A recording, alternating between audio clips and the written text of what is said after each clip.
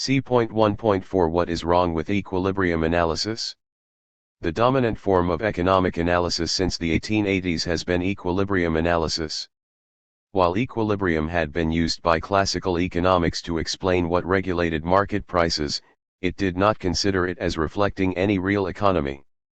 This was because classical economics analyzed capitalism as a mode of production rather than as a mode of exchange, as a mode of circulation, as neoclassical economics does. It looked at the process of creating products while neoclassical economics looked at the price ratios between already existing goods. This explains why neoclassical economists have such a hard time understanding classical or Marxist economics. The schools are talking about different things and why they tend to call any market system capitalism regardless of whether wage labor predominates or not. The classical school is based on an analysis of markets based on production of commodities through time. The neoclassical school is based on an analysis of markets based on the exchange of the goods which exist at any moment of time. This indicates what is wrong with equilibrium analysis. It is essentially a static tool used to analyze a dynamic system. It assumes stability where none exists. Capitalism is always unstable, always out of equilibrium, since growing out of capitalist competition, to heighten exploitation, the relations of production are in a state of perpetual transformation, which manifests itself in changing relative prices of goods on the market. Therefore the market is continuously in disequilibrium, although with different degrees of severity, thus giving rise, by its occasional approach to an equilibrium state, to the illusion of a tendency toward equilibrium. Maddock, Op. Cit. p. 51. Given this obvious fact of the real economy, it comes as no surprise that dissident economists consider equilibrium analysis as a major obstacle to the development of economics as a science, meaning by the term science a body of theorems based on assumptions that are empirically derived from observations, and which embody hypotheses that are capable of verification both in regard to the assumptions and the predictions. Calder, The Essential Calder, p. 373. Thus the whole concept is an unreal rather than valid abstraction of reality. Sadly, the notions of perfect competition and, Walrasian, general equilibrium are part and parcel of neoclassical economics. It attempts to show, in the words of Paul Ormerod, that under certain assumptions the free market system would lead to an allocation of a given set of resources which was in a very particular and restricted sense optimal from the point of view of every individual and company in the economy. The Death of Economics, p. 45. This was what Walrasian general equilibrium proved. However, the assumptions required proved to be somewhat unrealistic, to understate the point. As Ormerod points out, it cannot be emphasized too strongly that, the competitive model is far removed from being a reasonable representation of Western economies in practice. It is a travesty of reality. The world does not consist, for example, of an enormous number of small firms, none of which has any degree of control over the market. The theory introduced by the marginal revolution was based upon a series of postulates about human behavior and the workings of the economy. It was very much an experiment in pure thought, with little empirical rationalization of the assumptions. Op. Cit. p. 48. Indeed, the weight of evidence is against the validity of the model of competitive general equilibrium as a plausible representation of reality. Op. Cit. p. 62. For example, to this day, economists still start with the assumption of a multitude of firms. Even worse, a continuum of them exist in every market.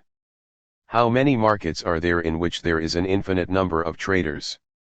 This means that from the start the issues and problems associated with oligopoly and imperfect competition have been abstracted from.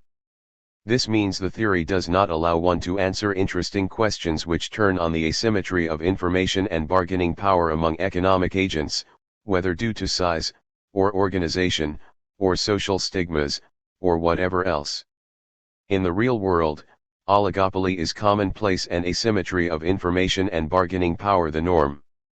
To abstract from these means to present an economic vision at odds with the reality people face and, therefore, can only propose solutions which harm those with weaker bargaining positions and without information. General equilibrium is an entirely static concept, a market marked by perfect knowledge and so inhabited by people who are under no inducement or need to act. It is also timeless, a world without a future and so with no uncertainty. Any attempt to include time, and so uncertainty, ensures that the model ceases to be of value. At best, economists include time by means of comparing one static state to another, i.e. the features of one non-existent equilibrium were compared with those of a later non-existent equilibrium. Maddock, Op. Cit. p. 22. How the economy actually changed from one stable state to another is left to the imagination. Indeed, the idea of any long-run equilibrium is rendered irrelevant by the movement towards it as the equilibrium also moves. Unsurprisingly, therefore, to construct an equilibrium path through time requires all prices for all periods to be determined at the start and that everyone foresees future prices correctly for eternity, including for goods not invented yet. Thus the model cannot easily or usefully account for the reality that economic agents do not actually know such things as future prices, future availability of goods, changes in production techniques or in markets to occur in the future, etc. Instead, to achieve its results proofs about equilibrium conditions, the model assumes that actors have perfect knowledge at least of the probabilities of all possible outcomes for the economy. The opposite is obviously the case in reality. Yet the main lessons of these increasingly abstract and unreal theoretical constructions are also increasingly taken on trust. It is generally taken for granted by the great majority of academic economists that the economy always approaches, or is near to, a state of equilibrium. All propositions which the pure mathematical economist has shown to be valid only on assumptions that are manifestly unreal, that is to say, directly contrary to experience and not just abstract. In fact, equilibrium theory has reached the stage where the pure theorist has successfully, though perhaps inadvertently, demonstrated that the main implications of this theory cannot possibly hold in reality, but has not yet managed to pass his message down the line to the textbook writer and to the classroom. Calder, Op. Cit. Pages 376-7. In this timeless, perfect world, free market capitalism will prove itself an efficient method of allocating resources and all markets will clear. In part at least, general equilibrium theory is an abstract answer to an abstract and important question: can an economy relying only on price signals for market information be orderly? The answer of general equilibrium is clear and definitive. One can describe such an economy with these properties. However, no actual economy has been described and, given the assumptions involved, none could ever exist. A theoretical question has been answered involving some amount of intellectual achievement, but it is an answer which has no bearing to reality. And this is often termed the high theory of equilibrium. Obviously, most economists must treat the real world as a special case. Little wonder, then, that Calder argued that his basic objection to the theory of general equilibrium is not that it is abstract. All theory is abstract and must necessarily be so, since there can be no analysis without abstraction, but that it starts from the wrong kind of abstraction, and therefore gives a misleading paradigm of the world as it is. It gives a misleading impression of the nature and the manner of operation of economic forces. Moreover, belief that equilibrium theory is the only starting point for economic analysis has survived despite the increasing, not diminishing, arbitrariness of its based assumptions, which was forced upon its practitioners by the ever more precise cognition of the needs of logical consistency.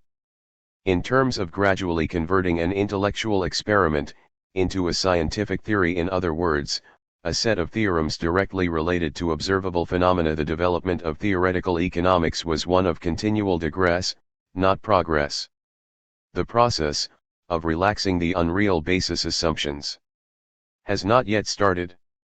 Indeed, they get thicker and more impenetrable with every successive reformation of the theory. Op. Cit. p. 399 and pages 375-6. Thus general equilibrium theory analyzes an economic state which there is no reason to suppose will ever, or has ever, come about. It is, therefore, an abstraction which has no discernible applicability or relevance to the world as it is. To argue that it can give insights into the real world is ridiculous. While it is true that there are certain imaginary intellectual problems for which the general equilibrium model is well designed to provide precise answers, if anything really could, in practice this means the same as saying that if one insists on analyzing a problem which has no real-world equivalent or solution, it may be appropriate to use a model which has no real-world application. Models derived to provide answers to imaginary problems will be unsuitable for resolving practical, real-world economic problems or even providing a useful insight into how capitalism works and develops. This can have devastating real-world impact, as can be seen from the results of neoclassical advice to Eastern Europe and other countries in their transition from state capitalism, Stalinism, to private capitalism. As Joseph Stiglitz documents, it was a disaster for all but the elite. Due to the market fundamentalism preached by economists, it resulted in a marked deterioration in most people's basic standard of living, reflected in a host of social indicators as well as large drops in GDP. Globalization and its discontents, p. 138 and p. 152. Thus real people can be harmed by unreal theory. That the advice of neoclassical economists has made millions of people look back at Stalinism as the good old days should be enough to show its intellectual and moral bankruptcy. What can you expect? Mainstream economic theory begins with axioms and assumptions and uses a deductive methodology to arrive at conclusions. Its usefulness in discovering how the world works is limited.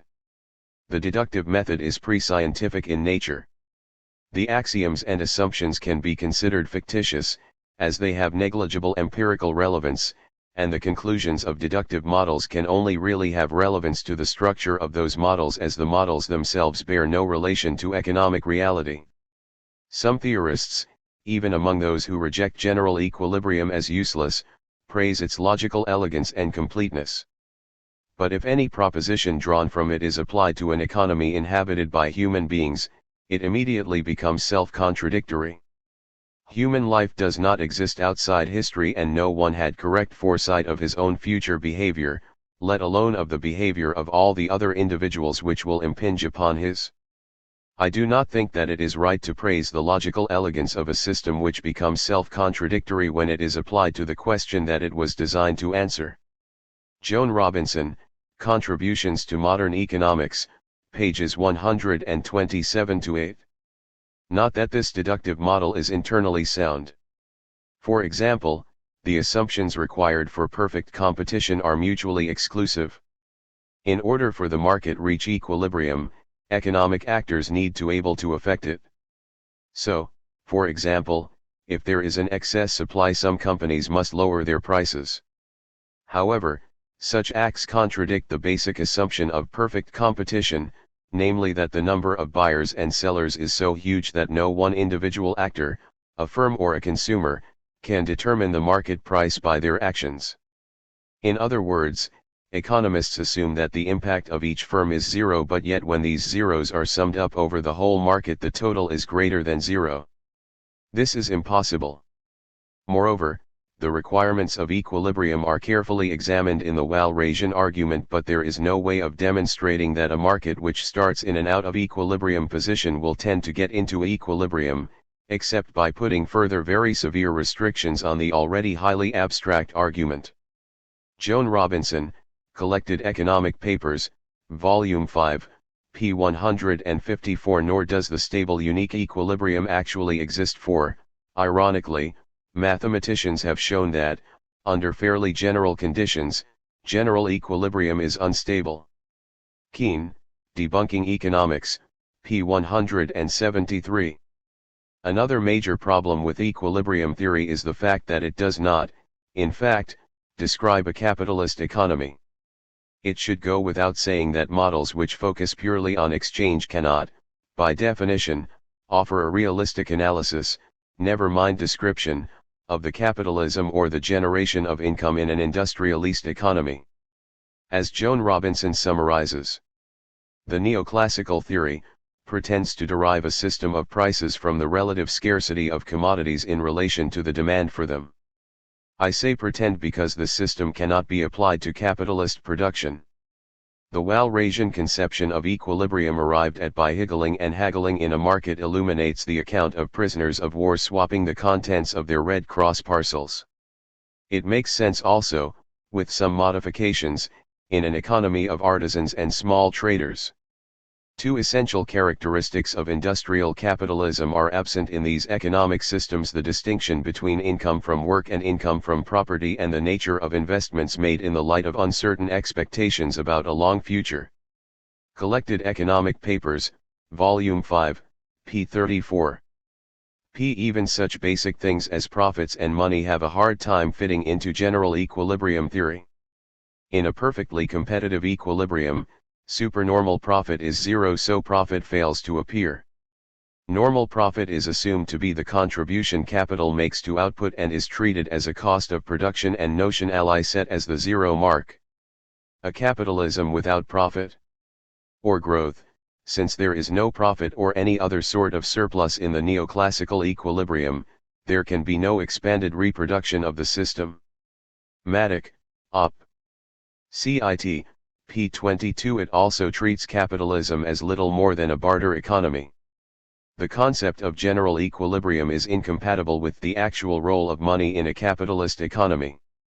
The assumption of perfect knowledge makes the keeping of cash reserves as a precaution against unexpected developments would not be necessary, as the future is already known.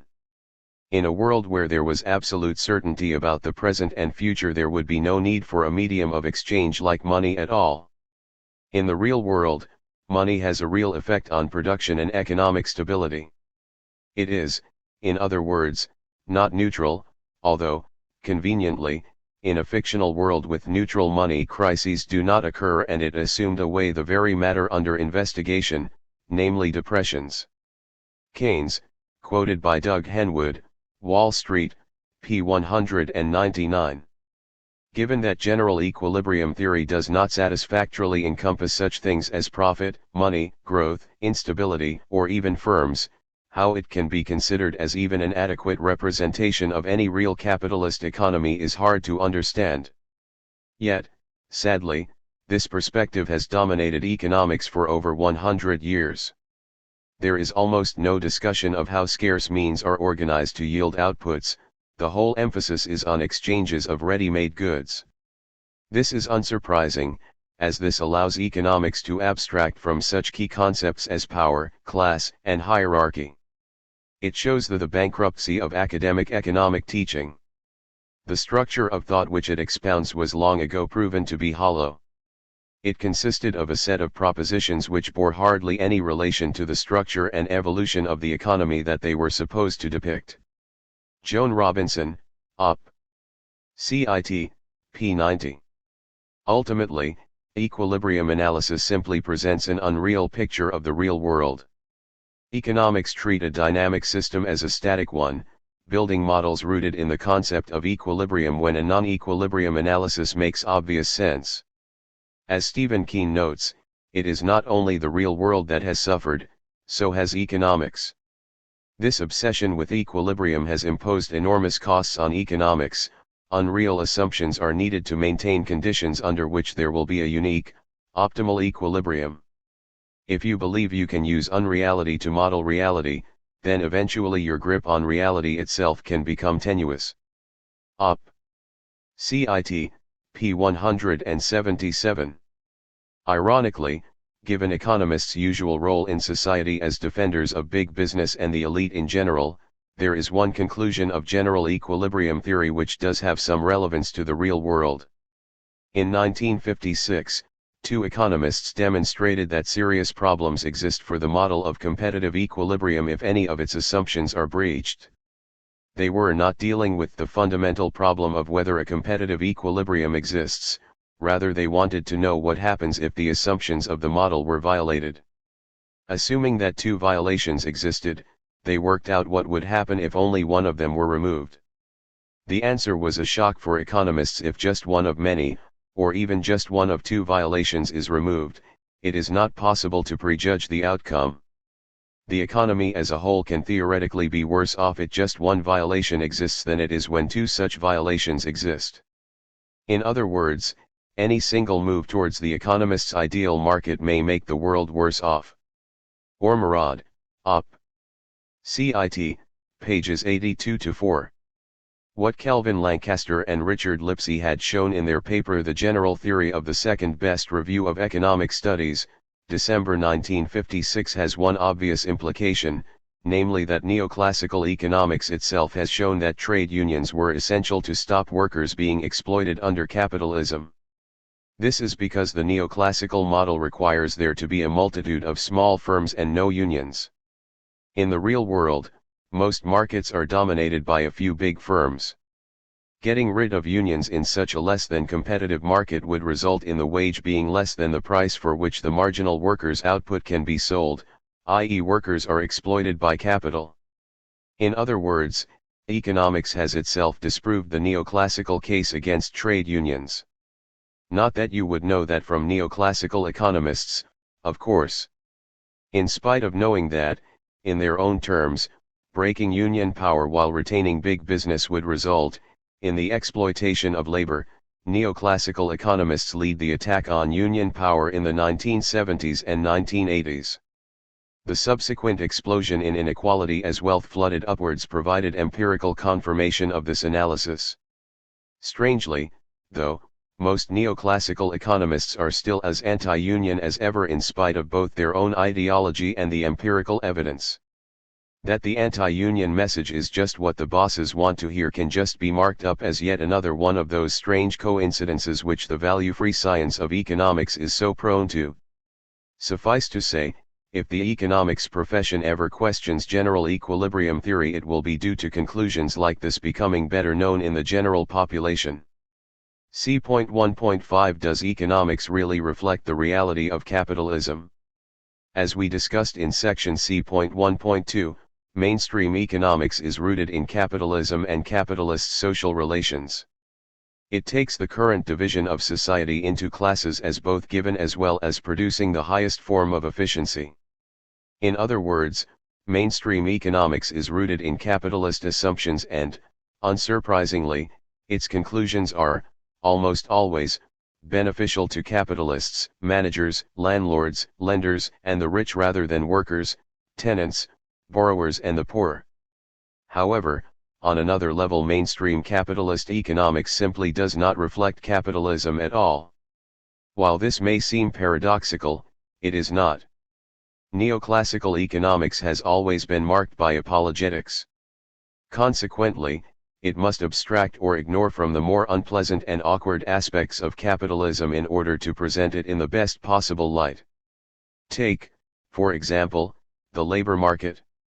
Anarchists, like other socialists, have always stressed that under capitalism workers have the choice between selling their liberty/labor to a boss or starving to death, or extreme poverty, assuming some kind of welfare state. This is because they do not have access to the means of life, land and workplaces, unless they sell their labor to those who own them. In such circumstances, it makes little sense to talk of liberty as the only real liberty working people have is, if they are lucky, agreeing to be exploited by one boss rather than another. How much a person works, like their wages, will be based on the relative balance of power between the working and capitalist classes in a given situation. Unsurprisingly, neoclassical economics does not portray the choice facing working class people in such a realistic light. Rather, it argues that the amount of hours an individual works is based on their preference for income and leisure time.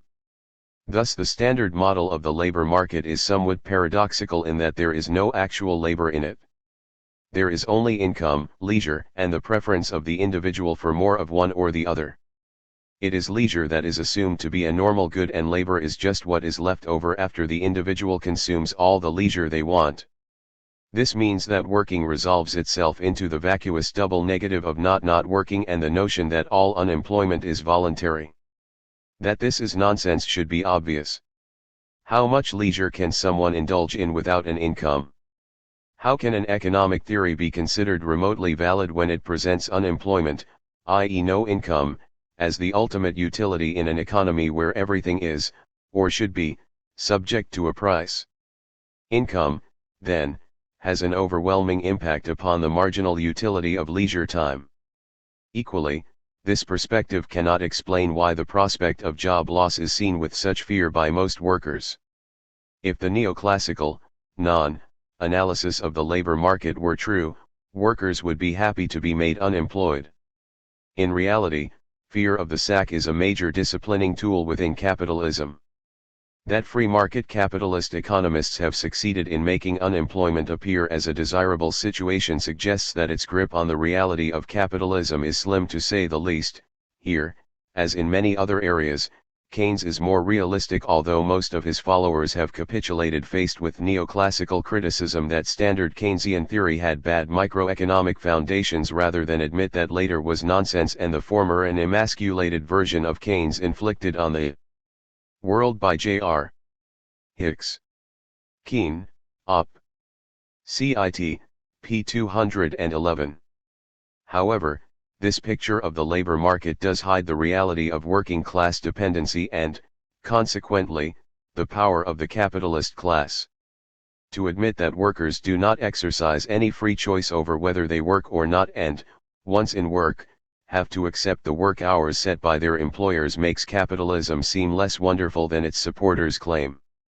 Ultimately, this fiction of the labor market being driven by the workers' desire for leisure and that all unemployment is voluntary is rooted in the need to obscure the fact that unemployment is an essential feature of capitalism and, consequently, is endemic to it. This is because it is the fundamental disciplinary mechanism of the system, it is a whip in the boss's hands, constantly held over you, so you will slave hard for him and behave yourself, to quote Alexander Berkman. As we argued in section B.4.3, capitalism must have unemployment in order to ensure that workers will obey their bosses and not demand better pay and conditions, or, even worse, question why they have bosses in the first place. It is, in other words, inherent in the wage system and the fundamental condition of successful capitalist production. While it is dangerous and degrading to the worker, it is very advantageous to the boss, and so capitalism can't exist without it. Berkman, What is Anarchism? p. 26. The experience of state-managed full employment between, approximately, 1950 and 1970 confirms this analysis, as does the subsequent period. See section C.7.1. For the choice of leisure and labor to be a reality, then workers need an independent source of income. The model, in other words, assumes that workers need to be enticed by the given wage, and this is only the case when workers have the option of working for themselves, i.e. that they own their own means of production.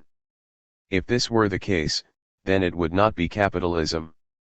In other words, the vision of the labor market in capitalist economics assumes a non-capitalist economy of artisans and peasant farmers, precisely the kind of economy capitalism destroyed, with the help of the state. An additional irony of this neoclassical analysis is that those who subscribe to it most are also those who attack the notion of a generous welfare state, or oppose the idea of welfare state in all forms. Their complaint is that with a welfare state, the labor market becomes inefficient as people can claim benefits and so need not seek work. Yet, logically, they should support a generous welfare state as it gives working people a genuine choice between labor and leisure. That bosses find it hard to hire people should be seen as a good thing, as work is obviously being evaluated as a disutility rather than as a necessity. As an added irony, as we discuss in section C.9, the capitalist analysis of the labor market is not based on any firm empirical evidence, nor does it have any real logical basis, it is just an assumption. In fact, the evidence we do have points against it and in favor of the socialist analysis of unemployment and the labor market. One of the reasons why neoclassical economics is so blasé about unemployment is because it argues that it should never happen. That capitalism has always been marked by unemployment and that this rises and falls as part of the business cycle is an inconvenient fact which neoclassical economics avoided seriously analyzing until the 1930s. This flows from Say's law, the argument that supply creates its own demand. This theory, and it's more formally put Walras law, is the basis on which the idea that capitalism could never face a general economic crisis is rooted in.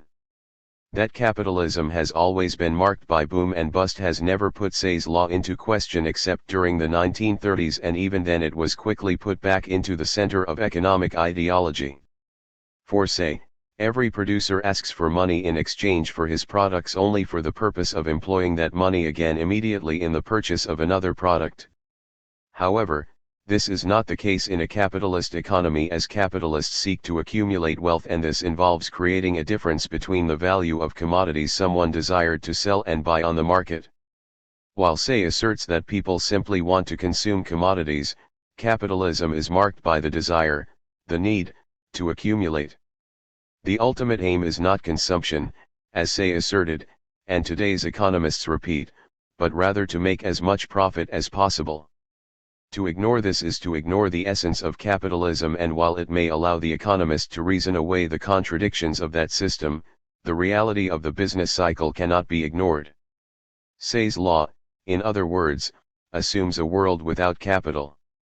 What is a given stock of capital? In this context, clearly, it is the actual equipment and stocks of commodities that happen to be in existence today, the result of recent or remote past history, together with the know-how, skill of labor, etc., that makes up the state of technology.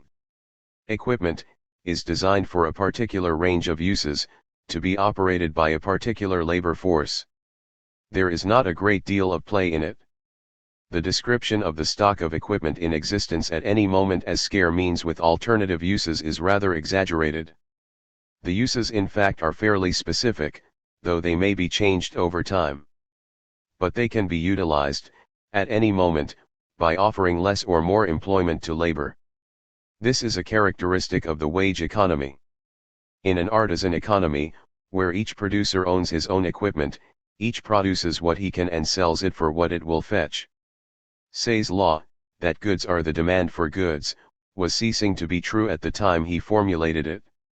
Joan Robinson, Collected Economic Papers, Volume 4, p. 133.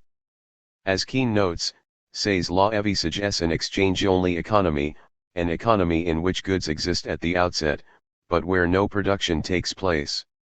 The market simply enables the exchange of pre-existing goods. However, once we add capital to the economy, things change as capitalists wish to supply more than they demand, and to accumulate the difference as profit which adds to their wealth. This results in an excess demand and, consequently, the possibility of a crisis.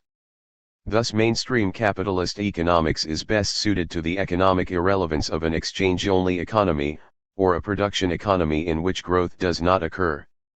If production and growth do occur, then they take place outside the market, when ironically the market is the main intellectual focus of neoclassical economics.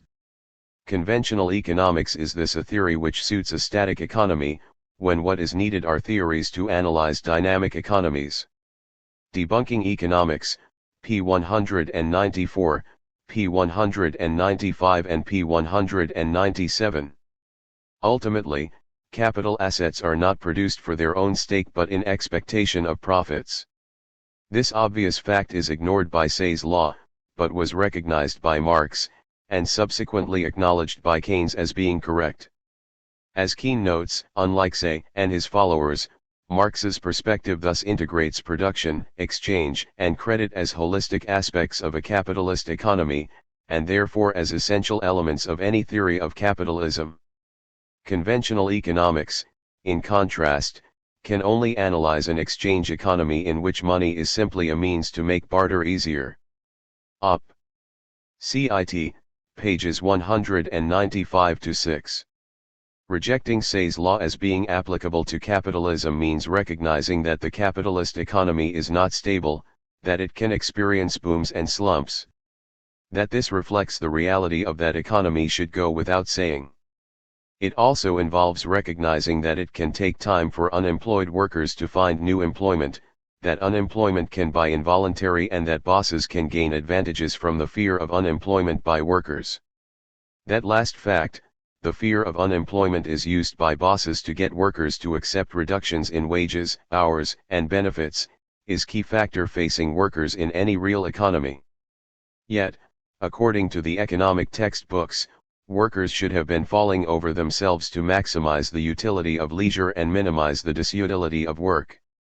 Similarly, workers should not fear being made unemployed by globalization, as the export of any jobs would simply have generated more economic activity, and so the displaced workers would immediately be re-employed, albeit at a lower wage, perhaps.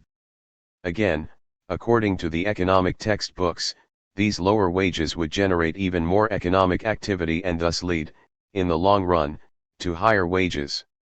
If only workers had only listened to the economists, then they would realize that not only did they actually gain, in the long run, by their wages, hours, and benefits being cut, many of them also gained, in the short term, increased utility by not having to go to work.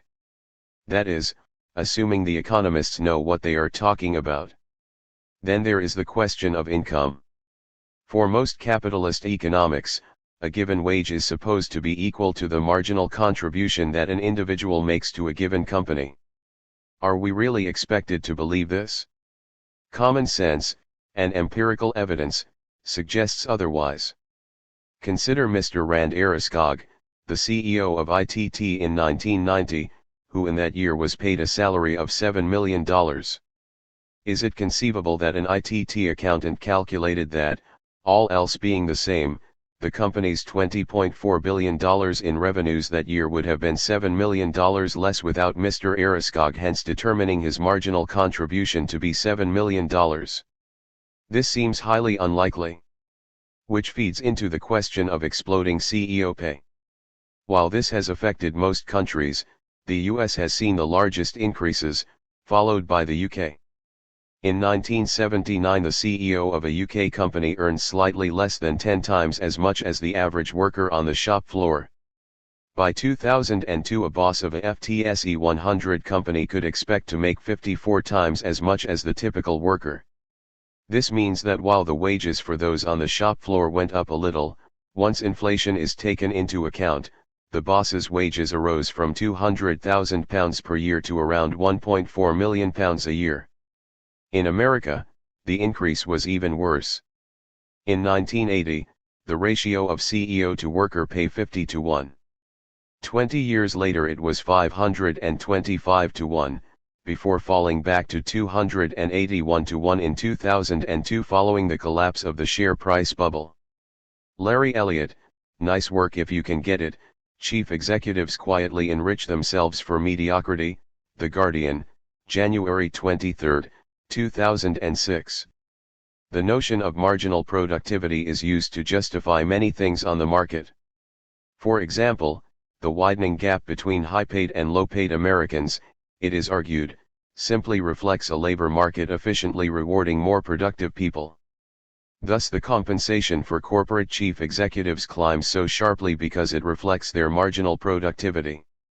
The strange thing about this kind of argument is that, as we indicate in section C.2.5, the problem of defining and measuring capital wrecked the entire neoclassical theory of marginal factor productivity, and with it the associated marginal productivity theory of income back in the 1960s, and was admitted as the leading neoclassical economists of the time. That marginal productivity theory is still invoked to justify capitalist inequalities shows not only how economics ignores the reality of capitalism but also the intellectual bankruptcy of the science and whose interests it, ultimately, serves. In spite of this awkward little fact, what of the claims made based on it? Is this pay really the result of any increased productivity on the part of CEOs? The evidence points the other way. This can be seen from the performance of the economies and companies in question. In Britain, trend growth was a bit more than 2% in 1980 and is still a bit more than 2% a quarter of a century later. A study of corporate performance in Britain and the United States looked at the companies that make up the FTSE 100 index in Britain and the S&P 500 in the US and found that executive income is rarely justified by improved performance. Julie Froud, Sukdev Yohal, Adam Lever and Carol Williams, Financialization and Strategy, narrative and number. Rising stock prices in the 1990s, for example, were the product of one of the financial market's irrational bubbles over which the CEOs had no control or role in creating. During the same period as soaring CEO pay, workers' real wages remained flat. Are we to believe that since the 1980s, the marginal contribution of CEOs has increased massively whereas workers' marginal contributions remain stagnant? According to economists, in a free market wages should increase until they reach their marginal productivity. In the US, however, during the 1960s pay and productivity grew in tandem, but they separated in the 1970s. In the 1990s boom, pay growth lagged behind productivity by almost 30%. Looking purely at direct pay, overall productivity rose 4 times as fast as the average real hourly wage and 20 times as fast in manufacturing. Pay did catch up a bit in the late 1990s, but after 2000 pay returned to its lagging position. Doug Henwood, After the New Economy, pages 45-6. In other words, over 2 decades of free market reforms has produced a situation which has refuted the idea that a worker's wage equals their marginal productivity. The standard response by economists would be to state that the US economy is not a free market. Yet the 1970s, after all, saw the start of reforms based on the recommendations of free market capitalist economists. The 1980s and 1990s saw even more. Regulation was reduced, if not effectively eliminated, the welfare state rolled back and unions marginalized. So it staggers belief to state that the US was more free market in the 1950s and 1960s than in the 1980s and 1990s, but, logically, this is what economists suggest. Moreover, this explanation sits ill at ease with the multitude of economists who justified growing inequality and skyrocketing CEO pay and company profits during this period in terms of free market economics. What is it to be? If the US is not a free market, then the incomes of companies and the wealth are not the result of their marginal contribution but rather are gained at the expense of the working class. If the US is a free market, then the rich are justified, in terms of economic theory, in their income but workers' wages do not equal their marginal productivity. Unsurprisingly, most economists do not raise the question, never mind answer it. So what is the reason for this extreme wage difference? Simply put, it's due to the totalitarian nature of capitalist firms, see section B.4. Those at the bottom of the company have no say in what happens within it, so as long as the share owners are happy, wage differentials will rise and rise, particularly when top management own large amounts of shares. It is capitalist property relations that allow this monopolization of wealth by the few who own, or boss, but do not produce. The workers do not get the full value of what they produce, nor do they have a say in how the surplus value produced by their labor gets used, e.g. investment decisions. Others have monopolized both the wealth produced by workers and the decision-making power within the company, see section C.2 for more discussion. This is a private form of taxation without representation, just as the company is a private form of statism. Unlike the typical economist, most people would not consider it too strange a coincidence that the people with power in a company, when working out who contributes most to a product, decide it's themselves. Whether workers will tolerate stagnating wages depends, of course, on the general economic climate.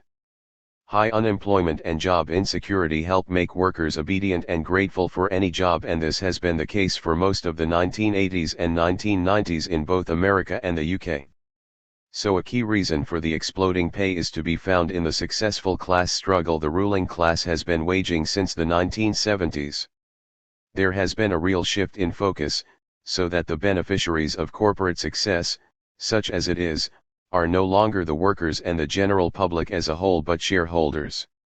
And given that there is evidence that only households in the top half of the income distribution in the UK and the US hold shares, this represents a significant redistribution of money and power. Larry Elliott, Op. Cit.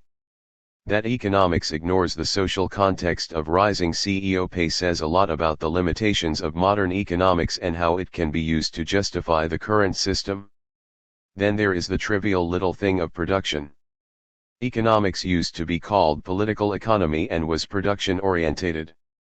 This was replaced by an economics based on marginalism and subjective evaluations of a given supply of goods is fixed. For classical economics, to focus on an instant of time was meaningless as time does not stop. To exclude production meant to exclude time, which as we noted in section C.1.2 this is precisely and knowingly what marginalist economics did do. This means modern economics simply ignores production as well as time, and given that profit-making is a key concern for any firm in the real world, such a position shows how irrelevant neoclassical economics really is. Indeed, the neoclassical theory falls flat on its face. Basing itself, in effect, on a snapshot of time, its principles for the rational firm are, likewise, based on time standing still. It argues that profit is maximized where marginal cost equals marginal revenue, yet this is only applicable when you hold time constant. However, a real firm will not maximize profit with respect to quantity but also in respect to time. The neoclassical rule about how to maximize profit is therefore correct if the quantity produced never changes, and by ignoring time in its analysis of the firm, economic theory ignores some of the most important issues facing a firm. Neoclassical economics exposes its essentially static nature again. It ignores time, and is therefore only relevant in a world in which time does no matter. Keene, Op. Cit. Pages 80-1. Then there is the issue of consumption. While capitalist apologists go on about consumer sovereignty and the market as a consumer's democracy, the reality is somewhat different. Firstly, and most obviously, big business spends a lot of money trying to shape and influence demand by means of advertising. Not for them the neoclassical assumption of given needs, determined outside the system. So the reality of capitalism is one where the sovereign is manipulated by others. Secondly, there is the distribution of resources within society. Market demand is usually discussed in terms of tastes, not in the distribution of purchasing power required to satisfy those tastes. Income distribution is taken as given, which is very handy for those with the most wealth. Needless to say, those who have a lot of money will be able to maximize their satisfactions far easier than those who have little. Also, of course, they can outbid those with less money. If capitalism is a consumer's democracy, then it is a strange one, based on $1, one vote. It should be obvious whose values are going to be reflected most strongly in the market. If we start with the orthodox economics, convenient, assumption of a given distribution of income, then any attempt to determine the best allocation of resources is flawed to start with, as money replaces utility from the start. To claim after that the market-based distribution is the best one is question-begging in the extreme. In other words, under capitalism, it is not individual need or utility as such that is maximized, rather it is effective utility, usually called effective demand, namely utility that is backed up with money. This is the reality behind all the appeals to the marvels of the market. As right-wing guru von Hayek put, the spontaneous order produced by the market does not ensure that what general opinion regards as more important needs are always met before the less important ones. Competition as a discovery process, the essence of Hayek, p. 258, which is just a polite way of referring to the process by which millionaires build a new mansion while thousands are homeless or live in slums or feed luxury food to their pets while humans go hungry. It is, in effect, to dismiss the needs of, for example, the 37 million Americans who lived below the poverty line in 2005, 12.7% of the population, the highest percentage in the developed world, and is based on the American state's absolute definition of poverty. Looking at relative levels, the figures are worse. Similarly, the 46 million Americans without health insurance may, of course, think that their need to live should be considered as more important than, say, allowing Paris Hilton to buy a new designer outfit. Or, at the most extreme, when agribusiness grow cash crops for foreign markets while the landless starve to death. As E.P. Thompson argues, Hayek's answer promotes the notion that high prices were a painful remedy for dearth, in drawing supplies to the afflicted region of scarcity. But what draws supply are not high prices but sufficient money in their purses to pay high prices. A characteristic phenomenon in times of dearth is that it generates unemployment and empty purses. In purchasing necessities at inflated prices, people cease to be able to buy essentials, causing unemployment. Hence the number of those able to pay the inflated prices declines in the afflicted regions, and food may be exported to neighboring, less afflicted, regions where employment is holding up and consumers still have money with which to pay. In this sequence, high prices can actually withdraw supply from the most afflicted area.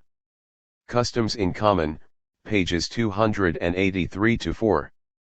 Therefore, the law of supply and demand may not be the most efficient means of distribution in a society based on inequality. This is clearly reflected in the rationing by purse which the system is based on. While in the economics books, price is the means by which scarce resources are rationed, in reality this creates many errors. As Thompson notes, however persuasive the metaphor, there is an illusion of the real relationships assigned by price, which suggests ideological sleight of mind. Rationing by price does not allocate resources equally among those in need, it reserves the supply to those who can pay the price and excludes those who can't. The raising of prices during dearth could ration them the poor out of the market altogether. Op. Cit. p. 285, which is precisely what does happen. As economist, and famine expert, Amartya Sen notes. Take a theory of entitlements based on a set of rights of ownership, transfer and rectification. In this system a set of holdings of different people are judged to be just, or unjust, by looking at past history, and not by checking the consequences of that set of holdings. But what if the consequences are recognizably terrible? Referring to some empirical findings in a work on famines, evidence is presented to indicate that in many large famines in the recent past, in which millions of people have died, there was no overall decline in food availability at all, and the famines occurred precisely because of shifts in entitlement resulting from exercises of rights that are perfectly legitimate.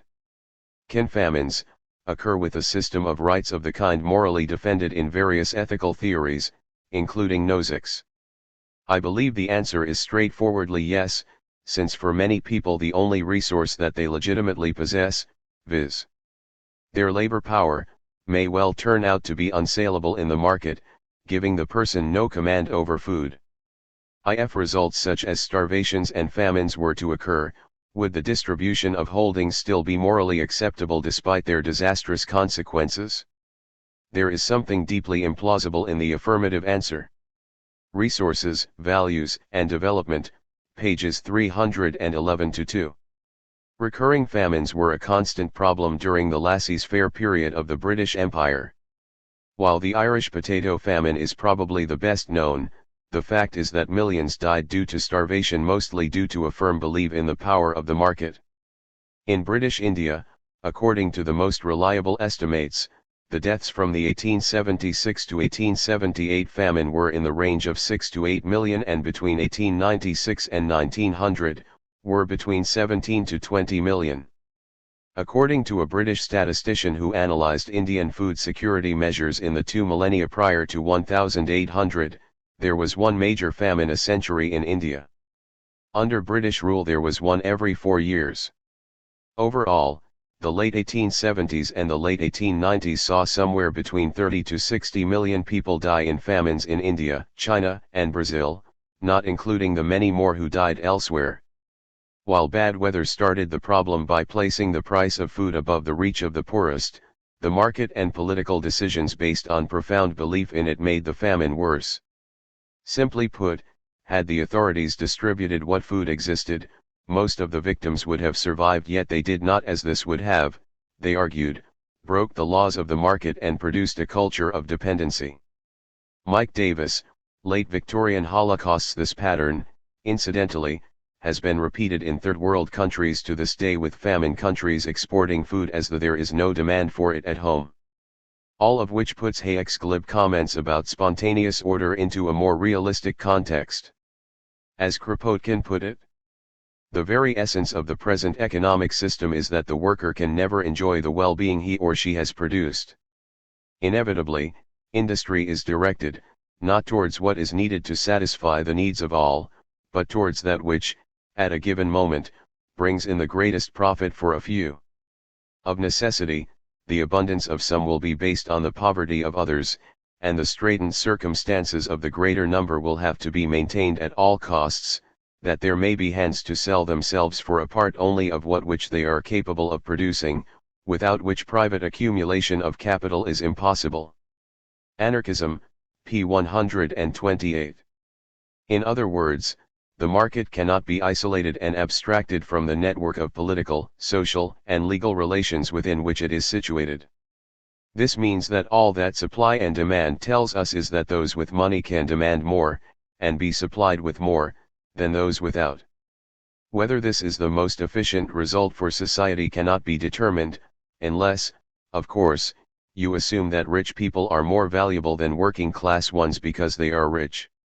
This has an obvious effect on production, with effective demand twisting economic activity, and so, under capitalism, meeting needs is secondary as the only aim is to increase the profits of the capitalist. Kropotkin, Op. Cit.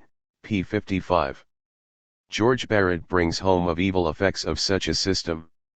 Today the scramble is to compete for the greatest profits. If there is more profit to be made in satisfying my lady's passing whim than there is in feeding hungry children, then competition brings us in feverish haste to supply the former, whilst cold charity or the poor law can supply the latter, or leave it unsupplied, just as it feels disposed. That is how it works out. Objections to Anarchism, p. 347.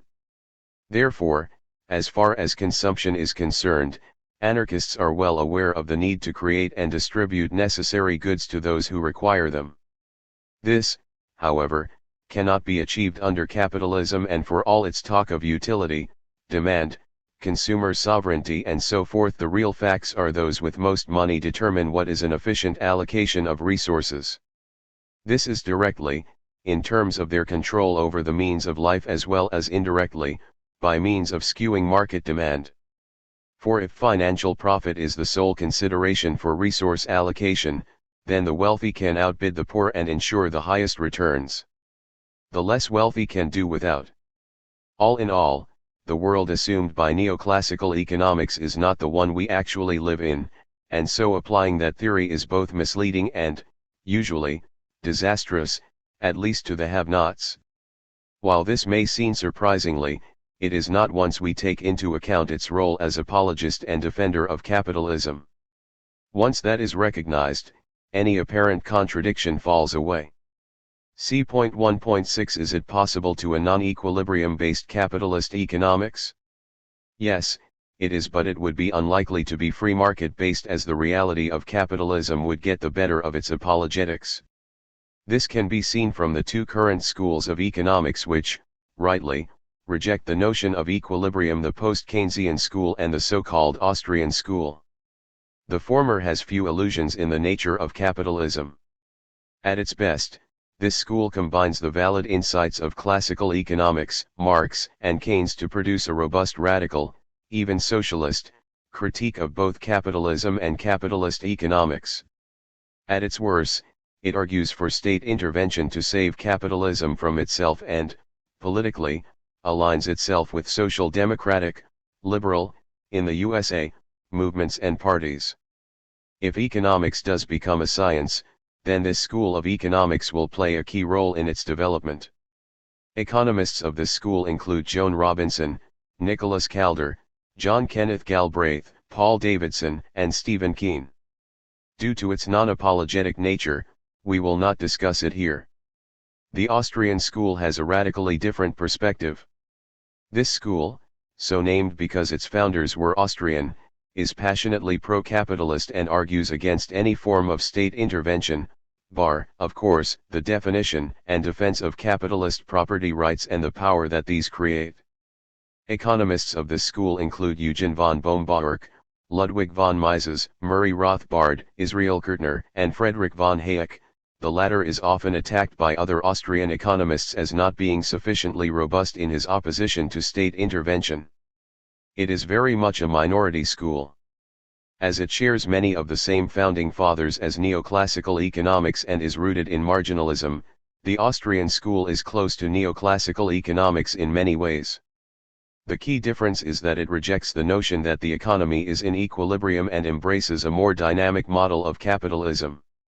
It is rooted in the notion of entrepreneurial activity, the idea that entrepreneurs act on information and disequilibrium to make super profits and bring the system closer to equilibrium. Thus, to use their expression, their focus is on the market process rather than a non-existent end state. As such, it defends capitalism in terms of how it reacts of disequilibrium and presents a theory of the market process that brings the economy closer to equilibrium. And fails. The claim that markets tend continually towards equilibrium, as the consequence of entrepreneurial actions, is hard to justify in terms of its own assumptions. While the adjustments of a firm may bring the specific market it operates in more towards equilibrium, their ramifications may take other markets away from it, and so any action will have stabilizing and destabilizing aspects to it. It strains belief to assume that entrepreneurial activity will only push an economy more towards equilibrium, as any change in the supply and demand for any specific good leads to changes in the markets for other goods, including money. That these adjustments will all, mostly, tend towards equilibrium is little more than wishful thinking.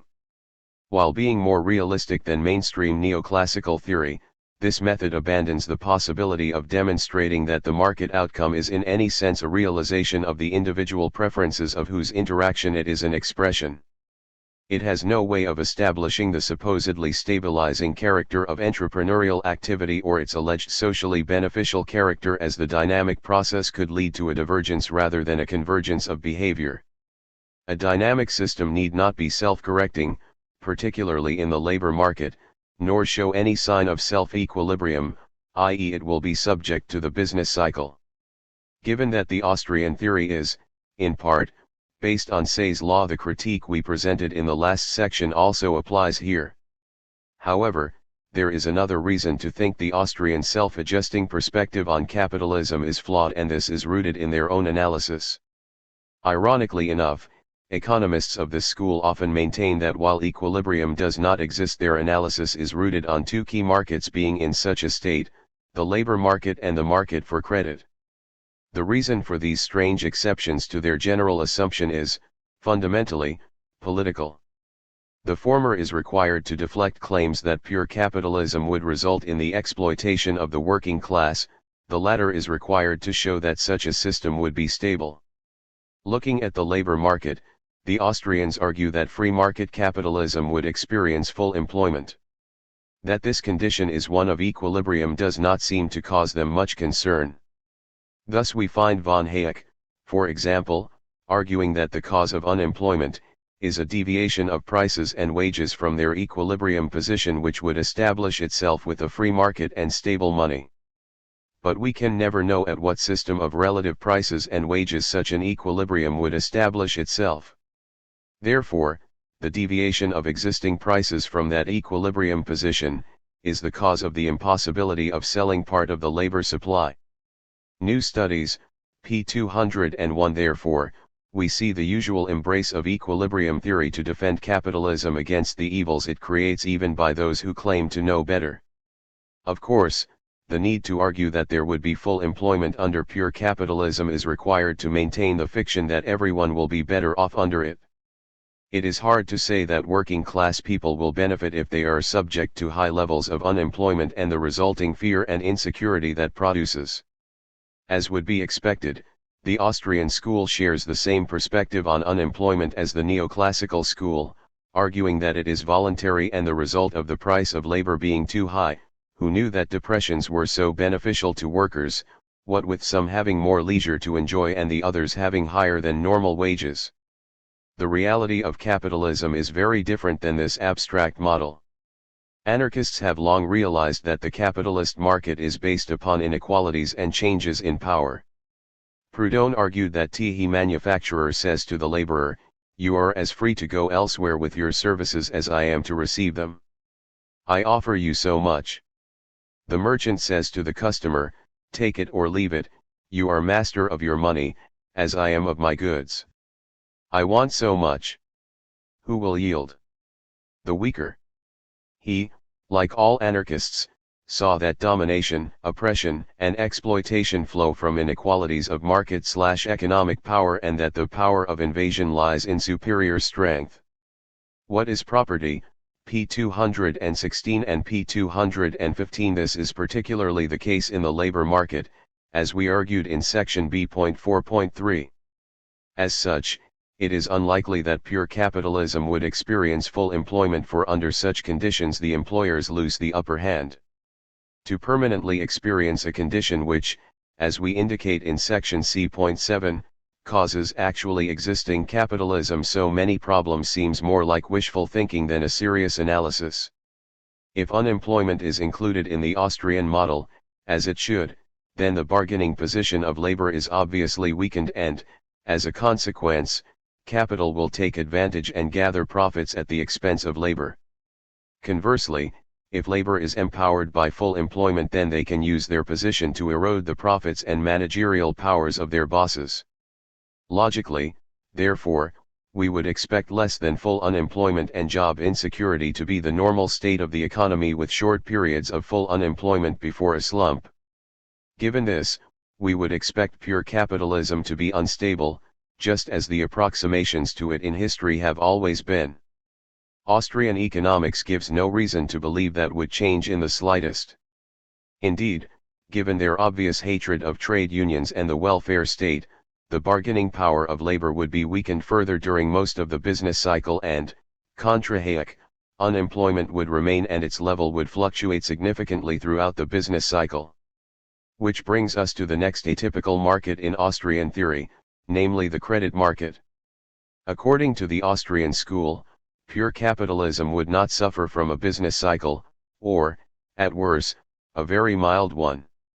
This is due to the lack of equilibrium in the credit market due to state intervention, or, more correctly, state non-intervention. Austrian economist W. Duncan Reiche provides a summary. The business cycle is generated by monetary expansion and contraction. When new money is printed, it appears as if the supply of savings has increased. Interest rates fall and businessmen are misled into borrowing additional funds to finance extra investment activity. This would be of no consequence if it had been the outcome of genuine saving, but the change was government-induced. The new money reaches factor owners in the form of wages, rent, and interest. The factor owners will then spend the higher money incomes in their existing consumption investment proportions. Capital goods industries will find their expansion has been in error and malinvestments have been incurred.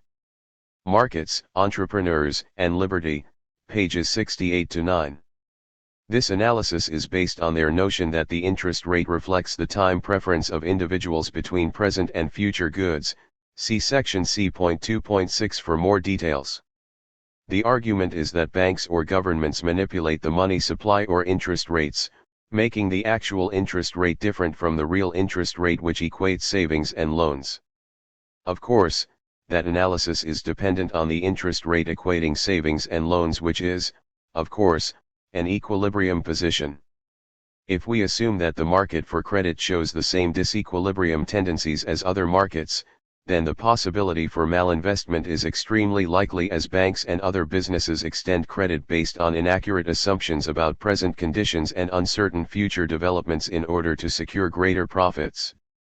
Unsurprisingly, the Austrians, like most economists, expect the working class to bear the price for any recession in terms of real wage cuts, in spite of their theory indicating that its roots lie in capitalists and bankers seeking more profits and, consequently, the former demanding and the latter supplying more credit than the natural interest rate would supply. Ironically, therefore, the Austrian business cycle is rooted in the concept of disequilibrium in the credit market, the condition it argues is the standard situation in all other markets. In effect, they think that the money supply and interest rates are determined exogenously, i.e. outside the economy, by the state. However, this is unlikely as the evidence points the other way, i.e. to the endogenous nature of the money supply itself. This account of money, proposed strongly by, among others, the post-Keynesian school, argues that the money supply is a function of the demand for credit, which itself is a function of the level of economic activity. In other words, the banking system creates as much money as people need, and any attempt to control that creation will cause economic problems and, perhaps, crisis. Money, in other words, emerges from within the system, and so the Austrian attempt to blame the state is simply wrong. As we discuss in section C.8, attempts by the state to control the money during the monetarist disasters of the early 1980s failed, and it is unlikely that this would change in a pure capitalism marked by a totally privatized banking system.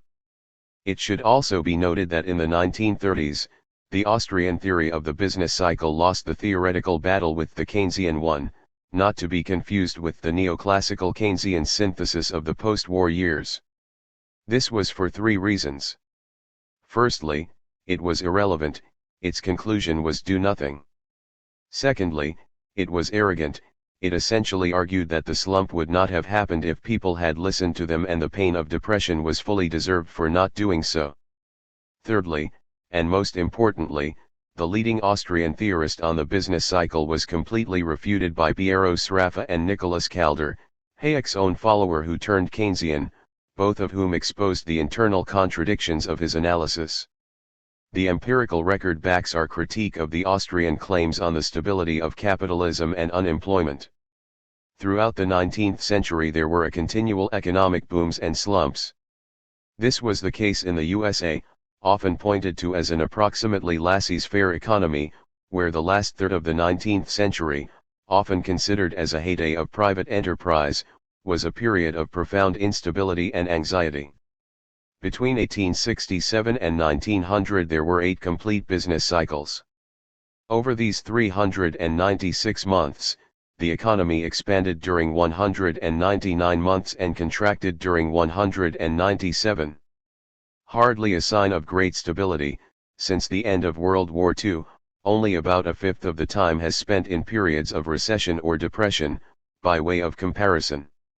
Overall, the economy went into a slump, panic, or crisis in 1807, 1817, 1828, 1834, 1837, 1854, 1857, 1873, 1882, and 1893. In addition, 1903 and 1907 were also crisis years. Full employment, needless to say, was not the normal situation. During the 1890s, for example, the unemployment rate exceeded 10% for 6 consecutive years, reaching a peak of 18.4% in 1894, and was under 4% for just 1892. So much for temporary and mild slumps, prices adjusting fast and markets clearing quickly in pre-Keynesian economies. Luckily, though, the Austrian school's methodology allows it to ignore such irritating constrictions as facts, statistics, data, history, or experimental confirmation. While neoclassical economics at least pretends to be scientific, the Austrian school displays its deductive, i.e. pre-scientific, methodology as a badge of pride alongside its fanatical love of free market capitalism. For the Austrians, in the words of von Mises, economic theory is not derived from experience, it is prior to experience, and no kind of experience can ever force us to discard or modify a priori theorems. They are logically prior to it and cannot be either proved by corroborative experience or disproved by experience to the contrary. And if this does not do justice to a full exposition of the phantasmagoria of von Mises' a priorism, the reader may take some joy, or horror, from the following statement. If a contradiction appears between a theory and experience, we must always assume that a condition presupposed by the theory was not present, or else there is some error in our observation. The disagreement between the theory and the facts of experience frequently forces us to think through the problems of the theory again. But so long as a rethinking of the theory uncovers no errors in our thinking, we are not entitled to doubt its truth. Emphasis added, quoted by Homokatazian, Ideology and Method in Economics, pages 39 to 40. In other words, if reality is in conflict with your ideas, do not adjust your views because reality must be at fault. The scientific method would be to revise the theory in light of the facts. It is not scientific to reject the facts in light of the theory. Without experience, any theory is just a flight of fantasy. For the higher a deductive edifice is built, the more likely it is that errors will creep in, and these can only be corrected by checking the analysis against reality. Starting assumptions and trains of logic may contain inaccuracies so small as to be undetectable, yet will yield entirely false conclusions. Similarly, trains of logic may miss things which are only brought to light by actual experiences, or be correct, but incomplete, or concentrate on or stress inappropriate factors. To ignore actual experience is to lose that input when evaluating a theory. Ignoring the obvious problems of the empirical record, as any consistent Austrian would, the question does arise: why does the Austrian school make exceptions to its disequilibrium analysis for these two markets?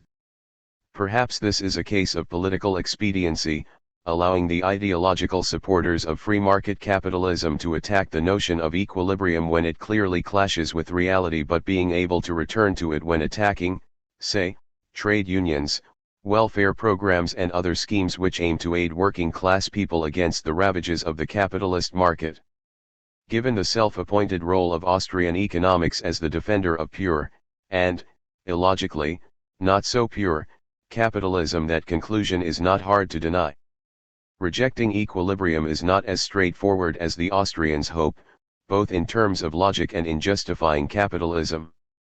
Equilibrium plays a role in neoclassical economics for a reason.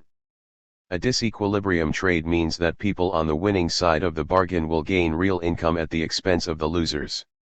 In other words, Austrian economics is rooted, in most markets, at least, in the idea that trading benefits one side more than the other, which flies in the face of the repeated dogma that trade benefits both parties. Moreover, rejecting the idea of equilibrium means rejecting any attempt to claim that workers' wages equal their just contribution to production and so to society. If equilibrium does not exist or is never actually reached, then the various economic laws which prove that workers are not exploited under capitalism do not apply. This also applies to accepting that any real market is unlike the ideal market of perfect competition. In other words, by recognizing and taking into account reality, capitalist economics cannot show that capitalism is stable, non-exploitative, or that it meets the needs of all. Given that they reject the notion of equilibrium as well as the concept of empirical testing of their theories and the economy, their defense of capitalism rests on two things: freedom, and anything else would be worse. Neither are particularly convincing.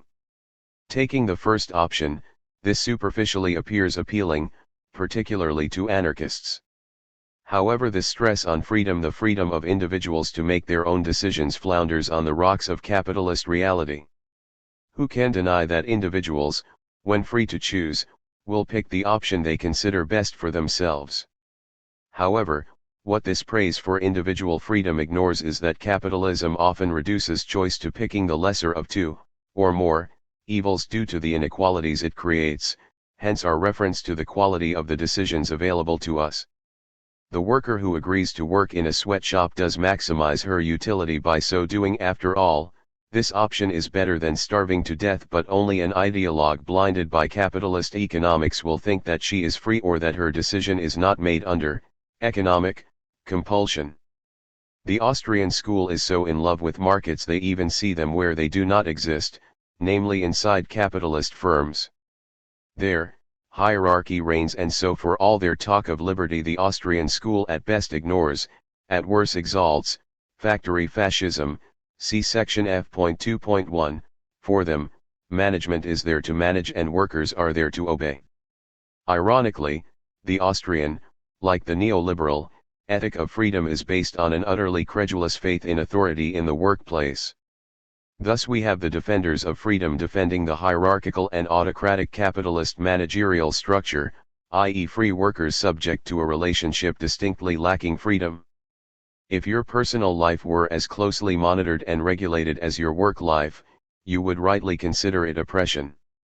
In other words, this idealization of freedom through the market completely ignores the fact that this freedom can be, to a large number of people, very limited in scope. Moreover, the freedom associated with capitalism, as far as the labor market goes, becomes little more than the freedom to pick your master. All in all, this defense of capitalism ignores the existence of economic inequality, and so power, which infringes the freedom and opportunities of others. Social inequalities can ensure that people end up wanting what they get rather than getting what they want simply because they have to adjust their expectations and behavior to fit into the patterns determined by concentrations of economic power. This is particularly the case within the labor market, where sellers of labor power are usually at a disadvantage when compared to buyers due to the existence of unemployment as we have discussed. As such, their claims to be defenders of liberty ring hollow in anarchist ears. This can be seen from the 1920s. For all their talk of freedom, when push came to shove, they end up defending authoritarian regimes in order to save capitalism when the working classes rebel against the natural order. Thus we find von Mises, for example, arguing in the 1920s that it cannot be denied that fascism and similar movements aiming at the establishment of dictatorships are full of the best intentions and that their intervention has, for the moment, saved European civilization. The merit that fascism has thereby won for itself will live eternally in history. Liberalism, p. 51. Faced with the Nazis in the 1930s, von Mises changed his tune somewhat as, being Jewish, he faced the same state repression he was happy to see inflicted upon rebellious workers the previous decade. Unsurprisingly, he started to stress that Nazi was short for National Socialism and so the horrors of fascism could be blamed on socialism rather than the capitalists who funded the fascist parties and made extensive profits under them once the labor, anarchist, and socialist movements had been crushed. Similarly, when right-wing governments influenced by the Austrian school were elected in various countries in the 1980s, those countries saw an increase in state authoritarianism and centralization. In the UK, for example, Thatcher's government strengthened the state and used it to break the labour movement, in order to ensure management authority over their workers. In other words, instead of regulating capital and the people, the state just regulates the people. The general public will have the freedom of doing what the market dictates, and if they object to the market's invisible hand, then the very visible fist of the state, or private defense companies, will ensure they do. We can be sure if a large anarchist movement developed, the Austrian economists will, like von Mises in the 1920s, back whatever state violence was required to defend civilization against it. All in the name of freedom, of course. Then there is the idea that anything else than pure capitalism would be worse. Given their ideological embrace of the free market, the Austrians attacked those economists, like Keynes, who tried to save capitalism from itself. For the Austrian school, there is only capitalism or socialism, i.e. state intervention, and they cannot be combined. Any attempt to do so would, as Hayek put it in his book The Road to Serfdom, inevitably lead to totalitarianism. Hence the Austrians are at the forefront in attacking the welfare state as not only counterproductive but inherently leading to fascism or, even worse, some form of state socialism. Needless to say, the state's role in creating capitalism in the first place is skillfully ignored in favor of endless praise for the natural system of capitalism. Nor do they realize that the victory of state intervention they so bemoan is, in part, necessary to keep capitalism going and, in part, a consequence of attempts to approximate their utopia. See section D.1 for a discussion. Not that Hayek's thesis has any empirical grounding. No state has ever become fascist due to intervening in the economy, unless a right-wing coup happens, as in Chile, but that was not his argument. Rather, dictatorial states have implemented planning rather than democratic states becoming dictatorial after intervening in the economy. Moreover, looking at the Western welfare states, the key compliant by the capitalist class in the 1960s and 1970s was not a lack of general freedom but rather too much. Workers and other previously oppressed but obedient sections of society were standing up for themselves and fighting the traditional hierarchies within society. This hardly fits in with serfdom, although the industrial relations which emerged in Pinochet's Chile, Thatcher's Britain, and Reagan's America does. The call was for the state to defend the management's right to manage against rebellious wage slaves by breaking their spirit and organization while, at the same time, intervening to bolster capitalist authority in the workplace. That this required an increase in state power and centralization would only come as a surprise to those who confuse the rhetoric of capitalism with its reality. Similarly, it goes without saying Hayek's thesis was extremely selectively applied. It is strange to see, for example, conservative politicians clutching Hayek's road to serfdom with one hand and using it to defend cutting the welfare state while, with the other, implementing policies which give billions to the military-industrial complex. Apparently planning is only dangerous to liberty when it is in the interests of the many. Luckily, defense spending, for example, has no such problems. As Chomsky stresses, the free market ideology is very useful. It's a weapon against the general population, because it's an argument against social spending, and it's a weapon against poor people abroad.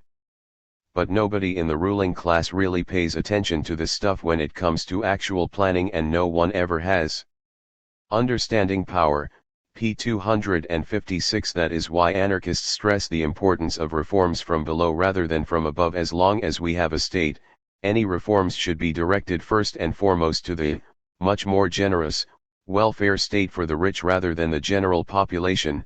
The experience of the 1980s onwards shows what happens when reforms are left to the capitalist class. This is not to say that Hayek's attack upon those who refer to totalitarian serfdom as a new freedom was not fully justified. Nor is his critique of central planning and state socialism without merit. Far from it. Anarchists would agree that any valid economic system must be based on freedom and decentralization in order to be dynamic and meet needs. They simply apply such a critique to capitalism as well as state socialism. The ironic thing about Hayek's argument is that he did not see how his theory of tacit knowledge, used to such good effect against state socialist ideas of central planning, were just as applicable to critiquing the highly centralist and top-down capitalist company and economy. Nor, ironically enough, that it was just as applicable to the price mechanism he defended so vigorously. As we note in section I.1.2, the price system hides as much, if not more, necessary information than it provides. As such, his defense of capitalism can be turned against it and the centralist, autocratic structures it is based on. To conclude, while its open and extreme support for free market capitalism and its inequalities is, to say the least, refreshing, it is not remotely convincing or scientific. In fact, it amounts to little more than a vigorous defense of business power hidden behind a thin rhetoric of free markets. As it preaches the infallibility of capitalism, this requires a nearly unyielding defense of corporations, economic and social power and workplace hierarchy. It must dismiss the obvious fact that allowing big business to flourish into oligopoly and monopoly, as it does, see section C.4, reduces the possibility of competition solving the problem of unethical business practices and worker exploitation, as they claim.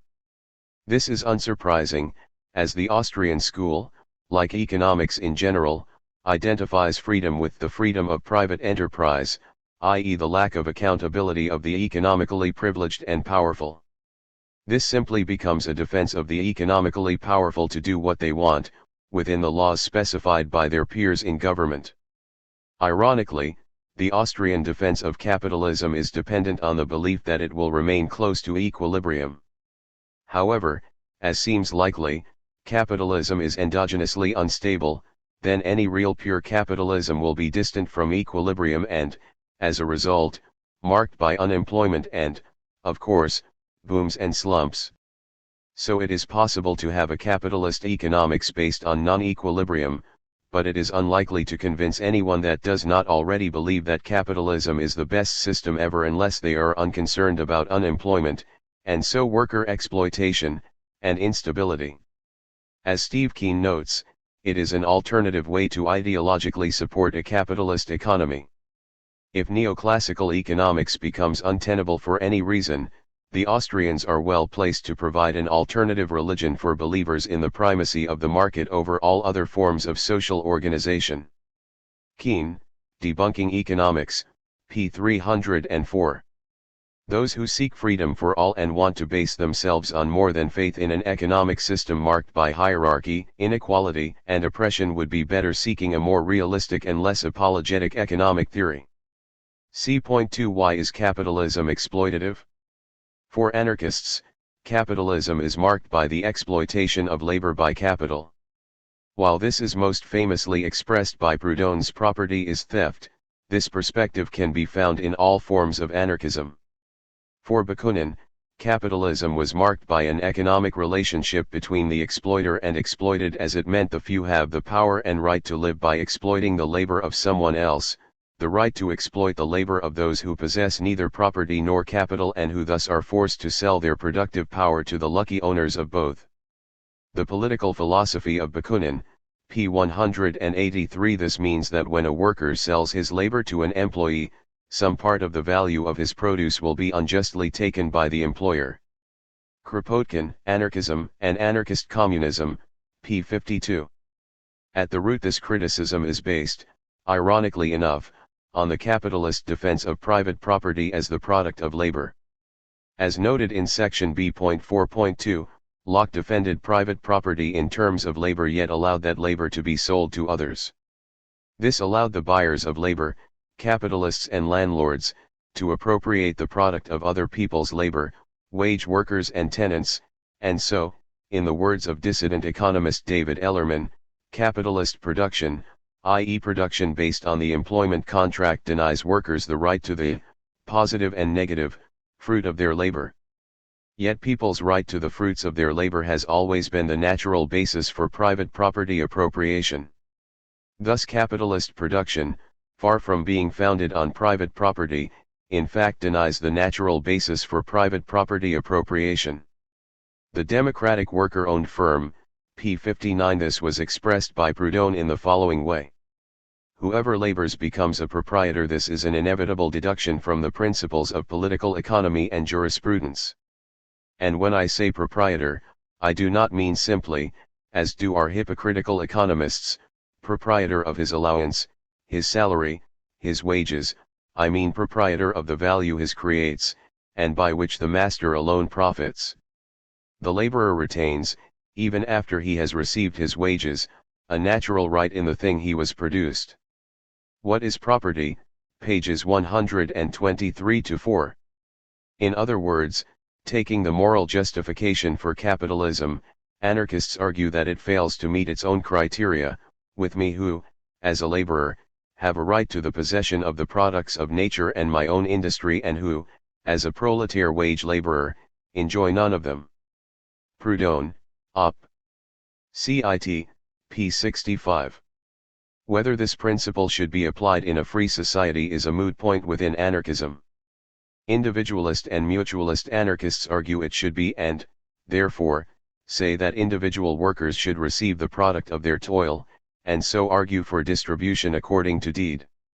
Communist anarchists argue that social ownership and sharing according to need would be the best and most just economic arrangement. This is for two reasons. Firstly, because in modern industry there is no such thing as an individual product, as all labor and the products of labor are social. Berkman, What is Anarchism? Pages 169-70. Secondly, in terms of simple justice, need is not related to the ability to work, and, of course, it would be wrong to penalize those who cannot work, i.e. the sick, the young, and the old. Yet, while anarchists disagree over exactly how this should be most justly realized, they all agree that labor should control all that it produces, either individually or collectively, and, consequently, non-labor income is exploitation, it should be stressed that as both schemes are voluntary, there is no real contradiction between them. Anarchists tend to call non-labor income surplus value or usury, and these terms are used to group together profits, rent, and interest. See section C.2.1 for details.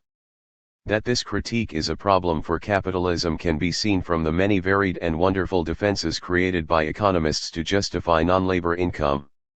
Economists, at least in the past, saw the problem clear enough. John Stuart Mill, the final great economist of the classical school, presented the typical moral justification of capitalism, along with the problems it causes. As he explains in his classic Introduction to Economics, the institution of property, when limited to its essential elements, consists in the recognition, in each person, of a right to the exclusive disposal of what he or she have produced by their own exertions. The foundation of the whole is, the right of producers to what they themselves have produced. He then notes the obvious contradiction: workers do not receive what they have produced. Thus it may be objected that capitalist society recognizes rights of property in individuals over which they have not produced. For example, the operatives in a manufactory create, by their labor and skill, the whole produce, yet, instead of it belonging to them, the law gives them only their stipulated higher wages, and transfers the produce to someone who has merely supplied the funds, without perhaps contributing to the work itself. Principles of Political Economy, p. 25. With the rise of neoclassical economics, the problem remained, and so did need to justify capitalism continued to drive economics. J. B. Clark, for example, knew what was at stake and, like Mill, expressed it. When a workman leaves the mill, carrying his pay in his pocket, the civil law guarantees to him what he thus takes away, but before he leaves the mill he is the rightful owner of a part of the wealth that the day's industry has brought forth. Does the economic law which, in some way that he does not understand, determines what his pay shall be, make it to correspond with the amount of his portion of the day's product, or does it force him to leave some of his rightful share behind him? A plan of living that should force men to leave in their employers' hands anything that by right of creation is theirs, would be an institutional robbery, a legally established violation of the principle on which property is supposed to rest. The distribution of wealth, pages 8 to 9. Why should the owners of land, money, and machinery get an income in the first place? Capitalist economics argues that everything involves a cost and, as such, people should be rewarded for the sacrifices they suffer when they contribute to production. Labor, in this schema, is considered a cost to those who labor and, consequently, they should be rewarded for it. Labor is thought of a disutility, i.e. something people do not want, rather than something with utility, i.e. something people do want. Under capitalism, like any class system, this perspective makes some sense, as workers are bossed about and often subject to long and difficult labor. Most people will happily agree that labor is an obvious cost and should be rewarded. Economists, unsurprisingly, have tended to justify surplus value by arguing that it involves as much cost and sacrifice as labor. For Mill, labor cannot be carried on without materials and machinery. All these things are the fruits of previous production. If the laborers possessed of them, they would not need to divide the produce with anyone, but while they have them not, an equivalent must be given to those who have. Op. Cit. p. 25. This rationale for profits is called the abstinence or waiting theory. Clark, like Mill, expressed a defense of non-labor income in the face of socialist and anarchist criticism, namely the idea of marginal productivity to explain and justify non-labor income. Other theories have been developed as the weaknesses of previous ones have been exposed, and we will discuss some of them in subsequent sections. The ironic thing is that, well over 200 years after it came of age with Adam Smith's Wealth of Nations, economics has no agreed explanation for the source of surplus value. As dissident economists Michel I. Naples and Nahid Islanbegui show, introductory economics texts provide no consistent, widely accepted theory on the profit rate. Looking at the top 3 introductions to economics, they discovered that there was a strange amalgam of theories which is often confusing, incomplete and inconsistent. Given that internal consistency is usually heralded as one of the hallmarks of neoclassical theory, the theory must be questioned. This failure, to provide a coherent theory of the rate of profit in the short run or long run is damning, as the absence of a coherent explanation for the profit rate represents a fundamental failure for the neoclassical model. What does determine the profit rate? The neoclassical theories present in introductory textbooks, pages 53 to 71, Cambridge Journal of Economics, Volume 20, p. 53, p. 54, p. 69 and p. 70. As will become clear, anarchists consider defenses of surplus value to be essentially ideological and without an empirical base. As we will attempt to indicate, capitalists are not justified in appropriating surplus value from workers, for no matter how this appropriation is explained by capitalist economics, we find that inequality in wealth and power are the real reasons for this appropriation rather than some actual productive act on the part of capitalists, investors, or landlords. Mainstream economic theories generally seek to justify the distribution of income and wealth rather than to understand it. They are parables about what should be rather than what is. We argue that any scientific analysis of the source of surplus value cannot help conclude that it is due, primarily, to inequalities of wealth and, consequently, inequalities of power on the market. In other words, that Rousseau was right. The terms of social compact between these two estates of men may be summed up in a few words: you have need of me, because I am rich and you are poor. We will therefore come to an agreement. I will permit you to have the honor of serving me, on condition that you bestow on me that little you have left, in return for the pains I shall take to command you. The Social Contract and Discourses, p. 162. This is the analysis of exploitation we present in more detail in section C.2.2. To summarize it, labor faces social inequality when it passes from the market to production. In the workplace, capitalists exercise social power over how labor is used, and this allows them to produce more value from the productive efforts of workers than they pay for in wages. This social power is rooted in social dependence, namely the fact that workers have little choice but to sell their liberty to those who own the means of life.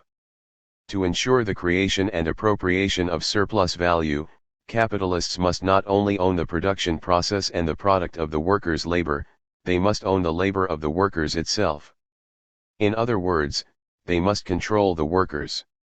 Hence capitalist production must be, to use Proudhon's term, despotism. How much surplus value can be produced depends on the relative economic power between bosses and workers, as this determines the duration of work and the intensity of labor. However, its roots are the same: the hierarchical and class nature of capitalist society. C.2.1 What is surplus value? Before discussing how surplus value exists and the flaws in capitalist defenses of it, we need to be specific about what we mean by the term surplus value. To do this, we must revisit the difference between possession and private property we discussed in section B.3. For anarchists, private property, or capital, is the power to produce without labor. Proudhon, What is Property? p. 161. As such, surplus value is created when the owners of property let others use them and receive an income from so doing. Therefore something only becomes capital, producing surplus value, under specific social relationships. Surplus value is the difference between the value produced by the workers and the wages they receive, and is appropriated by the landlord and capitalist class, absorbed by the non-producing classes as profits, interest, rent, etc. Charlotte Wilson, Anarchist Essays, pages 46 to 7. It basically refers to any non-labor income. Some anarchists, particularly individualist anarchists, have tended to call surplus value usury. As Proudhon noted, it receives different names according to the thing by which it is yielded: if by land, ground rent; if by houses and furniture, rent; if by life investments, revenue; if by money, interest; if by exchange, advantage, gain, profit, three things which must not be confounded with the wages of legitimate price of labor. Op. CIT, p. 159. For simplicity, we will consider surplus value to have three component parts: profits, interest, and rent. All are based on payment for letting someone else use your property. Rent is what we pay to be allowed to exist on part of the earth, or some other piece of property. Interest is what we pay for the use of money. Profit is what we pay to be allowed to work a farm or use piece of machinery. Rent and interest are easy to define. They are obviously the payment for using someone else's property and have existed long before capitalism appeared. Profit is a somewhat more complex economic category, although, ultimately, is still a payment for using someone else's property.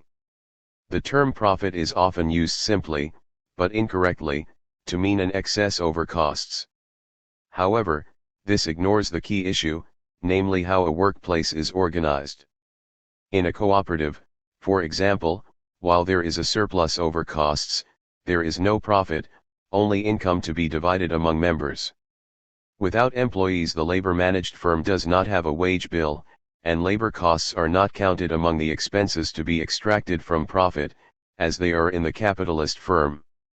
This means that the economic category of profit does not exist in the labor-managed firm, as it does in the capitalist firm, where wages are a cost to be subtracted from gross income before a residual profit is determined. Income shared among all producers is net income generated by the firm, the total of value added by human labor applied to the means of production, less payment of all costs of production and any reserves for depreciation of plant and equipment. Christopher Eaton Gunn, Workers' Self-Management in the United States, p. 41 and p. 45. Gunn, it should be noted, follows both Proudhon and Marx in his analysis. Let us suppose the workers are themselves in possession of their respective means of production and exchange their commodities with one another. These commodities would not be products of capital. Marx, Capital, Volume 3, p. 276. In other words, by profits we mean income that flows to the owner of a workplace or land who hires others to do the work. As such, returns to capital are as unique to capitalism as unemployment is. This means that a farmer who works their own land receives a labor income when they sell the crop, while one who hires laborers to work the land will receive a non-labor income, profit. Hence the difference between possession and private property, or capital, an anarchist opposition to capitalist property, that is, property which allows some to live by the work of others and which therefore presupposes a class of people obliged to sell their labor power to the property owners for less than its value. Malatesta, Enrico Malatesta, His Life and Ideas, p. 102. Another complication arises due to the fact that the owners of private property sometimes do work on them, i.e. be a boss, or hire others to do boss-like work on their behalf, i.e. executives and other managerial staff. It could be argued that bosses and executives are also workers and so contribute to the value of the commodities produced. However, this is not the case. Exploitation does not just happen, it needs to be organized and managed. In other words, exploitation requires labor. There is work and there is work, as Bakunin noted, there is productive labor and there is the labor of exploitation.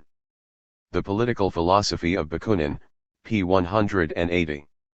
The key is that while a workplace would grind to a halt without workers, the workers could happily do without a boss by organizing themselves into an association to manage their own work. As such, while bosses may work, they are not taking part in productive activity but rather exploitative activity. Much the same can be said of executives and managers. Though they may not own the instruments of production, they are certainly buyers and controllers of labor power, and under their auspices production is still capitalist production. The creation of a salary slave strata of managers does not alter the capitalist relations of production. In effect, the management strata are de facto capitalists and they are like working capitalist and, consequently, their wages come from the surplus value appropriated from workers and realized on the market. Thus the exploitative role of managers, even if they can be fired, is no different from capitalists. Moreover, shareholders and managers/technocrats share common motives. to make profits and to reproduce hierarchy relations that exclude most of the employees from effective decision-making. Takis Fotopoulos, The Economic Foundations of an Ecological Society, pages 1-40, Society and Nature, number 3, p. 16. In other words, the high pay of the higher levels of management is a share of profits, not a labor income based on their contribution to production, but rather due to their position in the economic hierarchy and the power that gives them. So management is paid well because they monopolize power in the company and can get away with it. As Bakunin argued, within the capitalist workplace, administrative work is monopolized. If I concentrate in my hands the administrative power, it is not because the interests of production demand it, but in order to serve my own ends, the ends of exploitation. As absolute boss of my establishment, I get for my labors many times more than my workers get for theirs. Op. Cit. p. 186. Given this, it is irrelevant whether those in the hierarchy simply control, in the case of managers, or actually own the means of production. What counts is that those who do the actual work are excluded from the decision-making process. This is not to say that 100% of what managers do is exploitative.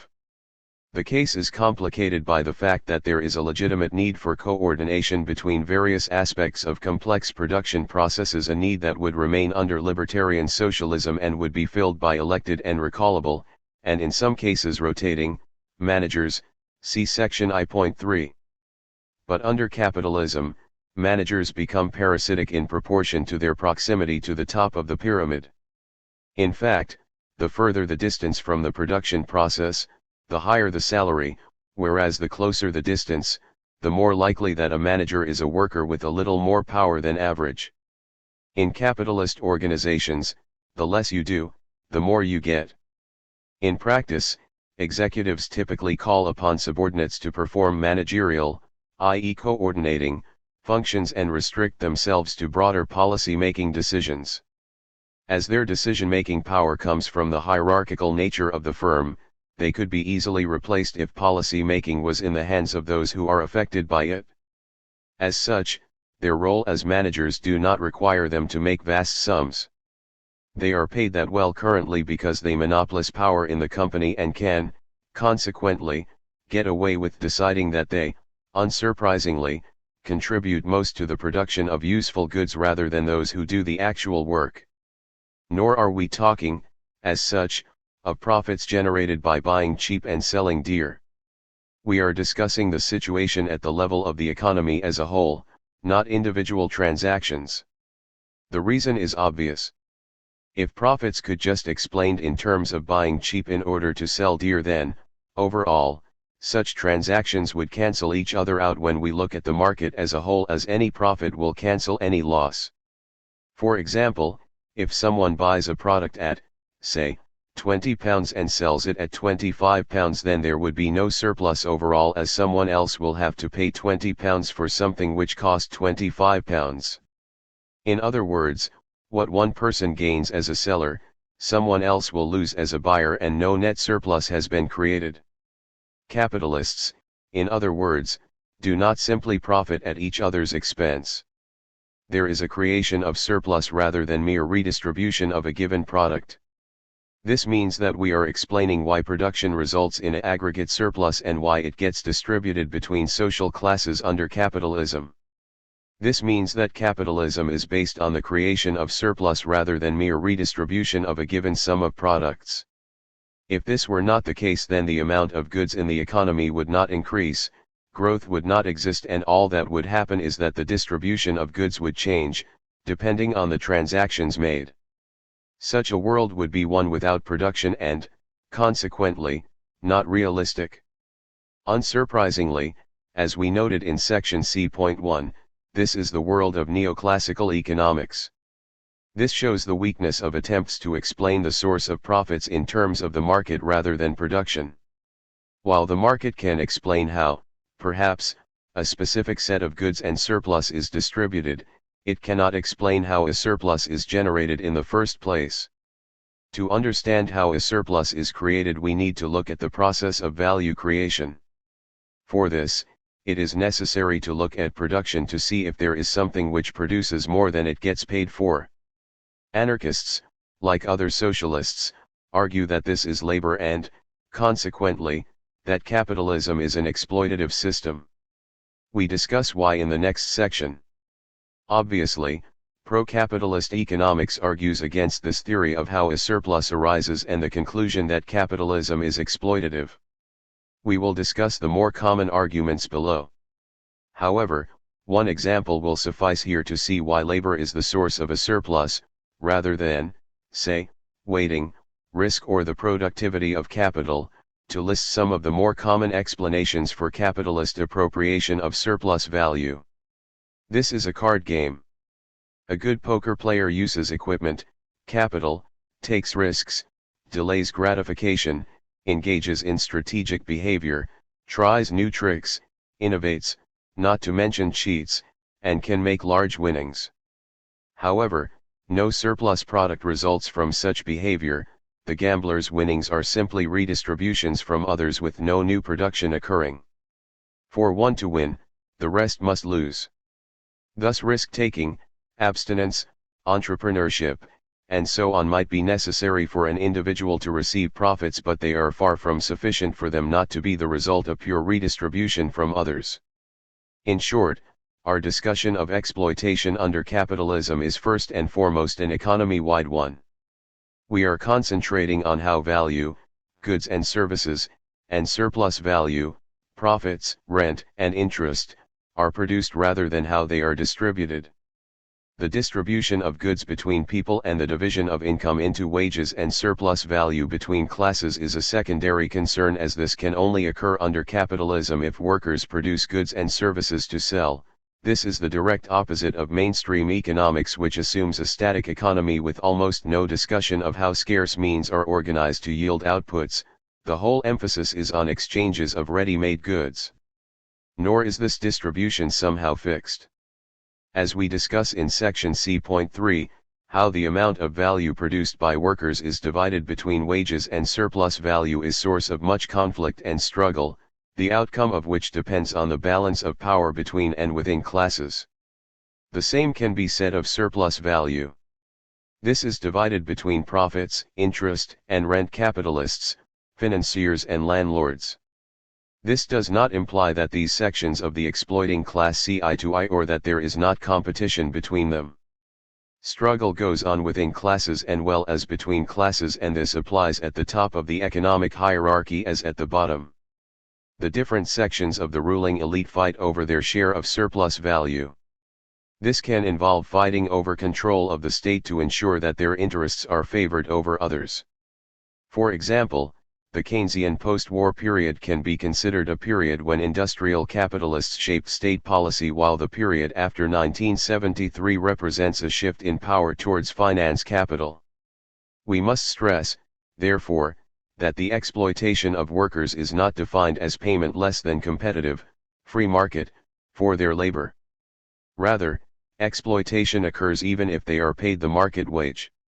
This is because workers are paid for their ability to labor, their labor power, to use Marx's term, rather the labor itself. This means that for a given hour's work, labor, the capitalist expects the worker to produce more than their wage, labor power.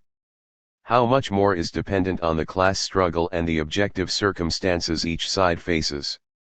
Indeed, a rebellious workforce willing to take direct action in defense of their interests will not allow subjection or its resulting exploitation. Similarly, it would be wrong to confuse exploitation with low wages.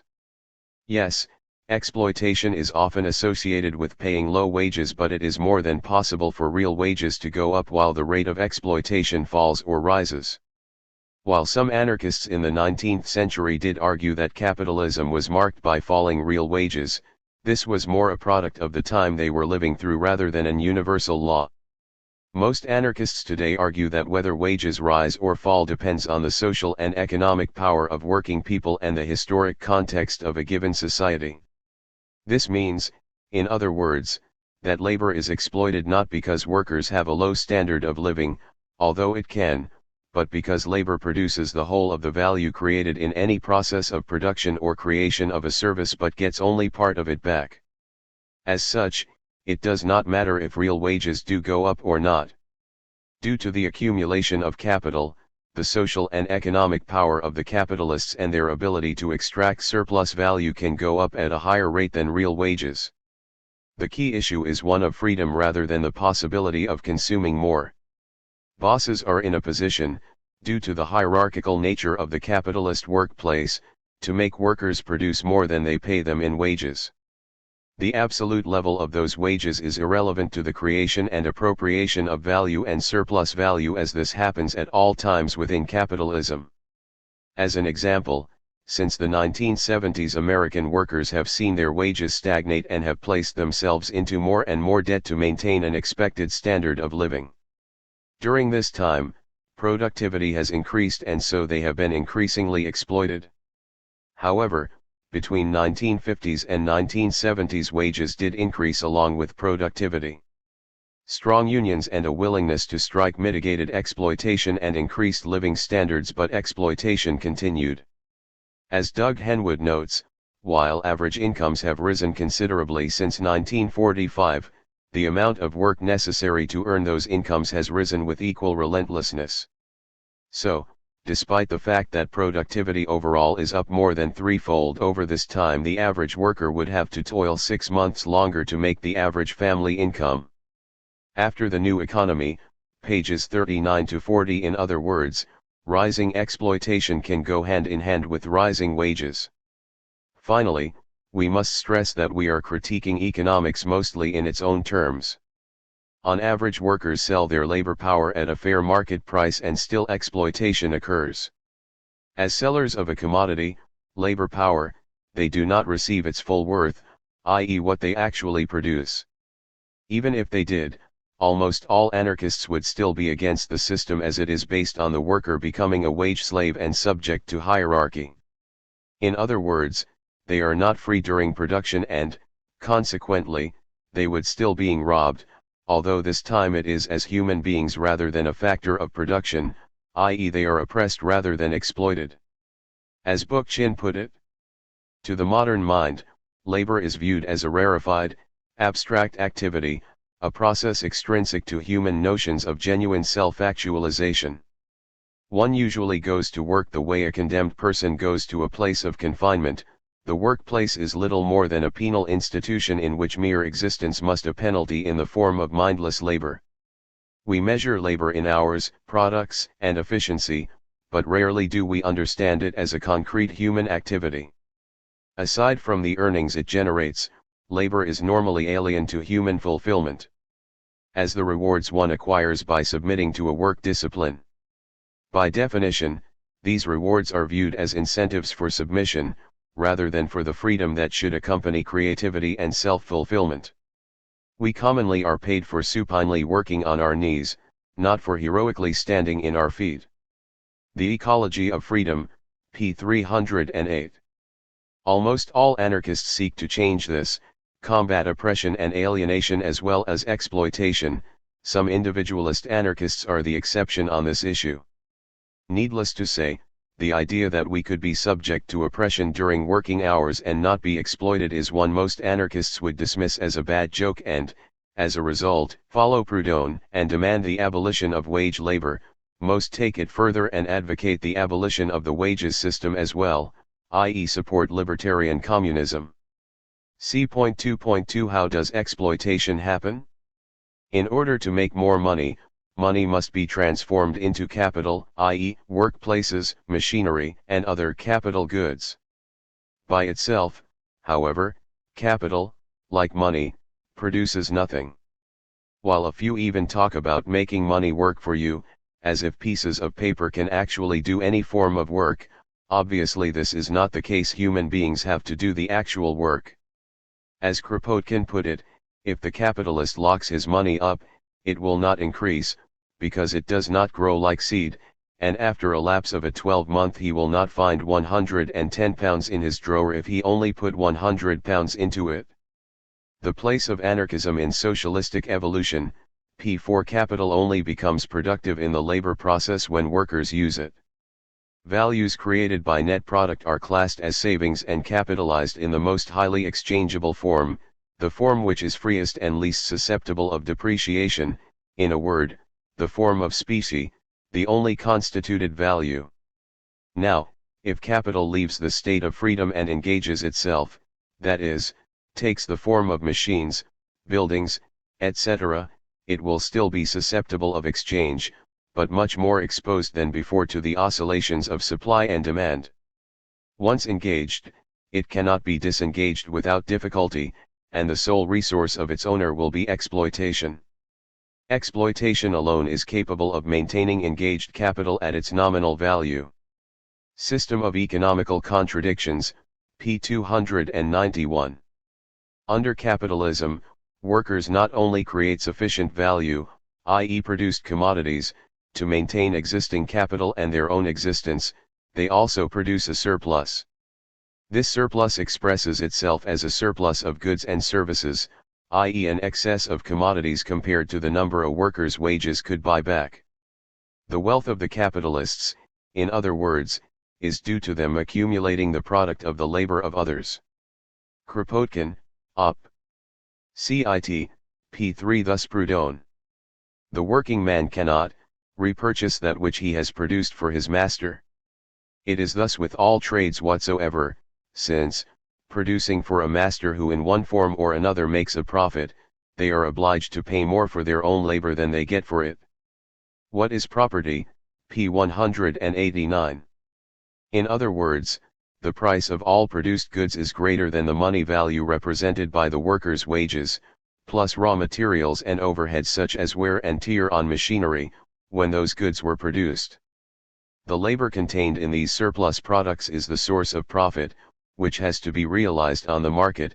In practice, of course, the value represented by these surplus products is distributed throughout all the commodities produced in the form of profit, the difference between the cost price and the market price.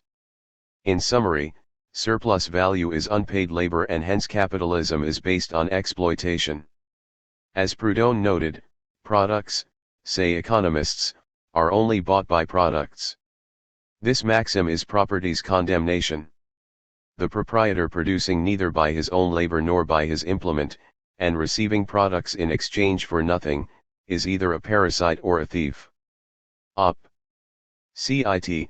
p. 170. It is this appropriation of wealth from the worker by the owner which differentiates capitalism from the simple commodity production of artisan and peasant economies. All anarchists agree with Bakunin when he stated that, what is property, what is capital in their present form? For the capitalist and the property owner they mean the power and the right, guaranteed by the state, to live without working. And so the power and right to live by exploiting the work of someone else, those who are forced to sell their productive power to the lucky owners of both. The Political Philosophy of Bakunin, p. 180. It is the nature of capitalism for the monopolization of the worker's product by others to exist. This is because of private property in the means of production, and so in consequence of which, the worker, when he is able to work, finds no acre to till, no machine to set in motion, unless he agrees to sell his labor for a sum inferior to its real value.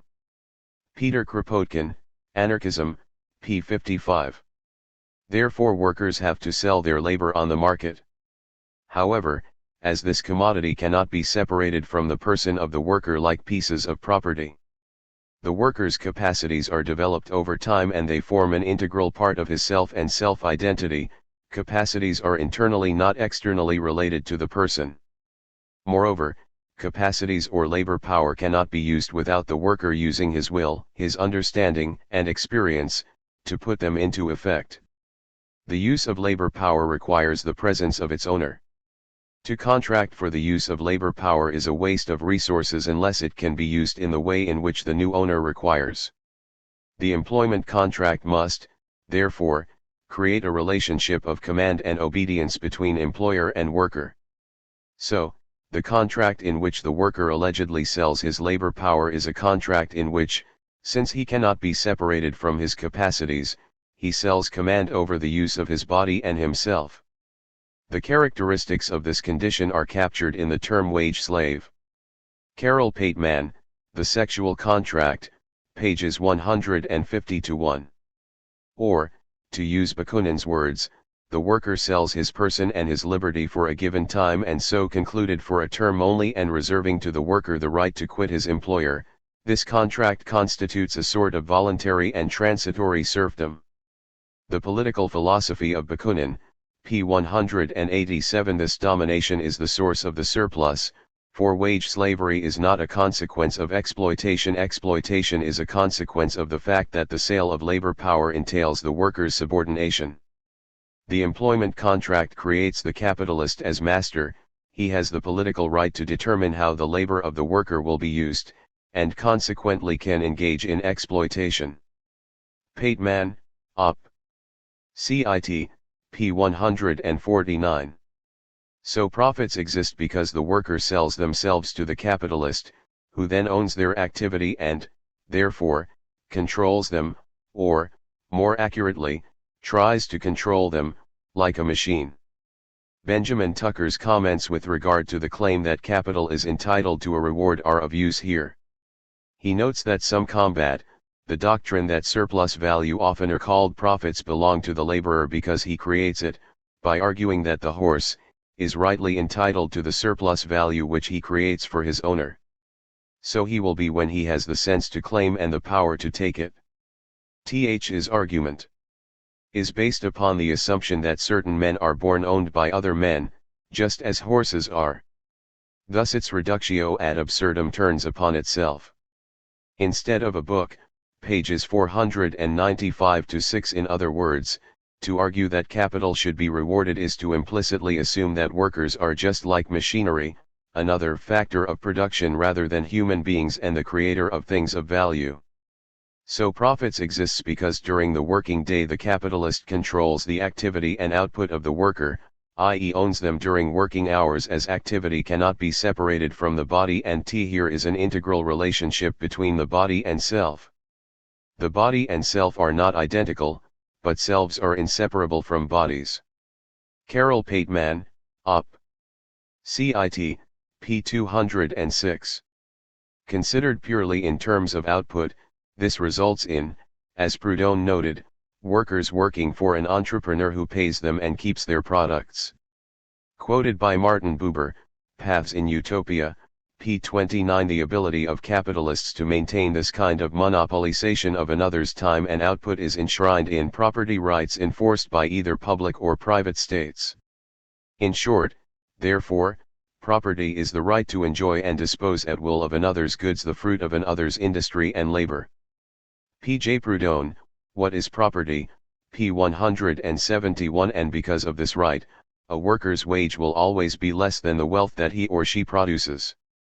The surplus value produced by labor is divided between profits, interest, and rent, or, more correctly, between the owners of the various factors of production other than labor.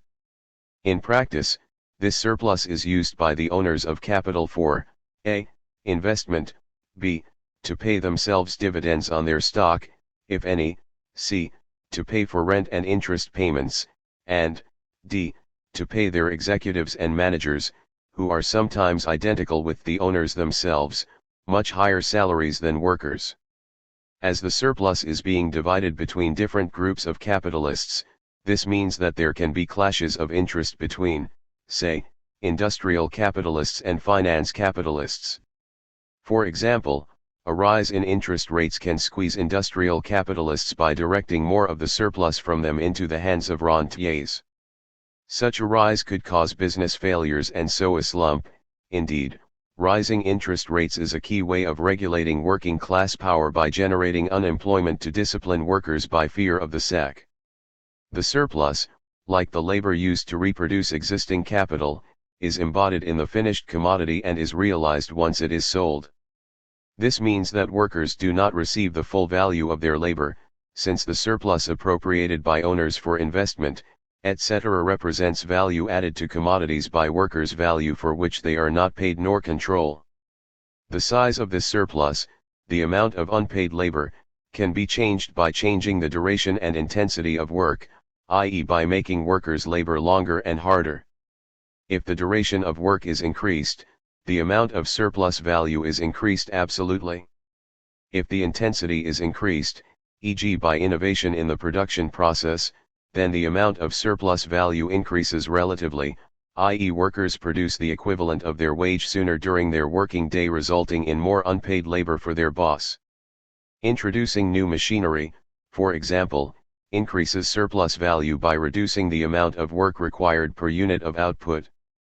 In the words of economist William Lazonick, as a general rule, all market prices, including wages, are given to the particular capitalist. Moreover, in a competitive world, a particular capitalist cannot retain privileged access to process or product innovations for any appreciable period of time. But the capitalist does have privileged access to, and control over, the workers that he employs. Precisely because the work is not perfectly mobile but is dependent on the capitalist to gain a living, the capitalist is not subject to the dictates of market forces in dealing with the worker in the production process. The more dependent the worker is on his or her particular employer, the more power the capitalist has to demand longer and harder work in return for a day's pay. The resultant unremunerated increase in the productivity of the worker per unit of time is the source of surplus value. The measure of surplus value is the difference between the value added by and the value paid to the worker. As owner of the means of production, the industrial capitalist has a legal right to keep the surplus value for himself. Competitive advantage on the shop floor, p. 54. Such surplus indicates that labor, like any other commodity, has a use value and an exchange value. Labor's exchange value is a worker's wages, its use value their ability to work, to do what the capitalist who buys it wants. Thus the existence of surplus products indicates that there is a difference between the exchange value of labor and its use value, that labor can potentially create more value than it receives back in wages. We stress potentially, because the extraction of use value from labor is not a simple operation like the extraction of so many joules of energy from a ton of coal. Labor power cannot be used without subjecting the laborer to the will of the capitalist. Unlike other commodities, labor power remains inseparably embodied in human beings. Both the extraction of use value and the determination of exchange value for labor depends upon and are profoundly modified by the actions of workers. Neither the effort provided during an hour's work, nor the time spent in work, nor the wage received in exchange for it, can be determined without taking into account the worker's resistance to being turned into a commodity, into an order taker. In other words, the amount of surplus products extracted from a worker is dependent upon the resistance to dehumanization within the workplace, to the attempts by workers to resist the destruction of liberty during work hours. Thus unpaid labor, the consequence of the authority relations explicit in private property, is the source of profits. Part of this surplus is used to enrich capitalists and another to increase capital, which in turn is used to increase profits, in an endless cycle, a cycle, however, which is not a steady increase but is subject to periodic disruption by recessions or depressions, the business cycle. The basic causes for such crises will be discussed later, in sections C.7 and C.8. It should be noted that few economists deny that the value added by workers in production must exceed the wages paid. It has to, if a profit is to be made. As Adam Smith put it, as soon as stock has accumulated in the hands of particular persons, some of them will naturally employ it in setting to work industrious people, whom they will supply with materials and subsistence, in order to make a profit by the sale of their work, or by what their labor adds to the value of the materials. The value which the workmen add to the materials, therefore, resolves itself in this case into two parts, of which one pays their wages, the other the profits of their employer upon the whole stock of materials and wages which he advanced. He could have no interest to employ them, unless he expected from the sale of their work something more than what was sufficient to replace his stock to him. The Wealth of Nations, p. 42. That surplus value consists of unpaid labor is a simple fact. The difference is that non-socialist economists refuse to explain this in terms of exploitation. Like Smith, David Ricardo argued in a similar manner and justified surplus value appropriation in spite of this analysis. Faced with the obvious interpretation of non-labor income as exploitation which could easily be derived from classical economics, subsequent economists have sought to obscure this fact and have produced a series of rationales to justify the appropriation of workers' labor by capitalists. In other words, to explain and justify the fact that capitalism is not based on its own principle that labor creates and justifies property. These rationales have developed over time, usually in response to socialist and anarchist criticism of capitalism and its economics, starting in response to the so-called Ricardian socialists who predated Proudhon and Marx and who first made such an analysis commonplace. These have been based on many factors, such as the abstinence or waiting by the capitalist, the productivity of capital, time preference, entrepreneurialism and so forth. We discuss most rationales and indicate their weaknesses in subsequent sections. C. 2.3 Is owning capital sufficient reason to justify profits? No, it does not. To understand why, we must first explain the logic behind this claim. It is rooted in what is termed marginal productivity theory. In the words of one of its developers, if each productive function is paid for according to the amount of its product, then each man get what he himself produces. If he works, he gets what he creates by working, if he provides capital, he gets what his capital produces, and if, further, he renders service by coordinating labor and capital, he gets the product that can be separately traced to that function. Only in one of these ways can a man produce anything. If he receives all that he brings into existence through any one of these three functions, he receives all that he creates at all. John Bates Clark, The Distribution of Wealth, p. 7.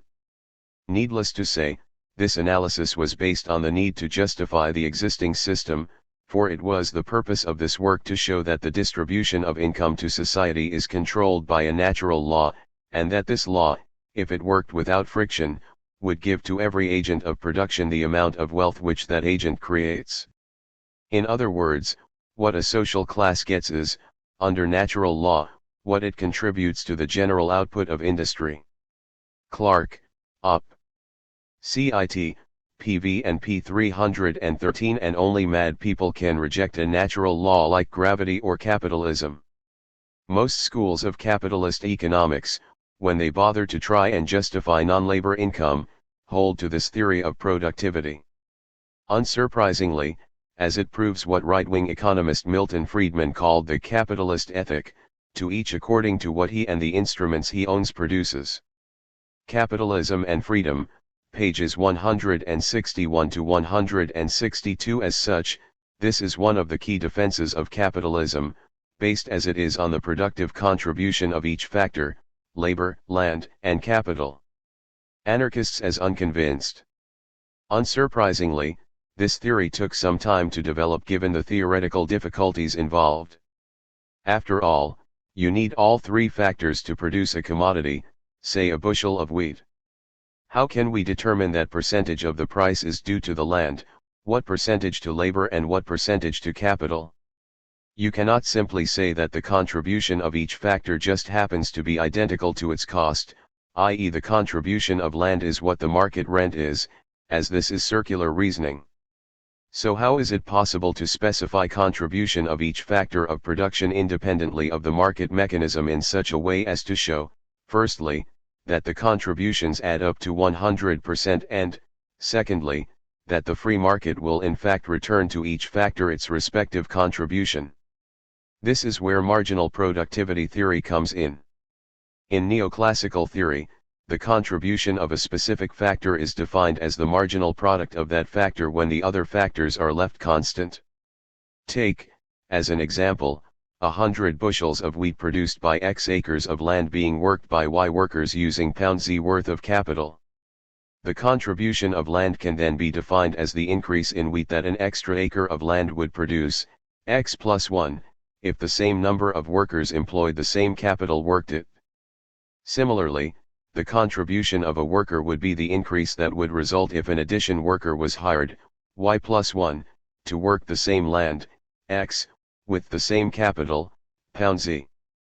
The contribution of capital, obviously, would be the increase in wheat produced by the same number of workers, x, working the same amount of land, y, using one more unit of capital, £z plus 1.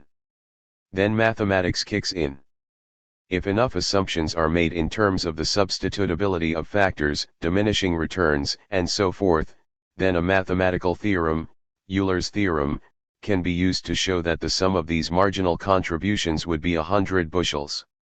Applying yet more assumptions to ensure perfect competition, it can be mathematically proven that the rent per acre set by this perfect market will be precisely the contribution of the land, that the market wage will be the contribution of the worker, and the market interest rate will be the contribution of capital.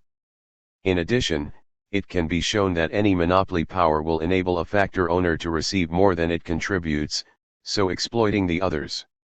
While this is impressive, the problems are obvious. As we discuss in section C.2.5, this model does not, indeed, cannot, describe any actual real economy. However, there is a more fundamental issue than mere practicality or realism, namely that it confuses a moral principle, that factors should receive in accordance with their productive contributions, with an ownership issue. This is because even if we want to say that land and capital contribute to the final product, we cannot say the same for the landowner or the capitalist. Using our example above, it should be noted that neither the capitalist nor the landowner actually engages in anything that might be called a productive activity. Their roles are purely passive, they simply allow what they own to be used by the people who do the actual work, the laborers. Marginal productivity theory shows that with declining marginal productivity, the contribution of labor is less than the total product. The difference is claimed to be precisely the contribution of capital and land. But what is this contribution of capital and land? Without any laborers there would be no output. In addition, in physical terms, the marginal product of, say, capital is simply the amount by which production would decline if one piece of capital were taken out of production. It does not reflect any productive activity whatsoever on the part of the owner of said capital. It does not, therefore, measure his or her productive contribution. In other words, capitalist economics tries to confuse the owners of capital with the machinery they own. Unlike labor, whose ownership cannot be separated from the productive activities being done, capital and land can be rewarded without their owners actually doing anything productive at all. For all its amazing mathematics, the neoclassical solution fails simply because it is not only irrelevant to reality, it is not relevant ethically. To see why, let us consider the case of land and labor. Capital is more complex and will be discussed in the next two sections. Marginal productivity theory can show, given enough assumptions, that 5 acres of land can produce 100 bushels of wheat with the labor of 10 men, and that the contribution of land and labor are, respectively, 40 and 60 bushels each. In other words, that each worker receives a wage representing 6 bushels of wheat while the landlord receives an income of 40 bushels. As socialist David Schweikart notes, we have derived both the contribution of labor and the contribution of land from purely technical considerations. We have made no assumptions about ownership, competition, or any other social or political relationship. No covert assumptions about capitalism have been smuggled into the analysis. After capitalism, p. 29. Surely this means that economics has produced a defense of non-labor income? Not so, as it ignores the key issue of what represents a valid contribution. The conclusion that the landlord, or capitalist, is entitled to their income in no way follows from the technical premises of the argument. Suppose our 10 workers had cultivated the 5 acres as a worker collective. In this, they would receive the entire product, all 100 bushels, instead of 60. Is this unfair? To whom should the other 40 bushels go? To the land, for its contribution? Should the collective perhaps burn 40 bushels as an offering to the land god? Is the landlord the representative on earth of this land god? Op. Cit. p. 30. It should be noted that Schwickart is echoing the words of Proudhon. How much does the proprietor increase the utility of his tenant's products? Has he plowed, sowed, reaped, mowed, winnowed, weeded? I admit that the land is an implement, but who made it? Did the proprietor? Did he, by the efficacious virtue of the right of property, by this moral quality infused into the soil, endow it with vigor and fertility? Exactly, there lies the monopoly of the proprietor. Though he did not make the implement, he asks pay for its use. When the Creator shall present himself and claim farm rent, we will consider the matter with him, or even when the proprietor, his pretended representative, shall exhibit his power of attorney. What is property? Pages 166-7. In other words, granting permission cannot be considered as a contribution or a productive act. We can see that a moral sleight of hand has been performed. A technical demonstration has passed itself off as a moral argument by its choice of terminology, namely, by calling a marginal product a contribution. The contribution equals ethical entitlement of the landowner has been identified with the contribution equals marginal product of the land. What is the nature of the landowner's contribution here? We can say that the landlord contributed the land to the workers, but notice the qualitative difference between his contribution and the contribution of his workforce. He contributes his land, but the land remains intact and remains his at the end of the harvest, whereas the labor contributed by each laborer is gone. If the laborers do not expend more labor next harvest, they will get nothing more, whereas the landowner can continue to contribute year after year, lifting not a finger, and be rewarded year after year for doing so. Schwickart, Op. Cit. p. 30. As the examples of the capitalist and cooperative farms shows, the contribution of land and capital can be rewarded without their owners doing anything at all. So what does it mean, capital's share? After all, no one has ever given money to a machine or land. That money goes to the owner, not the technology or resource used. When land gets its reward, it involves money going to the landowner, not fertilizer being spread on the land. Equally, if the land and the capital were owned by the laborers, then capital and land would receive nothing despite both being used in the productive process and, consequently, having aided production.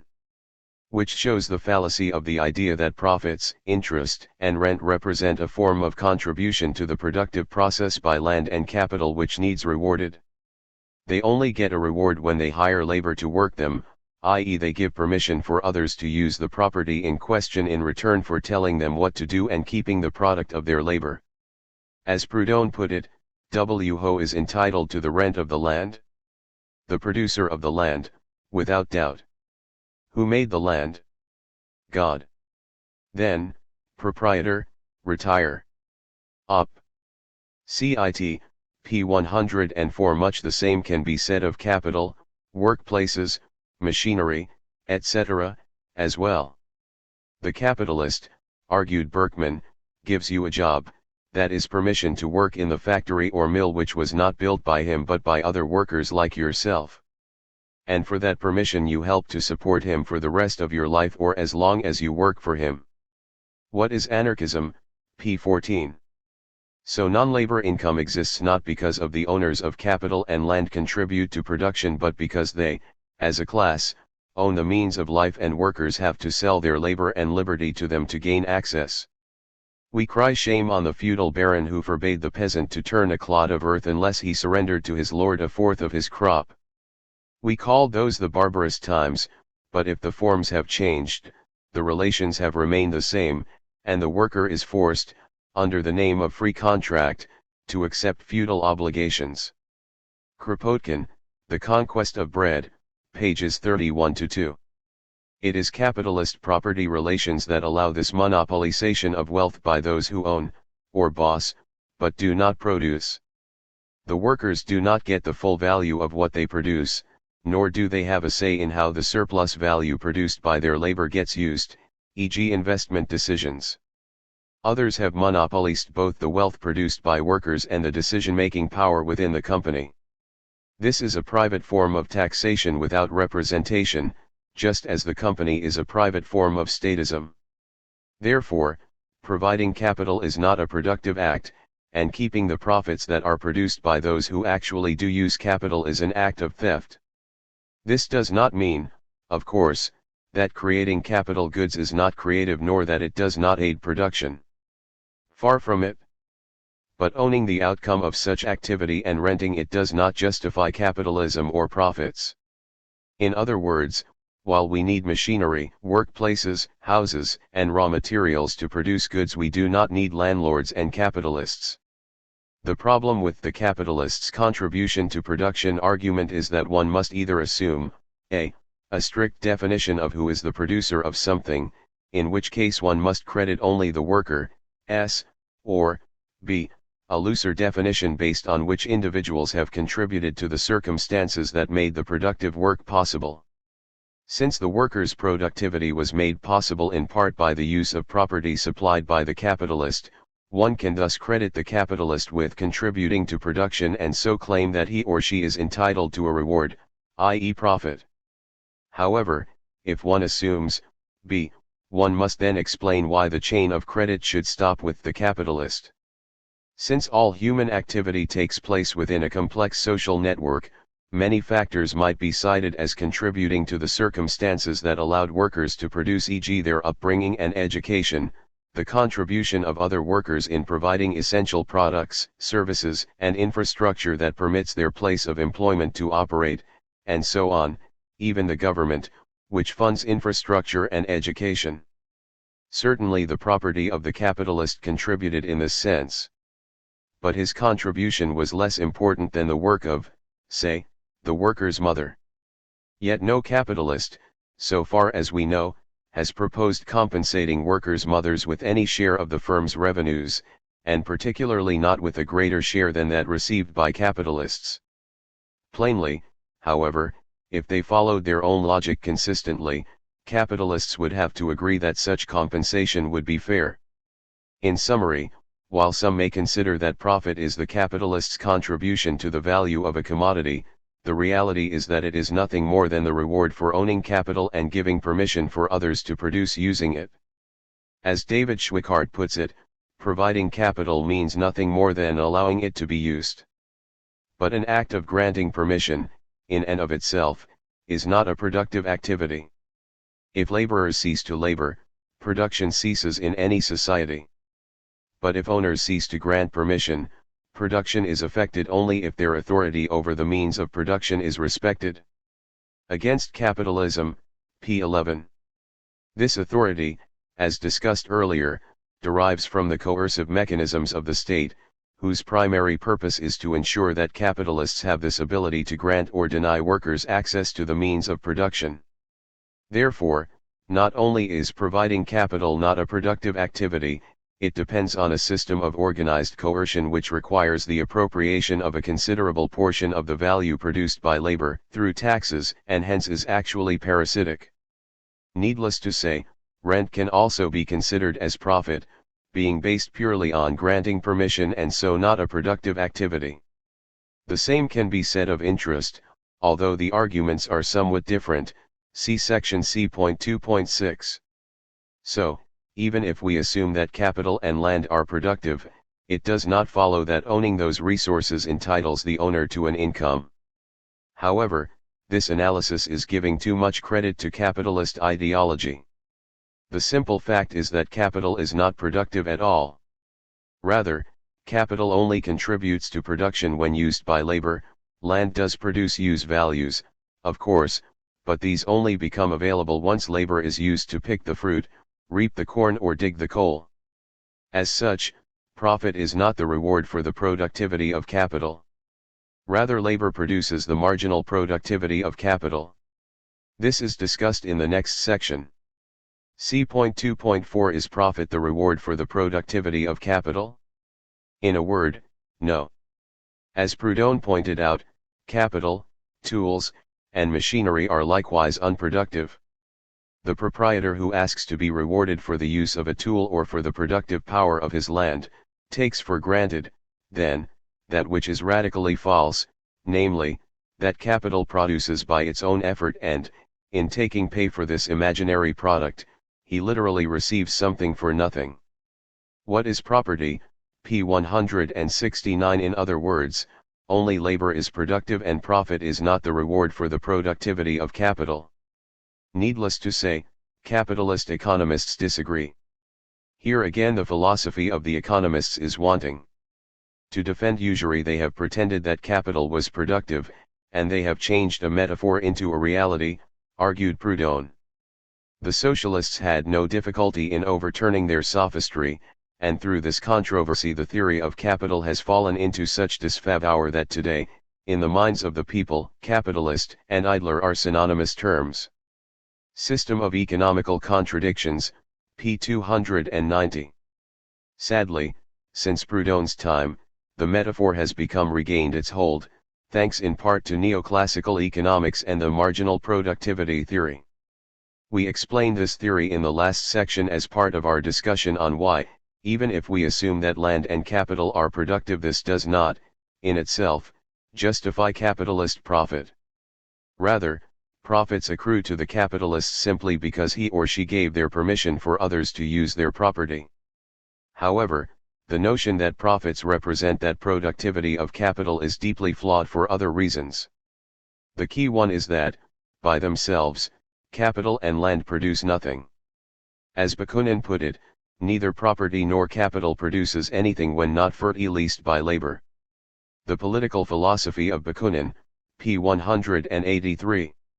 In other words, capital is productive simply because people use it. This is hardly a surprising conclusion.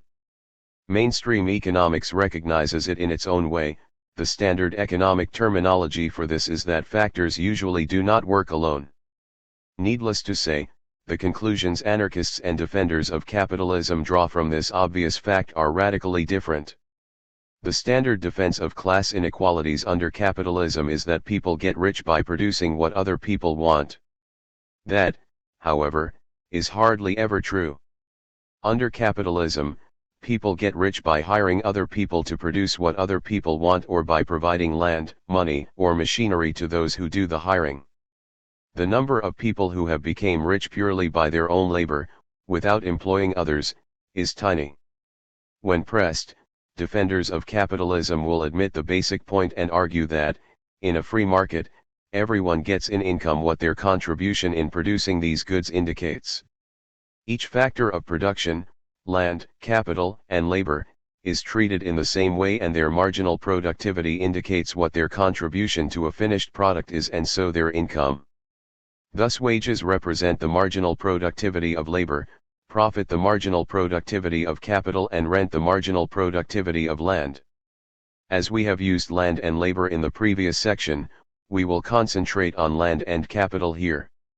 We must note, however, that marginal productivity theory has immense difficulties with capital and has been proven to be internally incoherent on this matter, see next section. However, as mainstream economics ignores this, so will we for the time being. So what of the argument that profits represent the contribution of capital? The reason why anarchists are not impressed becomes clear when we consider 10 men digging a hole with spades. Holding labor constant means that we add spades to the mix. Each new spade increases productivity by the same amount, because we assume that labor is homogeneous, until we reach the 11th spade. At that point, the extra spade lies unused and so the marginal contribution of the spade, capital, is zero. This suggests that the socialists are correct, capital is unproductive and, consequently, does not deserve any reward for its use. Of course, it will be pointed out that the 11th spade cost money and, as a result, the capitalist would have stopped at 10 spades and the marginal contribution of capital equals the amount the 10th spade added. Yet the only reason that spade added anything to production was because there was a worker to use it. In other words, as economist David Ellerman stresses, the point is that capital itself does not produce at all, capital is used by labor to produce the outputs. Labor produces the marginal product of capital. Property and contract in economics, p. 204. As such, to talk of the marginal product of capital is meaningless as holding labor constant is meaningless. Consider, for example, the marginal product of a shovel in a simple production process wherein 3 workers use 2 shovels and a wheelbarrow to dig out a cellar. 2 of the workers use 2 shovels to fill the wheelbarrow, which the 3rd worker pushes a certain distance to dump the dirt. The marginal productivity of a shovel is defined as the extra product produced when an extra shovel is added and the other factors, such as labor, are held constant. The labor is the human activity of carrying out this production process. If labor was held constant is the sense of carrying out the same human activity, then any 3rd shovel would just lie unused and the extra product would be identically zero. Holding labor constant really means reorganizing the human activity in a more capital-intensive way so that the extra shovel will be optimally utilized. For instance, all 3 workers could use the 3 shovels to fill the wheelbarrow and then they could take turns emptying the wheelbarrow. In this manner, the workers would use the extra shovel and by so doing they would produce some extra product, additional earth moved during the same time period. This extra product would be called the marginal product of the shovel, but in fact it is produced by the workers who are also using the additional shovel. Capital does not produce its marginal product. Capital does not produce at all. Capital is used by labor to produce the output. When capital is increased, labor produces extra output by using up the extra capital. In short, labor produced the marginal product of capital, and used up the extra capital services. Op. CIT, pages 207-9. Therefore, the idea that profits equals the marginal productivity of capital is hard to believe. Capital, in this perspective, is not only a tree which bears fruit even if its owner leaves it uncultivated, it is a tree which also picks its own fruit, prepares it and serves it for dinner. Little wonder the classical economists, Smith, Ricardo, John Stuart Mill, considered capital to be unproductive and explained profits and interest in other, less obviously false, means. Perhaps the marginal productivity of capital is simply what is left over once workers have been paid their share of production, i.e. once the marginal productivity of labor has been rewarded. Obviously the marginal product of labor and capital are related. In a production process, the contribution of capital will, by definition, be equal to total price minus the contribution of labor. You define the marginal product of labor, it is necessary to keep something else constant. This means either the physical inputs other than labor are kept constant, or the rate of profit on capital is kept constant. As economist Joan Robinson noted, I found this satisfactory, for it destroys the doctrine that wages are regulated by marginal productivity. In a short period case, where equipment is given, at full capacity operation the marginal physical product of labor is indeterminate. When 9 men with 9 spades are digging a hole, to add a 10th man could increase output only to the extent that 9 dig better if they have a rest from time to time. On the other hand, to subtract the 9th man would reduce output by more or less the average amount. The wage must lie somewhere between the average value of output per head and 0, so that marginal product is greater or much less than the wage according as equipment is being worked below or above its designed capacity. Contributions to Modern Economics, p. 104. If wages are not regulated by marginal productivity theory, then neither is capital, or land. Subtracting labor while keeping capital constant simply results in unused equipment, and unused equipment, by definition, produces nothing. What the contribution of capital is dependent, therefore, on the economic power the owning class has in a given market situation, as we discuss in section C.3. As William Lazonick notes, the neoclassical theory of marginal productivity has 2 key problems which flow from its flawed metaphor that capital is productive.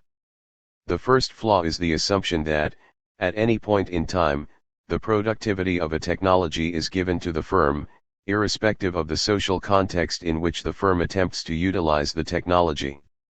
This assumption, typically implicit in mainstream economic analysis and is derived from an ignorance of the nature of the production process as much as everything else.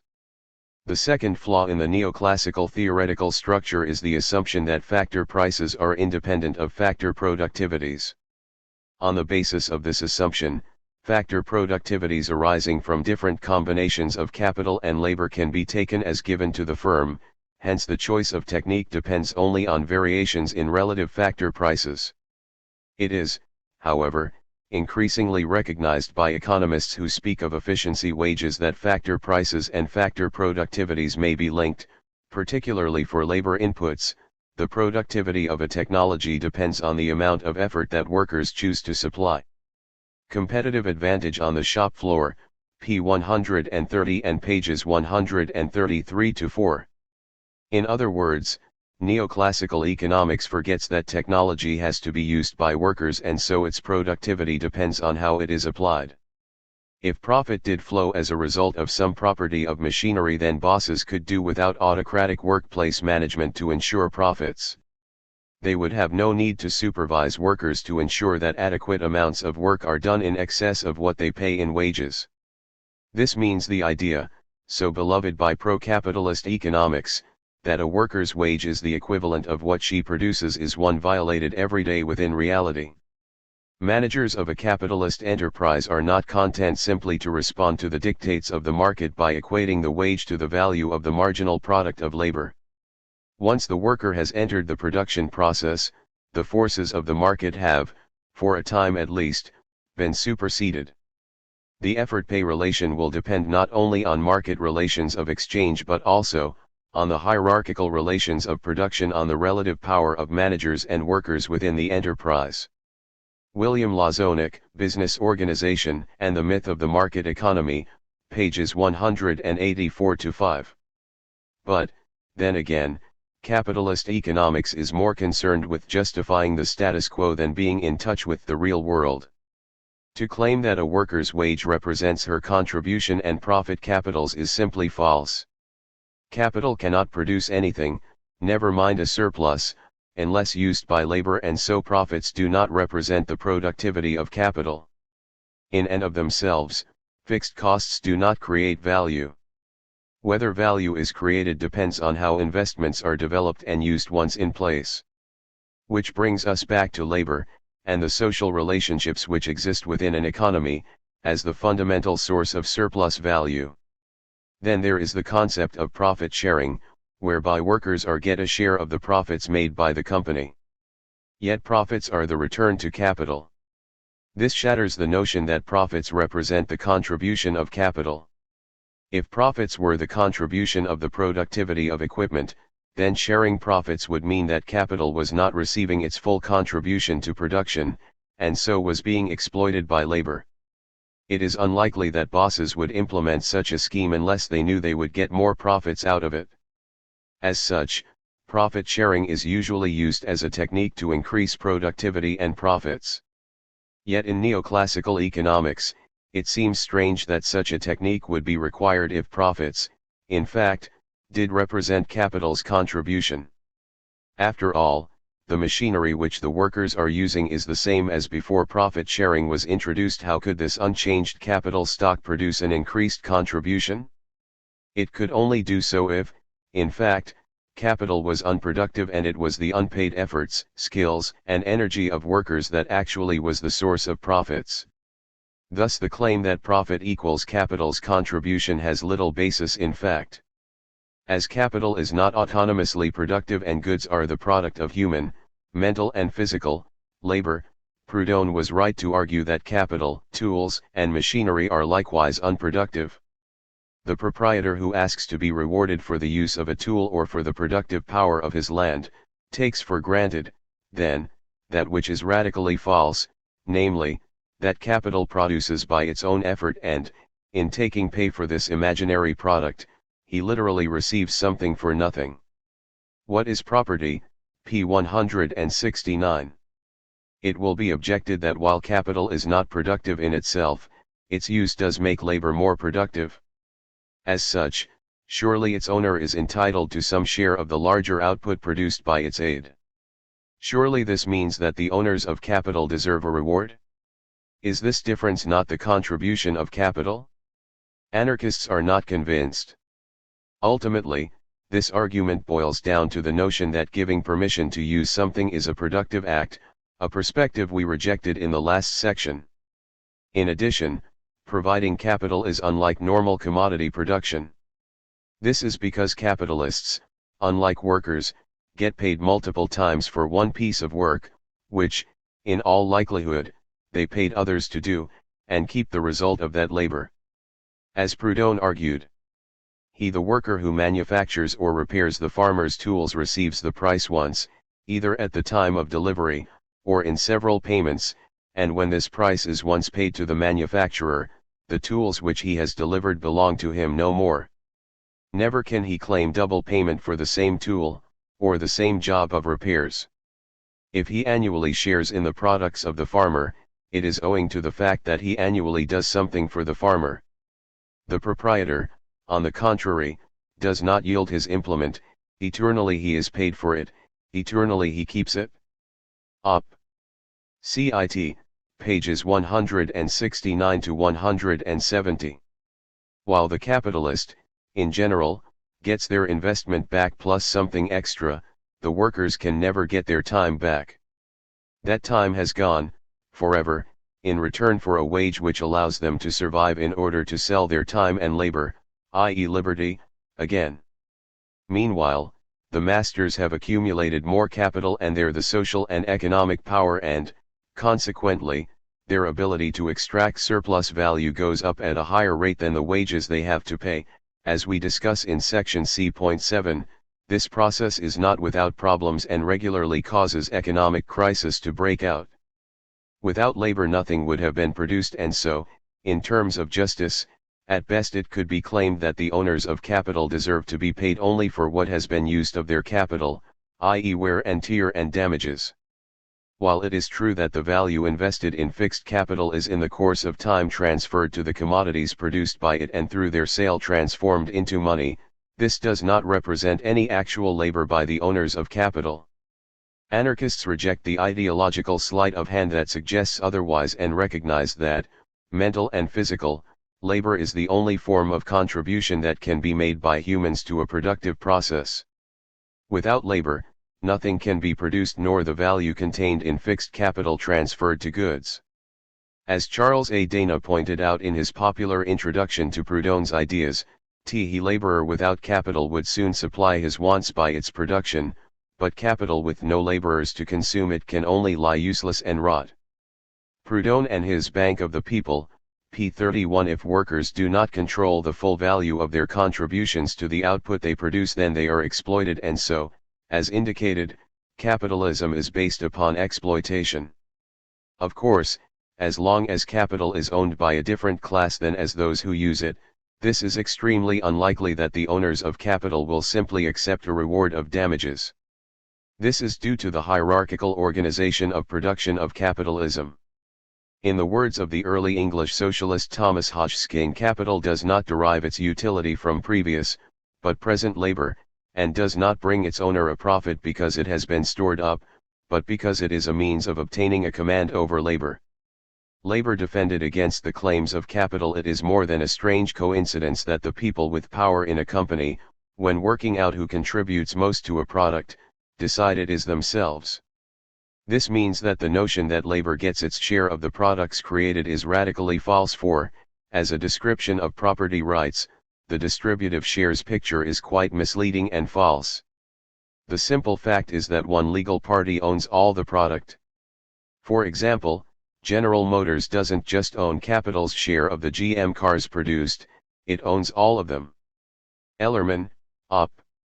Cit. p. 27. Or as Proudhon put it, property is the right to enjoy and dispose of another's goods, the fruit of another's industry and labor. The only way to finally abolish exploitation is for workers to manage their own work and the machinery and tools they use. This is implied, of course, in the argument that labor is the source of property, for if labor is the sole basis of property, I cease to be a proprietor of my field as soon as I receive rent for it from another. It is the same with all capital.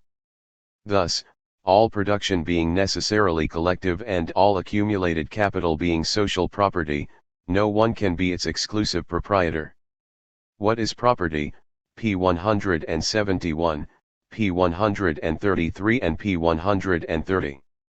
The reason why capital gets a reward is simply due to the current system, which gives capitalist class an advantage which allows them to refuse access to their property except under the condition that they command the workers to make more than they have to pay in wages and keep their capital at the end of the production process to be used afresh the next.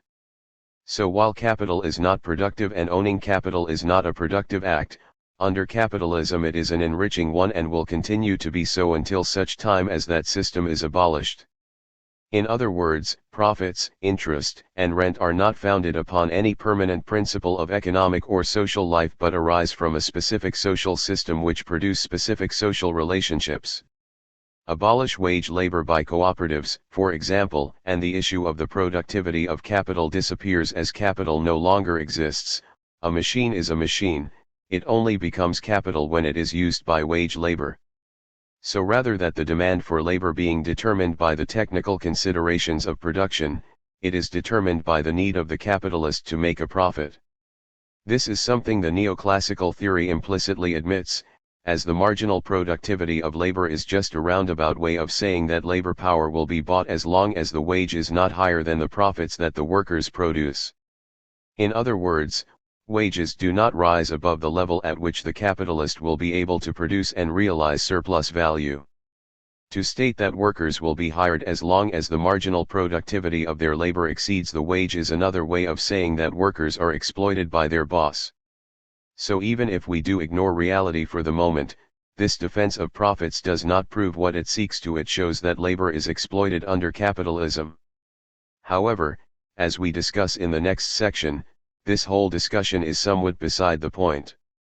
This is because marginal productivity theory has been conclusively proven to be flawed by dissident economics and has been acknowledged as such by leading neoclassical economists.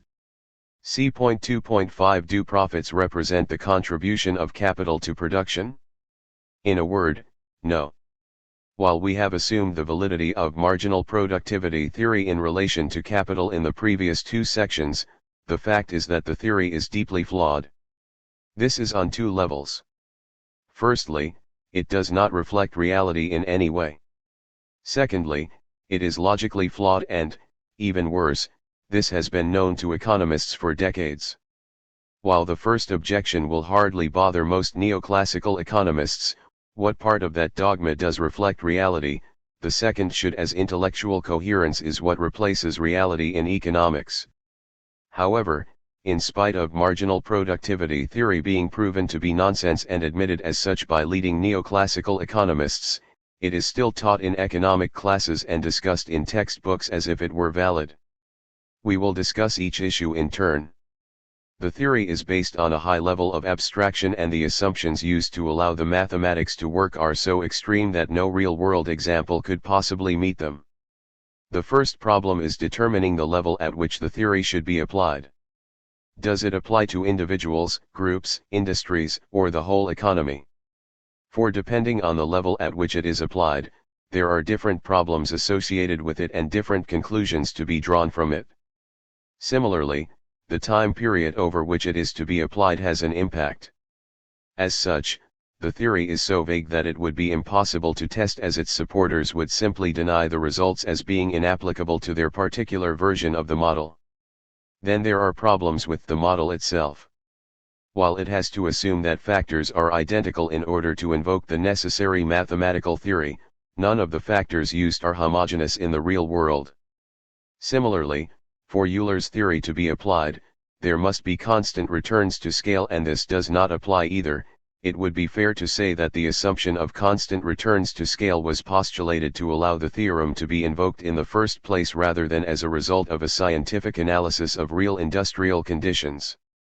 Also, the model assumes an ideal market which cannot be realized, and any real-world imperfections make it redundant. In the model, such features of the real world as oligopolistic markets, i.e. markets dominated by a few firms, disequilibrium states, market power, informational imperfections of markets, and so forth do not exist. Including any of these real features invalidates the model and no factor gets its just rewards. Moreover, like neoclassical economics in general, this theory just assumes the original distribution of ownership. As such, it is a boon for those who have benefited from previous acts of coercion. Their ill-gotten gains can now be used to generate income for them. Finally, marginal productivity theory ignores the fact that most production is collective in nature and, as a consequence, the idea of subtracting a single worker makes little or no sense. As soon as there is a division of labor and an interdependence of different jobs, as is the case generally in modern industry, its absurdity can immediately be shown. For example, if, in a coal-fired locomotive, the train's engineer is eliminated, one does not reduce a little of the product, transportation, one eliminates it completely, and the same is true if one eliminates the fireman. The product of this indivisible team of engineer and fireman obeys a law of all or nothing, and there is no marginal product of the one that can be separated from the other. The same thing goes on the shop floor, and ultimately for the modern factory as a whole, where jobs are closely interdependent.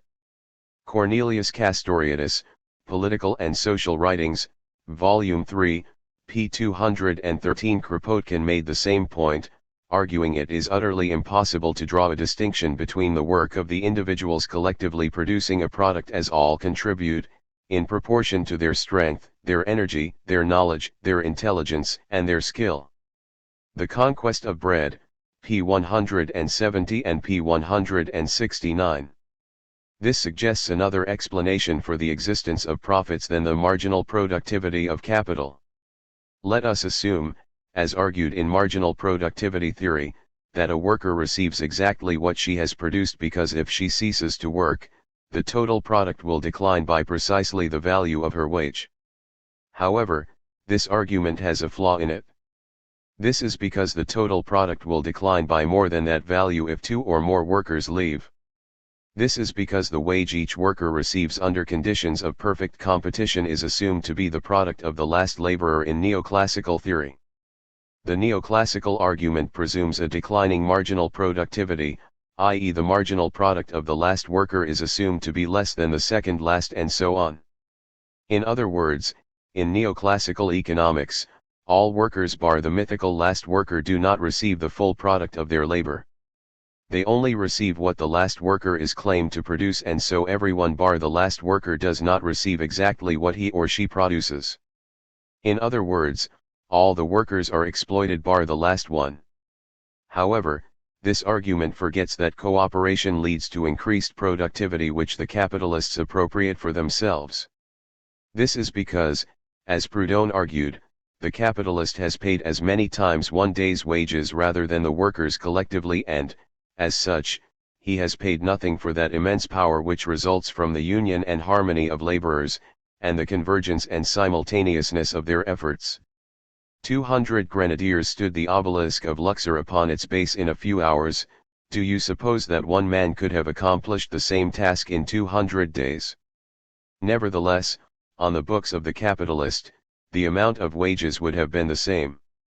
Therefore, the capitalist has paid all the individual forces, but the collective force still remains to be paid.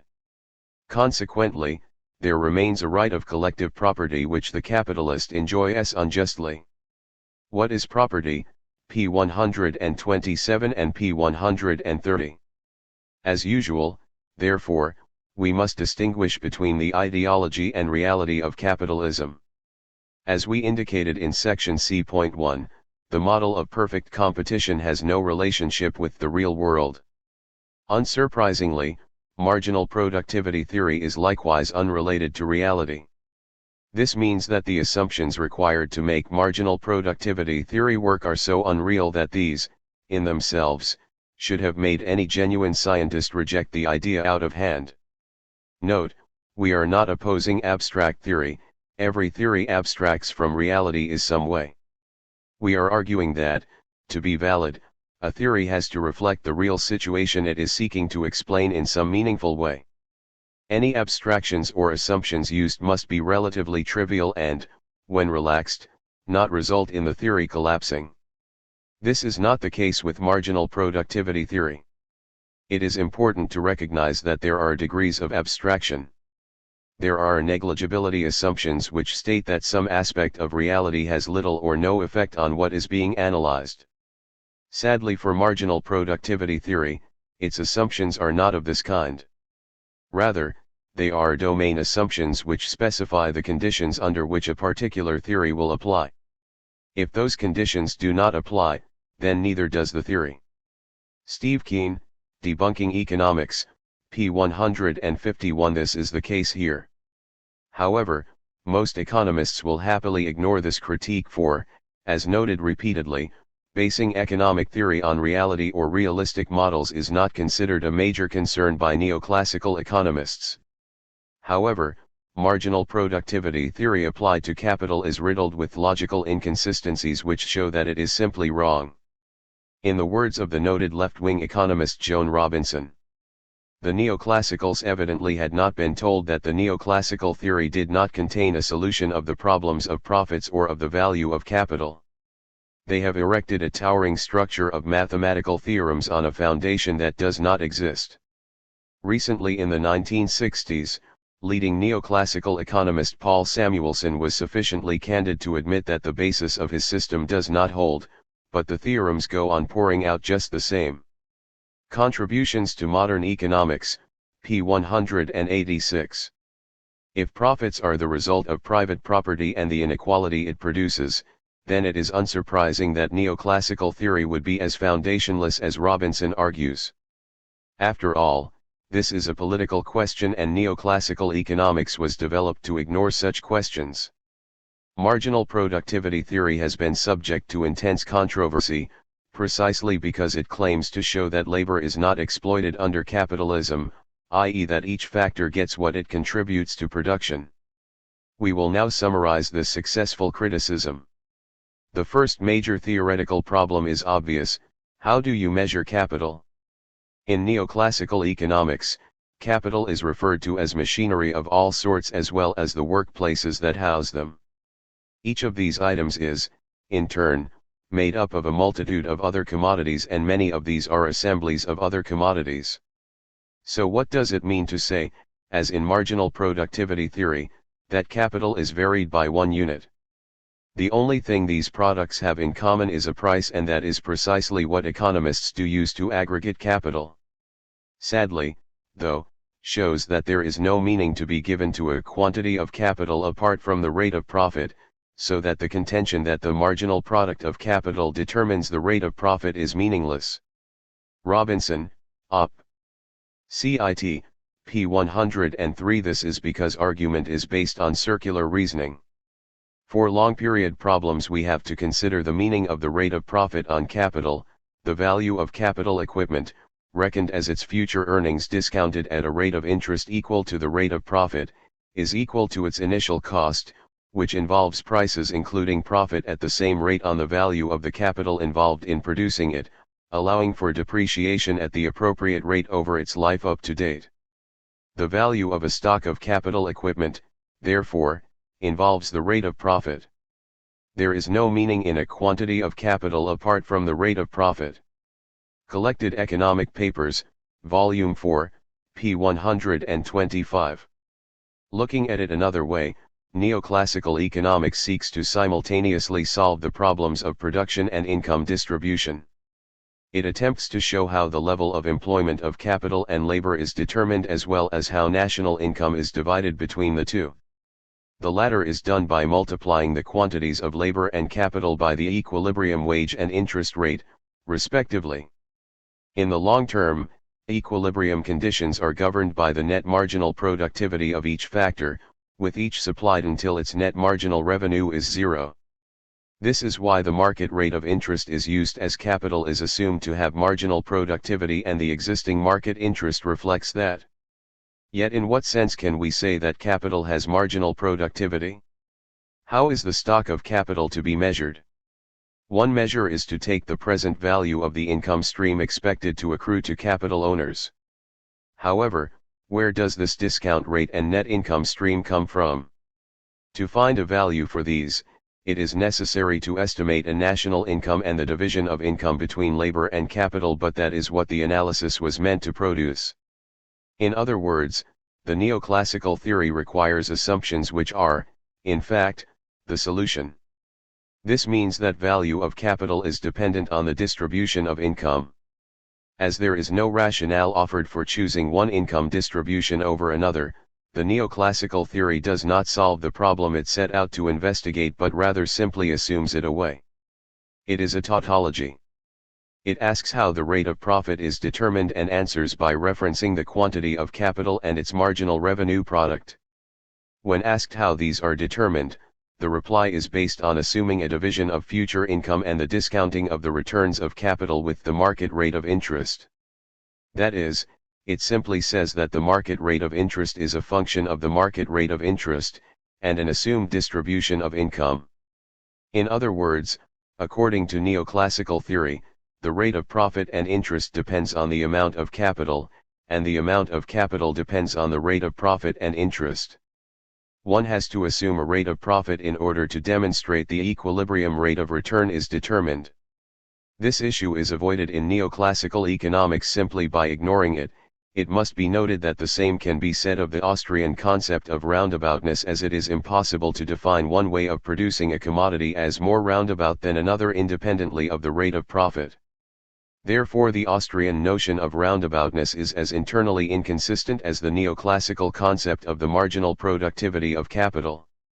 Steve Keen, Debunking Economics, p. 302. The next problem with the theory is that capital is treated as something utterly unreal. Take, for example, leading neoclassical Dennis Robertson's 1931 attempt to explain the marginal productivity of labor when holding capital constant. If 10 men are to be set out to dig a hole instead of 9, they will be furnished with 10 cheaper spades instead of 9 more expensive ones, or perhaps if there is no room for him to dig comfortably, the 10th man will be furnished with a bucket and sent to fetch beer for the other 9. Wage Grumbles, Economic Fragments, p. 226. So to work out the marginal productivity of the factors involved, 10 cheaper spades somehow equals 9 more expensive spades. How is this keeping capital constant? And how does this reflect reality? Surely, any real-world example would involve sending the 10th digger to get another spade. And how do 9 expensive spades become 9 cheaper ones? In the real world, this is impossible, but in neoclassical economics this is not only possible but required for the theory to work.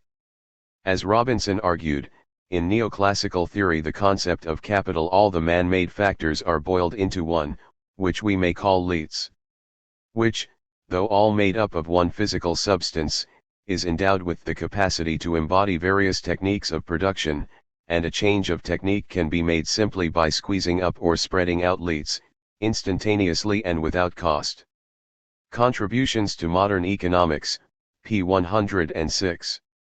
This allows economics to avoid the obvious aggregation problems with capital, make sense of the concept of adding an extra unit of capital to discover its marginal productivity, and allows capital to be held constant so that the marginal productivity of labor can be found.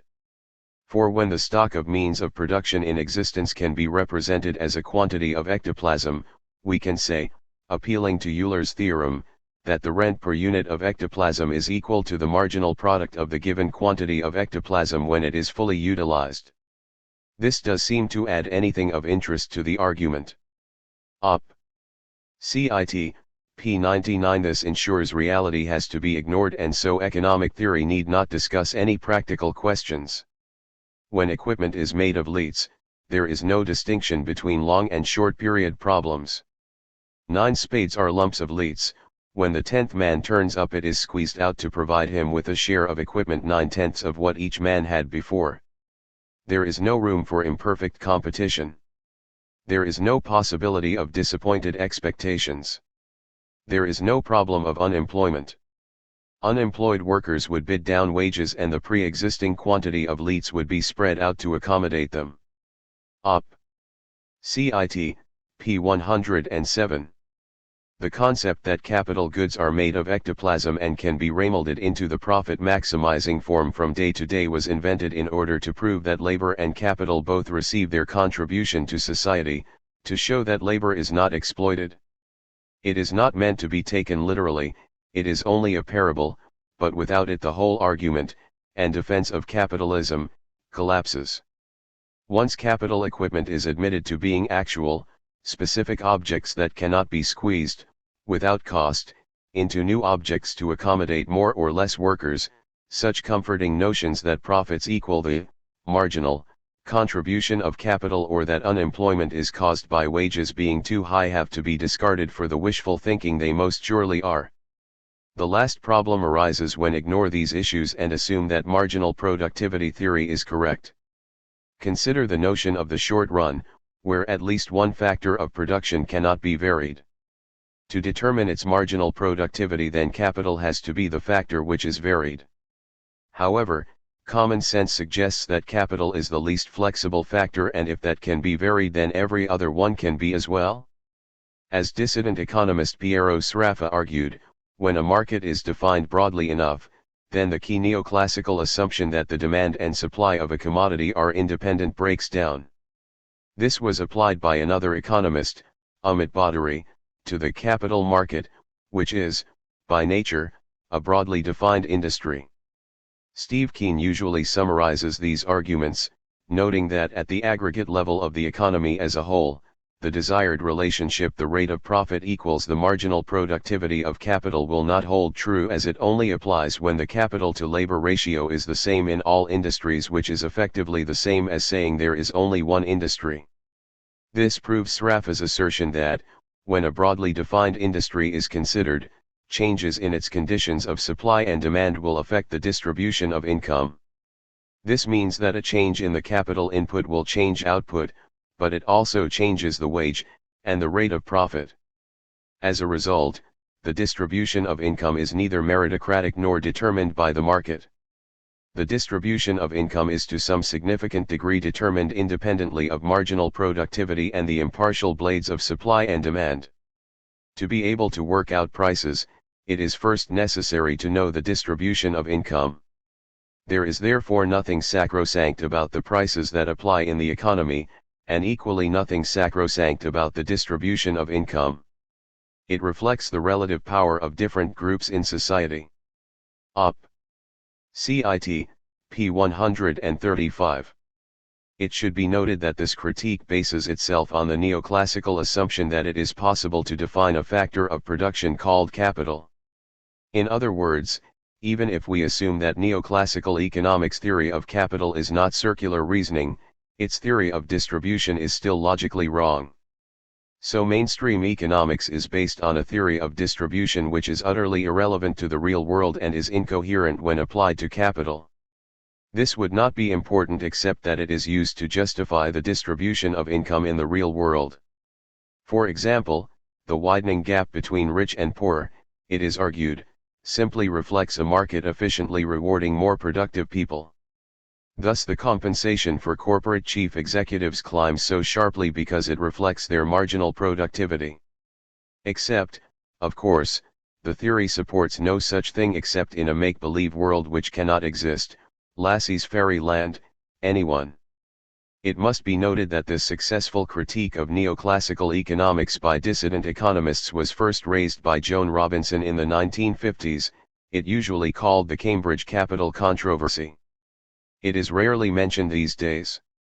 While most economic textbooks simply repeat the standard theory, the fact is that this theory has been successfully debunked by dissident economists over 4 decades ago. As Steve Keen notes, while leading neoclassical economists admitted that the critique was correct in the 1960s, today economic theory continues to use exactly the same concepts which Sraffa's critique showed to be completely invalid, in spite the definitive capitulation by as significant an economist as Paul Samuelson. As he concludes, there is no better sign of the intellectual bankruptcy of economics than this. Op. Cit. p. 146, p. 129 and p. 147. Why? Simply because the Cambridge Capital controversy would expose the student of economics to some serious problems with neoclassical economics, and they may start questioning the internal consistency of its claims. They would also be exposed to alternative economic theories and start to question whether profits are the result of exploitation. As this would put into jeopardy the role of economists as, to quote Marx, the hired prize fighters for capital who replace genuine scientific research with the bad conscience and evil intent of apologetics. Unsurprisingly, he characterized this as vulgar economics. Capital, Volume 1, p. 97. C.2.6 Does interest represent the time value of money? One defense of interest is the notion of the time value of money, that individuals have different time preferences. Most individuals prefer, it is claimed, to consume now rather than later, while a few prefer to save now on the condition that they can consume more later. Interest, therefore, is the payment that encourages people to defer consumption and so is dependent upon the subjective evaluations of individuals. It is, in effect, an exchange over time, and so surplus value is generated by the exchange of present goods for future goods. Based on this argument, many supporters of capitalism claim that it is legitimate for the person who provided the capital to get back more than they put in, because of the time value of money. This is because investment requires savings, and the person who provides those had to postpone a certain amount of current consumption and only agree to do this only if they get an increased amount later, i.e. a portion, over time, of the increased output that their saving makes possible. This plays a key role in the economy as it provides the funds from which investment can take place and the economy grow. In this theory, interest rates are based upon this time value of money, and the argument is rooted in the idea that individuals have different time preferences. Some economic schools, like the Austrian school, argue that the actions by banks and states to artificially lower interest rates, by, for example, creating credit or printing money, create the business cycle, as this distorts the information about people's willingness to consume now rather than later, leading to overinvestment and so to a slump. That the idea of doing nothing, i.e. not consuming, can be considered as productive says a lot about capitalist theory. However, this is beside the point, as the argument is riddled with assumptions and, moreover, ignores key problems with the notion that savings always lead to investment. The fundamental weakness of the theory of time preference must be that it is simply an unrealistic theory and does not reflect where the supply of capital does come from. It may be appropriate to the decisions of households between saving and consumption, but the main source of new capital is previous profit under capitalism. The motivation of making profits is not the provision of future means of consumption, it is profits for their own sake. The nature of capitalism requires profits to be accumulated into capital, for if capitalists did only consume, the system would break down. While from the point of view of the mainstream economics such profit-making for its own sake is irrational, in reality it is imposed on the capitalist by capitalist competition.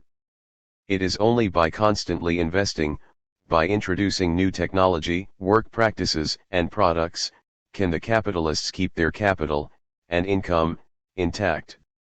Thus the motivation of capitalists to invest is imposed on them by the capitalist system, not by subjective evaluations between consuming more later rather than now. Ignoring this issue and looking at the household savings, the theory still raises questions. The most obvious problem is that an individual's psychology is conditioned by the social situation they find themselves in. One's time preference is determined by one's social position. If one has more than enough money for current needs, one can more easily discount the future. For example, workers will value the future product of their labor less than their current wages simply because without those wages there will be no future. We will discuss this issue in more detail later and will not do so here, see section C.2.7. The second thing to ask is, why should the supply price of waiting be assumed to be positive? If the interest rate simply reflects the subjective evaluations of individuals, then, surely, it could be negative or zero. Deferred gratification is as plausible a psychological phenomenon as the overvaluation of present satisfactions, while uncertainty is as likely to produce immediate consumption as it is to produce provision for the future, saving. Thus Joan Robinson. The rate of interest, excess of repayment over original loan, would settle at the level which equated supply and demand for loans. Whether it was positive or negative would depend upon whether spendthrifts or prudent family men happened to predominate in the community. There is no a priori presumption in favor of a positive rate. Thus, the rate of interest cannot be accounted for as the cost of waiting.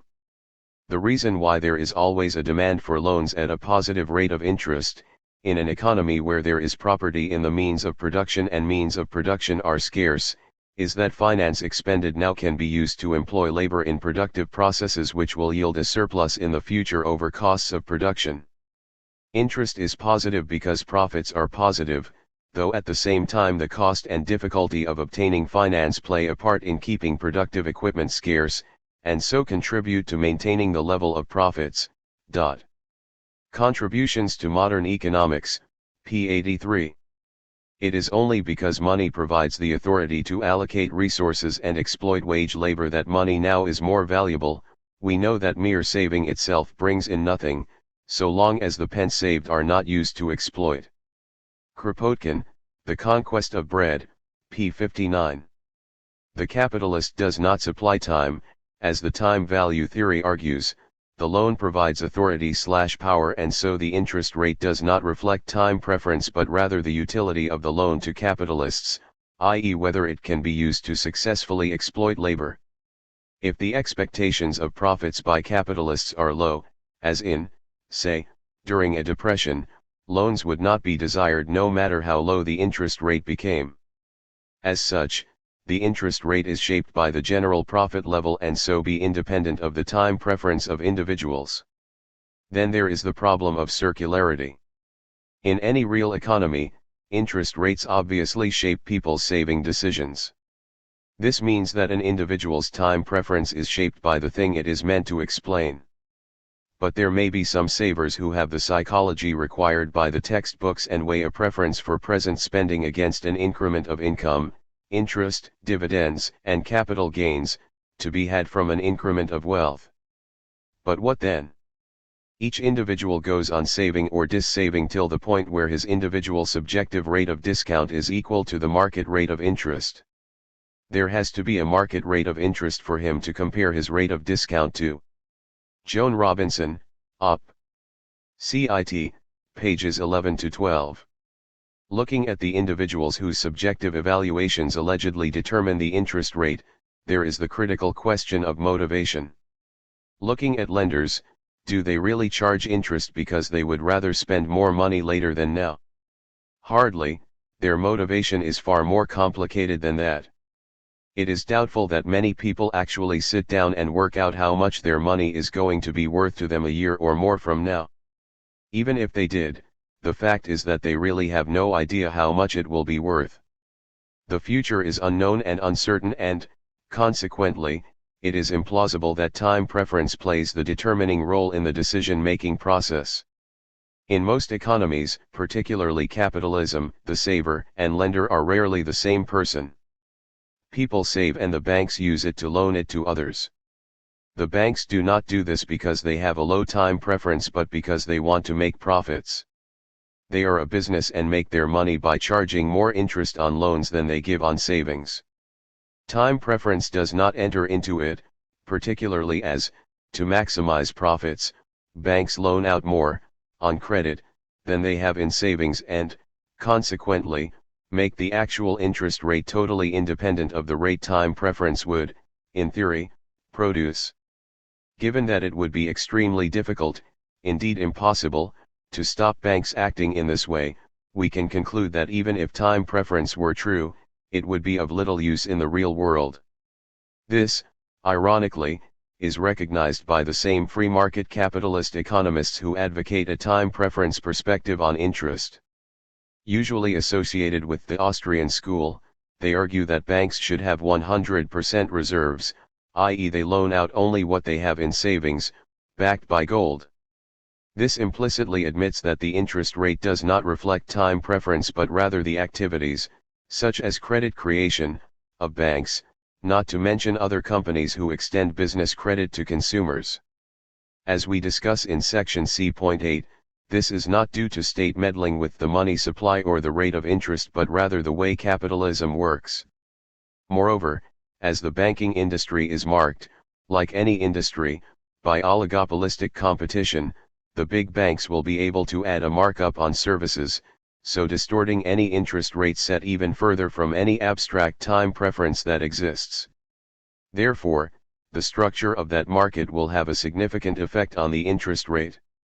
Someone in the same circumstances with the same time preference will get radically different interest rates depending on the degree of monopoly of the banking sector.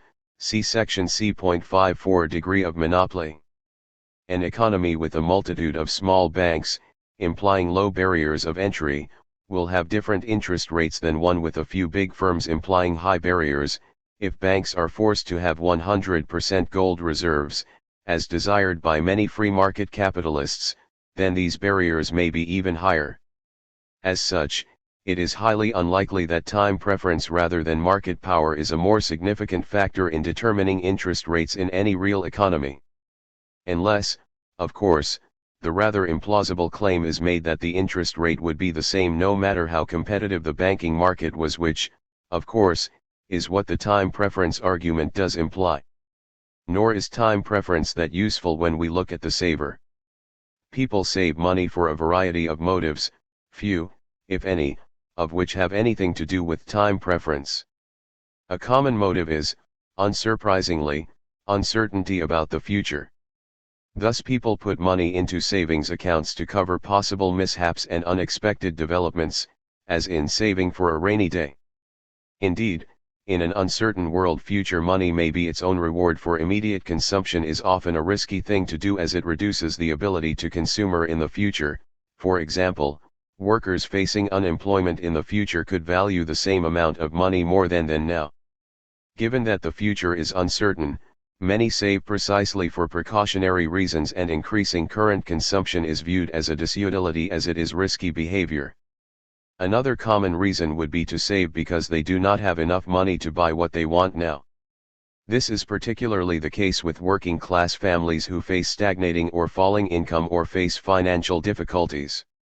Henwood, Wall Street, p. 65. Again, time preference does not come into it as economic necessity forces the borrowers to consume more now in order to be around in the future.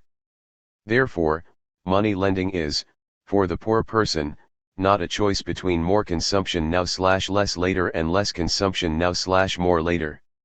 If there is no consumption now, there will not be any later. So not everybody saves money because they want to be able to spend more at a future date. As for borrowing, the real reason for it is necessity produced by the circumstances people find themselves in.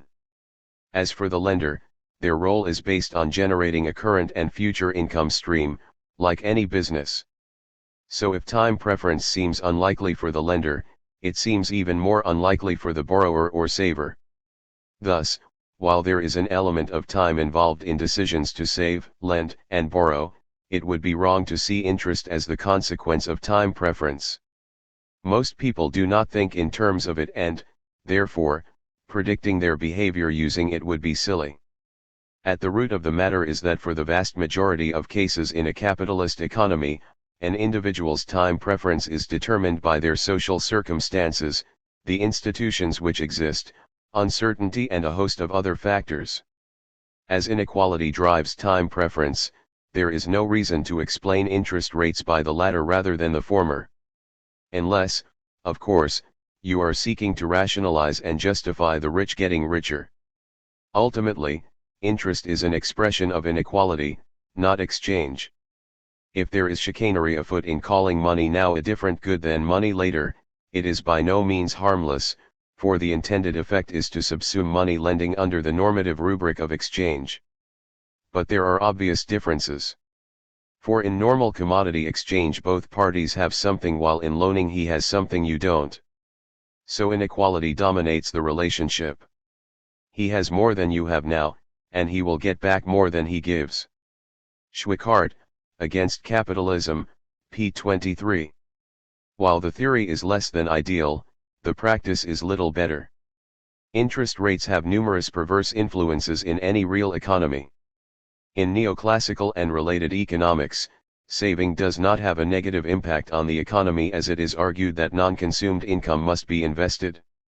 While this could be the case when capitalism was young, when the owners of firms plowed their profits back into them, as financial institutions grew, this became less so. Saving and investment became different activities, governed by the rate of interest. If the supply of savings increased, the interest rate would drop and capitalists would invest more. If the demand for loans increased, then the interest rate would rise, causing more savings to occur. While the model is simple and elegant, it does have its flaws. These are first analyzed by Keynes during the Great Depression of the 1930s, a depression which the neoclassical model said was impossible. For example, rather than bring investment into line with savings, a higher interest can cause savings to fall, as a choose-hold saving, of course, is mainly saving up to spend later, and it is likely to respond the wrong way. A higher rate of return means that less saving is necessary to get a given pension or whatever. Robinson, Op. Cit. p. 11. Similarly, higher interest rates need not lead to higher investment, as higher interest payments can dampen profits, as both consumers and industrial capitalists have to divert more of their finances away from real spending and towards debt services. The former causes a drop in demand for products, while the latter leaves less for investing. As argued by Keynes, the impact of saving is not as positive as some like to claim. Any economy is a network, where decisions affect everyone. In a nutshell, the standard model fails to take into account changes of income that result from decisions to invest and save. See Michael Stewart's Keynes and After for a Good, if basic, introduction. This meant that if some people do not consume now, demand falls for certain goods, production is turned away from consumption goods, and this has an effect on all. Some firms will find their sales failing and may go under, causing rising unemployment. Or, to put it slightly differently, aggregate demand and so aggregate supply is changed when some people postpone consumption, and this affects others. The decrease in the demand for consumer goods affects the producers of these goods. With less income, the producers would reduce their expenditure, and this would have repercussions on other people's incomes. In such circumstances, it is unlikely that capitalists would be seeking to invest, and so rising savings would result in falling investment in spite of falling interest rates. In an uncertain world, investment will only be done if capitalists think that they will end up with more money than they started with, and this is unlikely to happen when faced with falling demand. Whether rising interest rates do cause a crisis is dependent on the strength of the economy. During a strong expansion, a modest rise in interest rates may be outweighed by rising wages and profits. During a crisis, falling rates will not counteract the general economic despair. Keynes aimed to save capitalism from itself and urged state intervention to counteract the problems associated with free market capitalism. As we discuss in section C.8.1, this ultimately failed, partly due to the mainstream economics gutting Keynes' work of key concepts which were incompatible with it, partly due to Keynes' own incomplete escape from neoclassical economics, partly due to the unwillingness of rentiers to agree to their own euthanasia, but mostly because capitalism is inherently unstable due to the hierarchical, and so oppressive and exploitative, organization of production. Which raises the question of whether someone who saves deserve a reward for so doing. Simply put, no. Why? Because the act of saving is no more an act of production than is purchasing a commodity. Most investment comes from retained profits, and so the analogy is valid. Clearly, the reward for purchasing a commodity is that commodity. By analogy, the reward for saving should be not interest but one's savings, the ability to consume at a later stage. Particularly as the effects of interest rates and savings can have such negative impacts on the rest of the economy. It seems strange, to say the least, to reward people for helping do so. Why should someone be rewarded for a decision which may cause companies to go bust, so reducing the available means of production as reduced demand results in job losses and idle factories? Moreover, This problem becomes ever more acute the richer or more inegalitarian the society becomes, since wealthy people tend to save more than poor people. Schwickart, After Capitalism, p. 43. Supporters of capitalists assume that people will not save unless promised the ability to consume more at a later stage, yet close examination of this argument reveals its absurdity. People in many different economic systems save in order to consume later, but only in capitalism is it assumed that they need a reward for it beyond the reward of having those savings available for consumption later.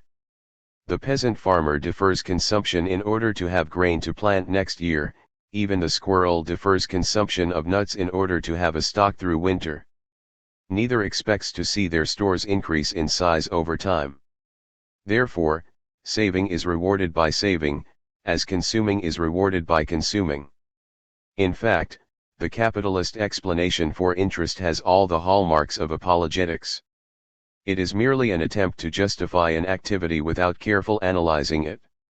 To be sure, there is an economic truth underlying this argument for justifying interest, but the formulation by supporters of capitalism is inaccurate and unfortunate. There is a sense in which waiting is a condition for capital increase, though not for capital per se. Any society which wishes to increase its stock of capital goods may have to postpone some gratification. Workplaces and resources turned over to producing capital goods cannot be used to produce consumer items, after all. How that is organized differs from society to society. So, like most capitalist economics, there is a grain of truth in it, but this grain of truth is used to grow a forest of half-truths and confusion.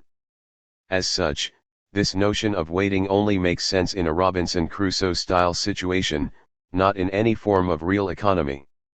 In a real economy, we do not need to wait for our consumption goods until investment is complete, since the division of labor/work has replaced the succession in time by a succession in place.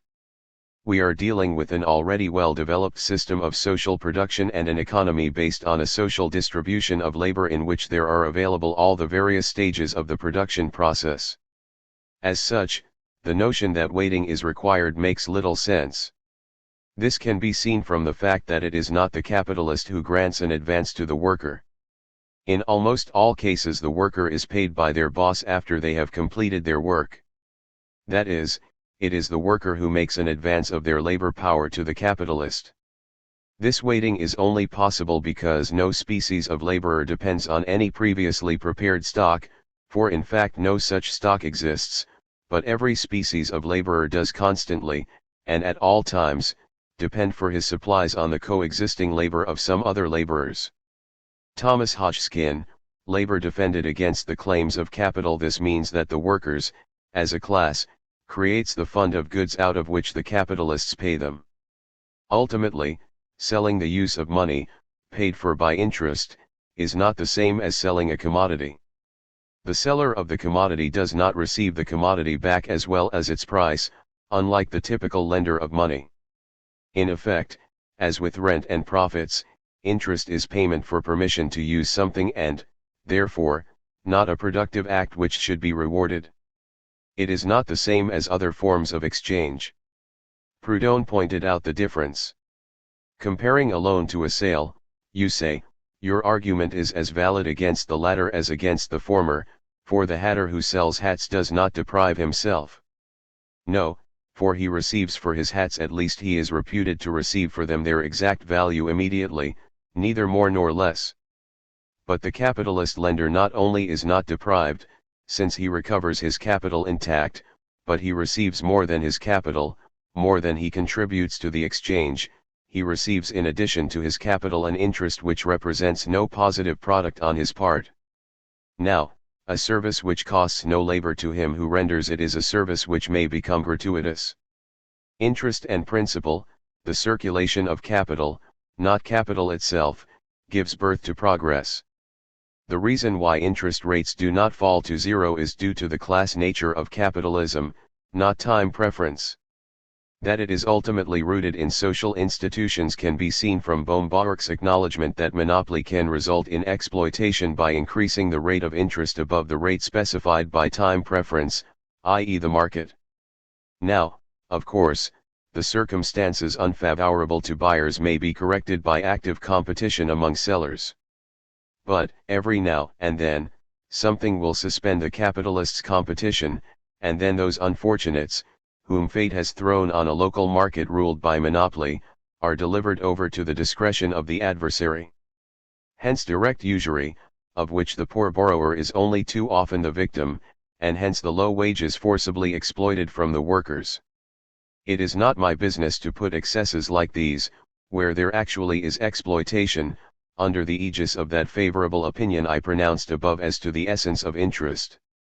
But, on the other hand, I must say with all emphasis, that what we might stigmatize as usury does not consist in the obtaining of a gain out of a loan, or out of the buying of labor, but in the immoderate extent of that gain. Some gain or profit on capital there would be if there were no compulsion on the poor, and no monopolizing of property, and some gain there must be. It is only the height of this gain where, in particular cases, it reaches an excess, that is open to criticism, and, of course, the very unequal conditions of wealth in our modern communities bring us unpleasantly near the danger of exploitation and of usurious rates of interest. The Positive Theory of Capital, p. 361. Little wonder, then, that Proudhon continually stressed the need for working people to organize themselves and credit, which, of course, they would have done naturally, if it were not for the state intervening to protect the interests, income, and power of the ruling class, i.e. of itself and the economically dominant class. If, as Bohm-Bawerk admitted, interest rates could be high due to institutional factors, then, surely, they do not reflect the time preferences of individuals. This means that they could be lower, effectively zero, if society organized itself in the appropriate manner. The need for savings could be replaced by, for example, cooperation and credit, as already exists, in part, in any developed economy. Organizing these could ensure a positive cycle of investment, growth, and savings. Keynes, it should be noted, praised Proudhon's follower Silvio Gesell in the General Theory. For a useful discussion, see Dudley Dillard's essay Keynes and Proudhon, The Journal of Economic History, Volume 2, Number 1, pages 63 to 76. Thus the key flaw in the theory is that of capitalist economics in general. By concentrating on the decisions of individuals, it ignores the social conditions in which these decisions are made. By taking the social inequalities and insecurities of capitalism as a given, the theory ignores the obvious fact that an individual's time preference will be highly shaped by their circumstances. Change those circumstances and their time preference will also change. In other words, working people have a different time preference to the rich because they are poorer. Similarly, by focusing on individuals, the time preference theory fails to take into account the institutions of a given society.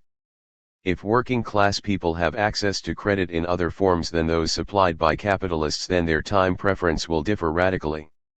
As an example, we need only look at credit unions.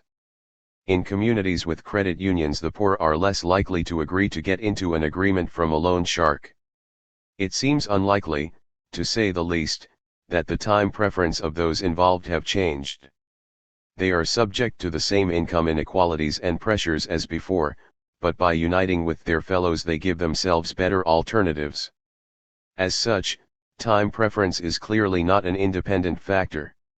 This means that it cannot be used to justify capitalism or the charging of interest. It simply says, in effect, that in a society marked by inequality the rich will charge the poor as much interest as they can get away with. This is hardly a sound basis to argue that charging interest is a just or a universal fact. It reflects social inequality, the way a given society is organized and the institutions it creates. Put another way, there is no natural rate of interest which reflects the subjective time preferences of abstract individuals whose decisions are made without any social influence. Rather, the interest rate depends on the conditions and institutions within the economy as a whole. The rate of interest is positive under capitalism because it is a class society, marked by inequality and power, not because of the time preference of abstract individuals. In summary, providing capital and charging interest are not productive acts. As Proudhon argued, all rent received, nominally as damages, but really as payment for a loan, is an act of property of robbery. What is property? p. 171. C. 2.7 Are interest and profit not the reward for waiting? Another defense of surplus value by capitalist economics is also based on time. This argument is related to the time preference one we have discussed in the last section and is, likewise, rooted in the idea that money now is different than money later and, as a consequence, surplus value represents, in effect, an exchange of present goods for future ones. This argument has two main forms, depending on whether it is interest or profits which are being defended, but both are based on this perspective. We will discuss each in turn. One of the oldest defenses of interest is the abstinence theory first postulated by Nassau Sr. in 1836. For Sr., abstinence is a sacrifice of present enjoyment for the purpose achieving some distant result. This demands the same heavy sacrifice as does labor, for to abstain from the enjoyment which is in our power, or to seek distant rather than immediate results, are among the most painful exertions of the human will. Thus wages and interest/profit are to be considered as the rewards of peculiar sacrifices, the former the remuneration for labor, and the latter for abstinence from immediate enjoyment. An outline of the science of political economy, p. 60 and p. 91. Today, the idea that interest is the reward for abstinence on the part of savers is still a common one in capitalist economics. However, by the end of the 19th century, Senior's argument had become known as the waiting theory while still playing the same role in justifying non-labor income. One of the leading neoclassical economists of his day, Alfred Marshall, argued that if we admit a commodity is the product of labor alone, and not of labor and waiting, we can no doubt be compelled by an inexorable logic to admit that there is no justification of interest, the reward for waiting.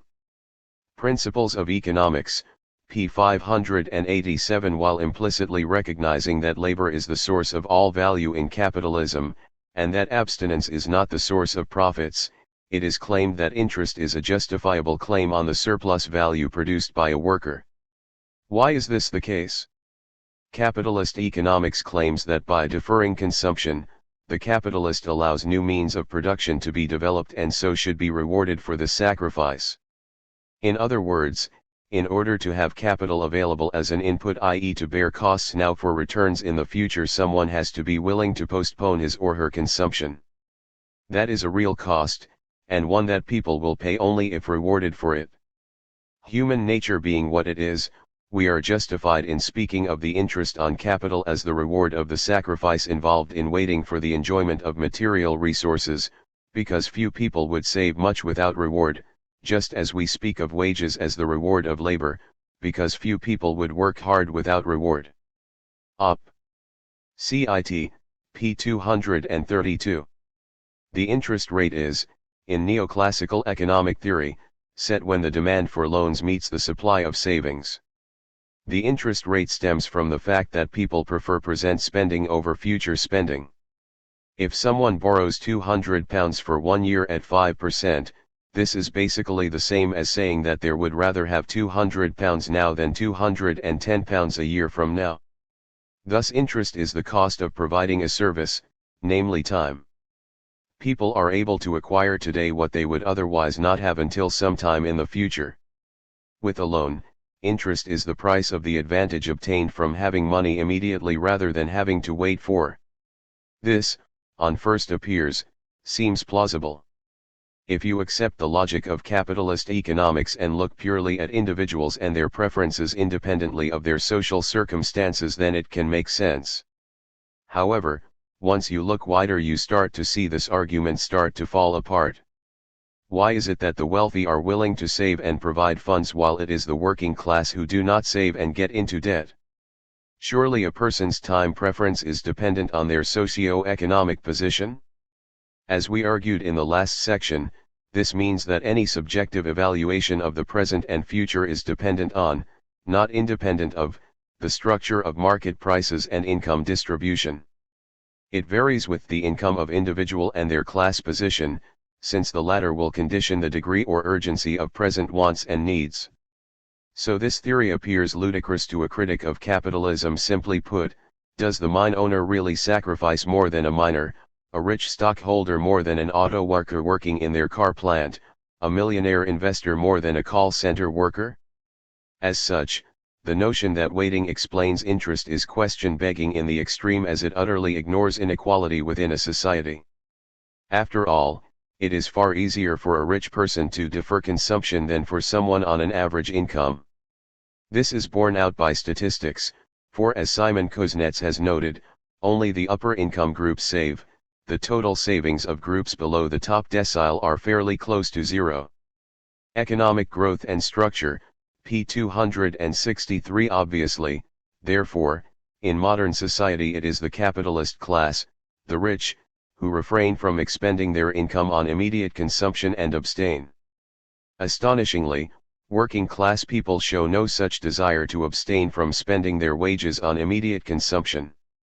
It does not take a genius to work out why, although many economists have followed Senior in placing the blame on working class lack of abstinence on poor education rather than, say, the class system they live in. For Senior, the worse educated classes are always the most improvident, and consequently the least abstinent. Op. Cit. p. 60. Therefore, the plausibility of interest as payment for the pain of deferring consumption rests on the premise that the typical saving unit is a small or medium income household.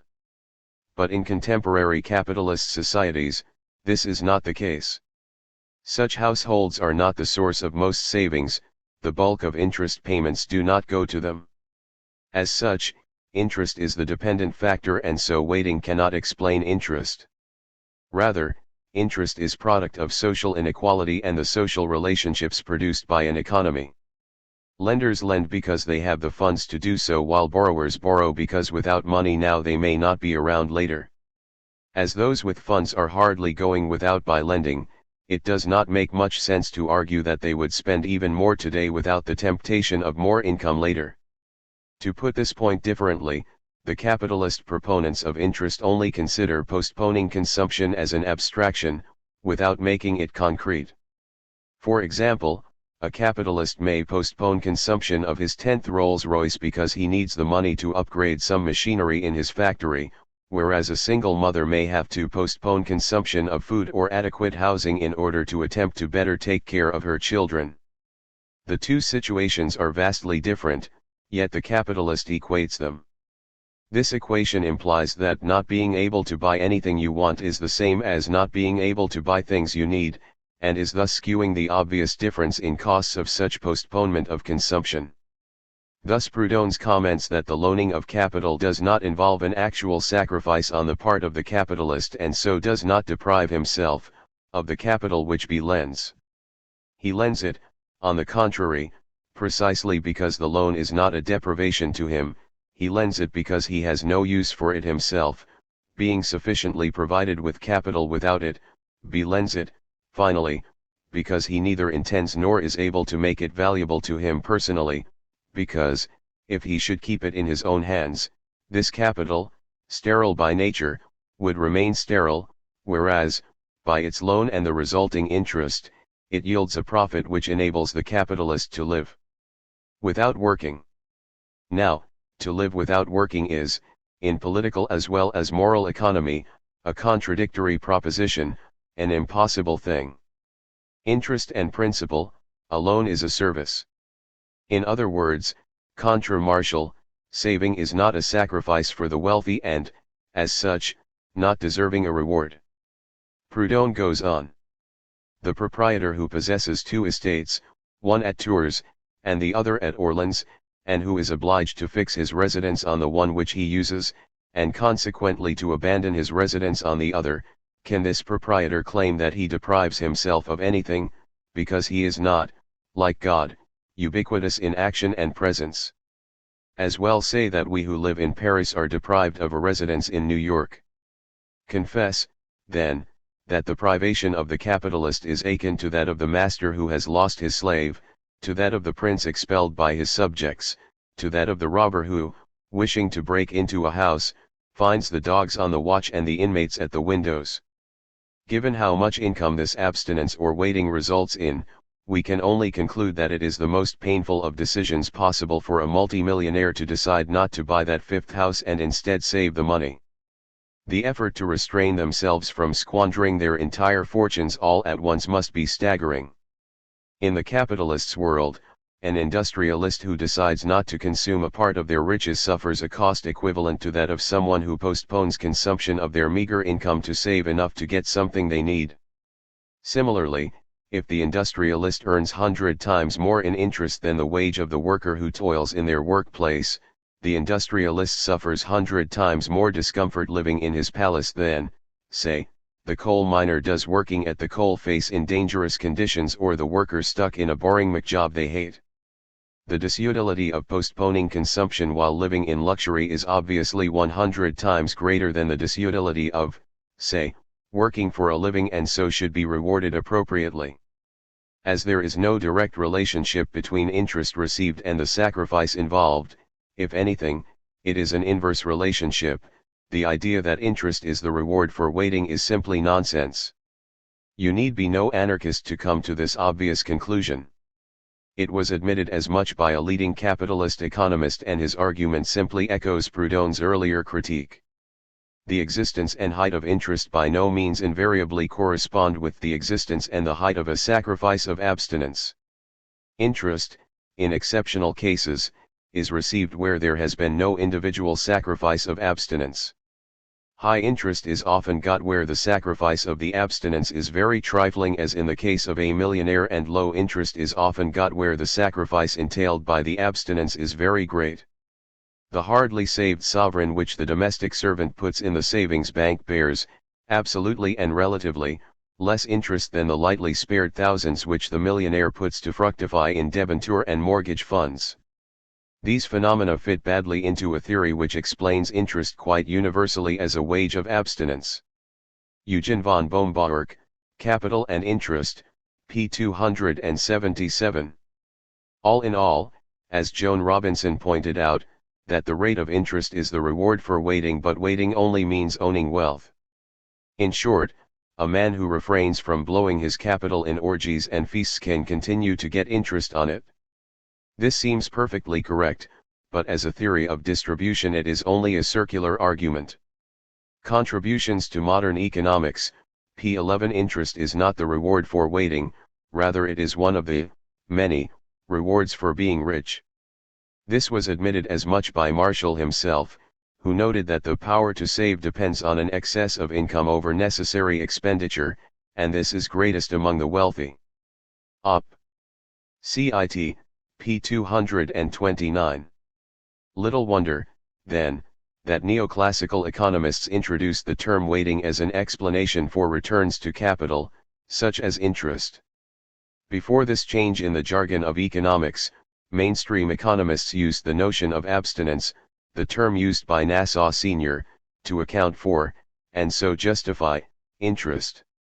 Just as Senior's theory was seized upon to defend returns to capital, so was the term waiting after it was introduced in the 1880s. Interestingly, while describing exactly the same thing, waiting became the preferred term simply because it had a less apologetic ring to it. Both describe the sacrifice of present pleasure for the sake of future, yet, according to Marshall, the term abstinence was liable to be misunderstood because there were just too many wealthy people around who received interest and dividends without ever having abstained from anything. As he admitted, the greatest accumulators of wealth are very rich persons, some of whom live in luxury, and certainly do not practice abstinence in that sense of the term in which it is convertible with abstemiousness. So he opted for the term waiting because there was advantage in its use to describe the accumulation of wealth as the result of a postponement of enjoyment. Op. Cit. Pages 232-3. This is particularly the case as socialists had long been pointing out the obvious fact that capitalists do not abstain from anything. The lesson is obvious: in mainstream economics, if reality conflicts with your theory, do not reconsider the theory, change its name. The problems of waiting and abstinence as the source of interest becomes even clearer when we look at inherited wealth. Talking about abstinence or waiting when discussing a capitalist inheriting a company worth millions is silly. Senior recognized this, arguing that income in this case is not profit, but rather has all the attributes of rent. Op. Cit. p. 129 that such a huge portion of capitalist revenue would not be considered profit shows the bankruptcy of any theory which see profit as the reward for waiting.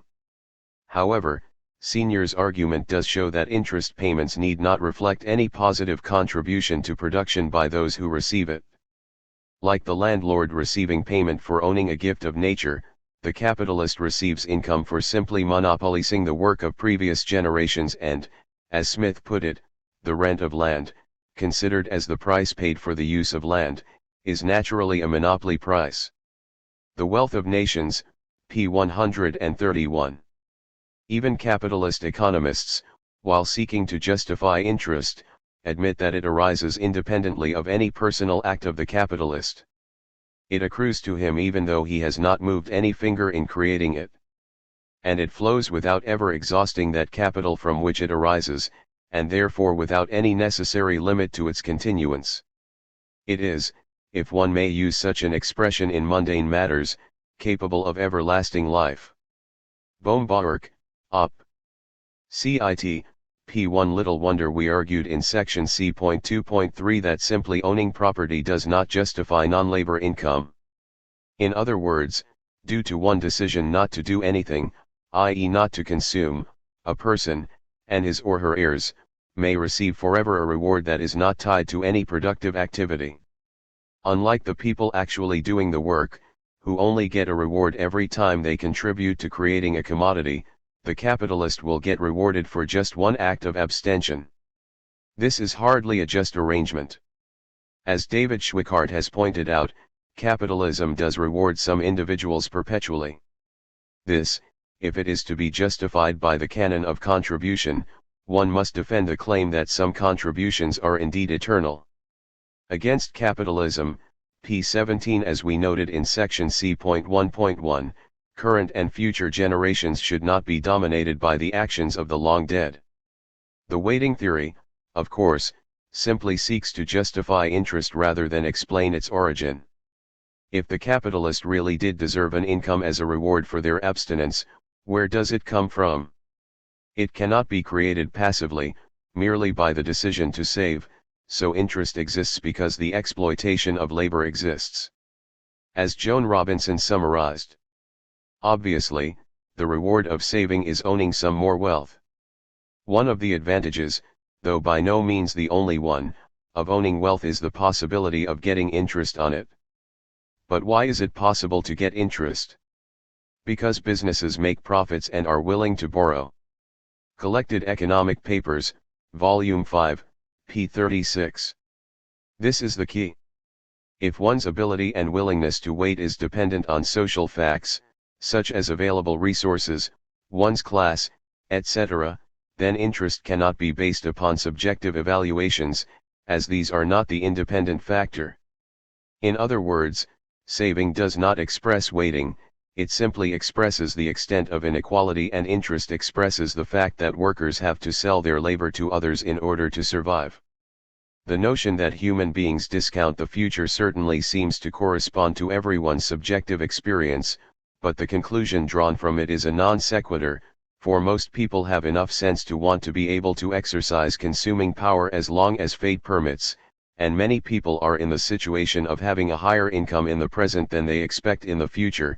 Salary earners will have to retire, business may be better now than it seems likely to be later, etc., and many look beyond their own lifetime and wish to leave consuming power to their heirs. Thus a great many are eagerly looking for a reliable vehicle to carry purchasing power into the future. It is impossible to say what price would rule if there were a market for present versus future purchasing power, unaffected by any other influence except the desires of individuals about the time pattern of their consumption. It might well be such a market would normally yield a negative rate of discount. The rate of interest is normally positive for a quite different reason. Present purchasing power is valuable partly because, under the capitalist rules of the game, it permits its owner to employ labor and undertake production which will yield a surplus of receipts over costs. In an economy in which the rate of profit is expected to be positive, the rate of interest is positive. And so the present value of purchasing power exceeds its future value to the corresponding extent. This is nothing whatever to do with the subjective rate of discount of the future of the individual concerned, the accumulation of capital, p. 395. So, interest has little to do with weighting and a lot more to do with the inequalities associated with the capitalist system. In effect, the weighting theory assumes what it is trying to prove. Interest is positive simply because capitalists can appropriate surplus value from workers, and so current money is more valuable than future money because of this fact. Ironically, therefore, the pro-capitalist theories of who abstains are wrong, since saving is mainly out of profits, and real wages tend to be lower the higher the rate of profit. The abstinence associated with saving is mainly done by the workers, who do not receive any share in the reward. Robinson, Op. Cit. p. 393. In other words, weighting does not produce a surplus, labor does. As such, to say that those who hold financial instruments can lay claim to a portion of the social product by abstaining or weighting provides no explanation of what makes the production process profitable, and hence to what extent interest claims or dividends can be paid. Reliance on a weighting theory of the return to capital represented nothing less than a reluctance of economists to confront the sources of value creation and analyze the process of economic development. William Lazonick, Competitive Advantage on the Shop Floor, p. 267. This would involve having to analyze the social relations between workers and managers/bosses on the shop floor, which would be to bring into question the whole nature of capitalism and any claims it was based upon freedom. To summarize, the idea that interest is the reward for waiting simply ignores the reality of class society and, in effect, rewards the wealthy for being wealthy. Neoclassical economics implies that being rich is the ultimate disutility. The hardships, sacrifices, of having to decide to consume or invest their riches weighs as heavily on the elite as they do on the scales of utility. Compared to, say, working in a sweatshop, fearing unemployment, maximizing leisure, or not having to worry about saving, as your income just covers your outgoings, it is clear which are the greatest sacrifices and which are rewarded accordingly under capitalism. Much the same argument can be applied to time preference theories of profit. These argue that profits are the result of individuals preferring present goods to future ones. Capitalists pay workers wages, allowing them to consume now rather than later. This is the providing of time, and this is rewarded by profits. This principle was first stated clearly by Eugen von Bohm-Bawerk and has been taken as the basis of the Austrian school of capitalist economics, see section c.1.6. After rejecting past theories of interest, including, as noted above, abstinence theories, which he concluded the socialists were right to mock, Bohm-Bawerk argued that profits could only be explained by means of time preference. The loan is a real exchange of present goods against future goods. Present goods invariably possess a greater value than future goods of the same number and kind, and therefore a definite sum of present goods can, as a rule, only be purchased by a larger sum of future goods. Present goods possess an agio in future goods. This agio is interest. It is not a separate equivalent for a separate and durable use of the loaned goods, for that is inconceivable. It is a part equivalent of the loaned sum, kept separate for practical reasons. The replacement of the capital plus the interest constitutes the full equivalent. Capital and interest, p. 259. For him, time preference alone is the reason for profit/interest due to the relative low value of future goods, compared to present goods. Capital goods, although already present in their physical state, are really future goods in their economic nature, as is labor. This means that workers are paid the amount their labor creates in terms of future goods, not current goods. This difference between the high value of current goods and low value of future goods is the source of surplus value. This, and nothing else, is the foundation of the so-called cheap buying of production instruments, and especially of labor, which the socialists rightly explain as the source of profit on capital, but wrongly interpret as the result of a robbery or exploitation of the working classes by the propertied classes. The Positive Theory of Capital, p. 301.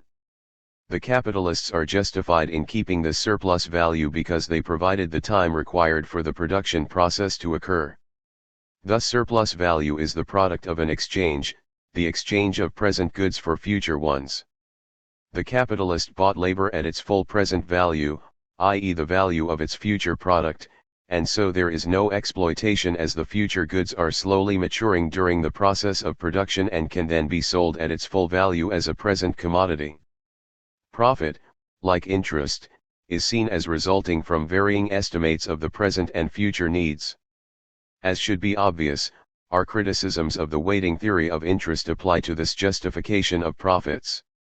Money in itself does not produce profit any more than interest. It can only do that when invested in actual means of production which are put to work by actual people.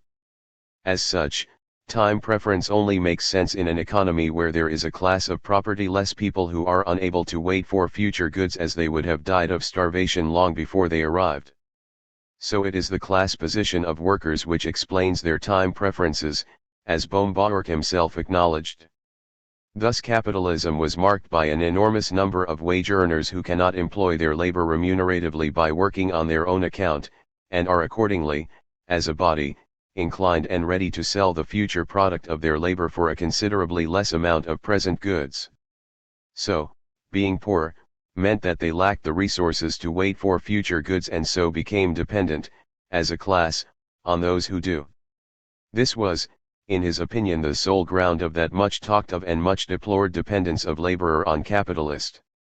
It is only because the laborers cannot wait till the roundabout process delivers up its products ready for consumption, that they become economically dependent on the capitalists who already hold in their possession what we have called intermediate products. Op. Cit. p. 330 and p. 83. Baumgartner, ironically, simply repeats, although in different words, and agrees with the socialist critique of capitalism which, as we discussed in section C.2.2, is also rooted in the class dependence of workers to capitalists. Bakunin, for example, argued that the capitalists were profiting by the economic dependence of the worker in order to exploit them by turning the worker into a subordinate. The Political Philosophy of Bakunin, p. 188. The difference is that Baumgartner thinks that the capitalists deserve their income from wealth while anarchists, like other socialists, argue they do not as they simply are being rewarded for being wealthy. Baumgartner simply cannot bring himself to acknowledge that an individual's psychology, their subjective evaluations, are conditioned by their social circumstances and so cannot comprehend the class character of capitalism and profit. After all, a landless worker will, of course, estimate the sacrifice or disutility of selling their labor to a master as much less than the peasant farmer or artisan who possesses their own land or tools. The same can be said of workers organized into a union. As such, Baumgartner ignores the obvious, that the source of non-labor income is not in individual subjective evaluations but rather the social system within which people live. The worker does not sell her labor power because she underestimates the value of future goods but because she lacks the means of obtaining any sort of goods at all except by the selling of her labor power. There is no real choice between producing for herself or working for a boss. She has no real opportunity of doing the former at all and so has to do the latter. This means that workers sells their labor, future goods, voluntarily for an amount less than its value, present goods, because their class position ensures that they cannot wait. So, if profit is the price of time, then it is a monopoly price produced by the class monopoly of wealth ownership under capitalism. Needless to say, as capital is accumulated from surplus value, the dependence of the working class on the capitalists will tend to grow over time as the waiting required to go into business will tend to increase also. An additional irony of Baumgart's argument is that is very similar to the abstinence theory he so rightly mocked and which he admitted the socialists were right to reject. This can be seen from one of his followers, right-libertarian Murray Rothbard. What has been the contribution of these product owners, or capitalists, to the production process? It is this: the saving and restriction of consumption, instead of being done by the owners of land and labor, has been done by the capitalists. The capitalists originally saved, say, 95 ounces of gold which they could have then spent on consumers' goods. They refrained from doing so, however, and, instead, advanced the money to the original owners of the factors. They paid the latter for their services while they were working, thus advancing them money before the product was actually produced and sold to the consumers. The capitalists, therefore, made an essential contribution to production. They relieved the owners of the original factors from the necessity of sacrificing present goods and waiting for future goods. Man, Economy and State, pages 294-95. This meant that without risk, even if financial returns and consumer demand are certain, the capitalists are still providing present goods to the owners of labor and land and thus relieving them of the burden of waiting until the future goods are produced and finally transformed into consumers' goods. Op. Cit. p. 298. Capitalists pay out, say, £100,000 this year in wages and reap £200,000 next year, not because of exploitation but because both parties prefer this amount of money this year rather than next year. Capitalists, in other words, pay out wages in advance and then wait for a sale. They will only do so if compensated by profit. Rothbard's argument simply assumes a class system in which there is a minority of rich and a majority of property-less workers. The reason why workers cannot wait is because if they did they would starve to death. Unsurprisingly, then, they prefer their wages now rather than next year. Similarly, the reason why they do not save and form their own cooperatives is that they simply cannot wait until their workplace is ready and their products are sold before eating and paying rent. In other words, their decisions are rooted in their class position while the capitalists, the rich, have shouldered the burden of abstinence so that they can be rewarded with even more money in the future. Clearly, the time preference position and the waiting or abstinence perspective are basically the same. Rothbard even echoes Senior's lament about the improvident working class, arguing that the major problem with the lower class poor is irresponsible present-mindedness. For a New Liberty, p. 154. As such, it is subject to the same critique, as can be found in, say, the works of a certain Eugen von Baumgarten. In other words, profit has a social basis, rooted in the different economic situation of classes within capitalism. It is not the fact of waiting which causes profits but rather the monopoly of the means of life by the capitalist class which is the basis of economic dependence. Any economic theory which fails to acknowledge and analyze this social inequality is doomed to failure from the start. To conclude, the arguments that waiting or time preference explain or justify surplus value are deeply flawed simply because they ignore the reality of class society. By focusing on individual subjective evaluations, they ignore the social context in which these decisions are made and, as a result, fail to take into account the class character of interest and profit. In effect, they argue that the wealthy deserve a reward for being wealthy. Whether it is to justify profits or interest, the arguments used simply show that we have an economic system that works only by bribing the rich. See point 2.8. Are profits the result of entrepreneurial activity and innovation? One of the more common arguments in favor of profits is the notion that they are the result of innovation or entrepreneurial activity, that the creative spirit of the capitalist innovates profits into existence. This perspective is usually associated with the so-called Austrian school of capitalist economics but has become more common in the mainstream of economics, particularly since the 1970s. There are two related themes in this defense of profits: innovation and entrepreneurial activity. While related, they differ in one key way. The former, associated with Joseph Schumpeter, is rooted in production while the former seeks to be of more general application.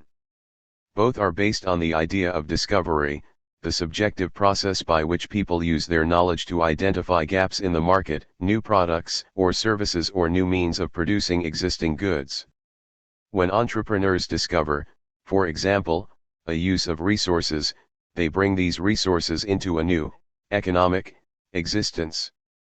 Accordingly, they have created something ex nihilo, out of nothing, and therefore are entitled to the associated profit on generally accepted moral principle of finders keepers. Anarchists, needless to say, have some issues with such an analysis. The most obvious objection is that while finders keepers may be an acceptable ethical position on the playground, it is hardly a firm basis to justify an economic system marked by inequalities of liberty and wealth.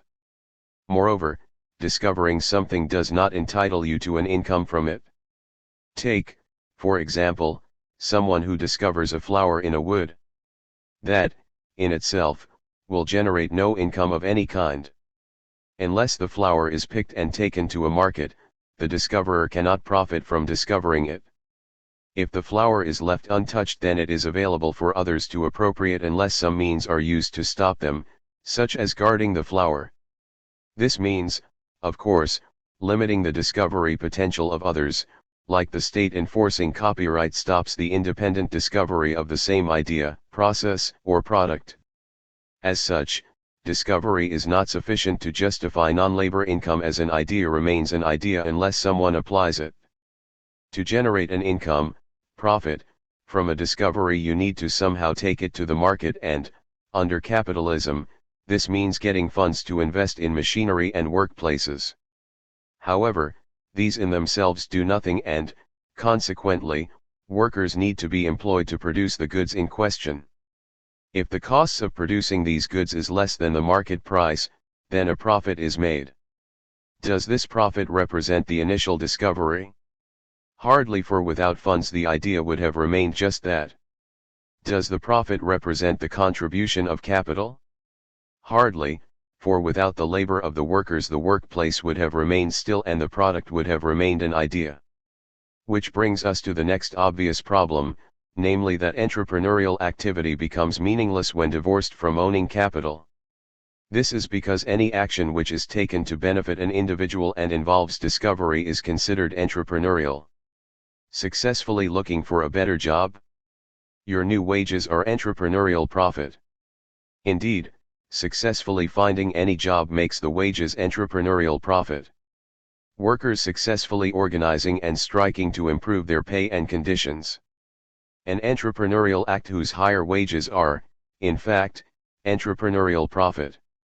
Selling your shares in one company and buying others. Any higher dividends are entrepreneurial profit. Not selling your shares? Likewise. What income flow could not be explained by entrepreneurial activity if we try hard enough? In other words, the term becomes meaningless unless it is linked to owning capital, and so any non-trivial notion of entrepreneurial activity requires private property, i.e. property which functions as capital. This can be seen from an analysis of whether entrepreneurship which is not linked to owning capital or land creates surplus value, profits, or not. It is possible, for example, that an entrepreneur can make a profit by buying cheap in one market and selling dear in another. However, this simply redistributes existing products and surplus value, it does not create them.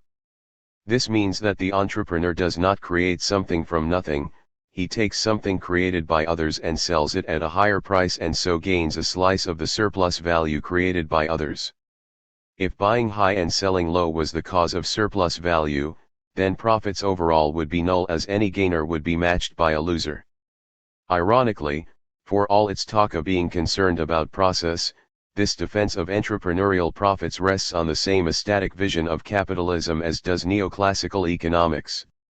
Thus entrepreneurship is inherently related to inequalities in economic power, with those at the top of the market hierarchy having more ability to gain benefits of it than those at the bottom.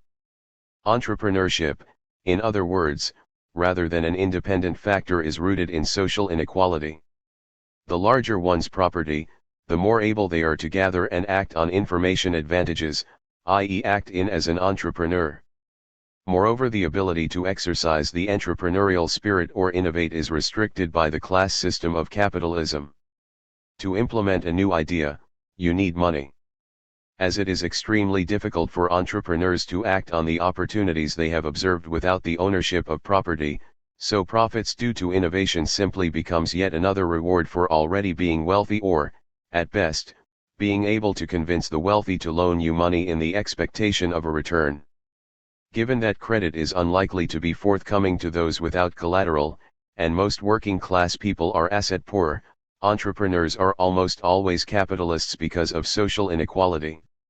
Entrepreneurial opportunities are, therefore, not available to everyone, and so it is inherently linked to private property, i.e. capital. So while entrepreneurship in the abstract may help explain the distribution of income, it neither explains why surplus value exists in the first place nor does it justify the entrepreneur's appropriation of part of that surplus. To explain why surplus value exists and why capitalists may be justified in keeping it, we need to look at the other aspect of entrepreneurship, innovation, as this is rooted in the actual production process. Innovation occurs in order to expand profits and so survive competition from other companies. While profits can be redistributed in circulation, for example by oligopolistic competition or inflation, this can only occur at the expense of other people or capitals, see section C.5 and C.7. Innovation, however, allows the generation of profits directly from the new or increased productivity, i.e. exploitation, of labor it allows. This is because it is in production that commodities, and so profits, are created, and innovation results in new products and/or new production methods.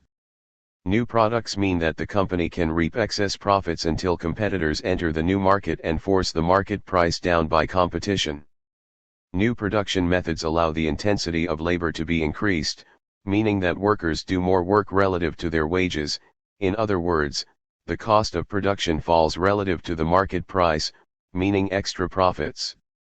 So while competition ensures that capitalist firms innovate, innovation is the means by which companies can get an edge in the market. This is because innovation means that capitalist excess profits come from the production process.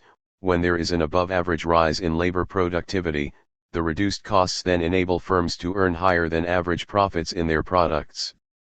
But this form of excess profits is only temporary and disappears again when improved production methods become more general. Paul Maddock, Economics, Politics, and the Age of Inflation, p. 38. Capitalists, of course, use a number of techniques to stop the spread of new products or production methods in order to maintain their position, such as state-enforced intellectual property rights. Innovation as the source of profits is usually associated with economist Joseph Schumpeter, who described and praised capitalism's genius for creative destruction caused by capitalists who innovate, i.e. introduce new goods and means of production. Schumpeter's analysis of capitalism is more realistic than the standard neoclassical perspective. He recognized that capitalism was marked by a business cycle which he argued flowed from cycles of innovation conducted by capitalists. He also rejected the neoclassical assumption of perfect competition, arguing that the introduction of new methods of production and new commodities is hardly compatible with perfect and perfectly prompt competition from the start. As a matter of fact, perfect competition has always been temporarily stemmed whenever anything new is being introduced. Capitalism, Socialism, and Democracy, p. 104. This analysis presents a picture of capitalism more like it actually is rather than what economics would like it to be. However, this does not mean that its justification for profits is correct, far from it. Anarchists do agree that it is true that individuals do see new potential and act in innovative ways to create new products or processes. However, this is not the source of surplus value. This is because an innovation only becomes a source of profits once it actually produced, i.e. once workers have toiled to create it, in the case of new goods, or used it, in the case of new production techniques. An idea in and of itself produces nothing unless it is applied. The reason why profits result from innovation is due to the way the capitalist firm is organized rather than any inherent aspect of innovation. Ultimately, Entrepreneurialism is just a fancy name for decision-making and, as such, it is a labor income. Labor refers to physical and mental activities. However, as noted above, there are two types of labor under capitalism, the labor of production and the labor of exploitation. Looking at entrepreneurialism in a workplace situation, it is obvious that it is not independent of owning or managing capital, and so it is impossible to distinguish profits produced by entrepreneurial activity and profits resulting from a return on property, and so the labor of others. In other words, it is the labor of exploitation, and any income from it is simply monopoly profit. This is because the capitalist or manager has a monopoly of power within the workplace and, consequently, can reap the benefits this privileged position ensures. The workers have their opportunities for entrepreneurialism restricted and monopolized by the few in power who, when deciding who contributes most to production, strangely enough decide it is themselves. This can be seen from the fact that innovation in terms of new technology is used to help win the class war at the point of production for the capitalists. As the aim of capitalist production is to maximize the profits available for capitalists and management to control, it follows that capitalism will introduce technology that will allow more surplus value to be extracted from workers. As Cornelius Castoriadis argues, capitalism does not utilize a socially neutral technology for capitalist ends. Capitalism has created capitalist technology, which is by no means neutral. The real essence of capitalist technology is not to develop production for production's sake, it is to subordinate and dominate the producers. Political and Social Writings, Volume 2, p. 104. Therefore, innovation, technological improvement, can be used to increase the power of capital over the workforce, to ensure that workers will do as they are told. In this way, innovation can maximize surplus value production by trying to increase domination during working hours as well as by increasing productivity by new processes.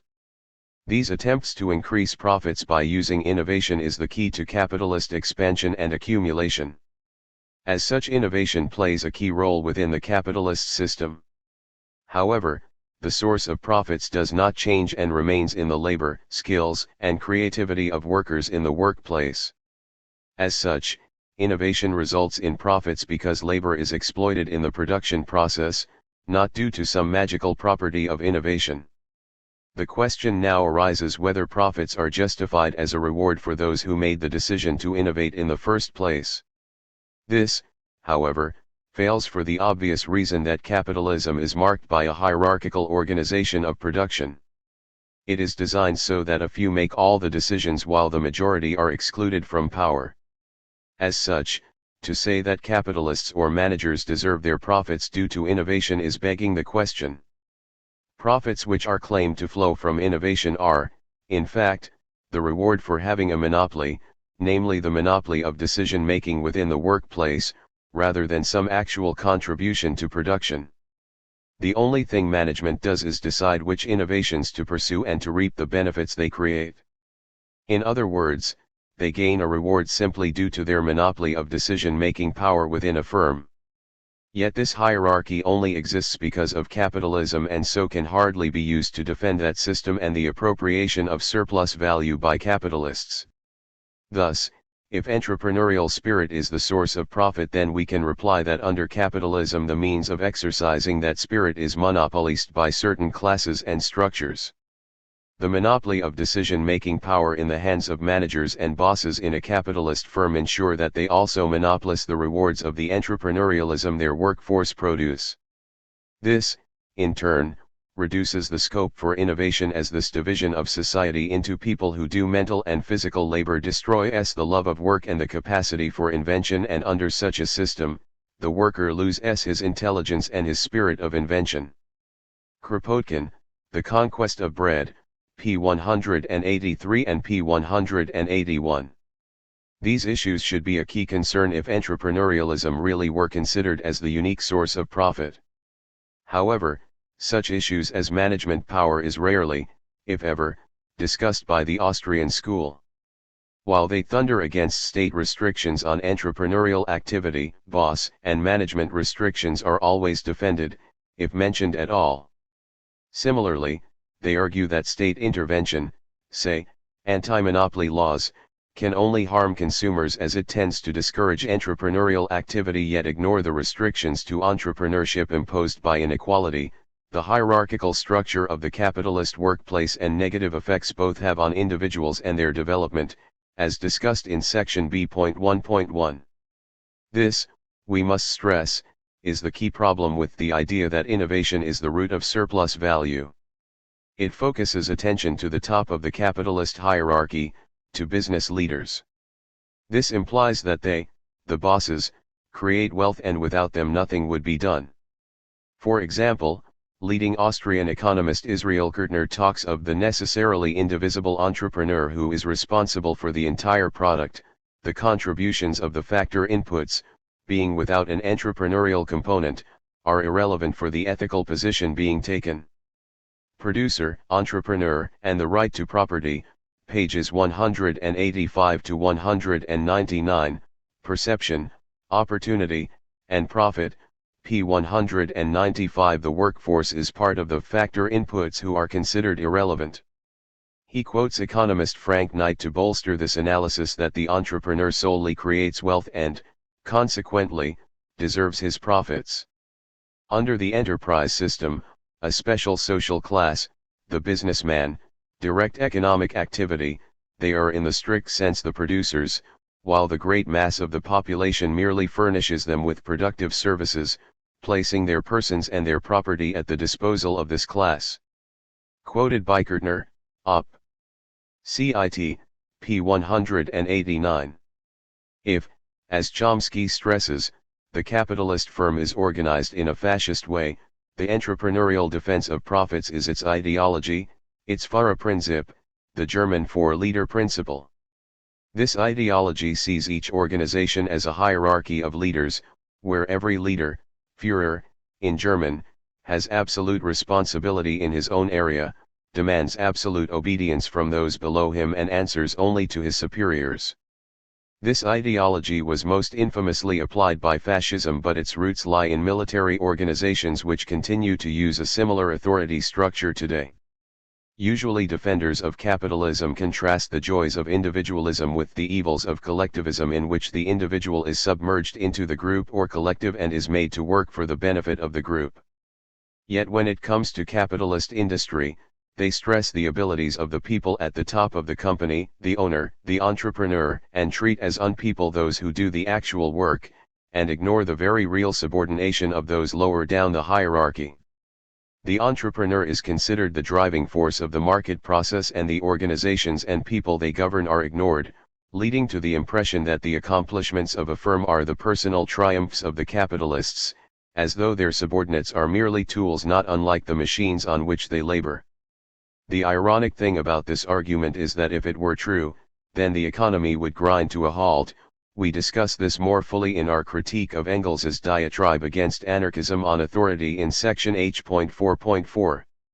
It exposes a distinct contradiction within capitalism. While the advocates of entrepreneurialism assert that the entrepreneur is the only real producer of wealth in society, the fact is that the entrepreneurialism of the workforce industry is required to implement the decisions made by the bosses. Without this unacknowledged input, the entrepreneur would be impotent. Kropotkin recognized this fact when he talked of the workers who have added to the original invention little additions and contributions without which the most fertile idea would remain fruitless. Nor does the idea itself develop out of nothing, as every invention is a synthesis, the resultant of innumerable inventions which have preceded it. Op. Cit. p. 30. Thus Cornelius Castoriadis. The capitalist organization of production is profoundly contradictory. It claims to reduce the worker to a limited and determined set of tasks, but it is obliged at the same time to rely upon the universal capacities he develops both as a function of and in opposition to the situation in which he is placed. Production can be carried out only insofar as the worker himself organizes his work and goes beyond his theoretical role of pure and simply executant. Political and Social Writings, Volume 2, p. 181. Moreover, such a hierarchical organization cannot help but generate wasted potential. Most innovation is the cumulative effect of lots of incremental process improvements, and the people most qualified to identify opportunities for such improvements are, obviously, those involved in the process. In the hierarchical capitalist firm, those most aware of what would improve efficiency have the least power to do anything about it. They also have the least incentive, as well as any productivity increases resulting from their improvements will almost always enrich their bosses and investors, not them. Indeed, any gains may be translated into layoffs, soaring stock prices, and senior management awarding itself a huge bonus for cutting costs. What worker in his right mind would do something to help their worst enemy? As such, capitalism hinders innovation. Capitalism divides society into a narrow stratum of directors, whose function is to decide and organize everything, and the vast majority of the population, who are reduced to carrying out, executing, the decisions made by these directors. As a result of this very fact, most people experience their own lives as something alien to them. It is nonsensical to seek to organize people, as if they were mere objects. In real life, capitalism is obliged to base itself on people's capacity for self-organization, on the individual and collective creativity of the producers. Without making use of these abilities, the system would not survive a day. But the whole official organization of modern society both ignores and seeks to suppress these abilities to the utmost. The result is not only an enormous waste due to untapped capacity. The system does more, it necessarily engenders opposition, a struggle against it by those upon whom it seeks to impose itself. The net result is not only waste but perpetual conflict. Castoriadis, Op. Cit. p. 93. While workers make the product and make entrepreneurial decisions every day, in the face of opposition of the company hierarchy, the benefits of those decisions are monopolized by the few who take all the glory for themselves. The question now becomes, why should capitalists and managers have a monopoly of power and profits when, in practice, they do not and cannot have a monopoly of entrepreneurialism within a workplace? If the output of a workplace is the result of the combined mental and physical activity, entrepreneurialism, of all workers, there is no justification either for the product or innovation, i.e. decision-making power, to be monopolized by the few.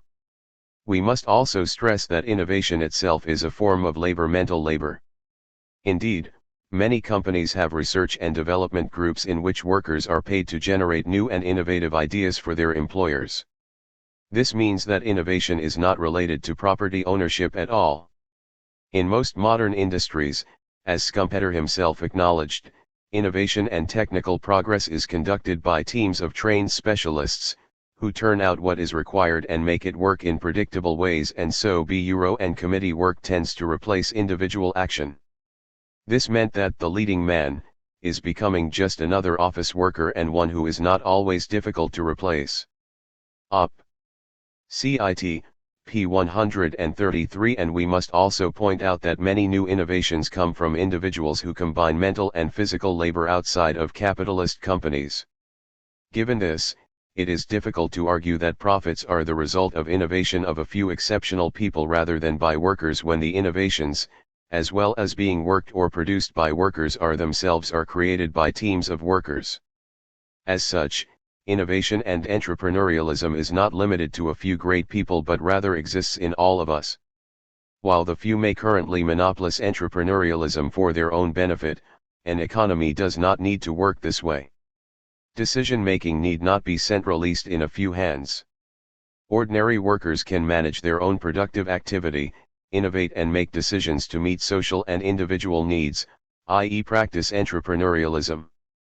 This can be seen from various experiments in workers' control, where increased equality within the workplace actually increases productivity and innovation.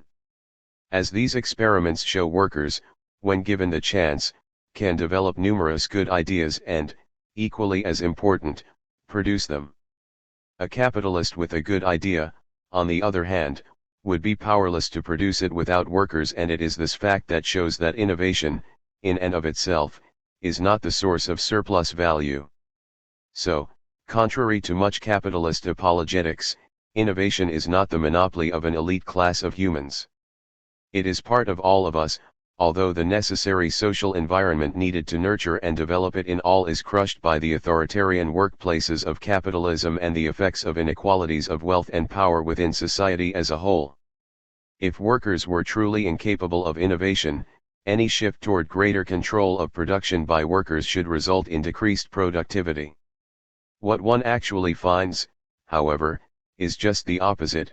Productivity increased dramatically as ordinary people were given the chance, usually denied them, to apply their skills and talents. They show the kind of ingenuity and creativity people naturally bring to a challenging situation if they are allowed to, if they are participants rather than servants or subordinates. In fact, there is a growing body of empirical literature that is generally supportive of claims for the economic efficiency of the labor-managed firm. Much of this literature focuses on productivity, frequently finding it to be positively correlated with increasing levels of participation. Studies that encompass a range of issues broader than the purely economic also tend to support claims for the efficiency of labor-managed and worker-controlled firms. In addition, studies that compare the economic preference of groups of traditionally and worker-controlled firms point to the stronger performance of the latter.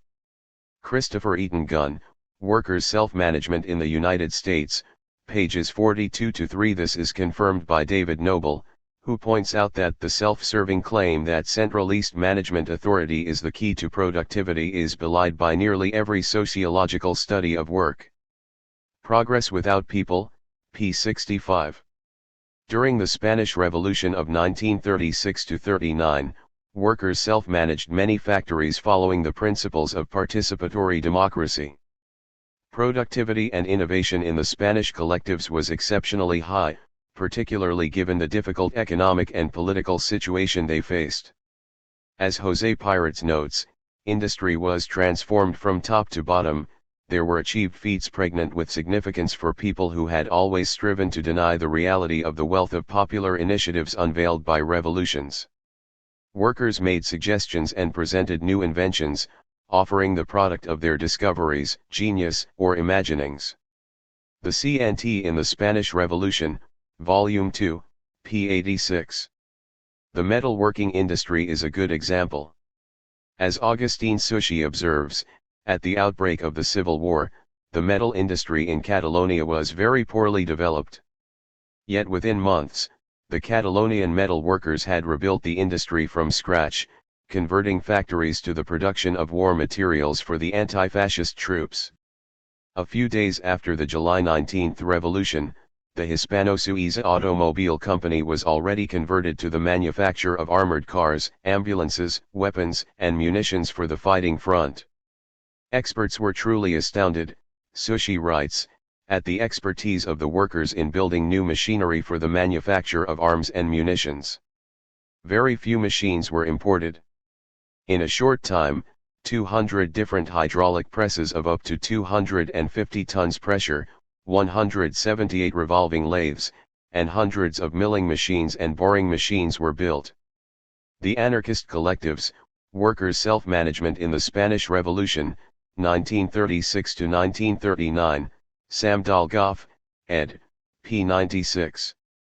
Similarly, there was virtually no optical industry in Spain before the July Revolution, only some scattered workshops.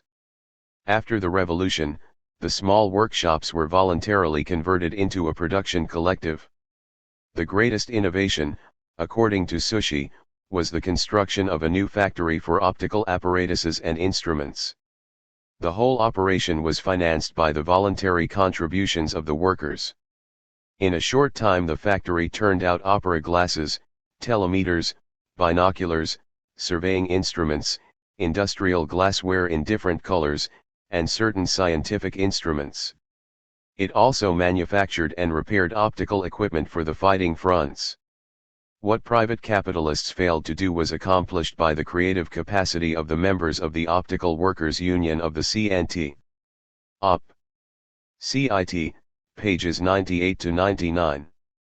More recently, the positive impact of workers' control has been strikingly confirmed in studies of the Mondragon cooperatives in Spain, where workers are democratically involved in production decisions and encouraged to innovate. As George Ben-Ello notes, Mondragon productivity is very higher than in its capitalist counterparts. Efficiency, measured as the ratio of utilized resources, capital and labor to output, is far higher than in comparable capitalist factories. The Challenge of Mondragon, Reinventing Anarchy, again, p. 216. The example of Lucas Aerospace, during the 1970s indicates well the creative potential waiting to be utilized and wasted due to capitalism. Faced with massive job cuts and restructuring, the workers and their shop stewards SSCC in 1976 proposed an alternative corporate plan to Lucas's management. This was the product of 2 years planning and debate among Lucas workers. Everyone from unionized engineers, to technicians to production workers and secretaries was involved in drawing it up. It was based on detailed information on the machinery and equipment that all Lucas sites had, as well as the type of skills that were in the company. The workers designed the products themselves, using their own experiences of work and life. While its central aim was to head off Lucas's planned job cuts, it presented a vision of a better world by arguing that the concentration on military goods and markets was neither the best use of resources nor in itself desirable. It argued that if Lucas was to look away from military production, it could expand into markets for socially useful goods, such as medical equipment, where it already had some expertise and sales. The management were not interested. It was there to manage Lucas and to decide where its resources would be used, including the 18,000 people working there. Management were more than happy to exclude the workforce from any say in such fundamental matter, as implementing the workers' ideas would have shown how unnecessary they, the bosses, actually were. Another example of wasted worker innovation is provided by the U.S. car industry. In the 1960s, Walter Reuther, president of the United Auto Workers, UAW, had proposed to the Johnson White House that the government help the U.S. car companies to produce small cars, competing with Volkswagen, which had enjoyed phenomenal success in the U.S. market. The project, unsurprisingly, fell through as the executives of the car companies were uninterested. In the 1970s, higher petrol prices saw U.S. buyers opt for smaller cars and the big U.S. manufacturers were caught unprepared. This allowed Toyota, Honda, and other Asian car companies to gain a crucial foothold in the American market. Unsurprisingly, resistance by the union and workforce were blamed for the industry's problems when, in fact, it was the bosses, not the unions, who were blind to a potential market niche and the industry's competitive challenges. Therefore, far from being a threat to innovation, workers' self-management would increase it and, more importantly, direct it towards improving the quality of life for all as opposed to increasing the profits of the few. This aspect in anarchist society will be discussed in more detail in section I. This should be unsurprising, as vesting a minority with managerial authority and deciding that the others should be cogs results in a massive loss of social initiative and drive. In addition, see sections J.5.10, J.5.11 and J.5.12 for more on why anarchists support self-management and why, in spite of its higher efficiency and productivity, the capitalist market will select against it. To conclude, capitalist workplace hierarchy actually hinders innovation and efficiency rather than fosters it. To defend profits by appealing to innovation is, in such circumstances, deeply ironic.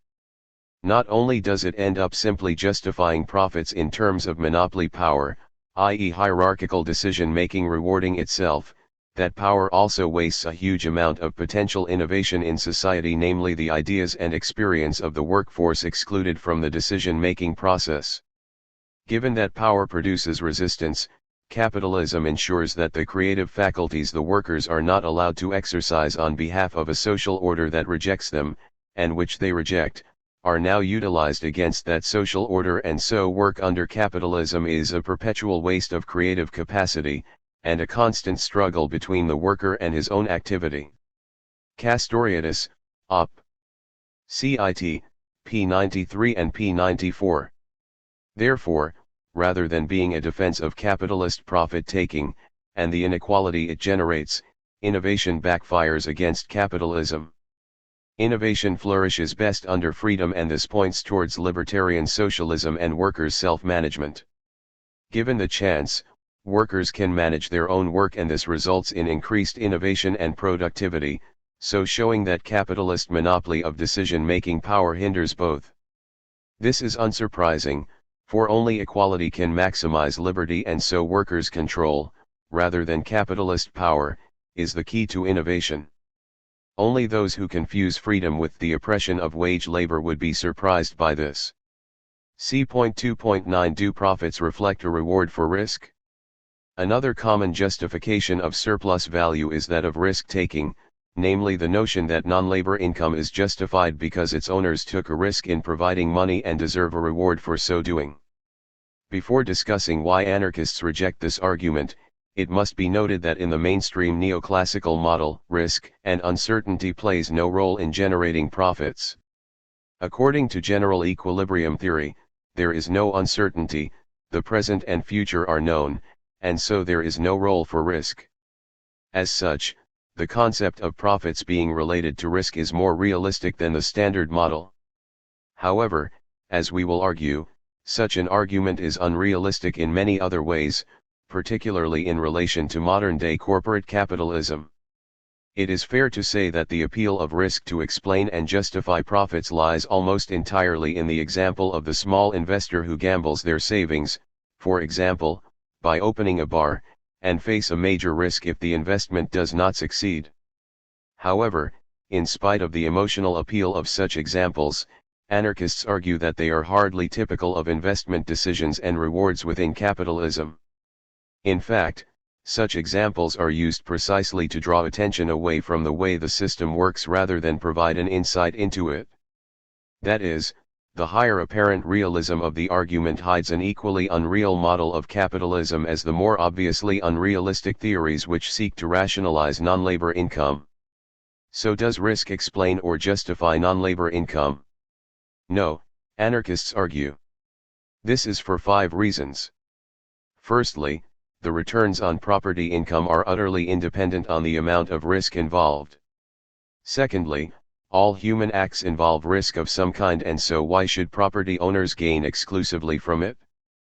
Thirdly, risk as such is not rewarded, only successful risks are, and what constitutes success is dependent on production, i.e. exploiting labor.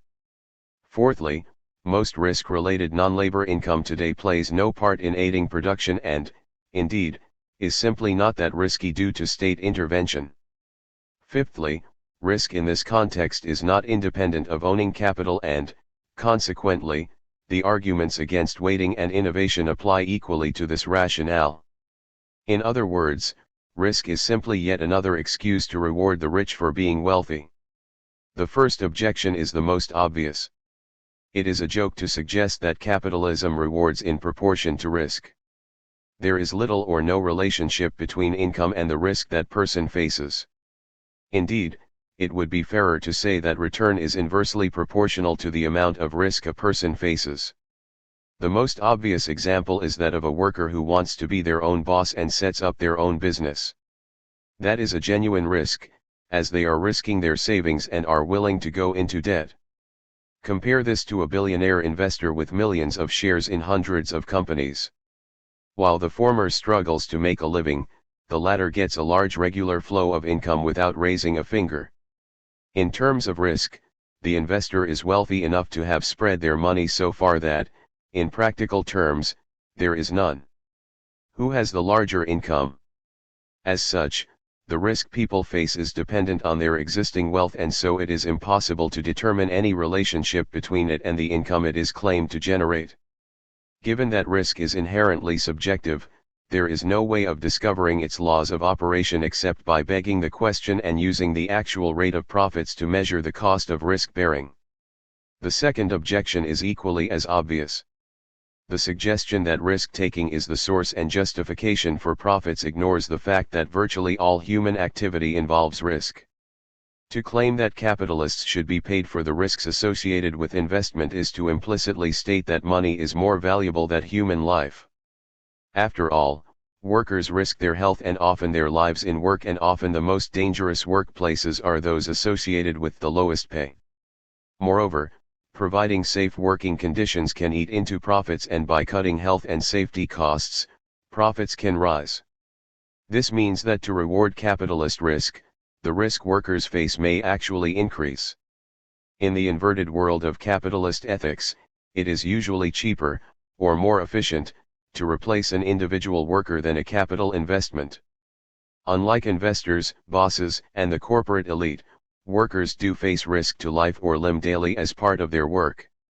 Life is risky, and no life is more risky than that of a worker who may be ruined by the risky decisions of management, capitalists, and investors seeking to make their next million. While it is possible to diversify the risk in holding a stock portfolio, that is not possible with a job. A job cannot be spread across a wide array of companies diversifying risk. In other words, workers face much greater risks than their employers, and, moreover, they have no say in what risks will be taken with their lives and livelihoods. It is workers who pay the lion's share of the costs of failure, not management and stockholders. When firms are in difficulty, it is the workers who are asked to pay for the failures of management through pay cuts and the elimination of health and other benefits. Management rarely get pay cuts, indeed they often get bonuses and incentive schemes to get them to do the work they were paid to do in the first. When a corporate manager makes a mistake and their business actually fails, his workers will suffer far more serious consequences than him. In most cases, the manager will still live comfortably. Indeed, many will receive extremely generous severance packages, while workers will face the fear, insecurity, and hardship of having to find a new job. Indeed, as we argued in section C.2.1, it is the risk of unemployment that is a key factor in ensuring the exploitation of labor in the first place. As production is inherently collective under capitalism, so must be the risk. As Proudhon put it, it may be argued that the capitalist alone runs the risk of the enterprise, but this ignores the fact that capitalist cannot alone work a mine or run a railroad, nor alone carry on a factory, sail a ship, play a tragedy, build the Pantheon. He asked, can anybody do such things as these, even if he has all the capital necessary? And so association becomes absolutely necessary and right, as the work to be accomplished is the common and undivided property of all those who take part therein. If not, shareholders would plunder the bodies and souls of the wage workers, and it would be an outrage upon human dignity and personality. The general idea of the revolution, p. 219, in other words, as production is collective, so is the risk faced, and, consequently, risk cannot be used to justify excluding people from controlling their own working lives or the fruit of their labor. This brings us to the third reason, namely how risk contributes to production. The idea that risk is a contribution to production is equally flawed. Obviously, no one argues that failed investments should result in investors being rewarded for the risks they took. This means that successful risks are what counts, and this means that the company has produced a desired good or service. In other words, the argument for risk is dependent on the investor providing capital, which the workers of the company used productivity to create a commodity. However, as we discussed in section C.2.4, capital is not productive, and, as a result, an investor may expect the return of their initial investment but no more. At best, the investor has allowed others to use their money, but, as section C.2.3 indicated, giving permission to use something is not a productive act. However, there is another sense in which risk does not, in general, contribute to production within capitalism, namely finance markets. This brings us to our fourth objection, namely that most kinds of risks within capitalism do not contribute to production and, thanks to state aid, not that risky. Looking at the typical risk associated with capitalism, namely putting money into the stock market and buying shares, the idea that risk contributes to production is seriously flawed. As David Schweikart points out, in the vast majority of cases, when you buy stock, you give your money not to the company but to another private individual. You buy your share of stock from someone who is cashing in his share. Not a nickel of your money goes to the company itself. The company's profits would have been exactly the same, with or without your stock purchase.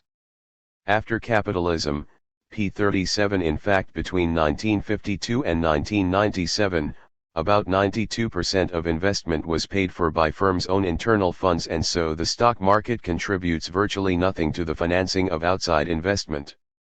Even new stock offerings only accounted for 4% of non-financial corporations' capital expenditures. Doug Henwood, Wall Street, p. 72. In spite of the stock market's large symbolic value, it is notorious that it has relatively little to do with the production of goods and services, notes David Ellerman. The overwhelming bulk of stock transactions are in second-hand shares, so the capital paid for shares usually goes to other stock traders, not to productive enterprises issuing new shares. The Democratic worker-owned firm, p. 199. In other words, most investment is simply the risk associated with buying a potential income stream in an uncertain world. The buyer's action has not contributed to producing that income stream in any way whatsoever, yet it results in a claim on the labor of others. At best, it could be said that a previous owner of the shares at some time in the past has contributed to production by providing money, but this does not justify non-labor income. As such, investing in shares may rearrange existing wealth, often to the great advantage of the rearrangers, but it does produce anything.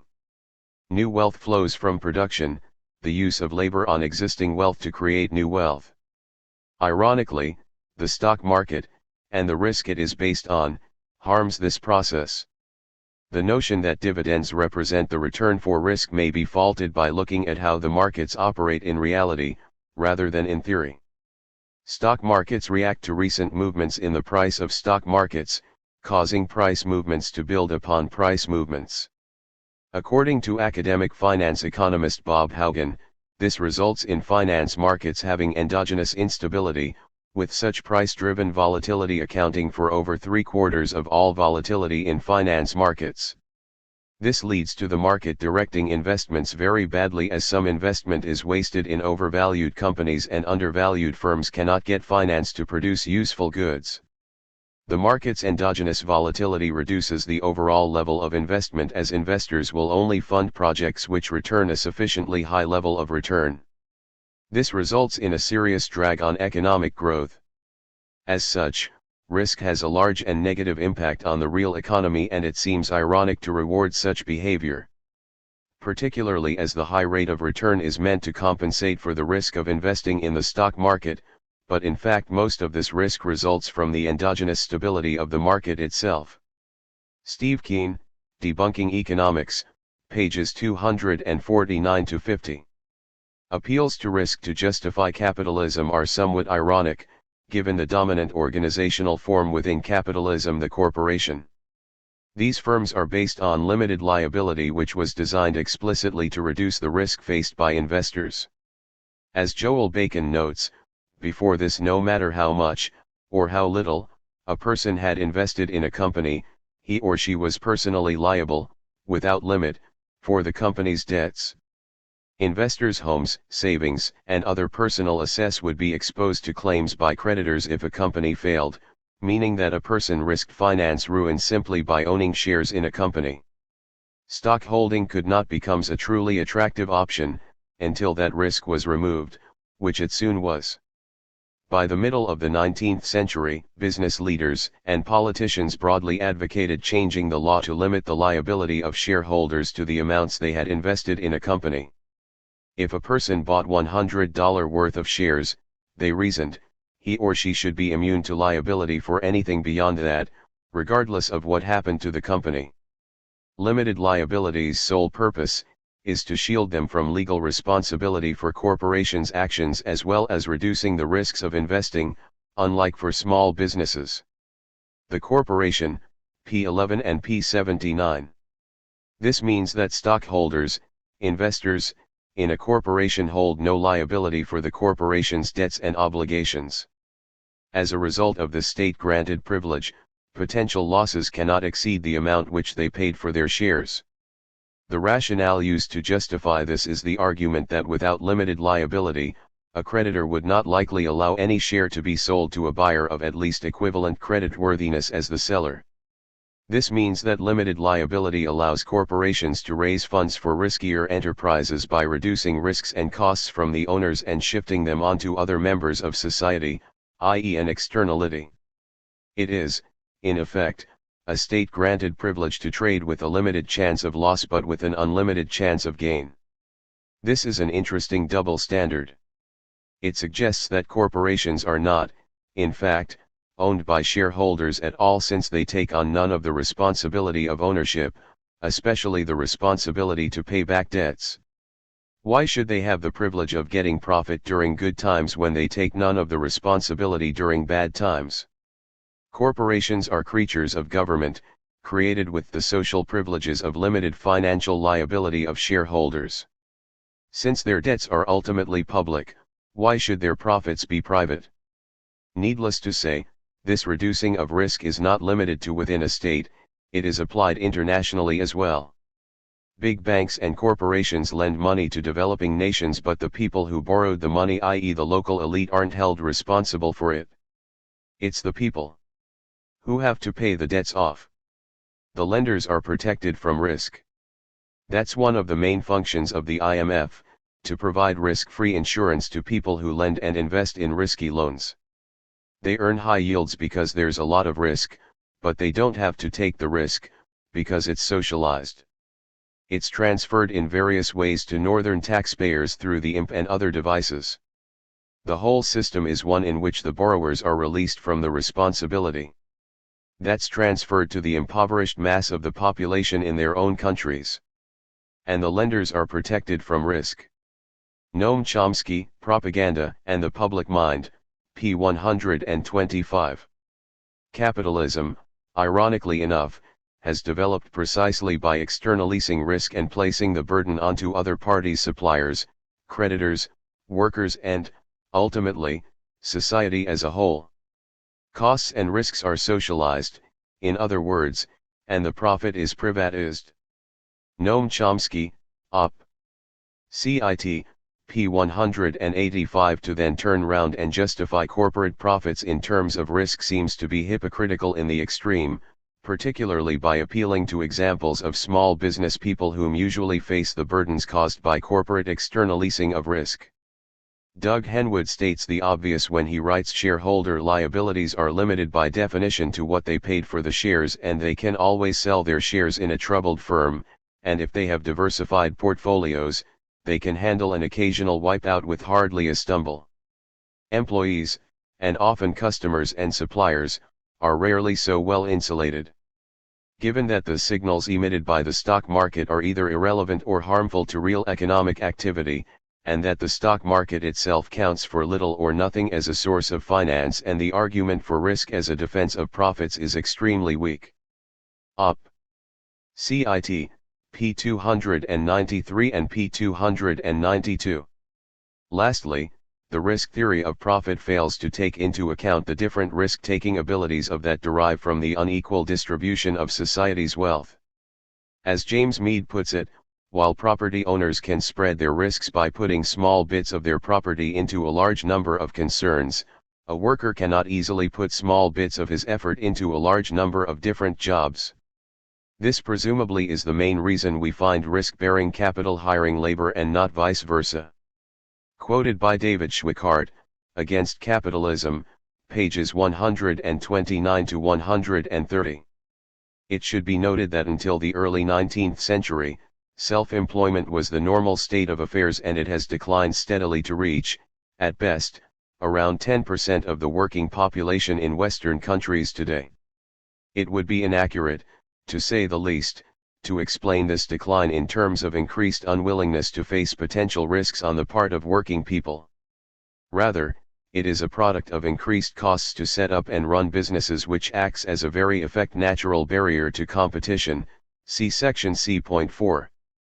With limited resources available, most working people simply cannot face the risk as they do not have sufficient funds in the first place, and, moreover, if such funds are found, the market is hardly a level playing field.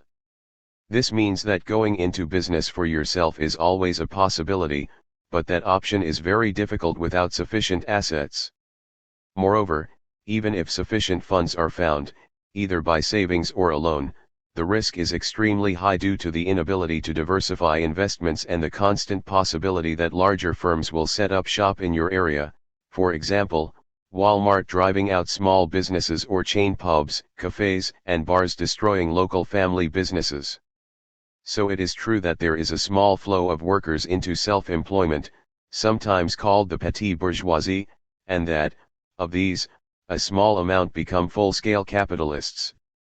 However, these are the exceptions that prove the rule. There is a greater return into wage slavery as enterprises fail. Simply put, the distribution of wealth, and so ability to take risks, is so skewed that such possibilities are small and, in spite being highly risky, do not provide sufficient returns to make most of them a success. That many people do risk their savings and put themselves through stress, insecurity, and hardship in this way is, ironically, hardly a defense of capitalism, as it suggests that wage labor is so bad that many people will chance everything to escape it. Sadly, this natural desire to be your own boss generally becomes, if successful, being someone else's boss. Which means, in almost all cases, it shows that to become rich you need to exploit other people's labor. So, as with waiting, see section C.2.7, taking a risk is much easier if you are wealthy, and so risk is simply another means for rewarding the wealthy for being wealthy. In other words, risk aversion is the dependent, not the independent, factor. The distribution of wealth determines the risks people willing to face and so cannot explain or justify that wealth. Rather than individual evaluations determining risk, these evaluations will be dependent on the class position of the individuals involved. As Schwickart notes, large numbers of people simply do not have any discretionary funds to invest. They can't play at all. Among those who can play, some are better situated than others. Wealth gives access to information, expert advice, and opportunities for diversification that the small investor often lacks. After capitalism, p. 34, as such, profits do not reflect the real cost of risk but rather the scarcity of people with anything to risk, i.e. inequality of wealth. Similarly, given that the capitalists, or their hired managers, have a monopoly of decision-making power within a firm, any risks made by a company reflects that hierarchy. As such, risk and the ability to take risks are monopolized in a few hands.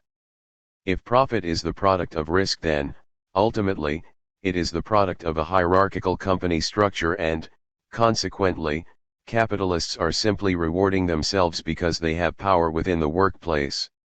As with innovation and entrepreneurialism, see section C.2.8, this rationale for surplus value depends on ignoring how the workplace is structured.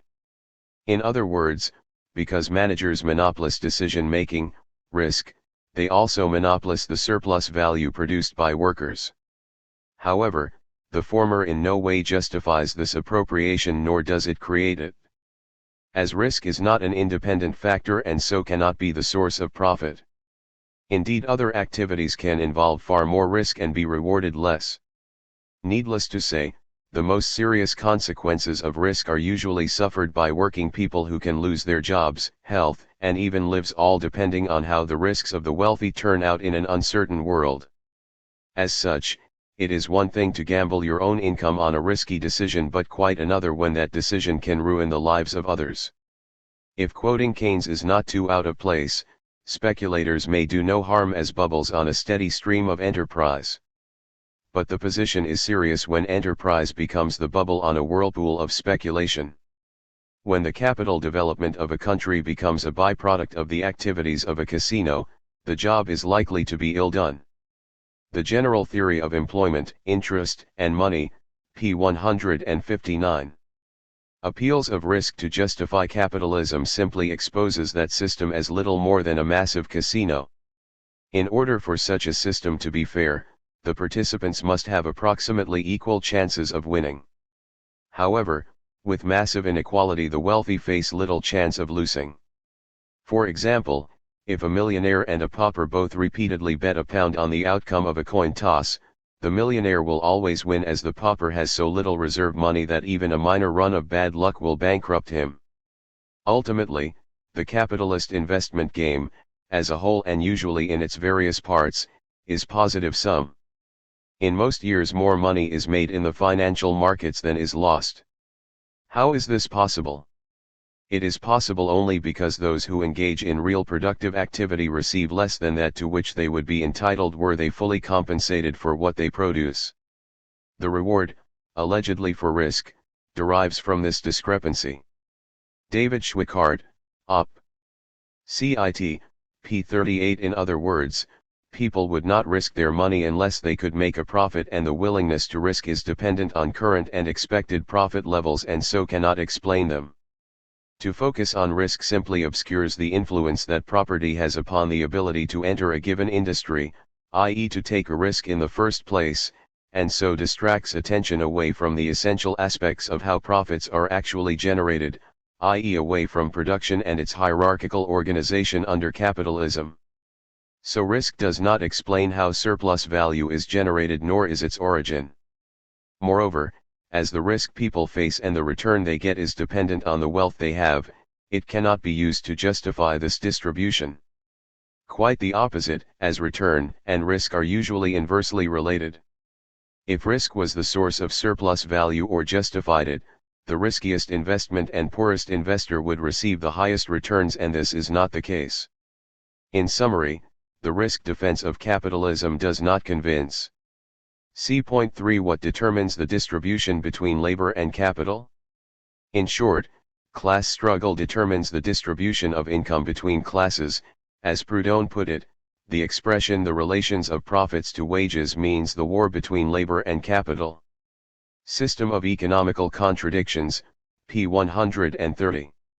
This, in turn, is dependent on the balance of power within any given economy at any given time. Given our analysis of the source of surplus value in section C.2.2, this should come as no surprise. Given the central role of labor in creating both goods, things with value, and surplus value, production prices determine market prices. This means that market prices are governed, however indirectly, by what goes on in production. In any company, wages determine a large percentage of the production costs. Looking at other costs, such as raw materials, again wages play a large role in determining their price. Obviously, the division of a commodity's price into costs and profits is not a fixed ratio, which mean that prices are the result of complex interactions of wage levels and productivity.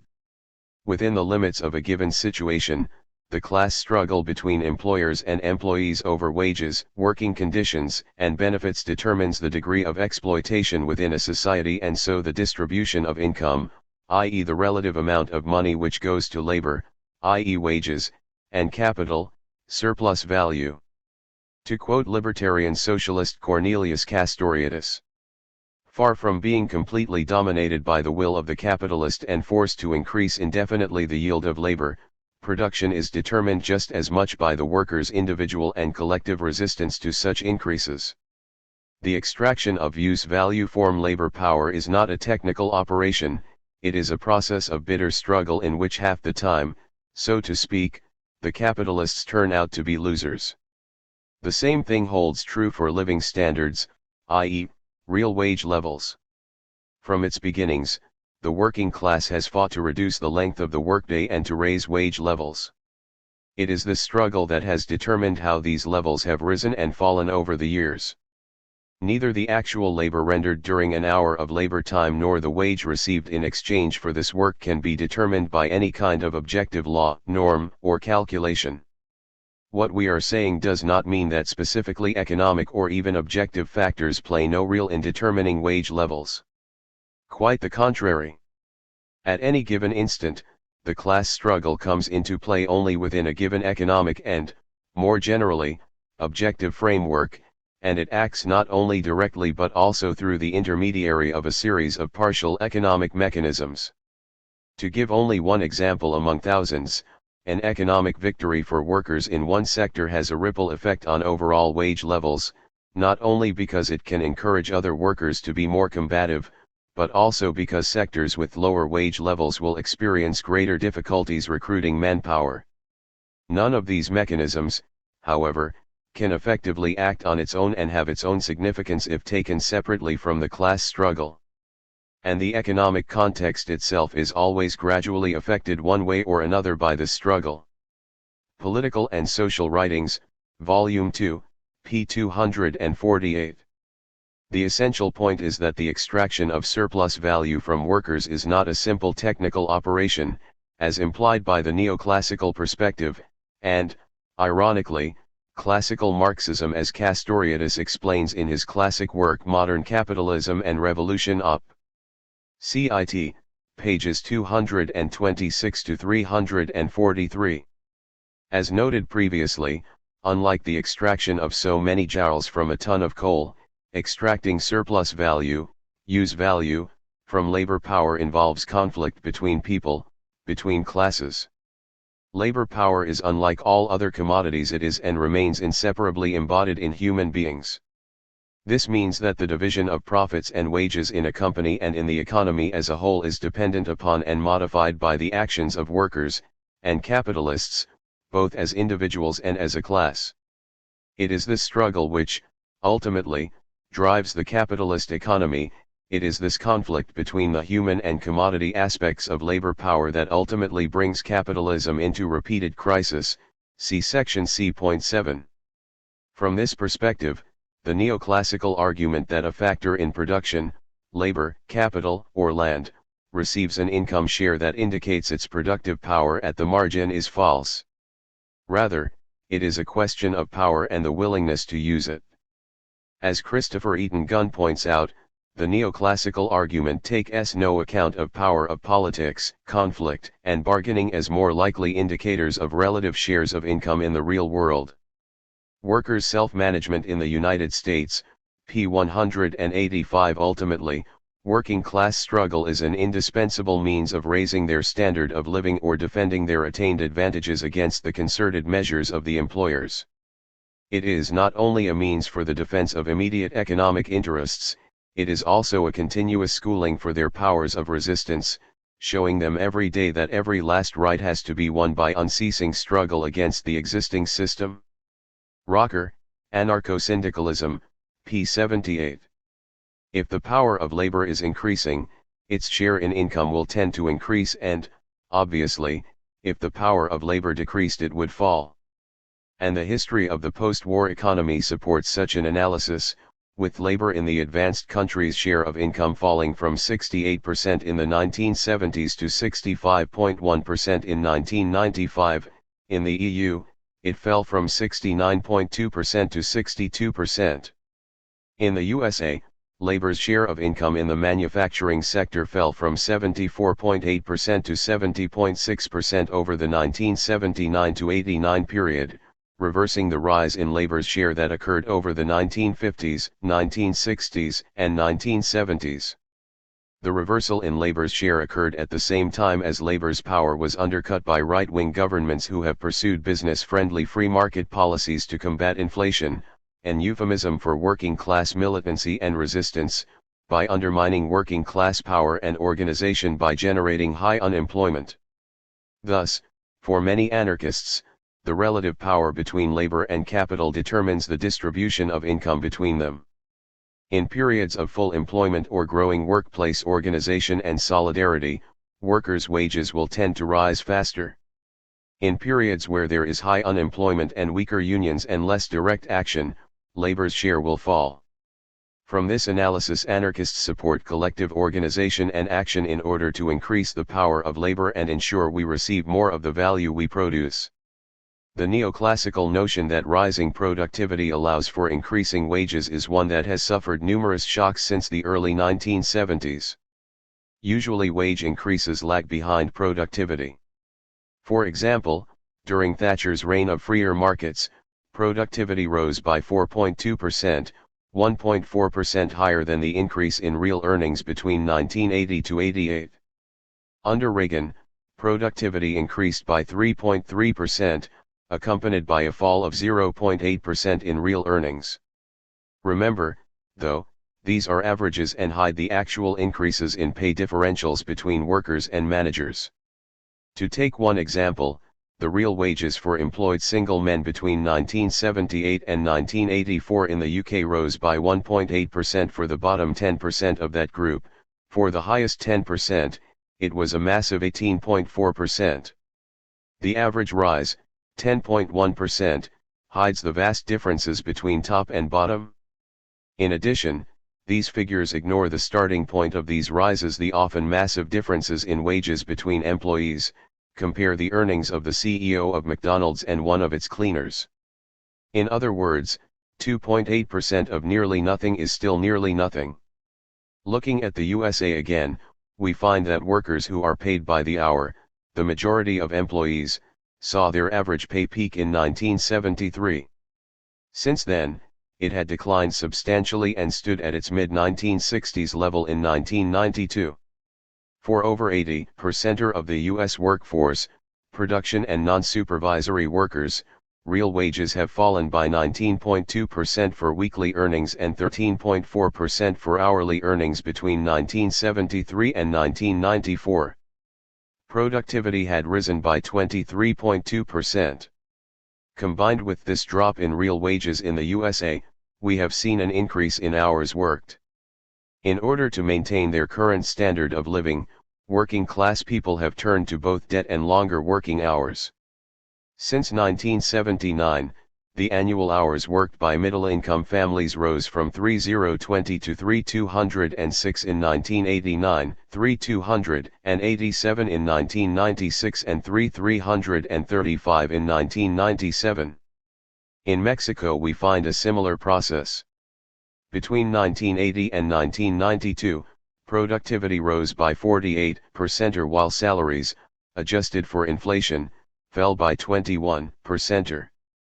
Between 1989 to 1997, productivity increased by 9.7% in the USA while median compensation decreased by 4.2%. In addition, median family working hours grew by 4%, or 3 weeks of full-time work, while its income increased by only 0.6%. In other words, increases in working hours helped to create this slight growth. If the wages of workers were related to their productivity, as argued by neoclassical economics, you would expect wages to increase as productivity rose, rather than fall. However, if wages are related to economic power, then this fall is to be expected. This explains the desire for flexible labor markets, where workers' bargaining power is eroded and so more income can go to profits rather than wages. It is amazing how far the US in 2005, the paradigm for neoliberalism, is from the predictions of neoclassical economic textbooks. Since the 1970s, there has only been one period of sustained good times for working people, the late 1990s. Before and after this period, there has been wage stagnation. Between 2000 and 2004, for example, the real median family income fell by 3%. While the real income of households in the lowest fifth grew by 6.1% between 1979 and 2000, the top fifth saw an increase of 70% and the average income of the top 1% grew by 184%. This rising inequality was fueled by the expansion of income from capital and an increased concentration of capital income in the top 1%, who received 57.5% of all capital income in 2003, compared to 37.8% in 1979. This reflected the increased share of income flowing to corporate profits. Profits rates in 2005 were the highest in 36 years. If the pre-tax return to capital had remained at its 1979 level, then hourly compensation would have been 5% higher. In 2005 dollars, this represents an annual transfer of $235 billion from labor to capital. Lawrence Michel, Jared Bernstein, and Sylvia Allegretto, The State of Working America 2006/7, pages 2-3.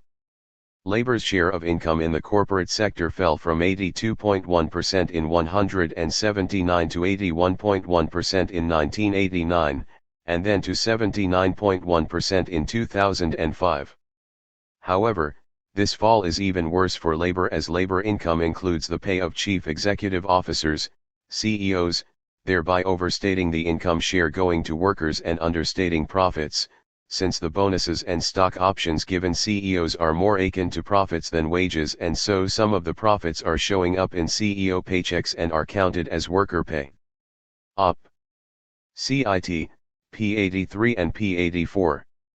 Unsurprisingly, there has been a stunning disconnect between the rapid productivity growth and pay growth, along with a tremendous widening of the wage gap between those at the top of the wage scale, particularly corporate chief executive officers (CEO), and other wage earners.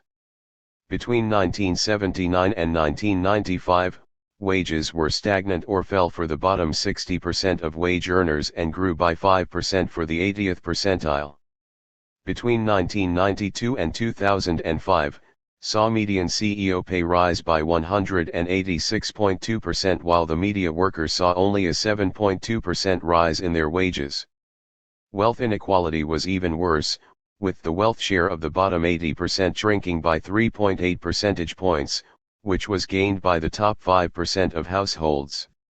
Using the official standard of poverty, 11.3% of Americans were in poverty in 2000, rising to 12.7% in 2004. This is the first time that poverty rose through each of the first 3 years of a recovery. However, the official poverty line is hopelessly out of date. For a family of 4 it was 48% of median family income in 1960, in 2006 it is 29%. Using a threshold of twice the official value sees an increase in poverty from 29.3% to 31.2% up. CIT, P4, P5, P7, P9 and P11.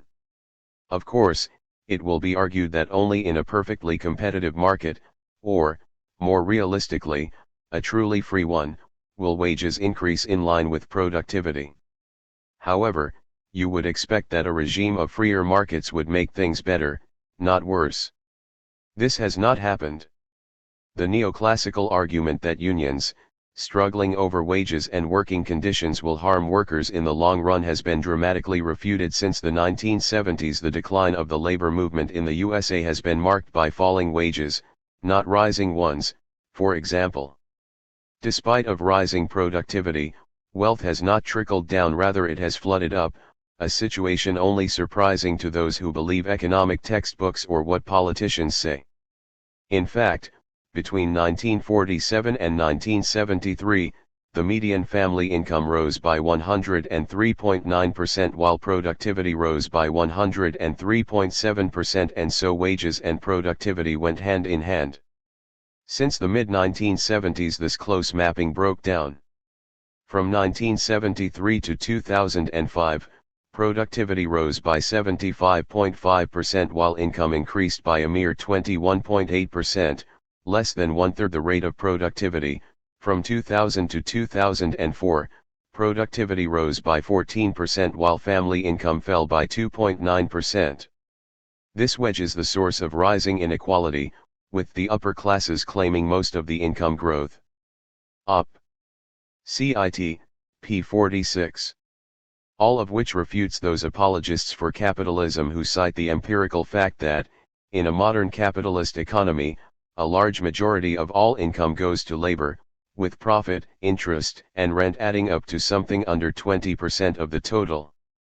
Of course, even if surplus value were less than 20% of a worker's output, this does not change its exploitative nature, just as, for the capitalist apologist, taxation does not stop being theft just because it is around 10% of all income. However, this value for profit, interest, and rent is based on a statistical sleight of hand, as worker is defined as including everyone who has a salary in a company, including managers and CEOs.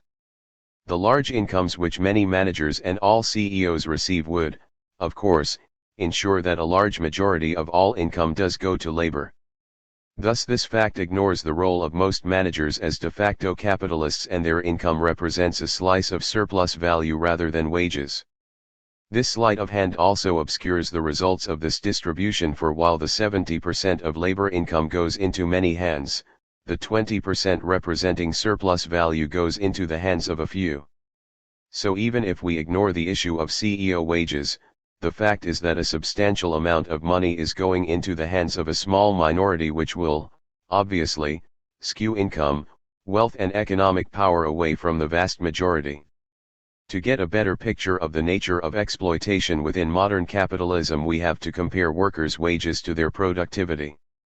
According to the World Bank, in 1966, U.S. manufacturing wages were equal to 46% of the value added in production. Value added is the difference between selling price and the costs of raw materials and other inputs to the production process. In 1990, that figure had fallen to 36% and by 1993, to 35%. Figures from the 1992 economic census of the U.S. Census Bureau indicate it had reached 19.76%, 39.24% if we take the total payroll, which includes managers and so on. In the U.S. construction industry, wages were 35.4% of value added in 1992, with total payroll, 50.18%. Therefore, the argument that because a large percentage of income goes to labor capitalism is fine hides the realities of that system and the exploitation its hierarchical nature creates. Overall, since the 1970s, working class America has seen stagnating income, rising working hours and falling social, i.e. income class, mobility, while, at the same time, productivity has been rising and inequality soaring. While this may come as a surprise, or be considered a paradox by capitalist economics, a paradox usually to be justified and rationalist idea acknowledged at all, anarchists consider this to be a striking confirmation of their analysis. Unsurprisingly, in a hierarchical system, those at the top do better than those at the bottom. The system is set up so that the majority enrich the minority. That is why anarchists argue that workplace organization and resistance is essential to maintain and even increase labor's income. For if the share of income between labor and capital depends on their relative power, and it does, then only the actions of workers themselves can improve their situation and determine the distribution of the value they create. This analysis obviously applied within classes as well. At any time, there is a given amount of unpaid labor in circulation in the form of goods or services representing more added value than workers were paid for. This given sum of unpaid labor, surplus value, represents a total over which the different capitalists, landlords, and bankers fight over. Each company tries to maximize its share of that total, and if a company does realize an above-average share, it means that some other companies receive less than average. The key to distribution within the capitalist class is, as between that class and the working class, power. Looking at what is normally, although somewhat inaccurately, called monopoly, this is obvious. The larger the company with respect to its market, the more likely it is to obtain a larger share of the available surplus, for reasons discussed later, see section C.5. While this represents a distribution of surplus value between capitalists based on market power, the important thing to note here is that while companies compete on the market to realize their share of the total surplus, unpaid labor, the source of these profits does not lie in the market, but in production. One cannot buy what does not exist, and if one gains, another loses. Market power also plays a key role in producing inflation, which has its roots in the ability of firms to pass cost increases to consumers in the form of higher prices. This represents a distribution of income from lenders to borrowers, i.e. from finance capital to industrial capital and labor to capital, as capital borrows labor, i.e. the workers are paid after they have produced goods for their bosses. How able capitalists are to pass on costs to the general population depends on how able they are to withstand competition from other companies, i.e. how much they dominate their market and can act as a price setter. Of course, inflation is not the only possible outcome of rising costs, such as wage rises. It is always possible to reduce profits or increase the productivity of labor, i.e. increase the rate of exploitation. The former is rarely raised as a possibility, as the underlying assumption seems to be that profits are sacrosanct, and the latter is dependent, of course, on the balance of forces within the economy. In the next section, we discuss why capitalism is marked by big business and what this concentrated market power means to the capitalist economy. C.4 Why does the market become dominated by big business? As noted in section C.1.4, the standard capitalist economic model assumes an economy made up of a large number of small firms, none of which can have any impact on the market. Such a model has no bearing to reality. The facts show that capitalist economies tend over time and with some interruptions to become more and more heavily concentrated. M.A. Utton, The Political Economy of Big Business, p. 186. As Bakunin argued, capitalist production must ceaselessly expand at the expense of the smaller speculative and productive enterprises devouring them. Thus competition in the economic field destroys and swallows up the small and even medium-sized enterprises, factories, land estates, and commercial houses for the benefit of huge capital holdings. The Political Philosophy of Bakunin, p. 182. The history of capitalism has proven him right. While the small and medium firm has not disappeared, economic life under capitalism is dominated by a few big firms.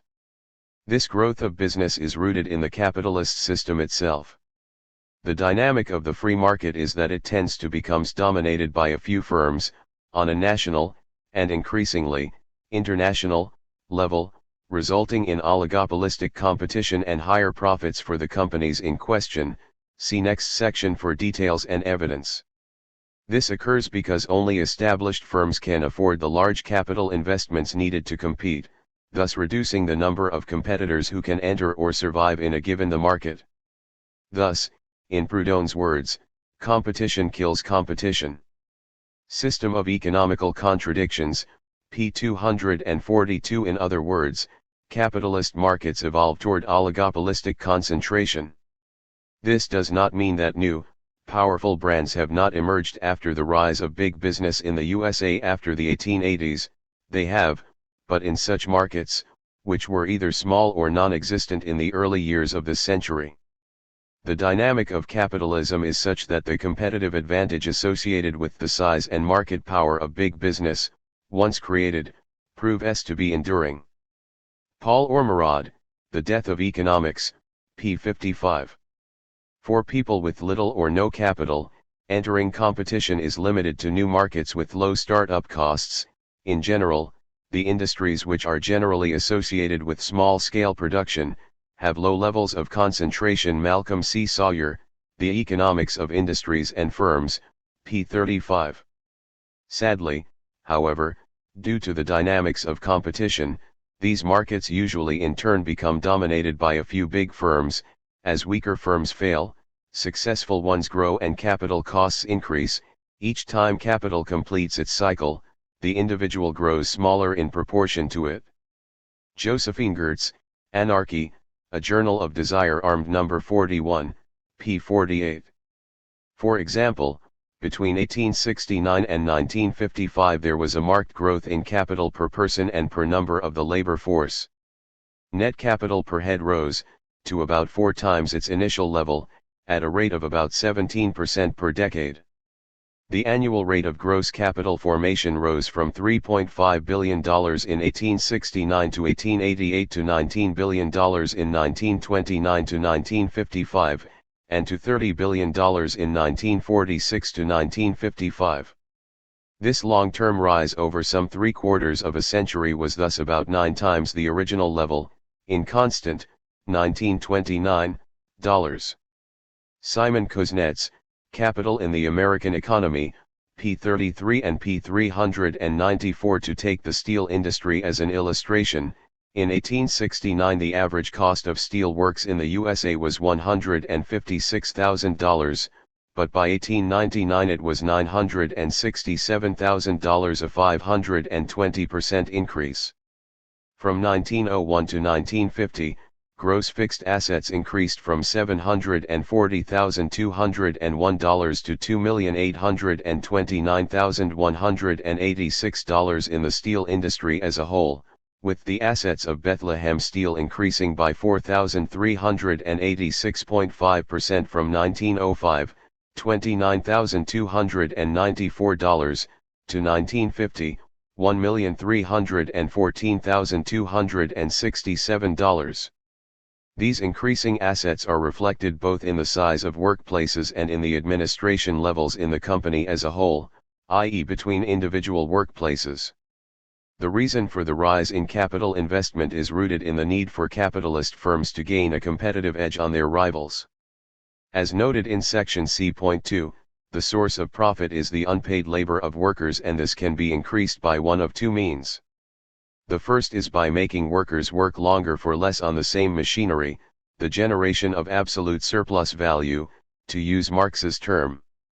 The second is to make labor more productive by investing in new machinery, the generation of relative surplus value, again using Marx's terminology. The use of technology drives up the output per worker relative to their wages, and so the workforce is exploited at a higher rate. How long before workers force their bosses to raise their wages depends on the balance of class forces, as we noted in the last section. This means that capitalists are driven by the market to accumulate capital. The first firm to introduce new techniques reduces their costs relative to the market price, so allowing them to gain a surplus profit by having a competitive advantage. This addition profit disappears as the new techniques are generalized and competition invests in them. As well as increasing the rate of exploitation, this process has an impact on the structure of the economy. With the increasing ratio of capital to worker, the cost of starting a rival firm in a given, well-developed, market prohibits all but other large firms from doing so, and here we ignore advertising and other distribution expenses, which increase startup costs even more. Advertising raises the capital requirements for entry into the industry. Sawyer, Op. Cit. p. 108. J. S. Bain, in Barriers in New Competition, identified three main sources of entry barrier: economies of scale, i.e. increased capital costs and their more productive nature; product differentiation, i.e. advertising; and a more general category he called absolute cost advantage. This last barrier means that larger companies are able to outbid smaller companies for resources, ideas, etc., and put more money into research and development and buying patents. Therefore they can have a technological and material advantage over the small company. They can charge uneconomic prices for a time, and still survive due to their resources, an activity called predatory pricing, and or mount lavish promotional campaigns to gain larger market share or drive competitors out of the market. In addition, it is easier for large companies to raise external capital, and risk is generally less. In addition, large firms can have a major impact on innovation and the development of technology. They can simply absorb newer, smaller, enterprises by way of their economic power, buying out, and thus controlling, new ideas, much the way oil companies hold patents on a variety of alternative energy source technologies, which they then fail to develop in order to reduce competition for their product. Of course, at some future date they may develop them when it becomes profitable for them to do so. Also, when control of a market is secure, oligopolies will usually delay innovation to maximize their use of existing plant and equipment, or introduce spurious innovations to maximize product differentiation. If their control of a market is challenged, usually by other big firms, such as the increased competition Western oligopolies faced from Japanese ones in the 1970s and 1980s, they can speed up the introduction of more advanced technology and usually remain competitive, due, mainly, to the size of the resources they have available. These barriers work on two levels: absolute, entry, barriers, and relative, movement, barriers. As business grows in size, the amount of capital required to invest in order to start a business also increases. This restricts entry of new capital into the market, and limits it to firms with substantial financial and or political backing behind them. Once dominant organizations have come to characterize the structure of an industry, immense barriers to entry face potential competitors. Huge investments in plant, equipment, and personnel are needed. Development and utilization of productive resources within the organization takes considerable time, particularly in the face of formidable incumbents. It is therefore one thing for a few business organizations to emerge in an industry that has been characterized by highly competitive conditions. It is quite another to break into an industry marked by oligopolistic market power. William Lazonick, Business Organization and the Myth of the Market Economy, pages 86 to 87. Moreover, within the oligopolistic industry, the large size and market power of the dominant firms mean that smaller firms face expansion disadvantages which reduce competition. The dominant firms have many advantages over their smaller rivals: significant purchasing power, which gains better service and lower prices from suppliers, as well as better access to resources, privileged access to financial resources, larger amounts of retained earnings to fund investment, economies of scale both within and between workplaces, the undercutting of prices to uneconomical levels, and so on, and, of course, they can buy the smaller company. IBM paid $3.5 billion for Lotus in 1995. That is about equal to the entire annual output of Nepal, which has a population of 20 million. The large firm or firms can also rely on its established relationships with customers or suppliers to limit the activities of smaller firms which are trying to expand, for example, using their clout to stop their contacts purchasing the smaller firm's products. Little wonder Proudhon argued that in competition, victory is assured to the heaviest battalions. Op. Cit. p. 260. As a result of these entry/movement barriers, we see the market being divided into two main sectors: an oligopolistic sector and a more competitive one. These sectors work on two levels within markets, with a few firms in a given market having very large market shares, power, and excess profits, and within the economy itself, some markets being highly concentrated and dominated by a few firms, other markets being more competitive. This results in smaller firms in oligopolistic markets being squeezed by big business alongside firms in more competitive markets. Being protected from competitive forces means that the market price of oligopolistic markets is not forced down to the average production price by the market, but instead it tends to stabilize around the production price of the smaller firms in the industry, which do not have access to the benefits associated with dominant position in a market. This means that the dominant firms get super profits while new capital is not tempted into the market, as returns would not make the move worthwhile for any but the biggest companies, who usually get comparable returns in their own oligopolized markets, and due to the existence of market power in a few hands, entry can potentially be disastrous for small firms if the dominant firms perceive expansion as a threat. Thus, whatever super profits big business reap are maintained due to the advantages it has in terms of concentration, market power, and size, which reduce competition. See section C.5 for details.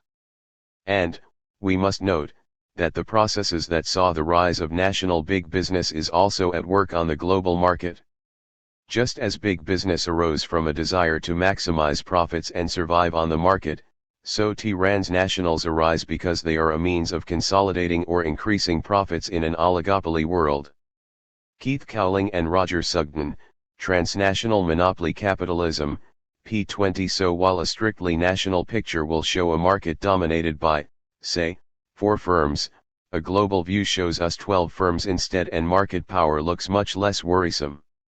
But just as the national market saw increased concentration of firms over time, so will global markets. Over time, a well-evolved structure of global oligopoly will appear, with a handful of firms dominating most global markets, with turnovers larger than most countries' GDP, which is the case even now. For example, in 1993 Shell had assets of $100.8 billion, which is more than double the GDP of New Zealand and 3 times that of Nigeria, and total sales of $95.2 billion. Thus the very dynamic of capitalism, the requirements for survival on the market, results in the market becoming dominated by big business. The more competition develops, the more it tends to reduce the number of competitors. P. J. Proudhon, Op. Cit. p. 243. The irony that competition results in its destruction and the replacement of market coordination with planned allocation of resources is one usually lost on supporters of capitalism. See point 4.1 How extensive is big business? The effects of big business on assets, sales, and profit distribution are clear. In the USA, in 1985, there were 14,600 commercial banks.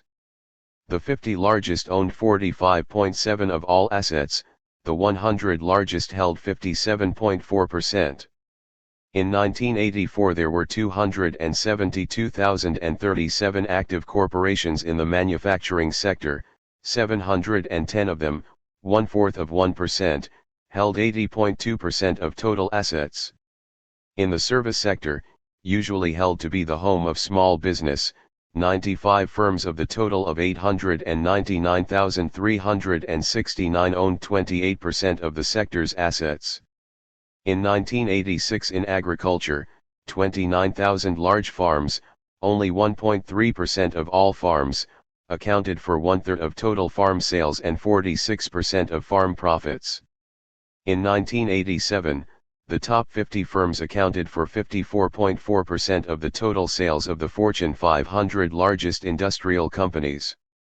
Richard B. Duboff, Accumulation and Power, p. 171. Between 1982 and 1992, the top 200 corporations increased their share of global gross domestic product from 24.2% to 26.8%, with the leading 10 taking almost half the profits of the top 200.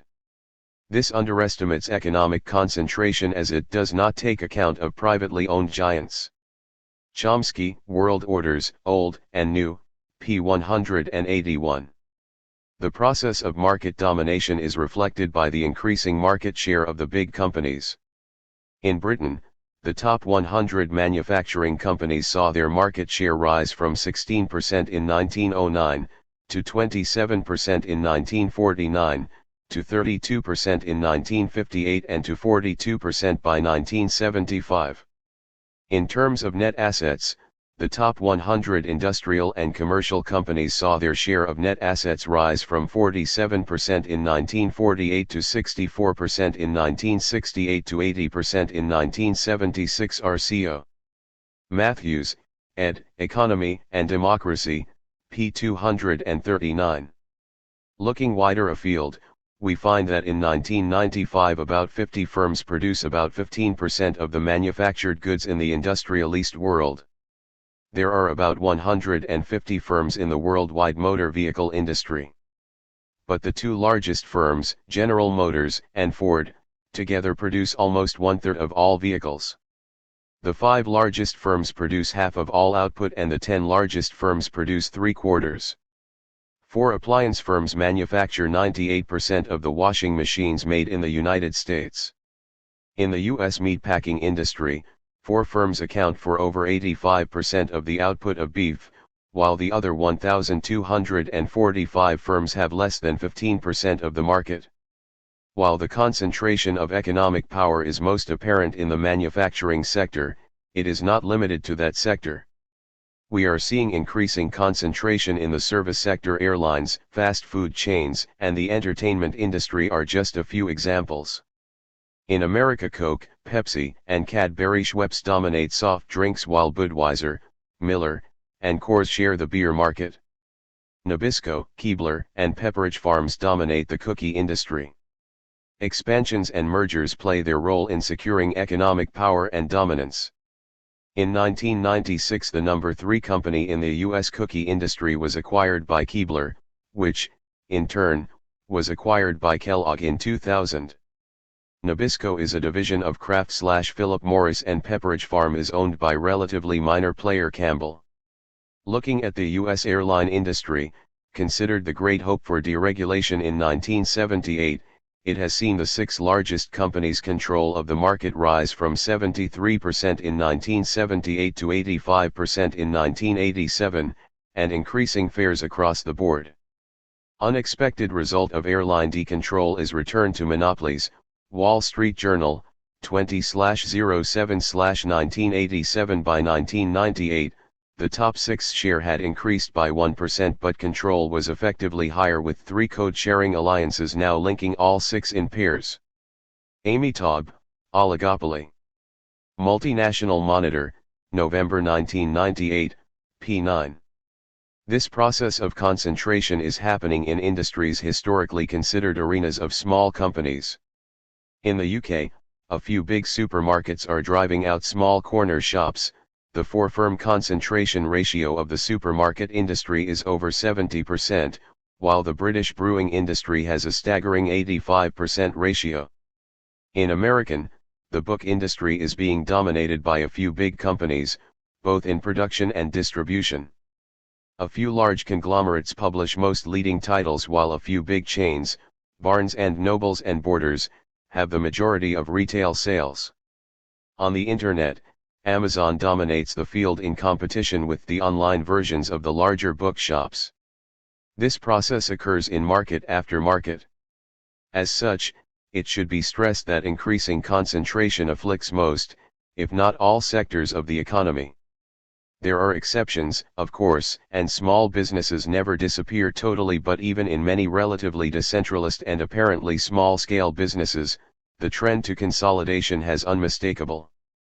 The latest data available show that in the manufacturing sector, the 4 largest companies in a given industry controlled an average of 40% of the industry's output in 1992, and the top 8 had 52%.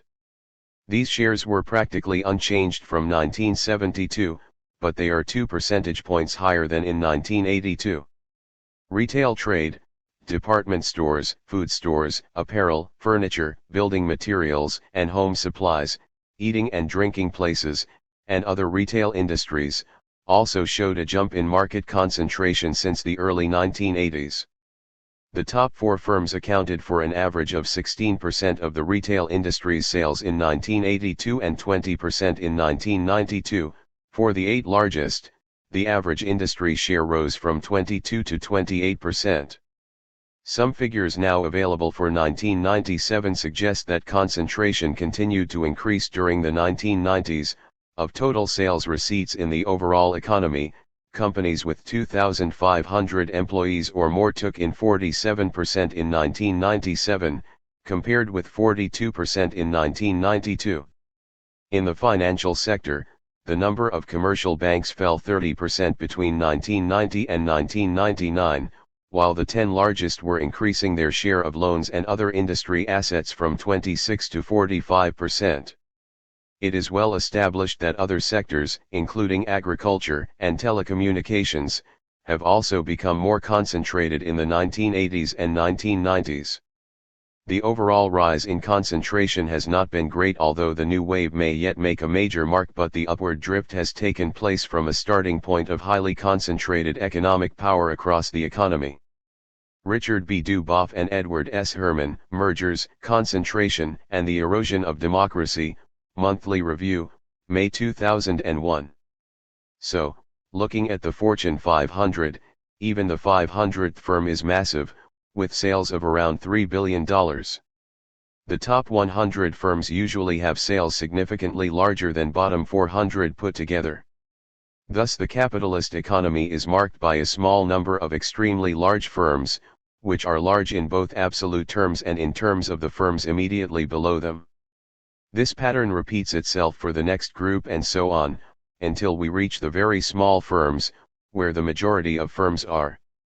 The other effect of big business is that large companies tend to become more diversified as the concentration levels in individual industries increase. This is because as a given market becomes dominated by larger companies, these companies expand into other markets, using their larger resources to do so, in order to strengthen their position in the economy and reduce risks. This can be seen in the rise of subsidiaries of parent companies in many different markets, with some products apparently competing against each other actually owned by the same company. Tobacco companies are masters of this diversification strategy. Most people support their toxic industry without even knowing it. Don't believe it? Well, if are an American and you ate any Jell-O products, drank Kool-Aid, used log cabin syrup, munched minute rice, quaffed Miller beer, gobbled Oreos, smeared Velveeta on Ritz crackers, and washed it all down with Maxwell House coffee, you supported the tobacco industry, all without taking a puff on a cigarette. Similarly, in other countries.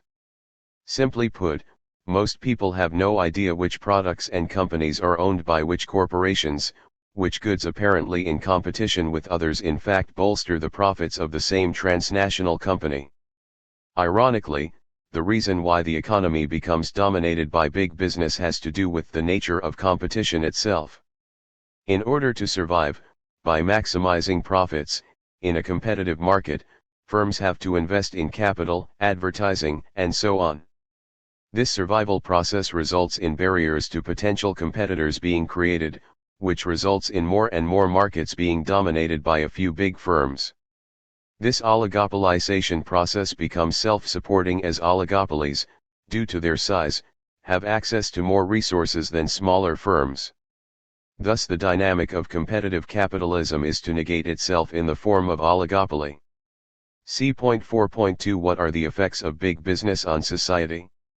Unsurprisingly, many pro-capitalist economists and supporters of capitalism try to downplay the extensive evidence on the size and dominance of big business in capitalism. Some deny that big business is a problem if the market results in a few companies dominating it, then so be it. The Chicago and Austrian schools are at the forefront of this kind of position, although it does seem somewhat ironic that market advocates should be, at best, indifferent, at worst, celebrate the suppression of market coordination by planned coordination within the economy that the increased size of big business marks.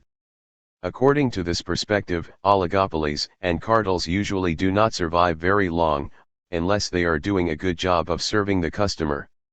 We agree it is oligopolistic competition we are discussing here.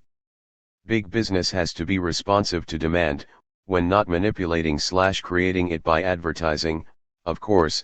Otherwise they lose market share to their rivals, usually other dominant firms in the same market, or big firms from other countries. However, the response to demand can be skewed by economic power and, while responsive to some degree, an economy dominated by big business can see super profits being generated by externalizing costs onto suppliers and consumers, in terms of higher prices. As such, the idea that the market will solve all problems is simply assuming that an oligopolistic market will respond as if it were made up of thousands and thousands of firms with little market power. An assumption belied by the reality of capitalism since its birth. Moreover, the free market response to the reality of oligopoly ignores the fact that we are more than just consumers and that economic activity and the results of market events impact on many different aspects of life.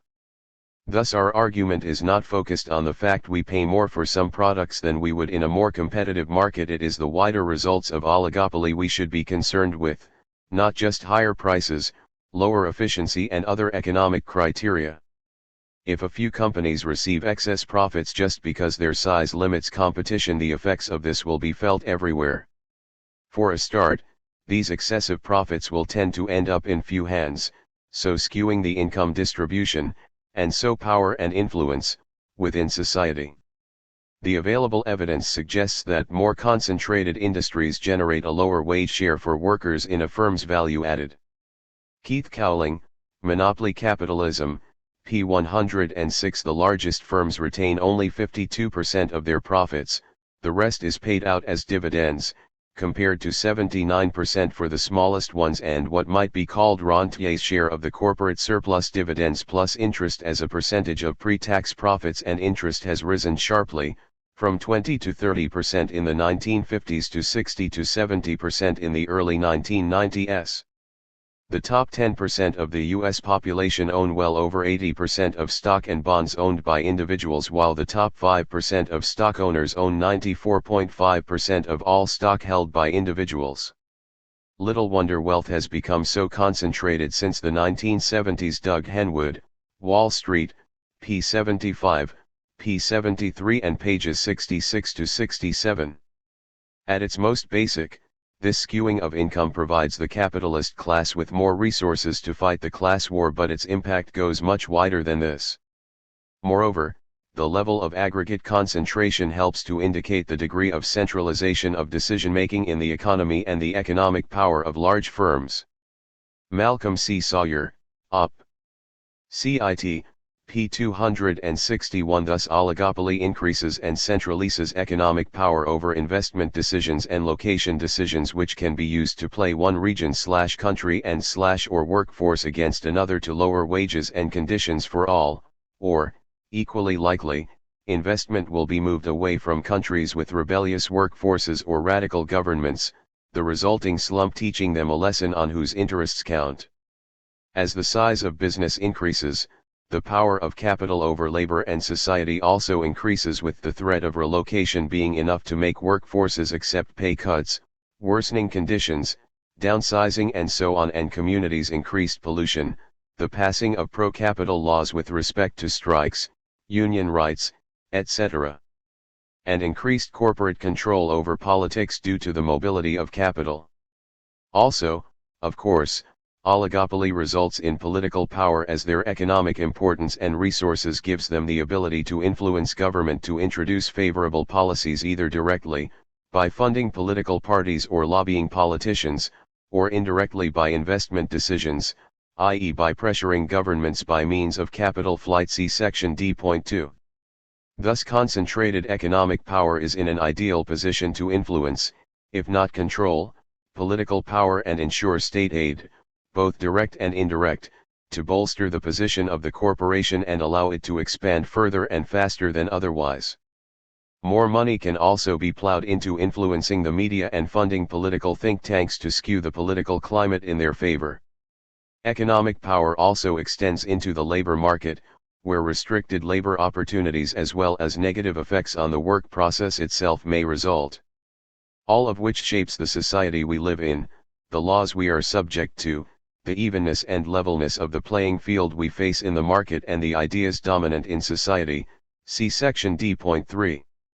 So, with increasing size, comes the increasing power, the power of oligopolies to influence the terms under which they choose to operate. Not only do they react to the level of wages and the pace of work, they also act to determine them. The credible threat of the shift of production and investment will serve to hold down wages and raise the level of effort required from workers, and may also be able to gain the cooperation of the state in securing the appropriate environment for a redistribution towards profits in value/added and national income.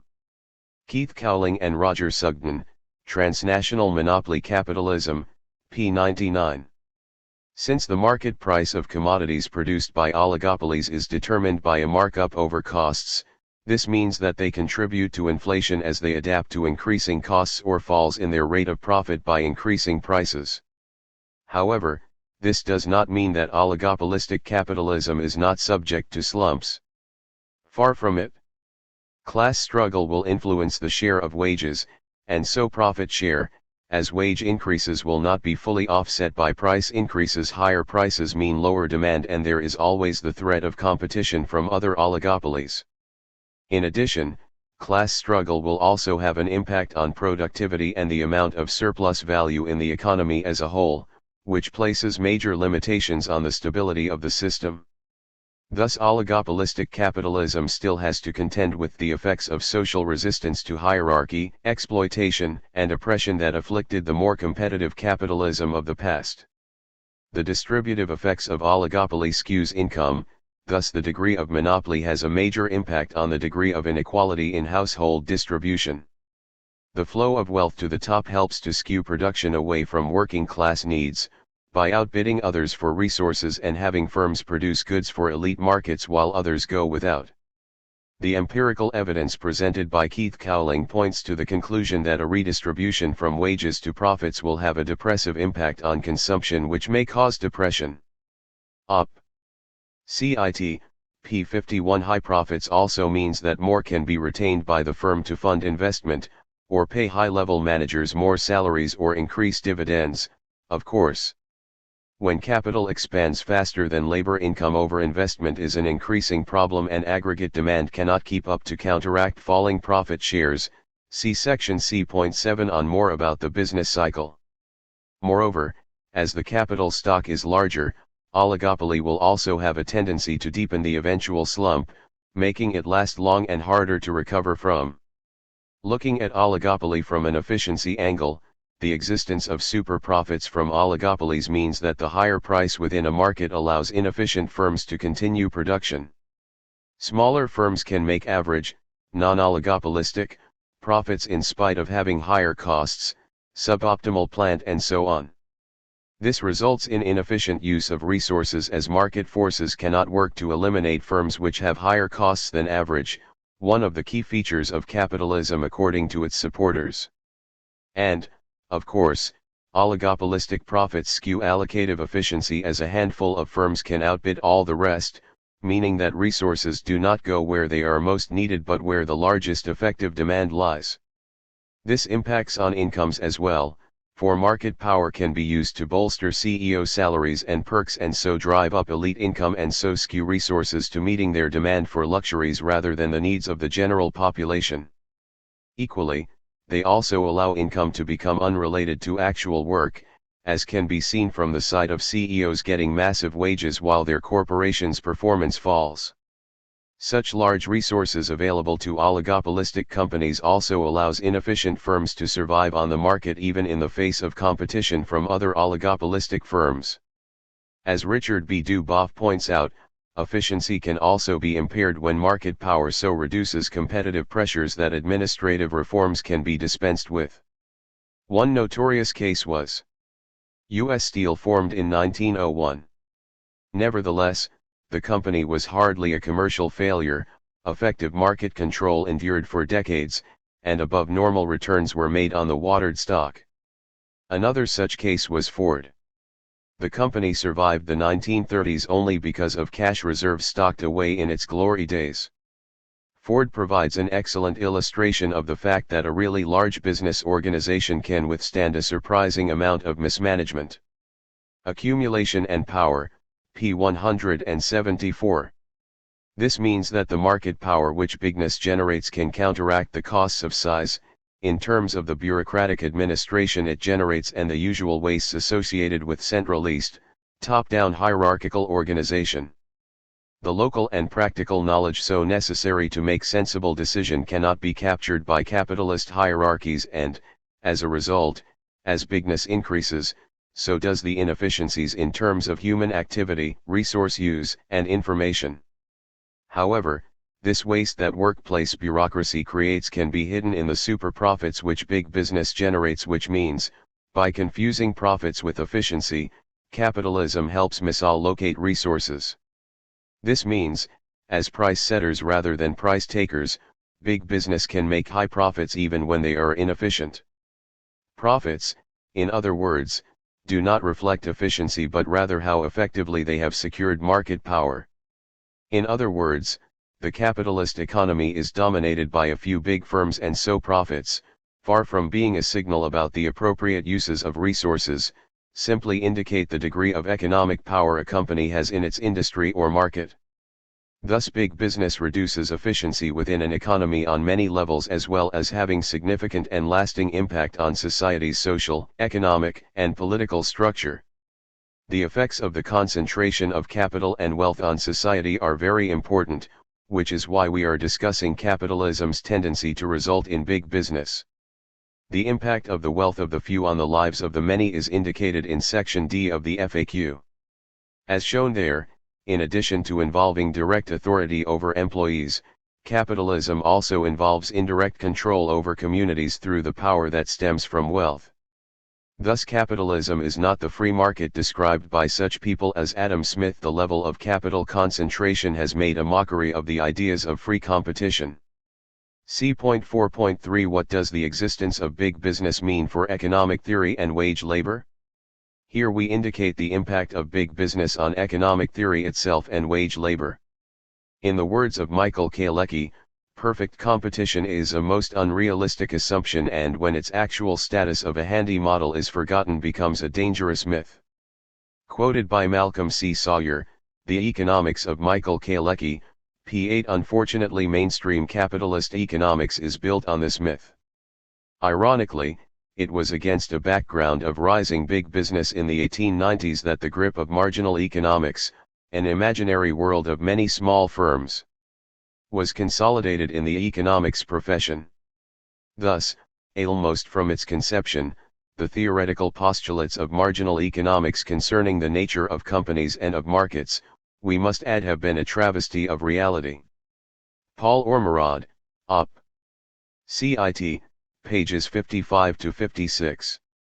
This can be seen from the fact that mainstream economics has, for most of its history, effectively ignored the fact of oligopoly for most of its history. Instead, economics has refined the model of perfect competition, which cannot exist and is rarely, if ever, approximated, and developed an analysis of monopoly, which is also rare. Significantly, an economist could still note in 1984 that traditional economy theory offers very little indeed by way of explanation of oligopolistic behavior in spite, or, perhaps, because, it was the most important market situation today, as instances of monopoly are as difficult to find as perfect competition. In other words, capitalist economics does not know how to explain the most important part of a modern industrial economy. Peter Donaldson, Economics of the Real World p. 141, p. 140 and p. 142. Over 2 decades later, the situation had not changed. For example, one leading introduction to economics notes the prevalence of oligopoly and admits it is far more common than either perfect competition or monopoly. However, the analysis of oligopoly turns out to present some puzzles for which there is no easy solution, as the analysis of oligopoly is far more difficult and messy than that of perfect competition. Why?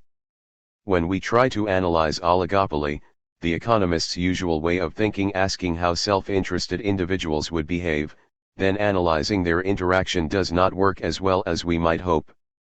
Rest assured, though, there is not need to reconsider the usual way of economic analysis to allow it to analyze something as marginal as the most common market form, for, by luck, the industry behaves almost as if it were perfectly competitive. Paul Krugman and Robin Wells, Economics, p. 383, p. 365 and p. 383, which is handy, to say the least. Given that oligopoly has marked capitalist economics since, at least, the 1880s, it shows how little concerned with reality mainstream economics is. In other words, neoclassicalism was redundant when it was first formulated. If 4 or 5 large firms are responsible for most of the output of an industry, avoidance of price competition becomes almost automatic, and the notion that all firms are price takers is an obvious falsehood. That mainstream economists were not interested in including such facts into their models shows the ideological nature of the science. See section C.1 for more discussion of the non-scientific nature of mainstream economics. This does not mean that reality has been totally forgotten. Some work was conducted on imperfect competition in the 1930s independently by 2 economists, Edward Chamberlain and Joan Robinson, but these were exceptions to the rule, and even these models were very much in the traditional analytical framework, i.e. were still rooted in the assumptions and static world of neoclassical economics. These models assume that there are many producers and many consumers in a given market, and that there are no barriers to entry and exit, that is, the characteristics of a monopolistically competitive market are almost exactly the same as in perfect competition, with the exception of heterogeneous products. This meant that monopolistic competition involves a great deal of non-price competition. This caused Robinson to later distance herself from her own work and look for more accurate, non-neoclassical, ways to analyze an economy.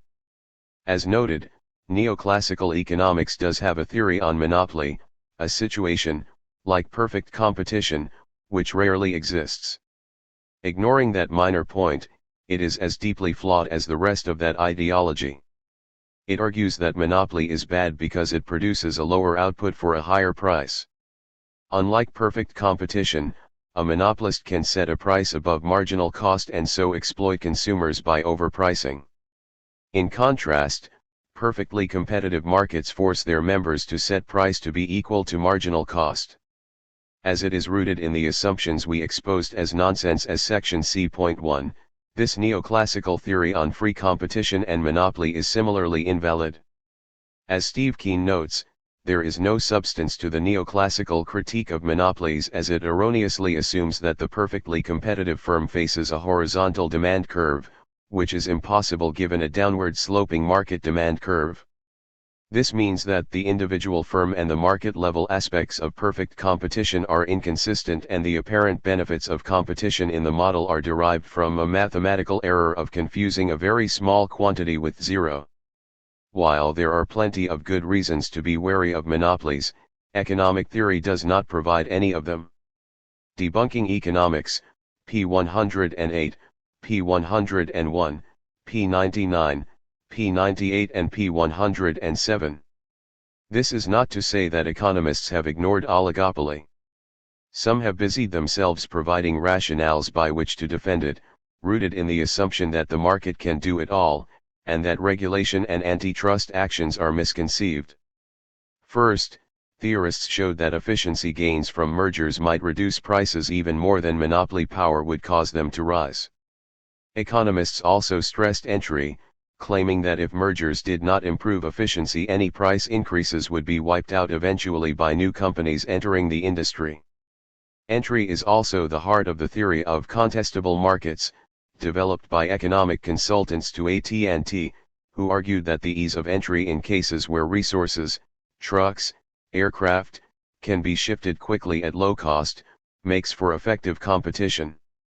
By pure coincidence, AT&T had hired economic consultants as part of their hundreds of millions of dollars antitrust defenses, in fact some 30 economists from 5 leading economics departments during the 1970s and early 1980s.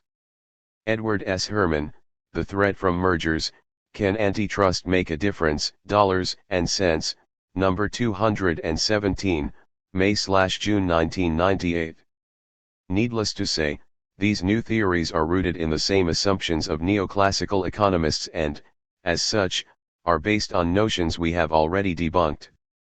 As Herman notes, they suffer from oversimplification, a strong infusion of ideology, and lack of empirical support.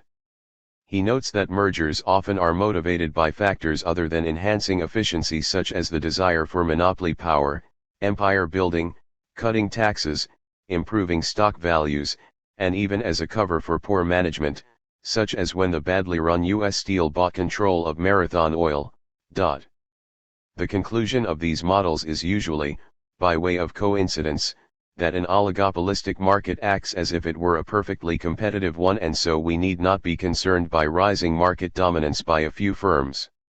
Much work by the ideological supporters of free market capitalism is based on this premise, namely that reality works as if it reflected the model, rather than vice versa, in a real science, and, consequently, market power is nothing to be concerned about, that many of these think tanks and university places happen to be funded by the super profits generated by big business is, of course, purely a coincidence, as these scientists act as if they were neutrally funded. In Herman's words, despite their inadequacies, the new apologetic theories have profoundly affected policy, because they provide an intellectual rationale for the agenda of the powerful. Op. Cit. It may be argued, and it has, that the lack of interest in analyzing a real economy by economists is because oligopolistic competition is hard to model mathematically. Perhaps, but this simply shows the limitations of neoclassical economics, and if the tool used for a task are unsuitable, surely you should change the tool rather than, effectively, ignore the work that needs to be done. Sadly, most economists have favored producing mathematical models which can say a lot about theory but very little about reality. That economics can become much broader and more relevant is always a possibility, but to do so would mean to take into account an unpleasant reality marked by market power, class, hierarchy, and inequality rather than logical deductions derived from Robinson Crusoe. While the latter can produce mathematical models to reach the conclusions that the market is already doing a good job, or, at best, there are some imperfections which can be fixed by minor state interventions, the former cannot. Which, of course, makes it hardly a surprise that neoclassical economists favor it so, particularly given the origins, history, and role of that particular branch of economics. This means that economics is based on a model which assumes that firms have no impact on the markets they operate in. This assumption is violated in most real markets, and so the neoclassical conclusions regarding the outcomes of competition cannot be supported. That the assumptions of economic ideology so contradicts reality also has important considerations on the voluntary nature of wage labor. If the competitive model assumed by neoclassical economics held, we would see a wide range of ownership types, including cooperatives, extensive self-employment, and workers hiring capital, as there would be no barriers of entry associated with firm control. This is not the case. Workers hiring capital is non-existent, and self-employment and cooperatives are marginal. The dominant control form is capital hiring labor, wage slavery. With a model based upon perfect competition, supporters of capitalism could build a case that wage labor is a voluntary choice. After all, workers, in such a market, could hire capital or form cooperatives relatively easily. But the reality of the free market is such that this model does not exist, and as an assumption, it is seriously misleading.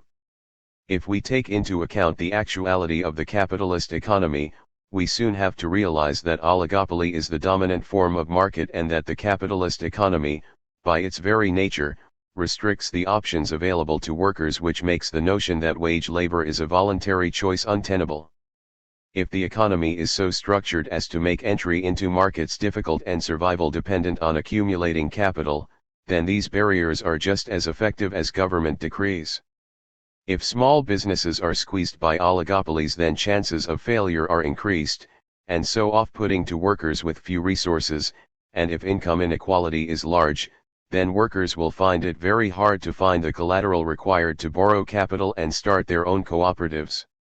Thus, looking at the reality of capitalism, as opposed to the textbooks, it is clear that the existence of oligopoly helps to maintain wage labor by restricting the options available on the free market for working people. Chomsky states the obvious.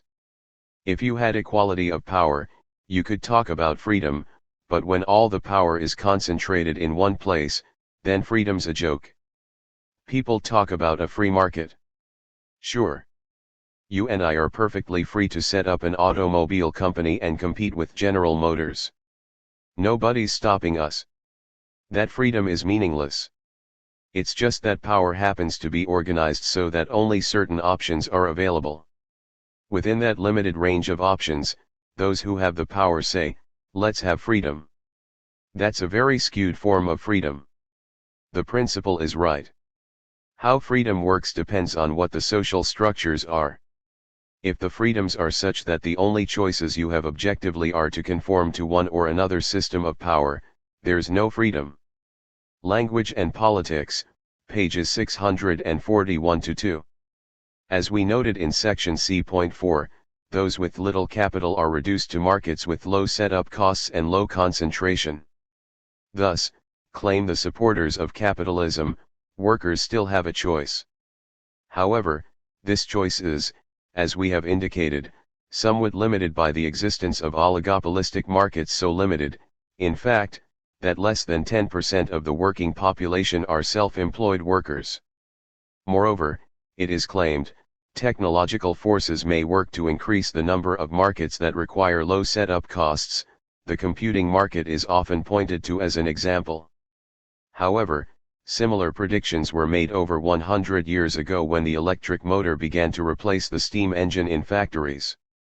The new technologies of the 1870s may have been compatible with small production units and decentralized operations. That expectation was not fulfilled. Richard B. Duboff, Op. Cit. p. 65. From the History of Capitalism, we imagine that markets associated with new technologies will go the same way, and the evidence seems to support this. The reality of capitalist development is that even if workers invested in new markets, one that require low setup costs, the dynamic of the system is such that over time these markets will also become dominated by a few big firms. Moreover, To survive in an oligopolized economy, small cooperatives will be under pressure to hire wage labor and otherwise act as capitalist concerns. Therefore, even if we ignore the massive state intervention which created capitalism in the first place, see section F.8, the dynamics of the system are such that relations of domination and oppression will always be associated with it. They cannot be competed away as the actions of competition creates and reinforces them. Also see sections J.5.11 and J.5.12 on the barriers capitalism places on cooperatives and self-management even though they are more efficient. So the effects of the concentration of capital on the options open to us are great and very important. The existence of big business has a direct impact on the voluntary nature of wage labor as it produces very effective barriers of entry for alternative modes of production.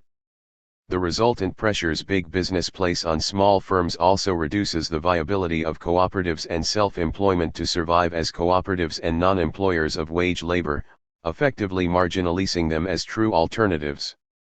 Moreover, even in new markets the dynamics of capitalism are such that new barriers are created all the time, again reducing our options. Overall, the reality of capitalism is such that the equality of opportunity implied in models of perfect competition is lacking. And without such equality, wage labor cannot be said to be a voluntary choice between available options. The options available have been skewed so far in one direction that the other alternatives have been marginalized. C.5 Why does big business get a bigger slice of profits? As described in the last section, due to the nature of the capitalist market, large firms soon come to dominate. Once a few large companies dominate a particular market, they form an oligopoly from which a large number of competitors have effectively been excluded, thus reducing competitive pressures. In this situation there is a tendency for prices to rise above what would be the market level, as the oligopolistic producers do not face the potential of new capital entering their market, due to the relatively high capital costs and other entry/movement barriers. The domination of a market by a few big firms results in exploitation, but of a different kind than that rooted in production. Capitalism is based on the extraction of surplus value of workers in the production process. When a market is marked by oligopoly, this exploitation is supplemented by the exploitation of consumers who are charged higher prices than would be the case in a more competitive market. This form of competition results in big business having an unfair slice of available profits as oligopolistic profits are created at the expense of individual capital still caught up in competition. Paul Maddock, Economics, Politics, and the Age of Inflation, p. 38. To understand why big business gets a bigger slice of the economic pie, we need to look at what neoclassical economics tries to avoid, namely production and market power. Mainstream economics views capitalism as a mode of distribution, the market, not a mode of production. Rather than a world of free and equal exchanges, capitalism is marked by hierarchy, inequality, and power. This reality explains what regulates market prices and the impact of big business. In the long term, market price cannot be viewed independently of production. As David Ricardo put it, it is the cost of production which must ultimately regulate the price of commodities, and not, as has been often said, the proportion between the supply and demand. The proportion between supply and demand may, indeed, for a time, affect the market value of a commodity, until it is supplied in greater or less abundance, according as the demand may have increased or diminished, but this effect will be only of temporary duration. The Principles of Political Economy and Taxation, p. 260. Market prices, in this, classical, analysis, are the prices that prevail at any given time on the market, and change due to transient and random variations. Natural prices are the cost of production and act as centers of gravitational attraction for market prices. Over time, market prices tend towards natural prices but are considered unlikely to exactly meet them. Natural prices can only change due to changes in the productive process, for example, by introducing new, more productive, machinery or by decreasing the wages of the workforce relative to its output. Surplus value, the difference between market and natural prices, are the key to understanding how supply changes to meet demand.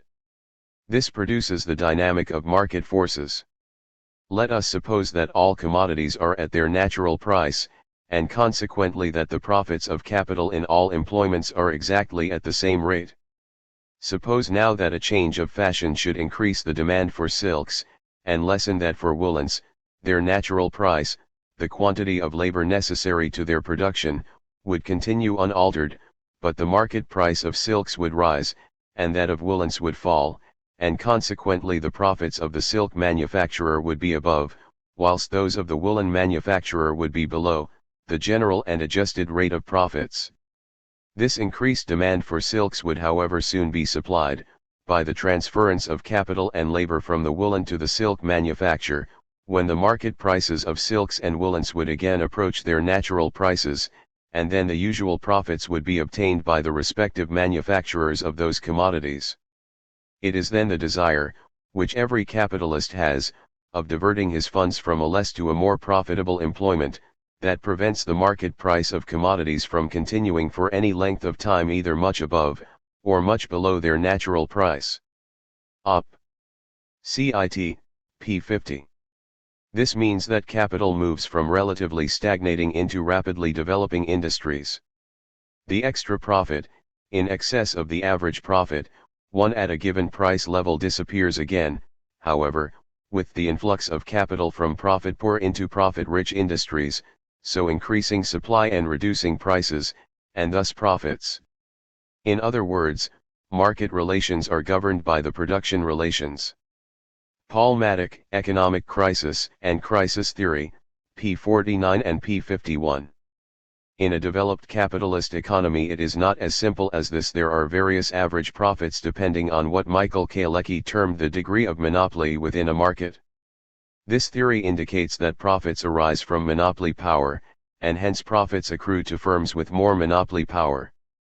A rise in the degree of monopoly caused by the growth of large firms would result in the shift of profits from small business to big business. Malcolm C. Sawyer, The Economics of Michael Kalecki, p. 36. This means that a market with a high degree of monopoly will have a few firms in it with higher than average profit levels, or rate of return, compared to the smaller firms in the sector or to those in more competitive markets.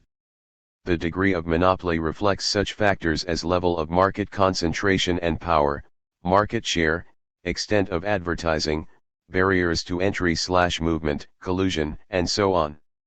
The higher these factors, the higher the degree of monopoly and the higher the markup of prices over costs, and so the share of profits in value added. Our approach to this issue is similar to Kalecki's in many ways, although we stress that the degree of monopoly affects how profits are distributed between firms, not how they are created in the first place, which come, as argued in section C.2, from the unpaid labor of the poor, to use Kropotkin's words. There is substantial evidence to support such a theory. J.S. Bain in Barriers in New Competition noted that in industries where the level of seller concentration was very high and where entry barriers were also substantial, profit rates were higher than average. Research has tended to confirm Bain's findings. Keith Cowling summarizes this later evidence. As far as the USA is concerned, there are grounds for believing that a significant, but not very strong, relationship exists between profitability and concentration. Along with a significant relationship between advertising and profitability, an important factor in a market's degree of monopoly. Moreover, here the estimation is restricted to an appropriate cross-section of industry. Both concentration and advertising appeared significant for the UK. By focusing on the impact of changes in concentration over time, we are able to circumvent the major problems posed by the lack of appropriate estimates of price elasticities of demand. To find a significant and positive concentration effect, it seems reasonable to conclude on the basis of evidence for both the USA and UK that there is a significant relationship between concentration and price-cost margins. Monopoly Capitalism, pages 109 to 110. We must note that the price-cost margin variable typically used in these studies subtracts the wage and salary bill from the value added in production. This would have a tendency to reduce the margin, as it does not take into account that most management salaries, particularly those at the top of the hierarchy, are more akin to profits than costs, and so should not be subtracted from value added. Also, as many markets are regionalized, particularly in the USA, nationwide analysis may downplay the level of concentration existing in a given market. The argument is not that big business charges high prices in respect to smaller competitors, but rather they charge high prices in comparison to their costs. This means that a corporation can sell at the standard market price, or even undercut the prices of small business, and still make higher profits than average. In other words, market power ensures that prices do not fall to cost. Moreover, market power ensures that costs are often inflicted on others, as big business uses its economic clout to externalize costs onto suppliers and its workers. For example, this means that farmers and other small producers will agree to lower prices for goods when supplying large supermarkets, while the employees have to put up with lower wages and benefits, which extend through the market, creating lower wages and fewer jobs for retail workers in the surrounding area.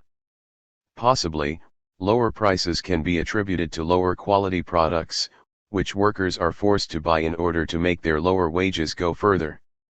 This means that large firms can maintain their prices and profits above normal, competitive, levels without the assistance of government, simply due to their size and market power. And let us not forget the important fact that big business rose during the period in which capitalism was closest to laissez-faire and the size and activity of the state was small. As much of mainstream economics is based on the idea of perfect competition, and the related concept that the free market is an efficient allocator of resources when it approximates this condition, it is clear that such a finding cuts to the heart of claims that capitalism is a system based upon equal opportunity, freedom, and justice. The existence of big business and the impact it has on the rest of the economy and society at large exposes capitalist economics as a house built on sand. Another side effect of oligopoly is that the number of mergers will tend to increase in the run-up to a slump. Just as credit is expanded in an attempt to hold off the crisis, see section C.8, so firms will merge in an attempt to increase their market power and so improve their profit margins by increasing their markup over costs. As the rate of profit levels off and falls, mergers are an attempt to raise profits by increasing the degree of monopoly in the market/economy. However, this is a short-term solution and can only postpone, but stop, the crisis, as its roots lie in production, not the market. See section C.7, there is only so much surplus value around and the capital stock cannot be wished away.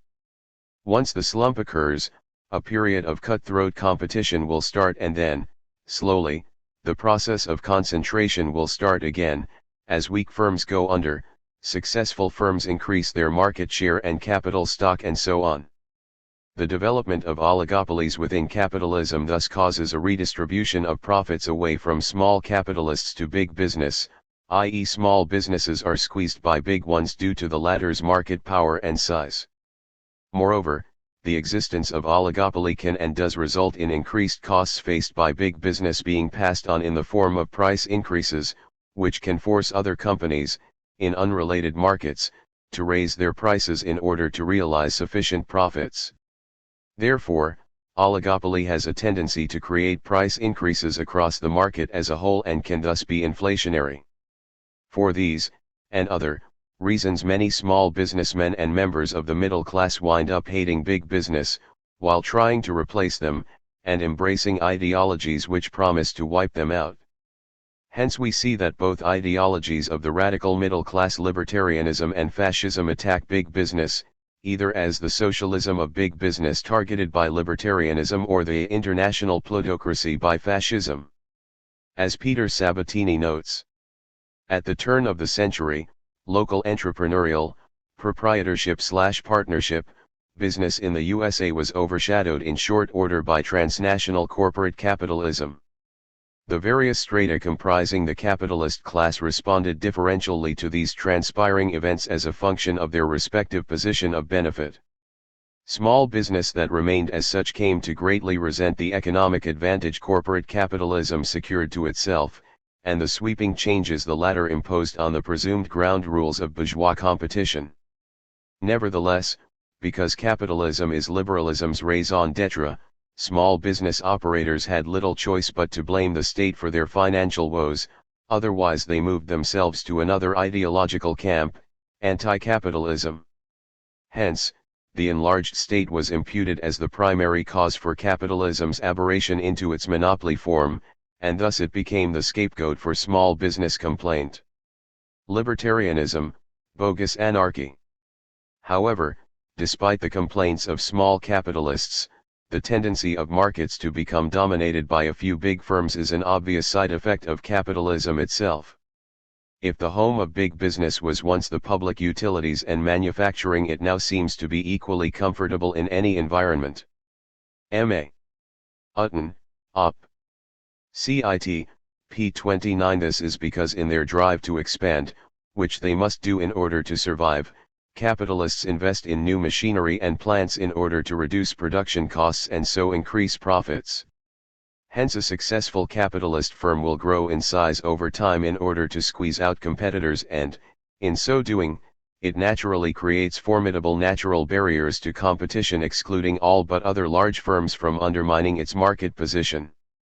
C.5.1 Aren't the super profits of big business due to its higher efficiency?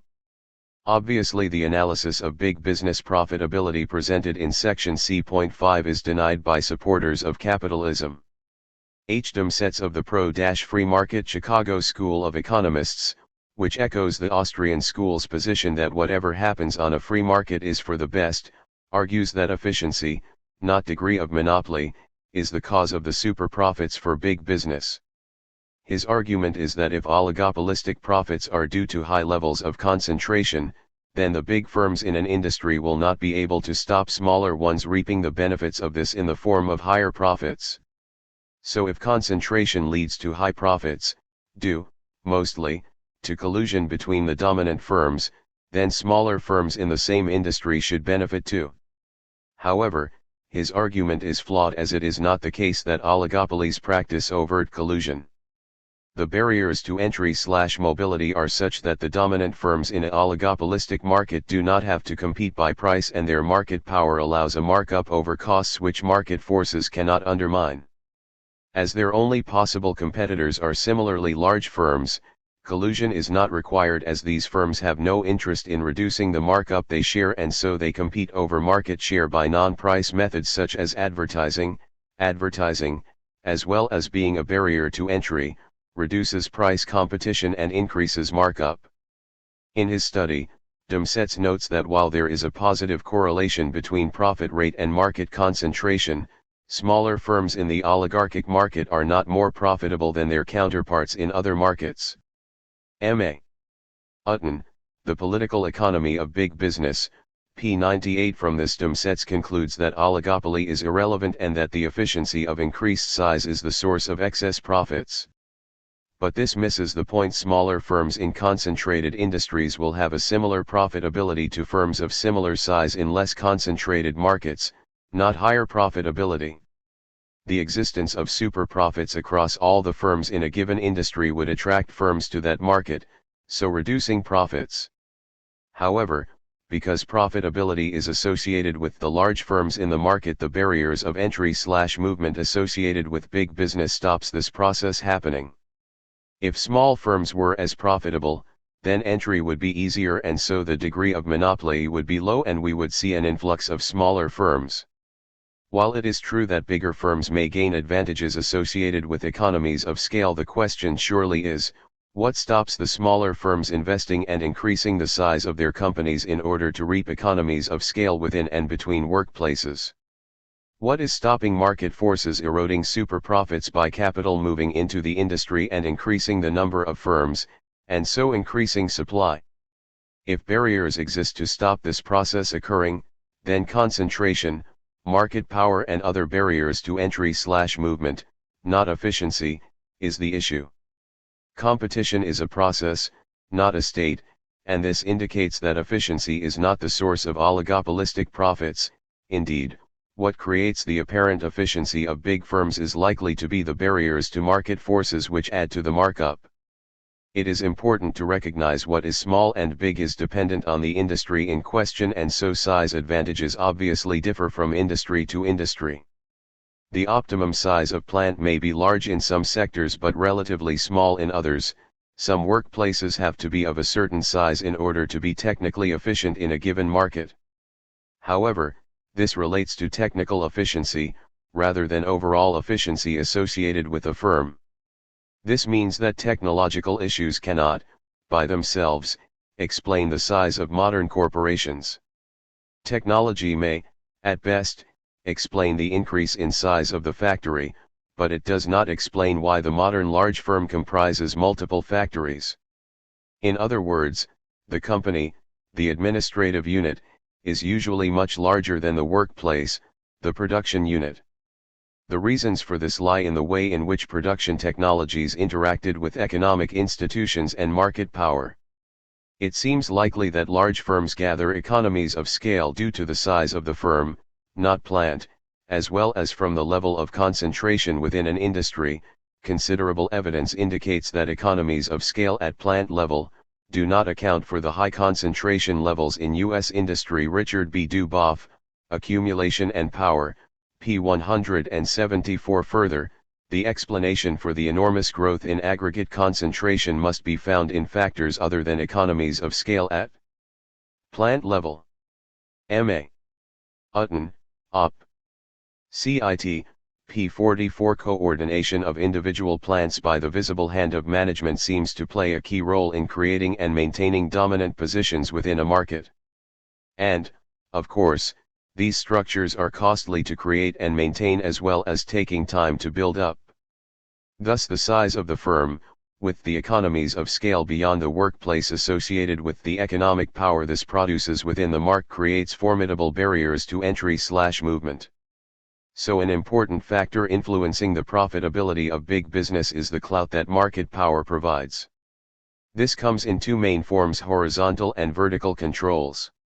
Horizontal controls allow oligopolies to control necessary steps in an economic process, from material supplies to processing, manufacturing, transportation and distribution. Oligopolies control more of the highest quality and most accessible supplies than they intend to market immediately. Competitors are left with lower quality or more expensive supplies. It is also based on exclusive possession of technologies, patents, and franchises, as well as on excess productive capacity. Vertical controls substitute administrative command for exchange between steps of economic processes. The largest oligopolies procure materials from their own subsidiaries, process and manufacture these in their own refineries, mills and factories, transport their own goods and then market these through their own distribution and sales network. Alan Engler, Apostles of Greed, p. 51. Moreover, large firms reduce their costs due to their privileged access to credit and resources. Both credit and advertising show economies of scale, meaning that as the size of loans and advertising increase, costs go down. In the case of finance, interest rates are usually cheaper for big firms than small ones, and while firms of all sizes find most, about 70% between 1970 and 1984 of their investments without having to resort to financial markets or banks, size does have an impact on the importance of banks as a source of finance. Firms with assets under $100 million relied on banks for around 70% of their long-term debt, those with assets from $250 million to $1 billion, 41%, and those with over $1 billion in assets, 15%. Doug Henwood, Wall Street, p. 75. Also, dominant firms can get better deals with independent suppliers and distributors due to their market clout and their large demand for goods/inputs, also reducing their costs. This means that oligopolies are more efficient, i.e. have higher profits, than smaller firms due to the benefits associated with their market power rather than vice versa. Concentration, and firm size, leads to economies of scale which smaller firms in the same market cannot gain access to. Hence the claim that any positive association between concentration and profit rates is simply recording the fact that the largest firms tend to be most efficient, and hence more profitable, is wrong. In addition, Domsetz's findings have been questioned by non-Chicago school critics due to the inappropriateness of the evidence used as well as some of his analysis techniques. Overall, the empirical work gives limited support to this free market explanation of oligopolistic profits and instead suggests market power plays the key role. William L. Baldwin, Market Power, Competition, and Antitrust Policy, p. 310, p. 315. Unsurprisingly, we find that the bigger the corporation in size of assets or the larger its market share, the higher its rate of profit. These findings confirm the advantages of market power. Furthermore, large firms in concentrated industries earn systematically higher profits than do all other firms, about 30% more, on average, and there is less variation in profit rates too. Thus, concentration, not efficiency, is the key to profitability, with those factors what create efficiency themselves being very effective barriers to entry which helps maintain the degree of monopoly, and so markup and profits for the dominant firms, in a market. Oligopolies have varying degrees of administrative efficiency and market power, all of which consolidate its position. Thus the barriers to entry posed by decreasing unit costs of production and distribution and by national organizations of managers, buyers, salesmen, and service personnel made oligopoly advantages cumulative and were as global in their implications as they were national. Richard B. Duboff, Accumulation and Power, p. 175 and p. 150. This explains why capitalists always seek to acquire monopoly power, to destroy the assumptions of neoclassical economics, so they can influence the price, quantity, and quality of the product. It also ensures that in the real world there are, unlike the models of mainstream economics, entrenched economic forces and why there is little equal opportunity. Why, in other words, the market in most sectors is an oligopoly. This recent research confirms Kropotkin's analysis of capitalism found in his classic work fields, factories, and workshops. Kropotkin, after extensive investigation of the actual situation within the economy, argued that it is not the superiority of the technical organization of the trade in a factory, nor the economies realized on the prime mover, which militate against the small industry, but the more advantageous conditions for selling the produce and for buying the raw produce which are at the disposal of big concerns. Since the manufacture being a strictly private enterprise, its owners find it advantageous to have all the branches of a given industry under their own management, they thus cumulate the profits of the successful transformations of the raw material. And soon the owner finds his advantage in being able to hold the command of the market. But from a technical point of view the advantages of such an accumulation are trifling and often doubtful. He sums up by stating that his is why the concentration so much spoken of is often nothing but an amalgamation of capitalists for the purpose of dominating the market, not for cheapening the technical process. Fields, Factories, and Workshops Tomorrow, p. 147, p. 153 and p. 154. It should be stressed that Kropotkin, like other anarchists, recognized that technical efficiencies differed from industry to industry and so the optimum size of plant may be large in some sectors but relatively small in others. As such, he did not fetishize smallness as some Marxists assert, see section H.2.3. Rather, Kropotkin was keenly aware that capitalism operated on principles which submerged technical efficiency by the price mechanism which, in turn, was submerged by economic power. While not denying that economies of scale existed, Kropotkin recognized that what counts as efficient under capitalism is specific to that system. Thus whatever increases profits is efficient under capitalism, whether it is using market power to drive down costs, credit, raw materials, or labor, or internalizing profits by building suppliers. Under capitalism profit is used as a misleading alternative for efficiency, influenced, as it is, by market power, and this distorts the size of firms/workplaces. In a sane society, one based on economic freedom, workplaces would be reorganized to take into account technical efficiency and the needs of the people who use them rather than what maximizes the profits and power of the few. All this means is that the degree of monopoly within an industry helps determine the distribution of profits within an economy, with some of the surplus value created by other companies being realized by big business.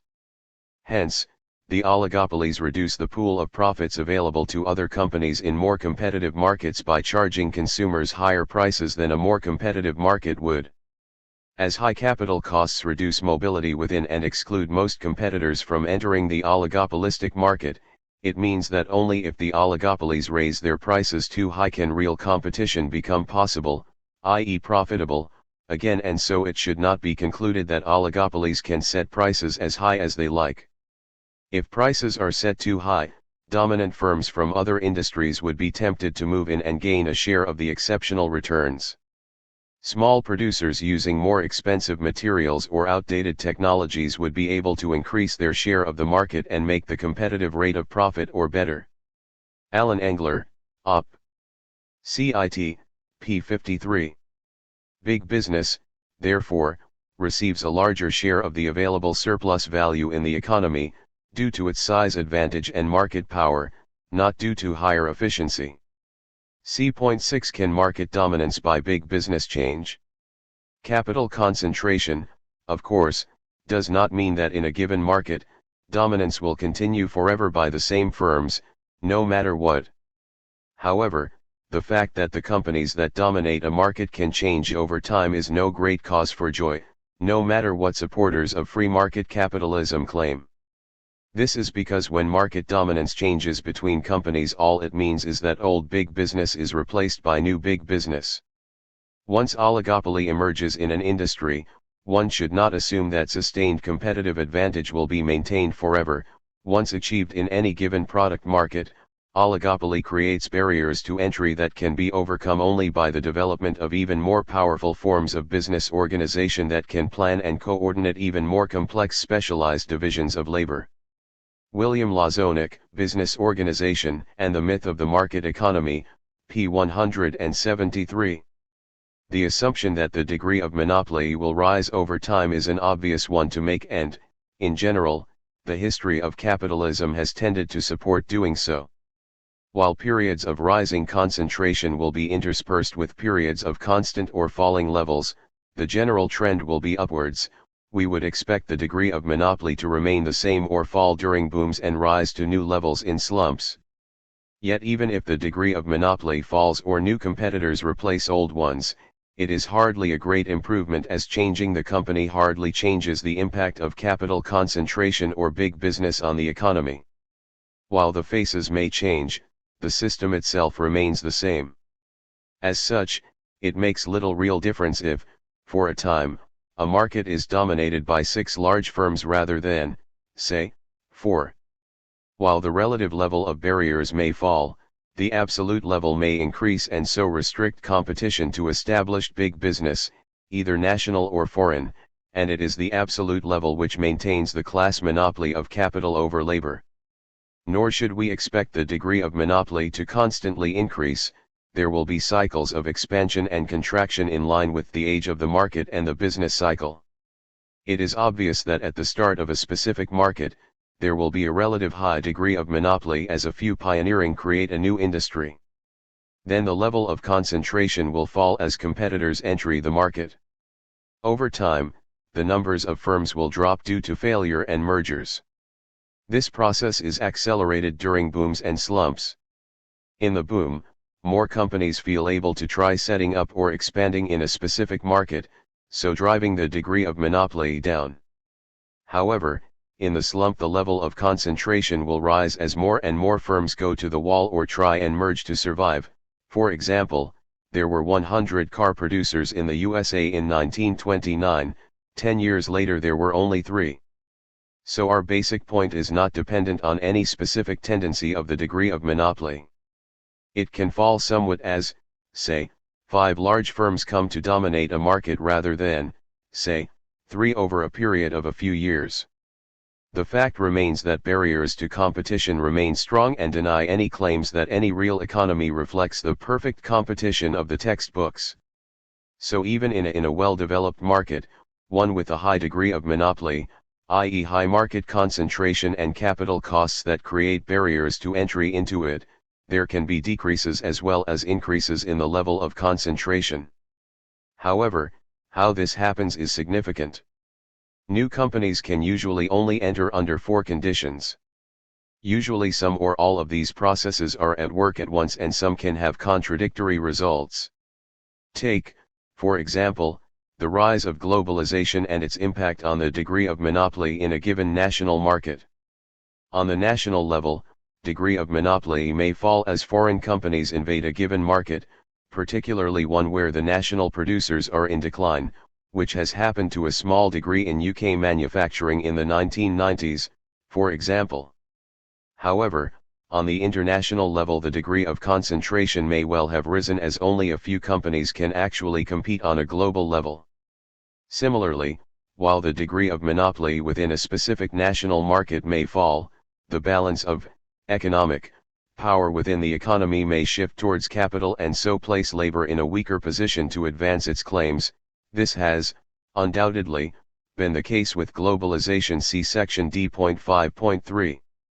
Let us consider the U.S. steel industry as an example. The 1980s saw the rise of the so-called mini-mills with lower capital costs. The mini-mills, a new industry segment, developed only after the U.S. steel industry had gone into decline due to Japanese competition. The creation of Nippon Steel, matching the size of U.S. steel companies, was a key factor in the rise of the Japanese steel industry, which invested heavily in modern technology to increase steel output by 2,216% in 30 years, 5.3 million tons in 1950 to 122.8 million by 1980. By the mid-1980s, the mini-mills and imports each had a quarter of the U.S. market, with many previously steel-based companies diversifying into new markets. Only by investing $9 billion to increase technological competitiveness, cutting workers' wages to increase labor productivity, getting relief from stringent pollution control laws and, very importantly, the U.S. government restricting imports to a quarter of the total home market could the U.S. steel industry survive. The fall in the value of the dollar also helped by making imports more expensive. In addition, U.S. steel firms became increasingly linked with their Japanese rivals, resulting in increased centralization, and so concentration, of capital. Therefore, only because competition from foreign capital created space in a previously dominated market, driving established capital out, combined with state intervention to protect and aid home producers, was a new segment of the industry able to get a foothold in the local market. With many established companies closing down and moving to other markets, and once the value of the dollar fell, which forced import prices up and state intervention reduced foreign competition, the mini-mills were in an excellent position to increase U.S. market share. It should also be noted that this period in the U.S. steel industry was marked by increased cooperation between U.S. and Japanese companies, with larger companies the outcome. This meant, in the case of the mini-mills, that the cycle of capital formation and concentration would start again, with bigger companies driving out the smaller ones through competition. Nor should we assume that an oligopolistic markets mean the end of all small businesses. Far from it. Not only do small firms continue to exist, big business itself may generate same-scale industry around it, in the form of suppliers or as providers of services to its workers. We are not arguing that small businesses do not exist, but rather than their impact is limited compared to the giants of the business world. In fact, within an oligopolistic market, existing small firms always present a problem, as some might try to grow beyond their established niches. However, the dominant firms will often simply purchase the smaller one firm, use its established relationships with customers or suppliers to limit its activities or stand temporary losses, and so cut its prices below the cost of production until it runs competitors out of business or establishes its price leadership, before raising prices again. As such, our basic point is not dependent on any specific tendency of the degree of monopoly. It can fall somewhat as, say, 6 large firms come to dominate a market rather than, say, 4. The fact remains that barriers to competition remain strong and deny any claims that any real economy reflects the perfect competition of the textbooks. So, while the actual companies involved may change over time, the economy as a whole will always be marked by big business due to the nature of capitalism. That's the way capitalism works: profits for the few at the expense of the many. See point 7. What causes the capitalist business cycle? The business cycle is the term used to describe the boom and slump nature of capitalism. Sometimes there is full employment, with workplaces producing more and more goods and services, the economy grows and along with it wages. However, as Proudhon argued, this happy situation does not last. But industry, under the influence of property, does not proceed with such regularity. As soon as a demand begins to be felt, the factories fill up, and everybody goes to work. Then business is lively. Under the rule of property, the flowers of industry are woven into none but funeral wreaths. The laborer digs his own grave. The capitalist tries to continue production by lessening expenses. Then comes the lowering of wages, the introduction of machinery, the employment of women and children. The decreased cost creates a larger market. But the productive power tends to more than ever outstrip consumption. Today the factory is closed. Tomorrow the people starve in the streets. In consequence of the cessation of business and the extreme cheapness of merchandise, frightened creditors hasten to withdraw their funds and production is suspended, and labor comes to a standstill.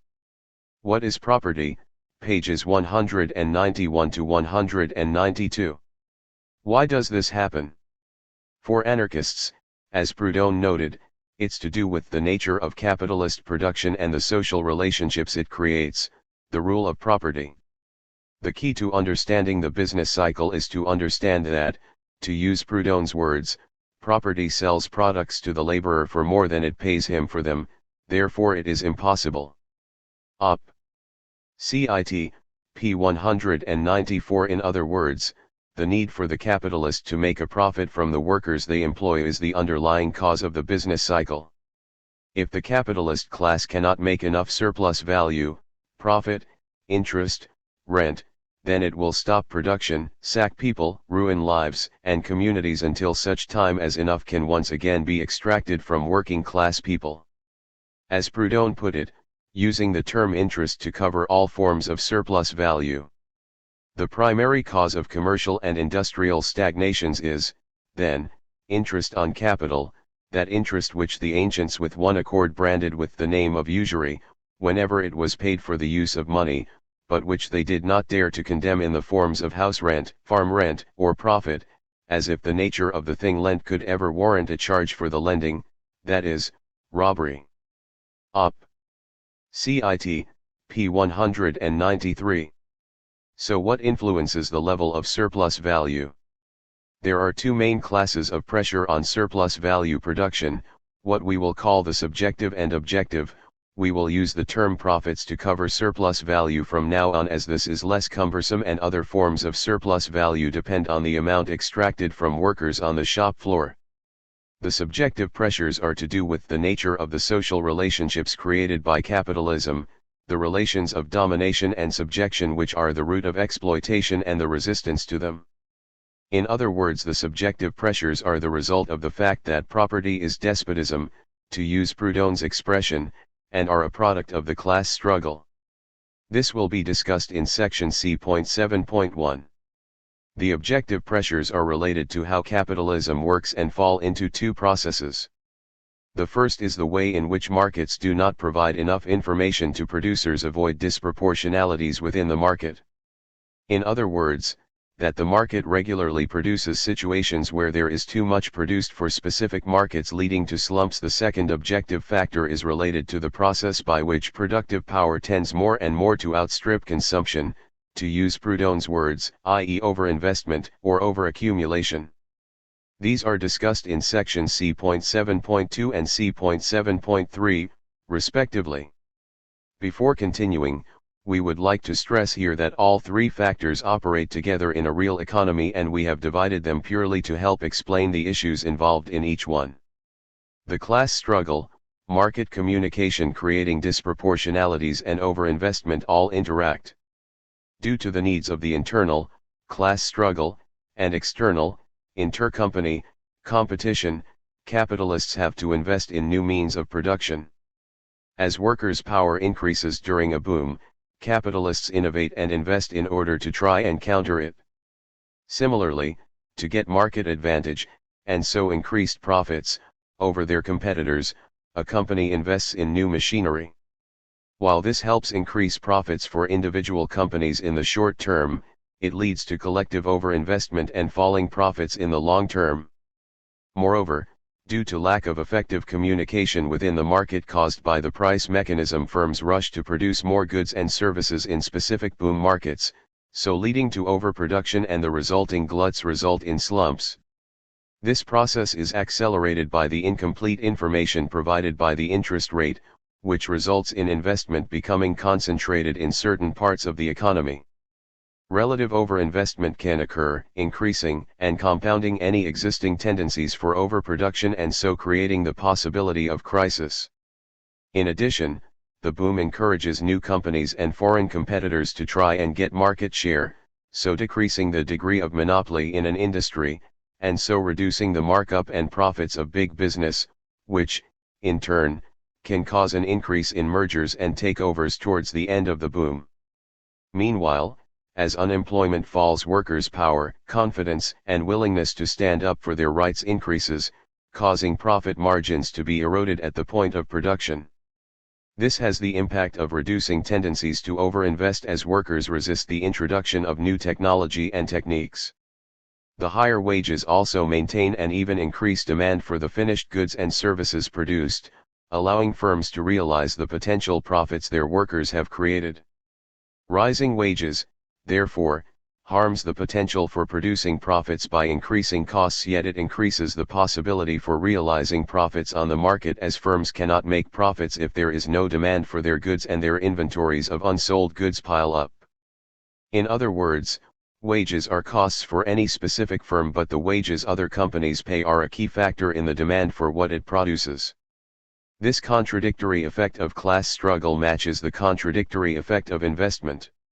Just as investment causes crisis because it is useful, the class struggle both hinders overaccumulation of capital and maintains aggregate demand, so postponing the crisis, while at the same time eroding capitalist power and so profit margins at the point of production, so accelerating it.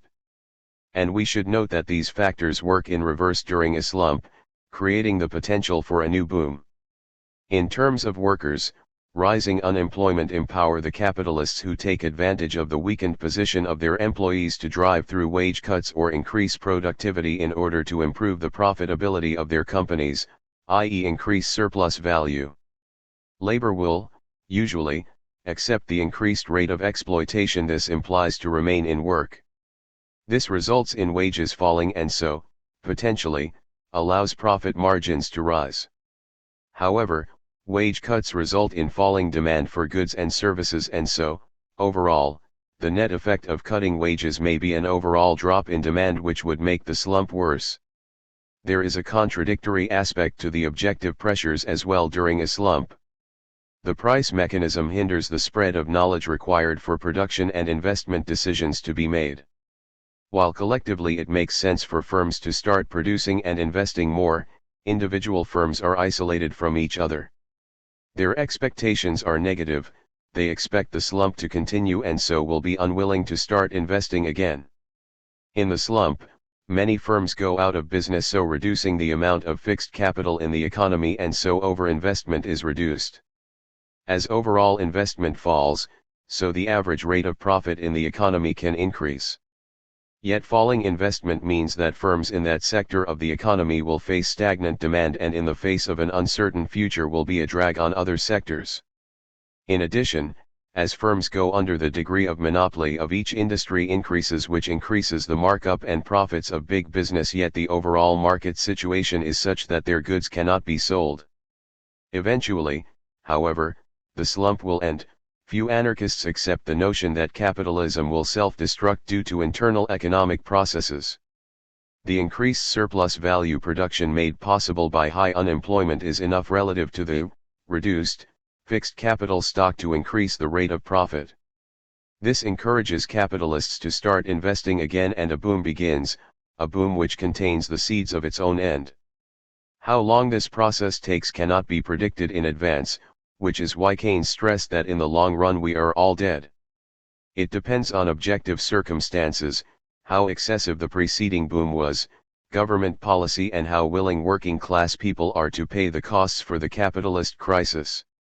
Thus subjective and objective factors interact and counteract with each other, but in the end a crisis will result simply because the system is based upon wage labor and the producers are not producing for themselves. Ultimately, a crisis is caused because capitalism is production for profit, and when the capitalist class does not, collectively, get a sufficient rate of profit for whatever reason, then a slump is the result. If workers produced for themselves, this decisive factor would not be an issue, as no capitalist class would exist. Until that happens, the business cycle will continue, driven by subjective and objective pressures that are related directly to the nature of capitalist production and the wage labor on which it is based. Which pressure will predominate in any given period will be dependent on the relative power of classes. One way to look at it is that slumps can be caused when working class people are too strong or too weak. The former means that we are able to reduce the rate of exploitation, squeezing the profit rate by keeping an increased share of the surplus value we produce. The later means we are too weak to stop income distribution being shifted in favor of the capitalist class, which results in overaccumulation and rendering the economy prone to a failure in aggregate demand. The 1960s and 1970s are the classic example of what happens when subjective pressures predominate, while the 1920s and 1930s show the objective ones at work. Finally, it must be stressed that this analysis does not imply that anarchists think that capitalism will self-destruct. In spite of crises being inevitable and occurring frequently, revolution is not. Capitalism will only be eliminated by working class revolution, when people see the need for social transformation and not imposed on people as the byproduct of an economic collapse. See point 7.1. What role does class struggle play in the business cycle? At its most basic, the class struggle, the resistance to hierarchy in all its forms, is the main cause of the business cycle. As we argued in sections B.1.2 and C.2, capitalists, in order to exploit a worker, must first oppress them. But where there is oppression, there is resistance; where there is authority, there is the will to freedom. Hence capitalism is marked by a continuous struggle between worker and boss at the point of production, as well as struggle outside of the workplace against other forms of hierarchy. This class struggle reflects a conflict between workers' attempts at liberation and self-empowerment and capital's attempts to turn the individual worker into a small cog in a big machine. It reflects the attempts of the oppressed to try to live a fully human life. When the worker claims his share in the riches he produces, he claims his share in the management of production, and he claims not only some additional well-being, but also his full rights in the higher enjoyment of science and art. Peter Kropotkin, Anarchism, pages 48 to 49. As Errico Malatesta argued, if workers succeed in getting what they demand, they will be better off, they will earn more, work fewer hours, and will have more time and energy to reflect on things that matter to them, and will immediately make greater demands and have greater needs. Here exists no natural law of wages, which determines what part of a worker's labor should go to him or her. Wages, hours, and other conditions of employment are the result of the struggle between bosses and workers. The former try and give the workers as little as possible, the latter try, or should try, to work as little, and earn as much, as possible. Where workers accept any conditions, or even being discontented, do not know how to put up effective resistance to the boss's demands, they are soon reduced to bestial conditions of life. Where, instead, they have ideas of how human beings should live and know how to join forces, and through refusal to work or the latent and open threat of rebellion, to win bosses' respect, in such cases, they are treated in a relatively decent way. Through struggle, by resistance against the bosses, therefore, workers can, up to a certain point, prevent a worsening of their conditions as well as obtaining real improvement. Enrico Malatesta, His Life and Ideas, pages 191-2. It is this struggle that determines wages and indirect income such as welfare, education grants, and so forth. This struggle also influences the concentration of capital, as capital attempts to use technology to get an advantage against their competitors by driving down prices by increasing the productivity of labor, i.e., to extract the maximum surplus value possible from employees. And, as will be discussed in section D.10, increased capital investment also reflects an attempt to increase the control of the worker by capital, or to replace them with machinery that cannot say no, plus the transformation of the individual into the mass worker who can be fired and replaced with little or no hassle. For example, Proudhon quotes an English manufacturer who states that he invested in machinery precisely to replace humans by machines because machines are easier to control. The insubordination of our workforce has given us the idea of dispensing with them. We have made and stimulated every imaginable effort of the mind to replace the service of men by tools more docile, and we have achieved our object. Machinery has delivered capital from the oppression of labor. Quoted by Proudhon, System of Economical Contradictions, p. 189. To which Proudhon replied, "W had a misfortunate that machinery cannot also deliver capital from the oppression of consumers. The overproduction and reductions in demand caused by machinery replacing people soon destroys these illusions of automatic production by a slump. See section C.7.3. Therefore, class struggle influences both wages and capital investment, and so the prices of commodities in the market. It also, more importantly, determines profit levels, and it is the rise and fall of profit levels that are the ultimate cause of the business cycle. This is because, under capitalism, production's only aim is to increase the profits of the capitalist. And we have, therefore, the continuous fluctuations of industry, the crisis coming periodically. Kropotkin, Op. Cit. p. 55.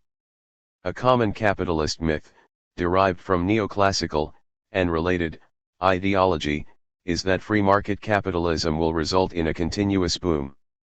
Since the cause of slumps is allegedly state interference in the market, particularly in credit and money, eliminating such meddling will obviously bring reality into line with the textbooks and, consequently, eliminate such negative features of actually existing capitalism as the business cycle.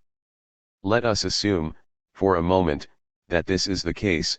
As will be discussed in section C.8, this is not the case.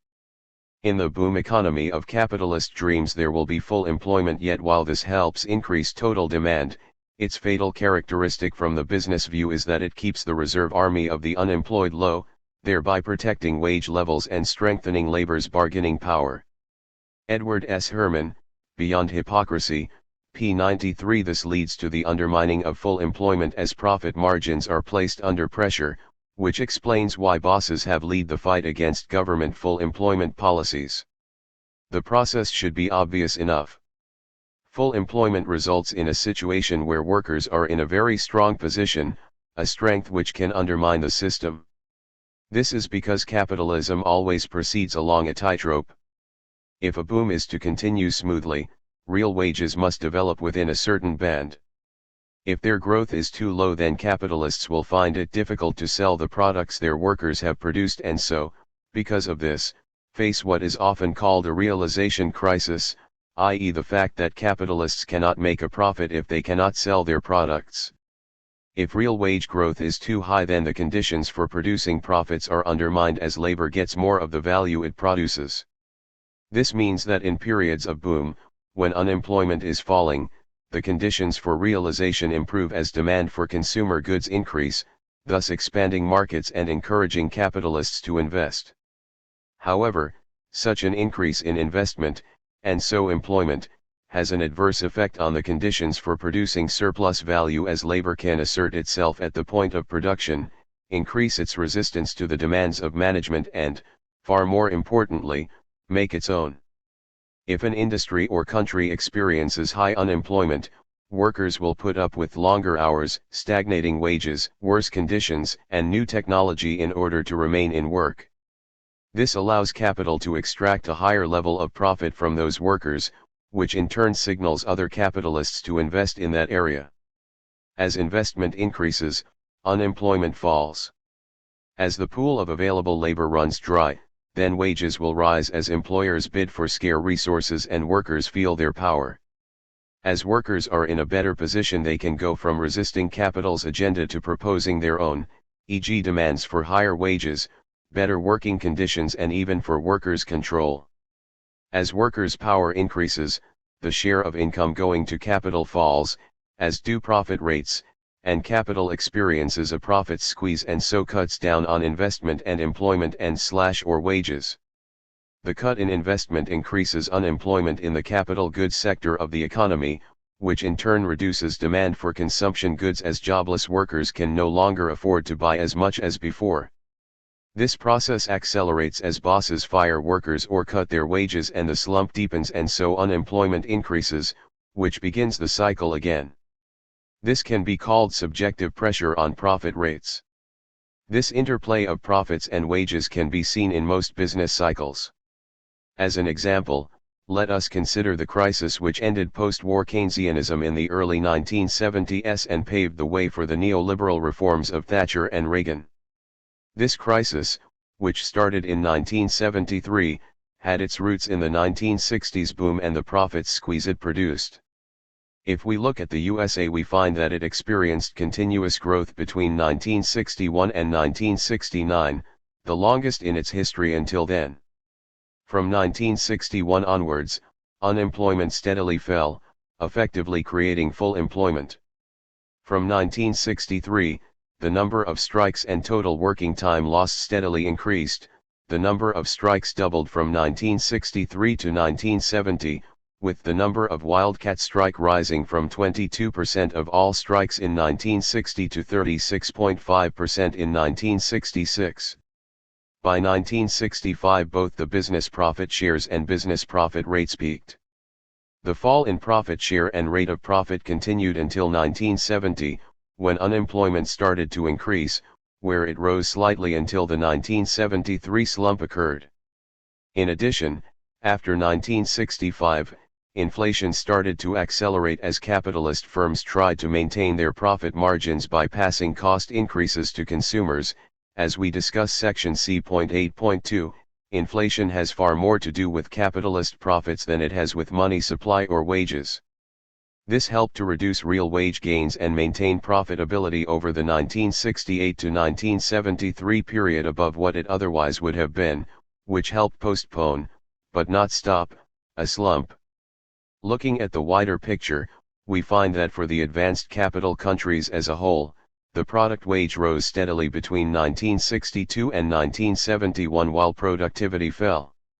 The growth of the product wage, the real cost to the employer of hiring workers, exceeded that of productivity growth in the late 1960s, slightly after the year in which profit share in national income and the rate of profit peaked. From then on, productivity continued to fall while the product wage continued to rise. This process, the result of falling unemployment and rising workers' power, expressed, in part, by an explosion in the number of strikes across Europe and elsewhere, helped to ensure that workers keep an increasing share of the value they produced. The actual post-tax real wages and productivity in the advanced capitalist countries increased at about the same rate from 1960 to 1968, but between 1968 and 1973 the former increased at a larger rate than the latter, hence the profit squeeze. Moreover, increased international competition meant that many domestic companies were limited in their responses to the profit squeeze as well as facing a global decrease in demand for their products. This resulted in profit shares and rates declining to around 80% of their previous peak levels across the advanced capitalist nations. Philip Armstrong, Andrew Glynn, and John Harrison, Capitalism Since 1945, pages 178-80, pages 182-4 and pages 192-3. It must be stressed that social struggle was not limited to the workplace. In the 1960s, a series of strong liberation movements emerged among women, students, and ethnic minorities. A crisis of social institutions was in progress, and large social groups were questioning the very foundations of the modern, hierarchical society, the patriarchal family, the authoritarian school and university, the hierarchical workplace or office, the bureaucratic trade union or party. Takis Fotopoulos, The Nation-State and the Market, pages 37 to 80, Society and Nature, Volume 2, Number 2, p. 58. In stark contrast to the predictions of the right, state intervention within capitalism to maintain full employment and provide social services like health care had not resulted in a road to serfdom. The opposite occurred, with previously marginalized sectors of the population resisting their oppression and exploitation by questioning authority in more and more areas of life, including, it must be stressed, within our own organizations as well. For example, the rank and file of trade unions had to rebel just as much against their own officials as they had against the bureaucracy of the capitalist firm. These social struggles resulted in an economic crisis as capital could no longer oppress and exploit working class people sufficiently in order to maintain a suitable profit rate.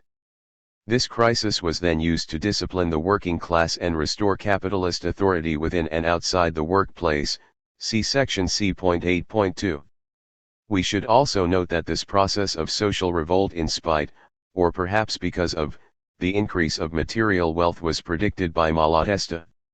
In 1922 he argued that the fundamental error of the reformists is that of dreaming of solidarity, a sincere collaboration, between masters and servants, between proprietors and workers.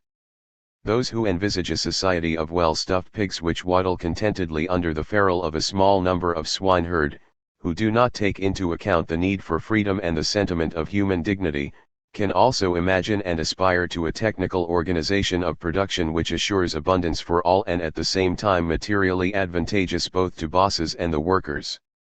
But in reality, social peace based on abundance for all will remain a dream, so long as society is divided into antagonistic classes, that is, employers and employees. And there will be neither peace nor abundance. The antagonism is spiritual rather than material. There will never be a sincere understanding between bosses and workers for the better exploitation of the forces of nature in the interests of mankind, because the bosses above all want to remain bosses and secure always more power at the expense of the workers, as well as by competition with other bosses, whereas the workers have had their fill of bosses and don't want more. Op. Cit. Pages 78 to 79. The experience of the post-war compromise and social democratic reform shows that, ultimately, the social question is not poverty but rather freedom. However, to return to the impact of class struggle on capitalism. It is the awareness that full employment is bad for business which is the basis of the so-called non-accelerating inflation rate of unemployment, NARU. As we will discuss in more detail in section C.9, the NARU is the rate of unemployment for an economy under which inflation, it is claimed, starts to accelerate. While the basis of this theory is slim, the NARU is an invisible, mobile rate, and so the theory can explain every historical event simply because you can prove anything when your datum cannot be seen by mere mortals.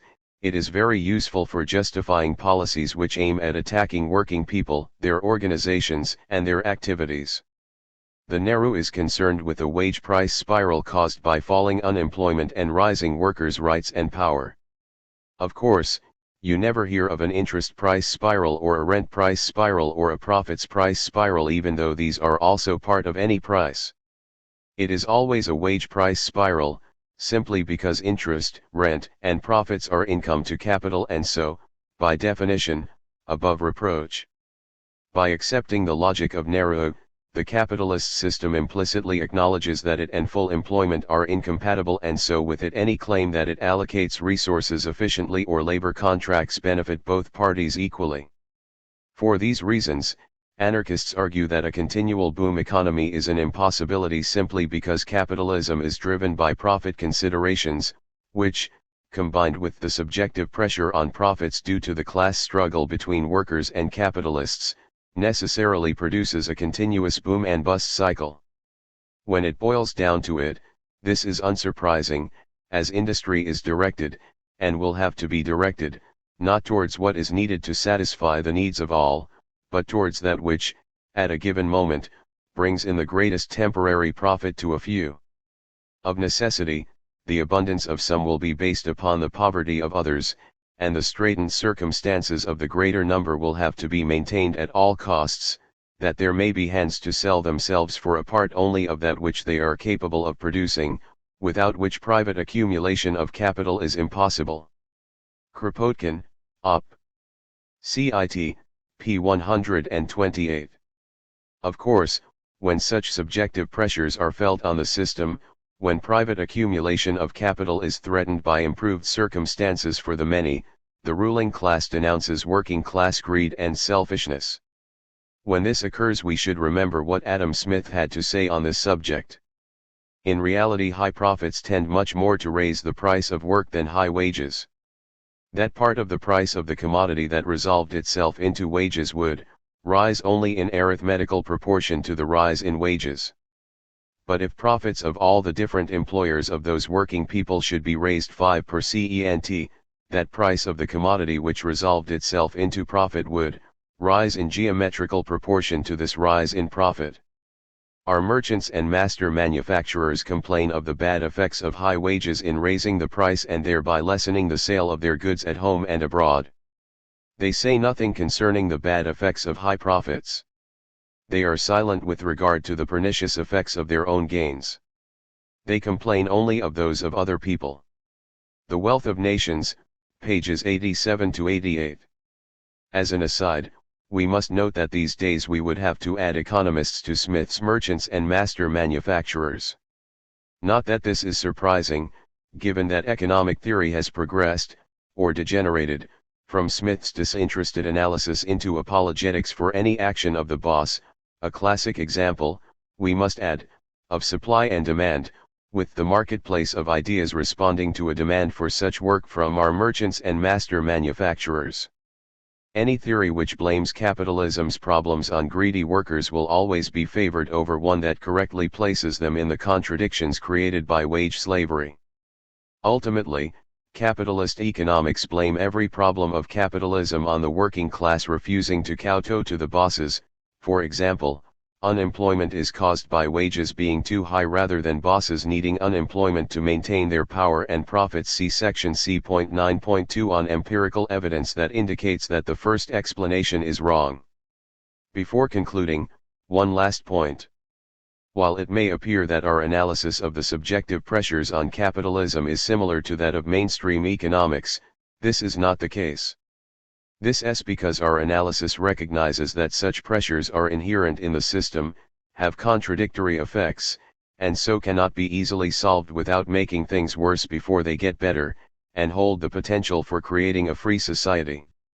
Our analysis recognizes that workers' power and resistance is bad for capitalism, as for any hierarchical system, but it also indicates that there is nothing capitalism can do about it without creating authoritarian regimes, such as Nazi Germany, or by generating massive amounts of unemployment, as was the case in the early 1980s in both the USA and the UK, when right-wing governments mismanaged the economy into deep recessions, and even this is no guarantee of eliminating working class struggle, as can be seen, for example, from 1930s America.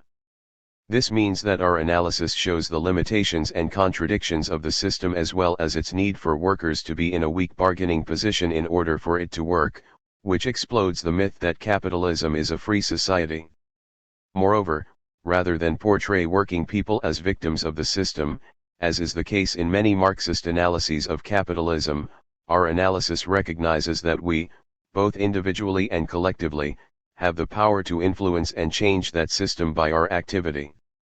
We should be proud of the fact that working people refuse to negate themselves or submit their interests to that of others or play the role of order takers required by the system.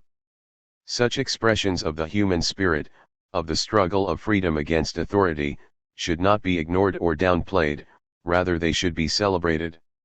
That the struggle against authority causes the system so much trouble is not an argument against social struggle, it is an argument against a system based on hierarchy, oppression, exploitation, and the denial of freedom. To sum up, in many ways, social struggle is the inner dynamic of the system, and its most basic contradiction. While capitalism tries to turn the majority of people into commodities, namely, bearers of labor power, it also has to deal with the human responses to this process of objectification, namely, the class struggle.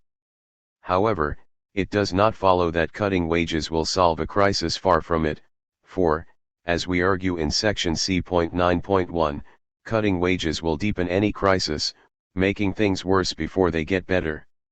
Nor does it follow that, if social struggle were eliminated, capitalism would work fine. After all, if we assume that labor power is a commodity like any other, its price will rise as demand increases relative to supply, which will either produce inflation or a profits squeeze, probably both. Therefore, even without the social struggle which accompanies the fact that labor power cannot be separated from the individuals who sell it, capitalism would still be faced with the fact that only surplus labor, unemployment, ensures the creation of adequate amounts of surplus value.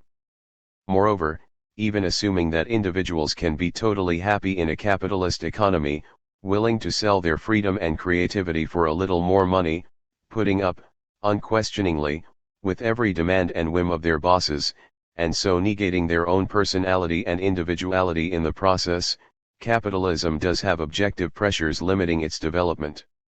So while social struggle, as argued above, can have a decisive effect on the health of the capitalist economy, it is not the only problem the system faces. This is because there are objective pressures within the system beyond and above the authoritarian social relations it produces and the resistance to them. These pressures are discussed next, in section C.7.2 and C.7.3. C.7.2 What role does the market play in the business cycle? A major problem with capitalism is the working of the capitalist market itself. For the supporters of free market capitalism, the market provides all the necessary information required to make investment and production decisions. This means that a rise or fall in the price of a commodity acts as a signal to everyone in the market, who then respond to that signal. These responses will be coordinated by the market, resulting in a healthy economy. This perspective is expressed well by right liberal, Friedrich von Hayek in his The Uses of Knowledge in Society, reprinted in Individualism and Economic Order. Using the example of the tin market, he defends capitalism against central planning on its ability to handle the division of knowledge within society and its dynamic use of this dispersed knowledge when demand or supply changes. Assume, he argues, that somewhere in the world a new opportunity for the use of some raw material, say tin, has arisen, or that one of the sources of supply of tin has been eliminated. It does not matter for our purpose, and it is very significant that it does not matter which of these two causes has made tin more scarce. All that the users of tin need to know is that some of the tin they used to consume is now more profitably employed elsewhere, and that in consequence they must economize tin. There is no need for the great majority of them even to know where the more urgent need has arisen, or in favor of what other uses they ought to husband the supply. The subsequent rise in its price will result in reduced consumption as many users will economize on its use, and so the information that tin has become, relatively, scarcer spreads throughout the economy and influences not only tin users, but also its substitutes and the substitutes of these substitutes and so on. This will move the economy towards equilibrium without the people informed knowing anything about the original causes for these changes. The whole acts as one market, not because any of its members survey the whole field, but because their limited individual fields of vision sufficiently overlap so that through many intermediaries the relevant information is communicated to all. The Use of Knowledge in Society, pages 519-30, American Economic Review, Volume 35, Number 4, p. 526. While it can be granted that this account of the market is not without foundation, it is also clear that the price mechanism does not communicate all the relevant information needed by companies or individuals. This means that capitalism does not work in the way suggested in the economic textbooks. It is the workings of the price mechanism itself which leads to booms and slumps in economic activity and the resulting human and social costs they entail. This can be seen if we investigate the actual processes hidden behind the workings of the price mechanism. The key problem with Hayek's account is that he does not discuss the collective results of the individual decisions he highlights. It is true that faced with a rise in the price of tin, individual firms will cut back on its use. Yet there is no reason to suppose that the net result of these actions will bring the demand and supply of tin back to equilibrium. In fact, it is just as likely that the reduction in demand for tin is such that its producers face falling sales and so cut back production even more. Similarly, a rising demand for tin could easily result in all tin producers increasing supply so much as to produce a glut on the market. Proudhon described this process well in the 1840s. A peasant who has harvested 20 sacks of wheat, which he with his family proposes to consume, deems himself twice as rich as if he had harvested only 10, likewise a housewife who has spun 50 yards of linen believes that she is twice as rich as if she had spun but 25. Relatively to the household, both are right. Looked at in their external relations, they may be utterly mistaken.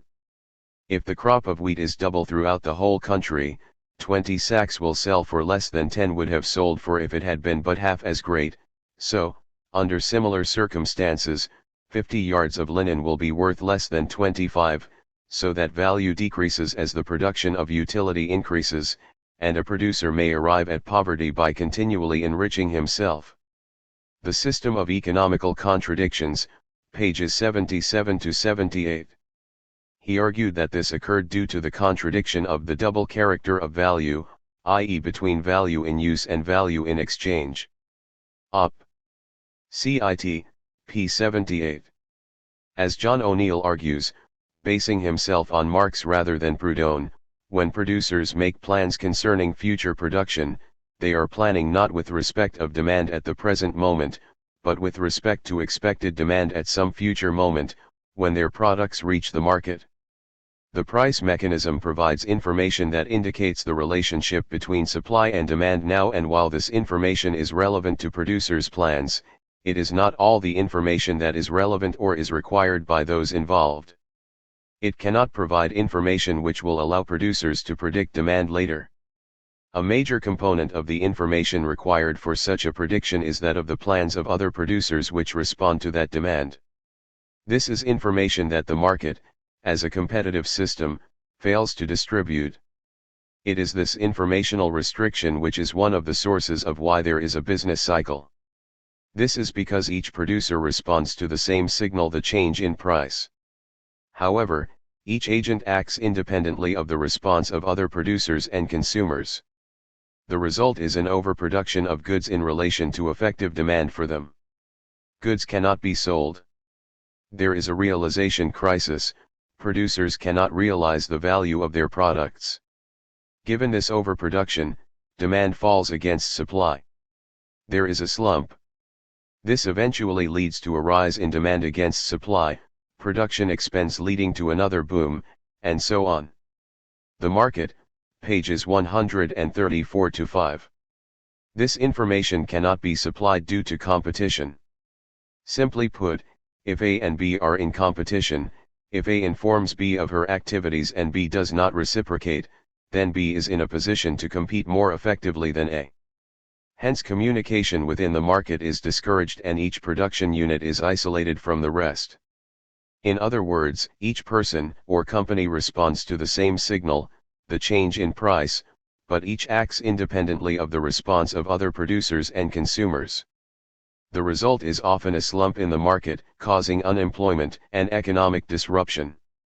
Thus the market blocks the communication of information and fails to coordinate plans for economic action. Op. Cit. p. 137. This, it should be noted, is not a problem of people making a series of unrelated mistakes.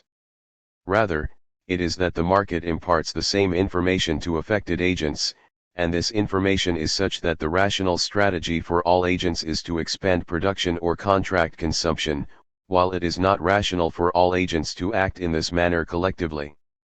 In other words, the information the market provides is not sufficient for rational decision-making and naturally results in disproportionalities in the market.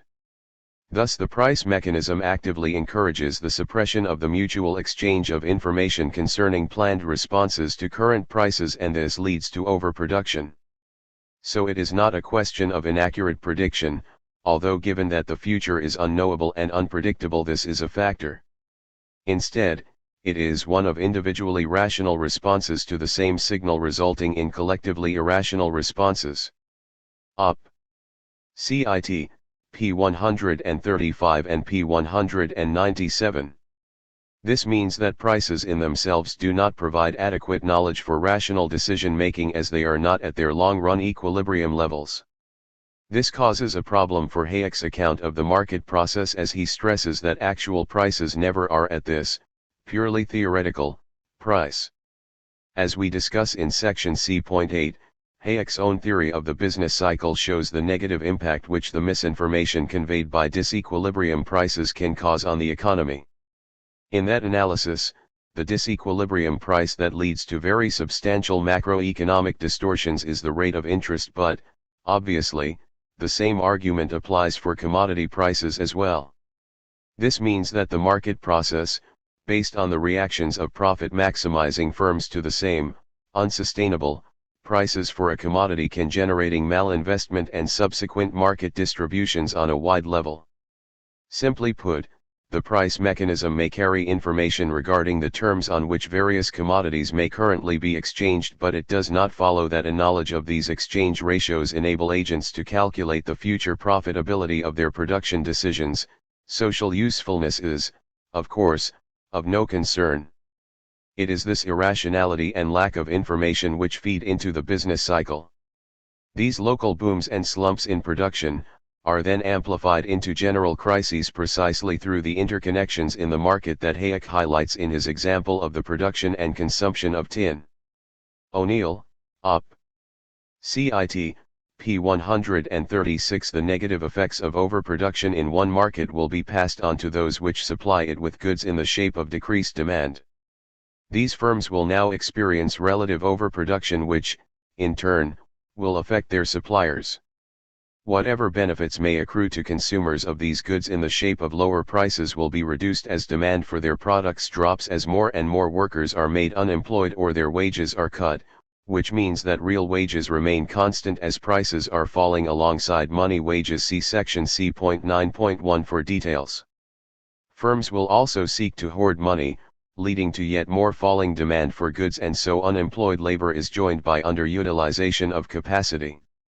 Which brings us to the issue of money and its role in the business cycle. Free market capitalist economics is based on Say's law. This is the notion that supply creates its own demand, and so general gluts of goods and mass unemployment are impossible. As we noted in section C.1.5, this vision of economic activity is only suited to pre-capitalist economies, or ones without money, for money is considered as nothing more than an aid to barter, a medium of exchange only. It ignores the fact that money is a store of value and, as such, can be held onto precisely for that reason. This means that Say's law is invalid, as its unity between sale and purchase can be disturbed, so causing the chain of contractual relationships to be broken. Simply put, someone who sells a product need not spend their income on another product at the same time. Unlike barter, the sale of one commodity is an act distinct from the purchase of another. Money, in other words, brings in time into the market process and the possibility of hoarding. Time, because a good is usually sold some time after it is made, running the risk that its sale price could fall below the cost of production, wiping out the capitalist's expected profit. Hoarding, because income need not be spent but may merely be kept idle. Doug Henwood, Wall Street, p. 232. This means that overproduction becomes possible and bankruptcies and unemployment can become widespread, and so a slump can start. As any Marxian or Keynesian crisis theorist can tell you, Henwood summarizes, the separation of purchase and sale is one of the great flashpoints of capitalism. An expected sale that goes unmade can drive a capitalist under, and can unravel a chain of financial commitments. Multiply that by 1,000 or 2 and you have great potential mischief. Thus the presence of money as a store of value, the possibility of keeping wealth in financial form rather than spending it promptly on commodities, always introduces the possibility of crisis.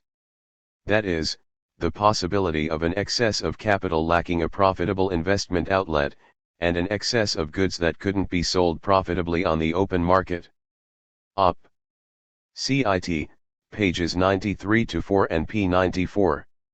So when the market prices of goods fall far below their cost prices, then production and investment stagnate. This is because profits can only be transformed into capital at a loss, and so it lies idle in banks.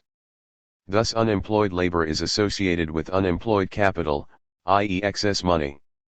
This desire for capitalists to increase their demand for storing their wealth in money rather than investing it is driven by the rate of profit in the economy. Bad times result in increased hoarding and so a general fall in aggregate demand. Lowering interest rates will not provoke a demand for such money hoards, as claimed in free market capitalist theory, as few capitalists will seek to invest in a recession as expected profits will be lower than the interest rate. However, it should be stressed that disproportionalities of production between industries and the separation of production and sale do not per se result in a general crisis. If that were the case, the capitalism would be in a constant state of crisis, as markets are rarely in a state of equilibrium and sales do not instantly result in purchases. This means that market dislocations need not automatically produce a general crisis in the economy, as the problems associated with localized slumps can be handled when the overall conditions within an economy are good. It simply provides the potential for crisis and a means of transmitting and generalizing local slumps when the overall economic situation is weak. In other words, it is an accumulative process in which small changes can build up on each other until the pressures they exert become unstoppable.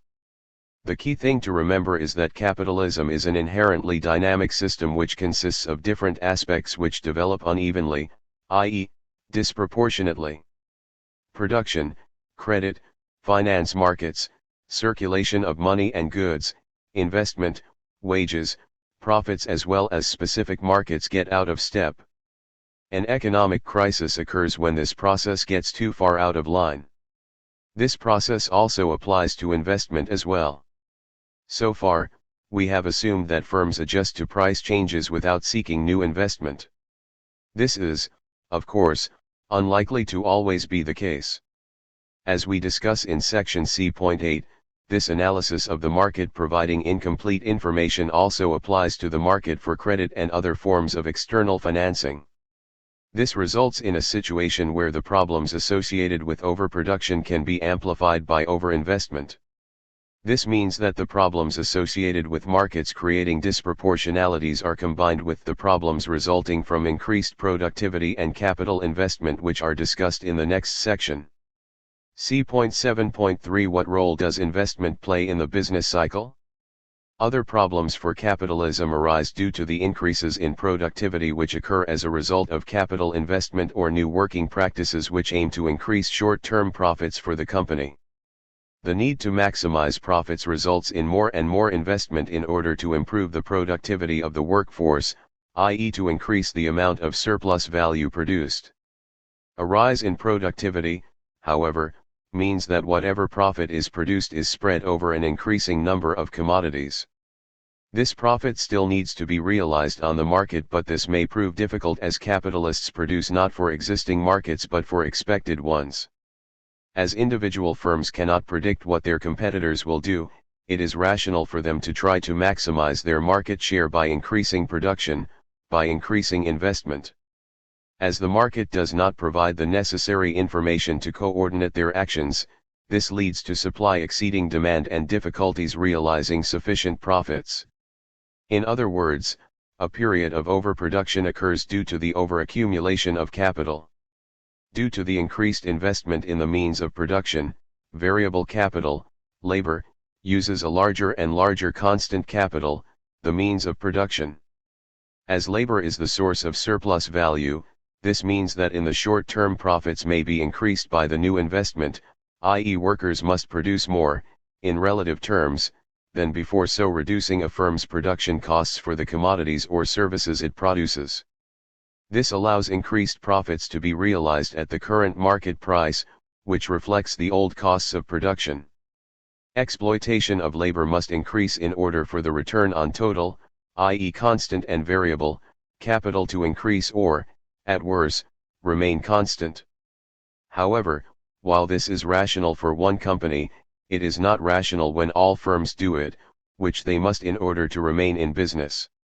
As investment increases, the surplus value workers have to produce must increase faster. As long as the rate of exploitation produced by the new investments is high enough to counteract the increase in constant capital and keep the profit rate from falling, then the boom will continue. If, however, the mass of possible profits in the economy is too small compared to the total capital invested, both in means of production, fixed, and labor, variable, then the possibility exists for a general fall in the rate of profit, the ratio of profit to investment in capital and labor. Unless exploitation increases sufficiently, already produced surplus value earmarked for the expansion of capital may not be realized on the market, i.e. goods may not be sold. If this happens, then the surplus value will remain in its money form, thus failing to act as capital. In other words, accumulation will grind to a halt and a slump will start. When this happens, overinvestment has occurred. No new investments are made, goods cannot be sold, resulting in a general reduction of production and so increased unemployment as companies fire workers or go out of business.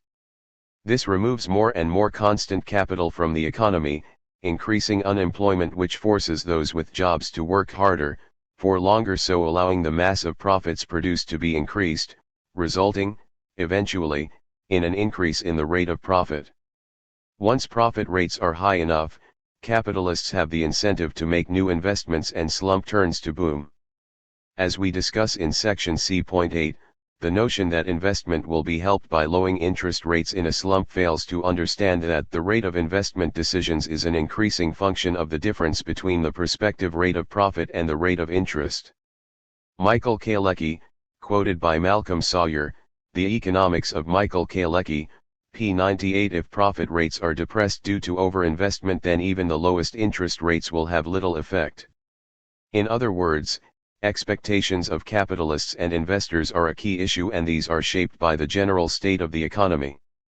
It could be argued that such an analysis is flawed, as no company would invest in machinery if it would reduce its rate of profit. But such an objection is flawed, simply because, as we noted, such investment is perfectly sensible, indeed, a necessity, for a specific firm. By investing they gain, potentially, an edge in the market and so increased profits for a period. This forces their competitors to act likewise, and they invest in new technology. Unfortunately, while this is individually sensible, collectively it is not, as the net result of these individual acts is overinvestment in the economy as a whole. Moreover, unlike the model of perfect competition, in a real economy capitalists have no way of knowing the future, and so the results of their own actions never mind the actions of their competitors. Thus overaccumulation of capital is the natural result of competition, simply because even if we assume that the bosses of the firms are individually rational, they are driven to make decisions which are collectively irrational to remain in business.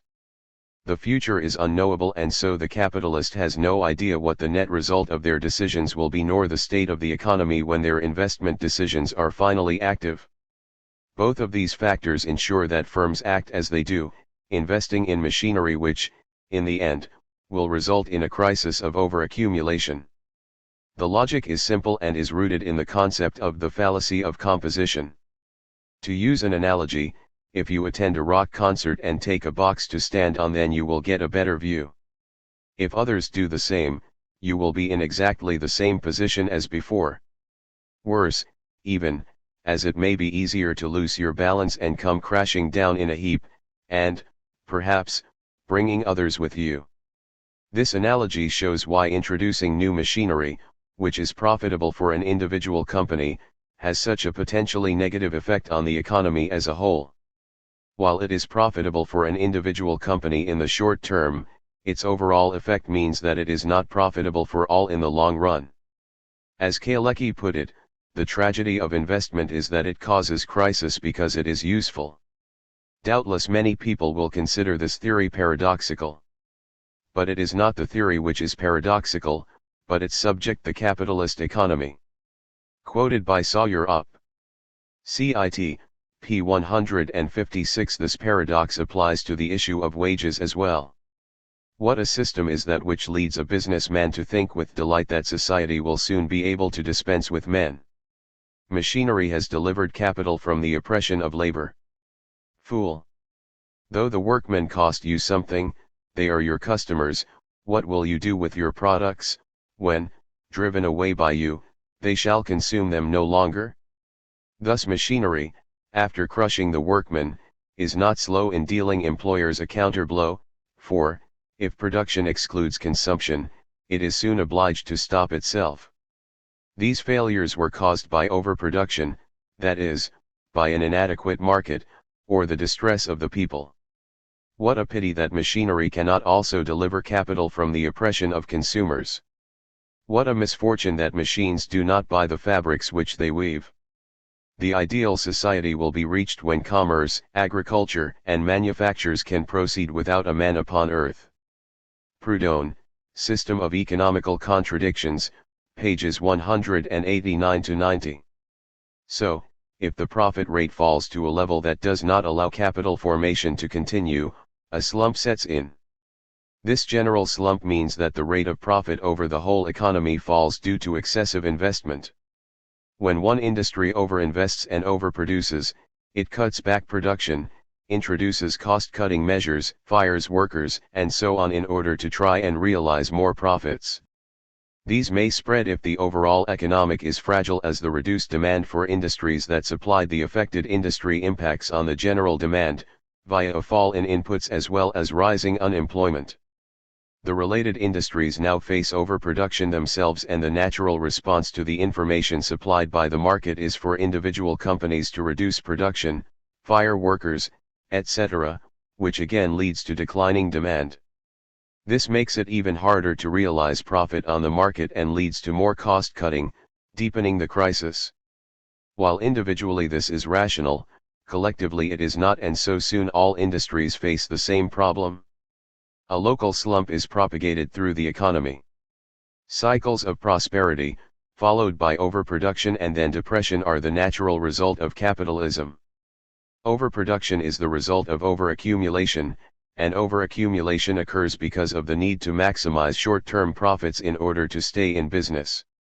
So while the crisis appears as a glut of commodities on the market, as there are more commodities in circulation that can be purchased by the aggregate demand, property sells products to the laborer for more than it pays him for them. To use Proudhon's words, its roots are deeper. It lies in the nature of capitalist production itself. Overproduction, we should point out, exists only from the viewpoint of capital, not of the working class. What economists call overproduction is but a production that is above the purchasing power of the worker. This sort of overproduction remains fatally characteristic of the present capitalist production, because workers cannot buy with their salaries what they have produced and at the same time copiously nourish the swarm of idlers who live upon their work. Kropotkin, Op. Cit. pages 127-128. In other words, overproduction and underconsumption reciprocally imply each other. There is no overproduction except in regard to a given level of solvent demand. There is no deficiency in demand except in relation to a given level of production. The goods overproduced may be required by consumers, but the market price is too low to generate a profit, and so existing goods must be destroyed and production must be reduced in order to artificially increase it. So, for example, the sight of food and other products being destroyed while people are in need of them is a common one in Depression years. So, while the crisis appears on the market as a commodity glut, i.e. as a reduction in effective demand, and is propagated through the economy by the price mechanism, its roots lie in production. Until such time as profit levels stabilize at an acceptable level, thus allowing renewed capital expansion, the slump will continue. The social costs of the wage cutting this requires is yet another externality, to be bothered with only if they threaten capitalist power and wealth. There are means, of course, by which capitalism can postpone, but not stop, a general crisis developing. The extension of credit by banks to both investors and consumers is the traditional, and most common, way. Imperialism, by which markets are increased and profits are extracted from less developed countries and used to boost the imperialist countries' profits, is another method. The workmen being unable to purchase with their wages the riches they are producing, industry must search for markets elsewhere. Kropotkin, Op. Cit. p. 55. Another is state intervention in the economy, such as minimum wages, the incorporation of trades unions into the system, arms production, manipulating interest rates to maintain a natural rate of unemployment to keep workers on their toes, etc. Another is state spending to increase aggregate demand, which can increase consumption and so lessen the dangers of overproduction. However, these have, objective and subjective, limits and can never succeed in stopping depressions from occurring as they ultimately flow from capitalist production and the need to make profits. A classic example of these objective pressures on capitalism is the Roaring Twenties that preceded the Great Depression of the 1930s. After the 1921 slump, there was a rapid rise in investment in the USA, with investment nearly doubling between 1919 and 1927. Because of this investment in capital equipment, manufacturing production grew by 8% per annum between 1919 and 1929, and labor productivity grew by an annual rate of 5.6%, this is including the slump of 1921 to 22. With costs falling and prices comparatively stable, profits increased, which in turn lead to high levels of capital investment. The production of capital goods increased at an average annual rate of 6.4%. William Lazonick, Competitive Advantage on the Shop Floor, p. 241. The optimism felt by business as a result of higher profits was reflected in the wealthy sections of America. In the 1920s, prosperity was concentrated at the top. 1/10 of the top 1% of families received as much income as the bottom 42%, and only 2.3% of the population enjoyed incomes over $100,000. 60% of families made less than $2,000 a year, 42% less than $1,000. While the richest 1% owned 40% of the nation's wealth by 1929, and the number of people claiming $500,000 incomes rose from 156 in 1920 to 1,489 in 1929, the bottom 93% of the population experienced a 4% drop in real disposable per capita income between 1923 and 1929. However, in spite, or, perhaps, because, of this, U.S. capitalism was booming and belief in capitalism was at its peak. But by 1929 all this had changed, with the stock market crash followed by a deep depression. What was its cause? Given our analysis presented in section C.7.1, it may have been expected to have been caused by the boom decreasing unemployment, so increased working class power and leading to a profits squeeze, but this was not the case. This slump was not the result of working class resistance. Indeed, the 1920s were marked by a labor market which was continuously favorable to employers. This was for two reasons. Firstly, the Palmer raids at the end of the 1910s saw the state root out radicals in the U.S. labor movement and wider society. Secondly, the deep depression of 1920-21, during which national unemployment rates averaged over 9%, the highest level over any two-year period since the 1890s, changed the labor market from a seller's to a buyer's market. This allowed the bosses to apply what became to be known as the American Plan, namely firing workers who belonged to a union and forcing them to sign yellow dog contracts, promises not to join a union, to gain or keep their jobs.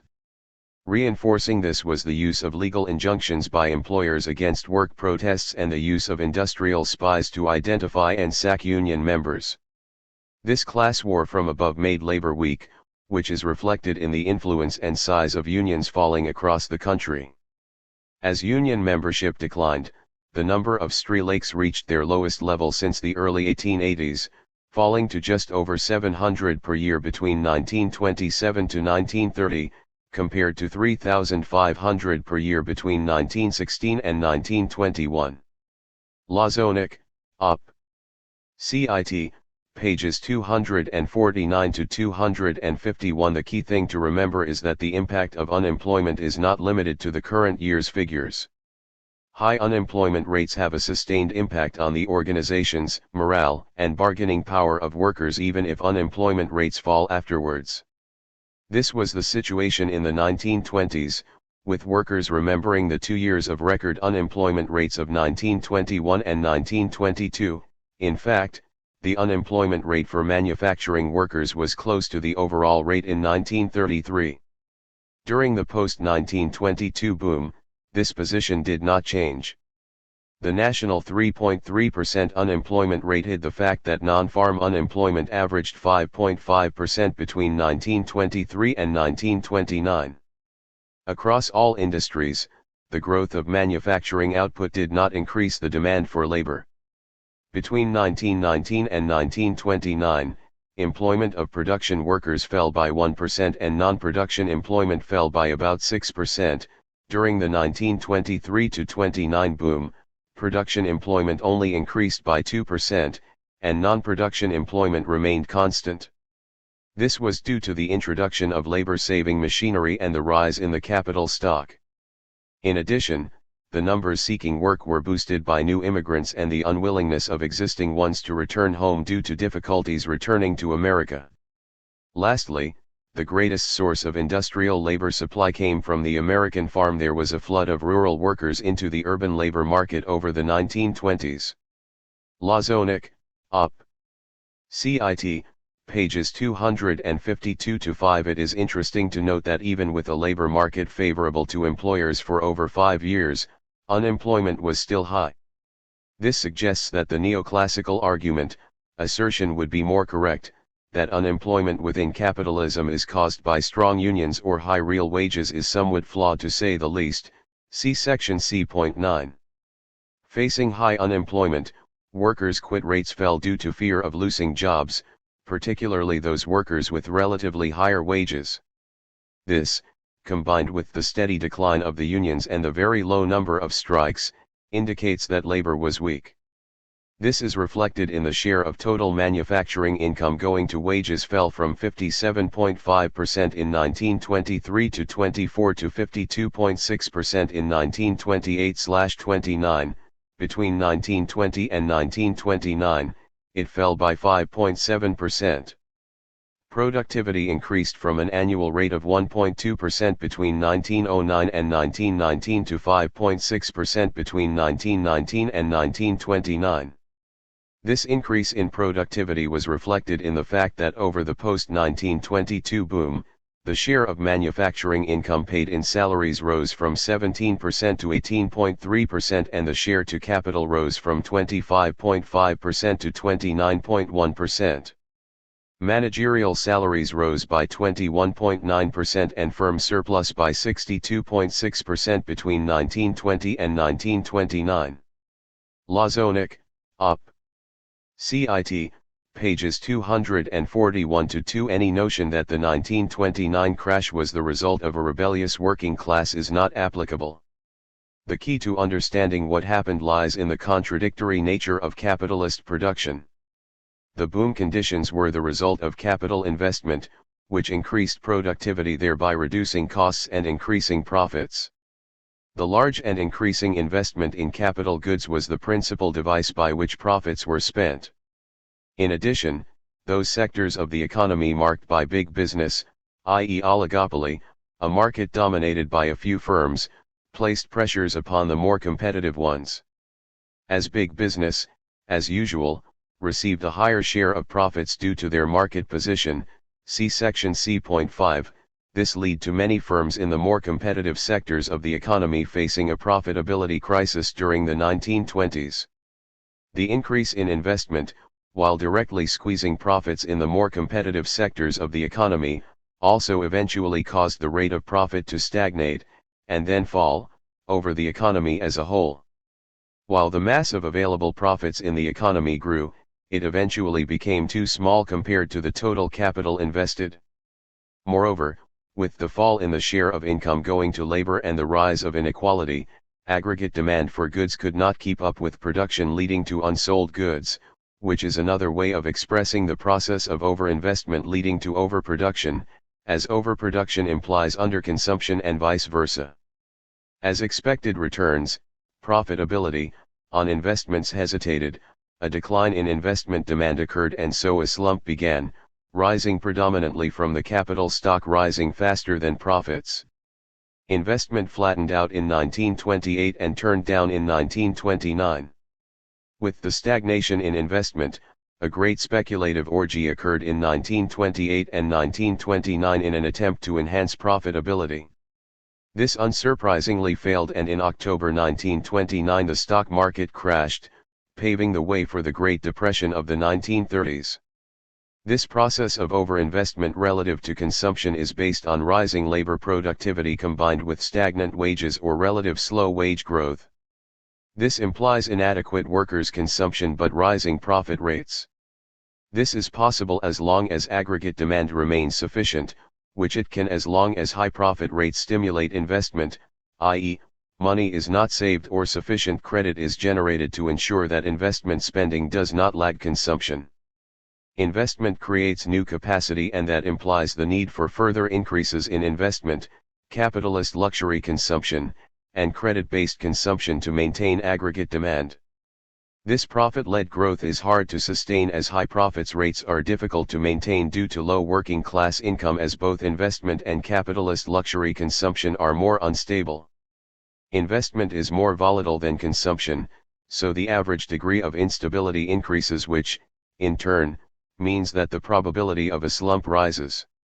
Further, this type of growth creates imbalances between sectors of the economy as firms rush to invest in profitable sections, leading to relative overproduction and overinvestment in those areas.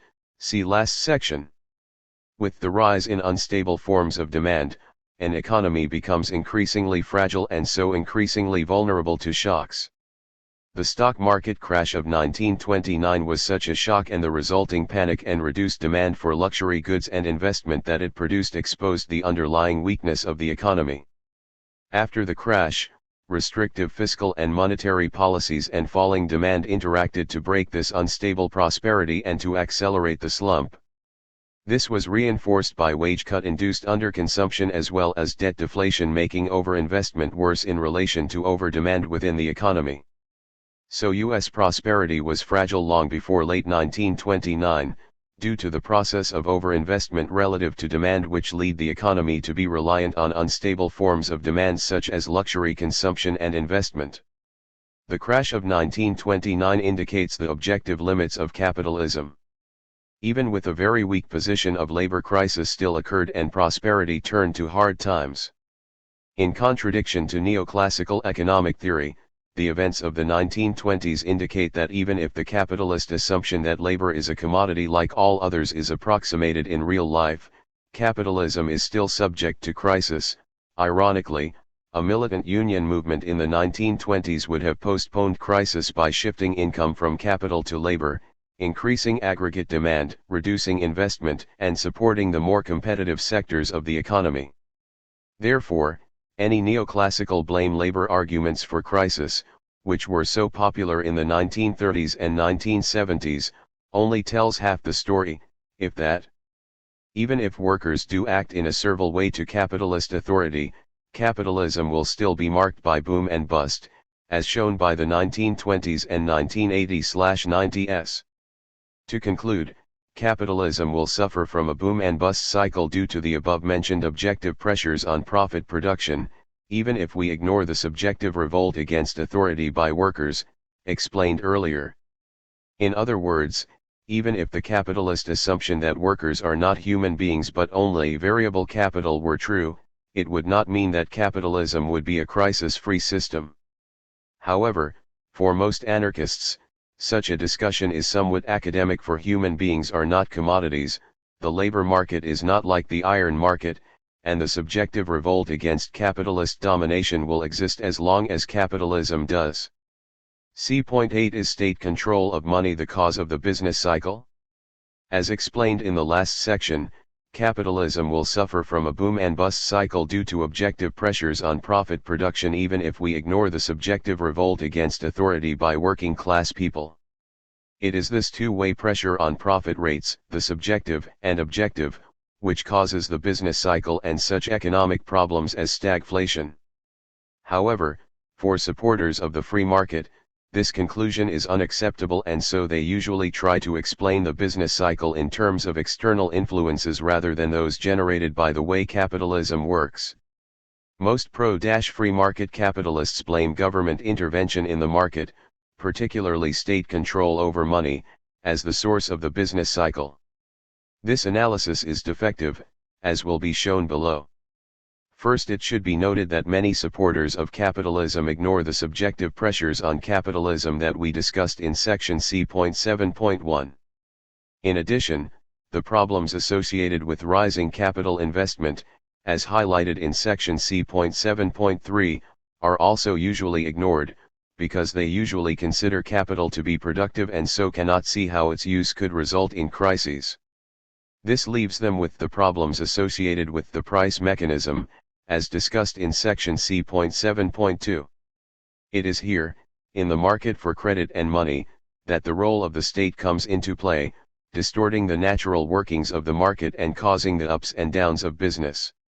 In pre-Keynesian bourgeois economics, the reason why Say's law is applicable in a money economy is the interest rate. As we discussed in section C.2.6, this is claimed to reflect the time preference of individuals. While it is possible for sales not to be turned into purchases in the market, the money involved is not withdrawn from the economy. Rather, it is saved and made available to investors. The interest rate is the means by which savings and investment come into line. This means that Say's law is maintained as savings are used to purchase capital goods and so demand and supply match. As long as interest rates are working as they should, the possibility of a general crisis is impossible. The problem is that the credit system does not work exactly as it claimed, and this lies with the banks who introduce fractional reserve banking. This allows them to loan out more money than they have in savings in order to increase their profits. This lowers the rate of interest below its natural, or equilibrium, rate, and thus firms get price signals which do not reflect the wishes of consumers for future goods rather than current ones. This causes overinvestment and, ultimately, a crisis.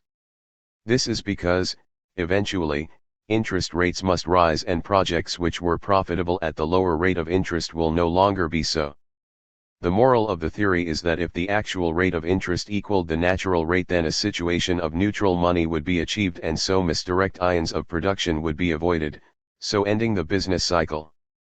As far as capitalist economics had a theory of the business cycle, this was it, and it was the dominant ideological position within the profession until publication of Keynes' The General Theory of Employment, Interest, and Money in 1936.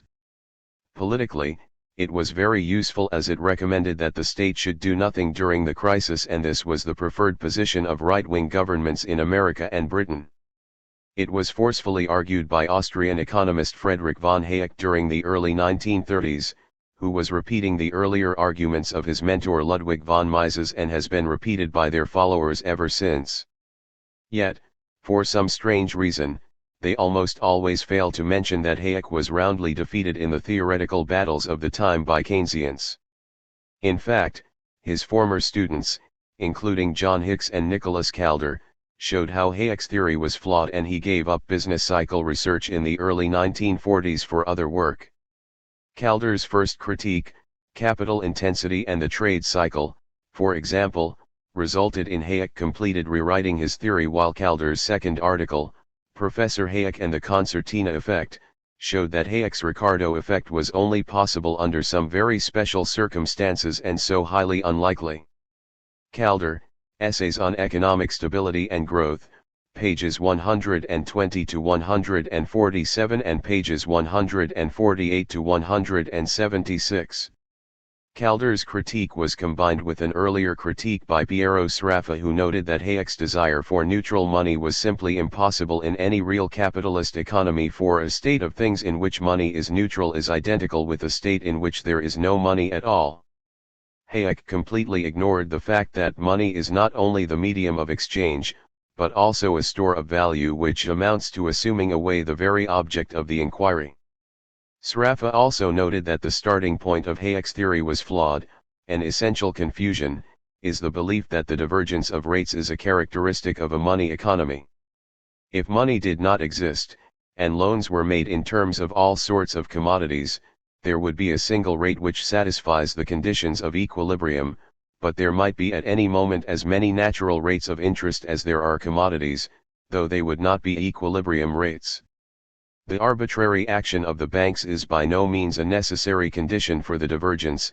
If loans were made in wheat and farmers, or for that matter the weather, arbitrarily changed the quantity of wheat produced, the actual rate of interest on loans in terms of wheat would diverge from the rate on other commodities, and there would be no single equilibrium rate. Dr. Hayek on Money and Capital, pages 42 to 53, The Economic Journal, Volume 42, Number 165, p. 42, pages 43 to 4 and p. 49. Hayek admitted that this was a possibility, to which Sraffa replied, "Only under conditions of equilibrium would there be a single rate, and that when saving was in progress there would be at any one moment be many natural rates, possibly as many as there are commodities, so that it would be not merely difficult in practice, but altogether inconceivable, that the money rate would be equal to the natural rate." Dr. Hayek now acknowledges the multiplicity of the natural rates, but he has nothing more to say on this specific point than that they all would be equilibrium rates. The only meaning, if it be a meaning, I can attach to this is that his maxim of policy now requires that the money rate should be equal to all these divergent natural rates. A rejoinder, pages 249 to 251, Op. CIT. Volume 42, Number 166, p. 251. Then there was the practical suggestions that flowed from the analysis, namely do nothing. It also implied that the best thing to do in a recession or depression is not to spend, but rather to save, as this will bring the savings and loans back into the equilibrium position. Economist R. F. Kahn recounted when Hayek presented his theory at a seminar in Cambridge University. His presentation was followed by silence. Then Kahn asked the obvious question, "Is it your view that if I went out tomorrow and bought a new overcoat, that would increase unemployment?" All that Hayek could offer in reply was the unconvincing claim that to show why would require a complicated mathematical argument. The notion that reducing consumption in a depression was the best thing to do convinced few people, and the impact of such saving should be obvious, namely a collapse in demand for goods and services. Any savings would, in the circumstances of a recession, be unlikely to be used for investing.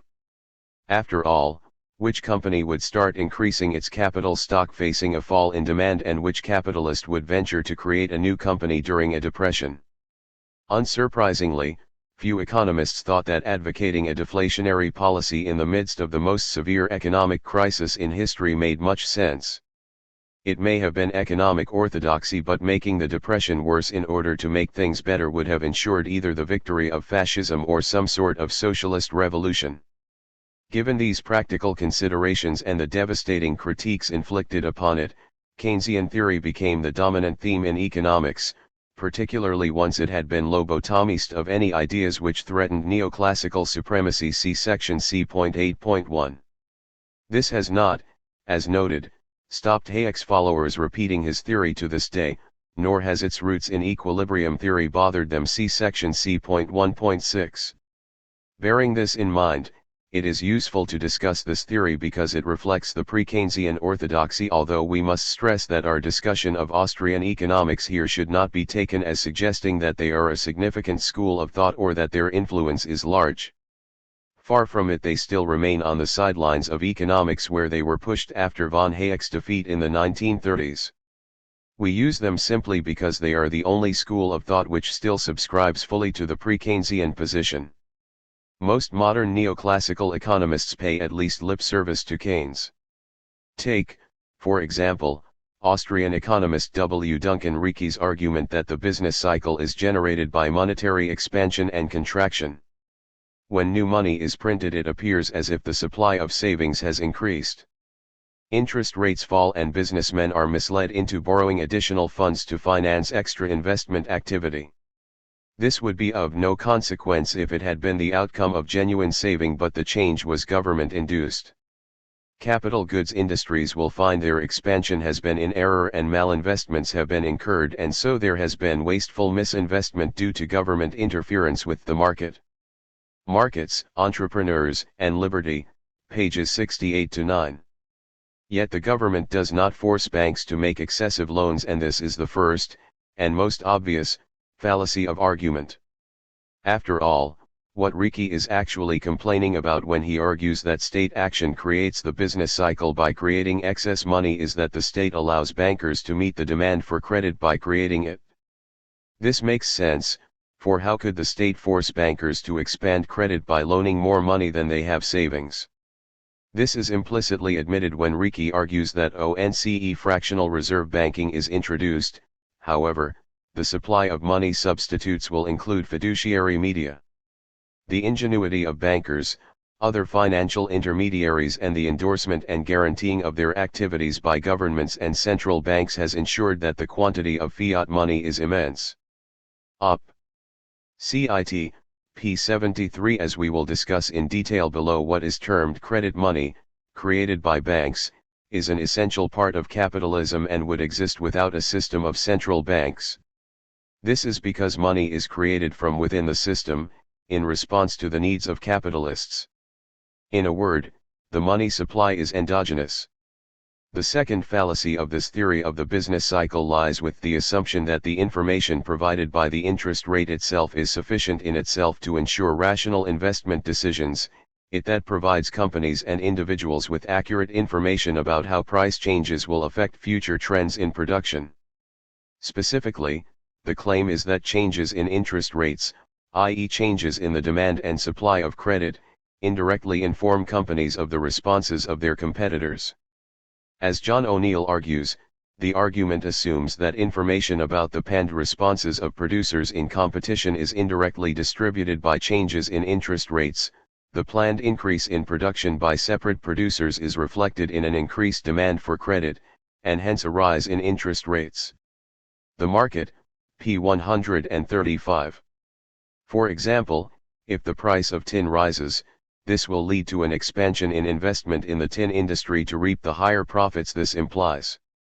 This would lead to a rise in interest rates as more credit is demanded. This rise in interest rates lowers anticipated profits and dampens the expansion. The expansion of credit stops this process by distorting the interest rate and so stops it performing its economic function. This results in overproduction as interest rates do not reflect real savings, and so capitalists overinvest in new capital, capital which appears profitable only because the interest rate is artificially low. When the rate inevitably adjusts upwards towards its natural value, the invested capital becomes unprofitable and so overinvestment appears. Hence, according to the argument, by eliminating state control of money, these negative effects of capitalism would disappear, as the credit system, if working correctly, will communicate all the relevant information required by capitalists. However, argues O'Neill, this argument is flawed. It is not clear that the relevant information is communicated by changes in interest rates. This is because interest rates reflect the general aggregate demand for credit in an economy. However, the information which a specific company requires if the overexpansion in the production of some good is to be avoided is not the general level of demand for credit, but the level of demand amongst competitors. It does not provide the relative demands in different industries. The parallels with Sraffa's critique should be obvious. An increase in the planned production of some good by a group of competitors will be reflected in a proportional change in interest rates only if it is assumed that the change in demand for credit by that group is identical with that found in the economy as a whole, i.e. if rates of change in the demand for credit are even throughout an economy. However, there is no reason to suppose such an assumption is true, given the different production cycles of different industries. This will produce differing needs for credit, in both terms of amount and of intensity. Assuming uneven changes in the demand for credit between industries reflecting uneven changes in their requirements, it is quite possible for overinvestment, and so overproduction, to occur even if the credit system is working satisfactorily, i.e., as it should in theory. The credit system, therefore, does not communicate the relevant information, and for this reason it is not the case that we must look to a departure from an ideal credit system to explain the business cycle. Op. Cit. Pages 135-6. Another underlying assumption in this argument is that the economy is close to equilibrium, a concept which Austrian economists claim to reject. After all, rising interest rates will cause debt servicing to become harder even if it reflects the natural rate. Equally, it also suggests that both banks and firms are capable of seeing into the future. For even if the credit market is working as postulated in the theory, it does not mean that firms and banks do not make mistakes nor experience unexpected market situations. In such circumstances, firms may find it impossible to repay loans, credit chains may start to break as more and more firms find themselves in economic difficulties. Just because actual interest rates somehow equal the natural rate does not make the future any more certain, nor does it ensure that credit is invested wisely. Crucially, it does not ensure that credit is not used to inflate a bubble or add to overinvestment in a specific sector of the economy. To assume otherwise suggests the firms and banks rarely make mistakes, and that the accumulative impact of all decisions move an economy always towards, and never away from, equilibrium. As post-Keynesian Paul Davidson dryly noted, Austrian subjectivists cannot have it both ways. They cannot argue for the importance of time, uncertainty, and money, and simultaneously presume that plan or pattern coordination must exist and is waiting to be discovered. The Economics of Ignorance, or The Ignorance of Economics, pages 467-87, Critical Review, Volume 3, No. 3-4, p. 468. In other words, the notion that if the actual interest rate somehow equaled the natural one is not only rooted in equilibrium but also the neoclassical notion of perfect knowledge of current and future events, all of which Austrian economists are meant to reject.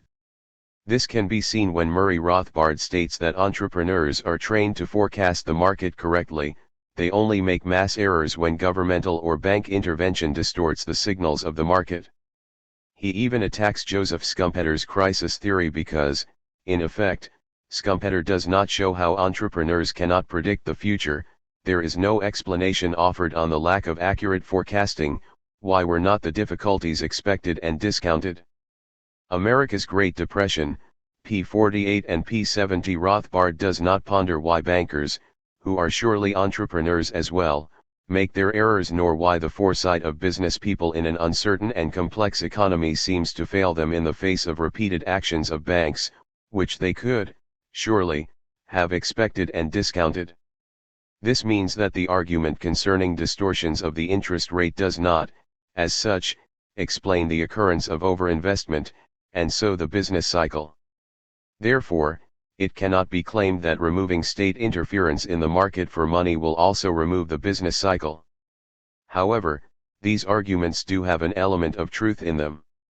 Expansion of credit above the natural level, which equates it with savings, can and does allow capital to expand further than it otherwise would, and so encourages overinvestment, i.e., it builds upon trends already present rather than creating them.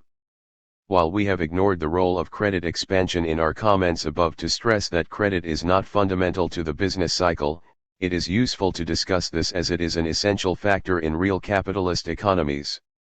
Indeed, without it, capitalist economies would not have grown as fast as they have. Credit is fundamental to capitalism, and this is the last fallacy in the pre-Keynesian argument. In a real economy, it is the most important.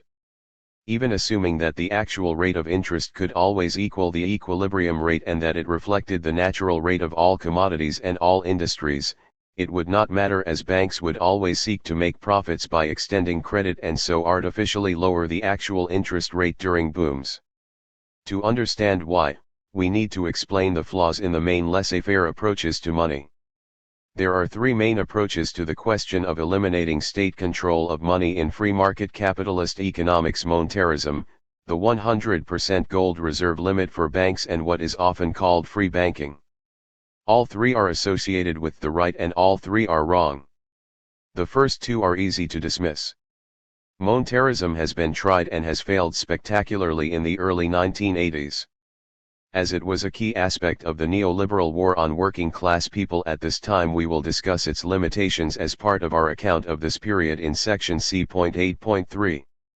The second option, namely imposing a 100% gold reserve limit for banks, is highly interventionist and so not remotely laissez-faire. Why should the banking industry be subject to state regulation unlike the rest? Its logic is simple, namely to ensure that banks do not make loans unless they have sufficient savings to cover them all. In other words, it seeks to abolish the credit cycle by abolishing credit by making banks keep 100% gold reserves against notes. This, in effect, abolishes banking as an industry. Simply put, and it seems strange to have to point this out to supporters of capitalism, banks seek to make a profit and do so by providing credit. This means that any capitalist system will be, fundamentally, one with credit money, as banks will always seek to make a profit on the spread between loan and deposit rates. It is a necessity for the banking system, and so non-fractional banking is simply not possible. The requirement that banks have enough cash on hand to meet all depositors' demand amounts to the assertion that banks do not lend any money. A 100% reserve system is not a reformed or true banking system. It is the abolition of the banking system. Without fractional reserves, banks cannot make any loans of any kind, as they would not be in a position to give their clients their savings if they have made loans. Only someone completely ignorant of a real capitalist economy could make such a suggestion, and, unsurprisingly, this position is held by members of the Austrian school, particularly its minimum state wing. This leaves free banking. This school of thought is, again, associated with the Austrian school of economics and right-wing libertarians in general. It is advocated by those who seek to eliminate fractional reserve banking but balk by the regulations required by a 100% gold standard. Rothbard gets round this by arguing the standard would be part and parcel of the general libertarian legal prohibition against fraud. Op. Cit. p. 32. It is based on totally privatizing the banking system and creating a system in which banks and other private companies compete on the market to get their coins and notes accepted by the general population. This position, it must be stressed, is not the same as anarchist mutual banking, as it is seen not as a way of reducing usury to zero but rather as a means of ensuring that interest rates work as they are claimed to do in capitalist theory. The free banking school argues that under competitive pressures, banks would maintain a 100% ratio between the credit they provide and the money they issue with the reserves they actually have. They argue that under the present system, banks can create more credit than they have funds/reserves available, as the state exists as lender of last resort, and so banks will count on it to bail them out in bad times.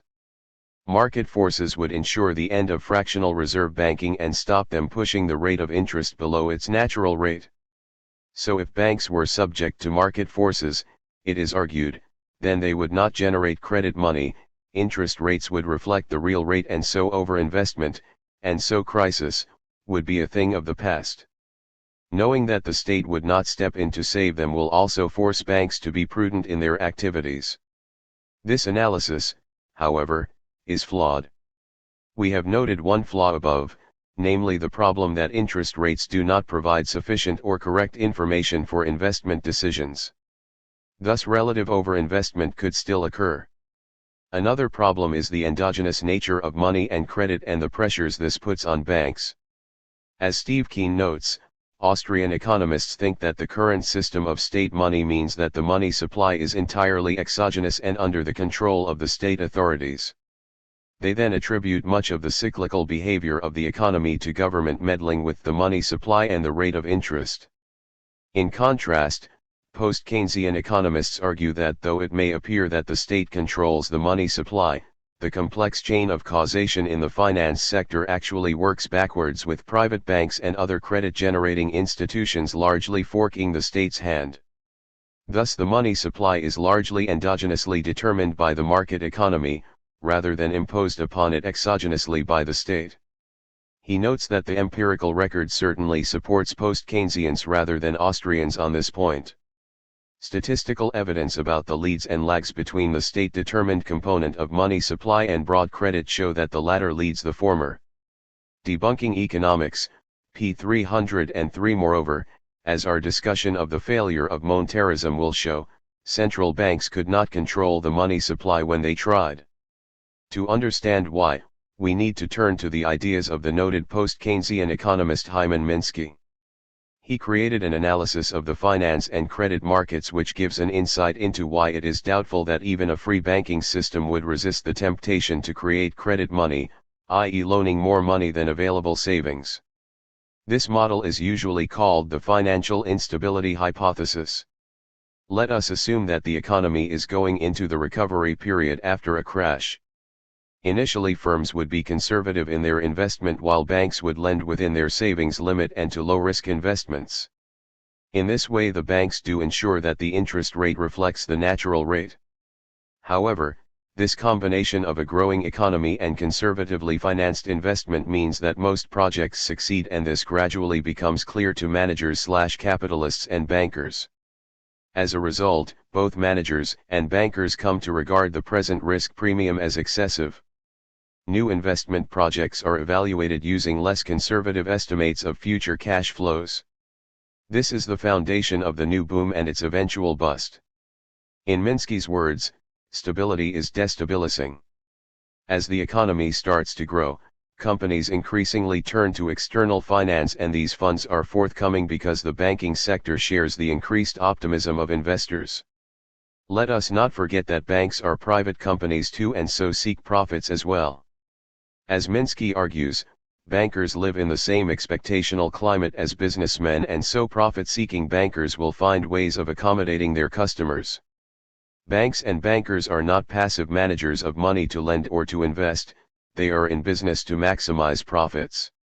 Quoted by L. Randall Wray, Money and Credit in Capitalist Economies, p. 85. Providing credit is the key way of doing this, and so credit expansion occurs. If they did not, the boom would soon turn into slump, as investors would have no funds available for them and interest rates would increase, thus forcing firms to pay more in debt repayment, an increase which many firms may not be able to do or find difficult.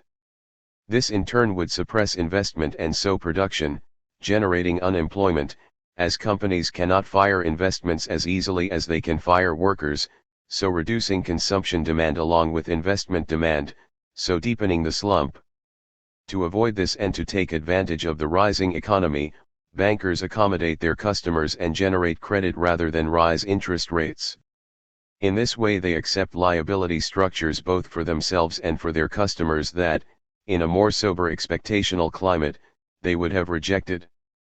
Minsky, Inflation, Recession, and Economic Policy, p. 123. The banks innovate their financial products, in other words, in line with demand.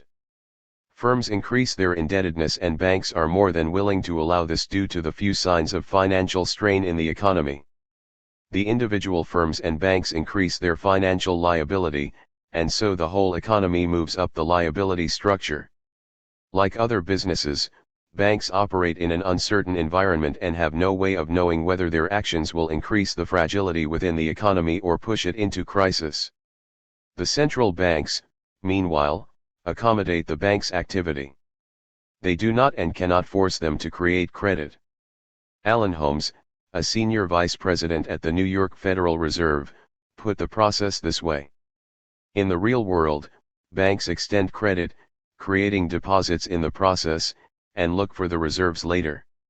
The question then becomes one of whether and how the Federal Reserve will accommodate the demand for reserves. In the very short run, the Federal Reserve has little or no choice about accommodating that demand. Over time, its influence can obviously be felt. Quoted by Doug Henwood, Wall Street, p. 220. As long as profits exceed debt servicing requirements, the system will continue to work. Eventually, though, interest rates rise as the existing extension of credit appears too high to the banks or the central bank. This affects all firms, from the most conservatively financed to the most speculative, and pushes them up even higher up the liability structure. Refinancing existing debts is made at the higher rate of interest, increasing cash outflows and reducing demand for investment as the debt burden increases. Conservatively financed firms no longer can repay their debts easily, less conservative ones fail to pay them, and so on. The margin of error narrows and firms and banks become more vulnerable to unexpected developments, such as new competitors, strikes, investments which do not generate the expected rate of return, credit becoming hard to get, interest rates increase, and so on. In the end, the boom turns to slump and firms and banks fail. The state then intervenes to try and stop the slump getting worse, with varying degrees of success and failure. Thus the generation of credit is a spontaneous process rooted in the nature of capitalism and is fundamentally endogenous in nature. This means that the business cycle is an inherent part of capitalism, even if we assume that it is caused purely by disequilibrium in the credit market.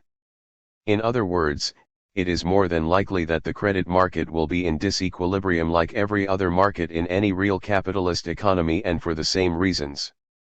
As such, the natural rate of interest relies on concepts of equilibrium that are not only inconsistent with reality but also with the broader principles of Austrian economic ideology. The free banking school reject this claim and argue that private banks in competition would not do this, as this would make them appear less competitive on the market and so customers would frequent other banks. This is the same process by which inflation would be solved.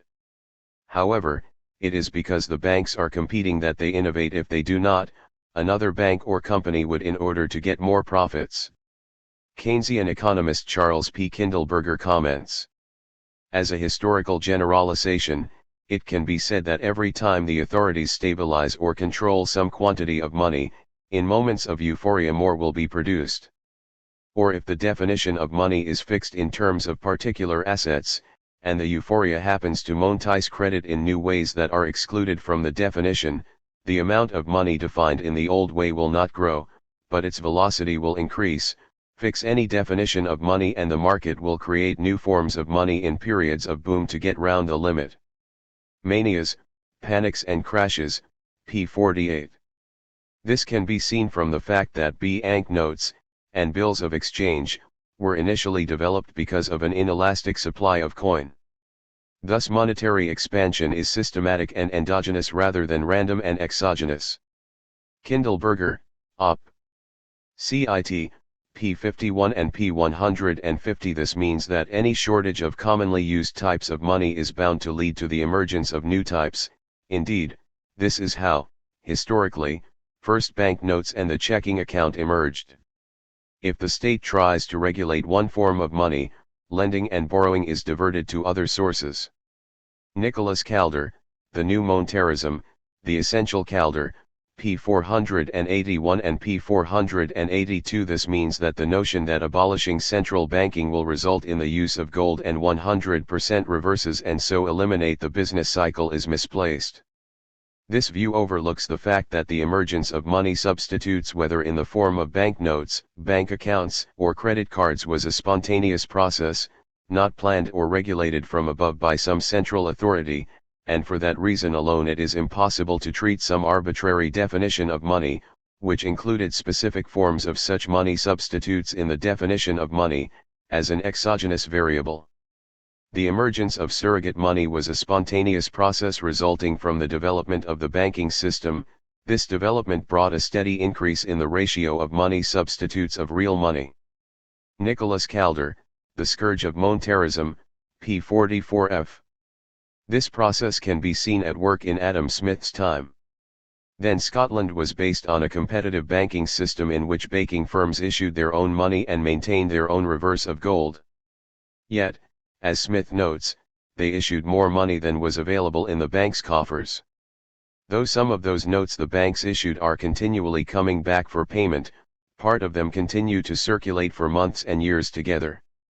Though the banker has generally in circulation, therefore, notes to the extent of £100,000, £20,000 in gold and silver may frequently be a sufficient provision for answering occasional demands. The Wealth of Nations, pages 257-8. In other words, the competitive banking system did not, in fact, eliminate fractional reserve banking. Ironically enough, Smith noted that the Bank of England paid very dearly, not only for its own imprudence, but for the much greater imprudence of almost all of the Scotch banks.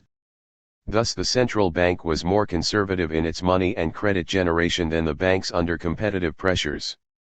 Indeed, Smith argues that the banking companies did not, in fact, act in line with their interests as assumed by the free banking school, for had every particular banking company always understood and attended to its own particular interest, the circulation never could have been overstocked with paper money.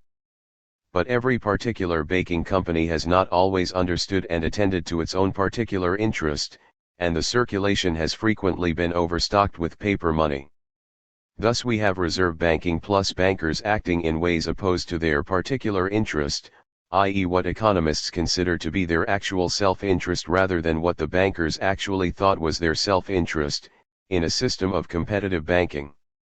Why could this be the case? Smith mentions, in passing, a possible reason.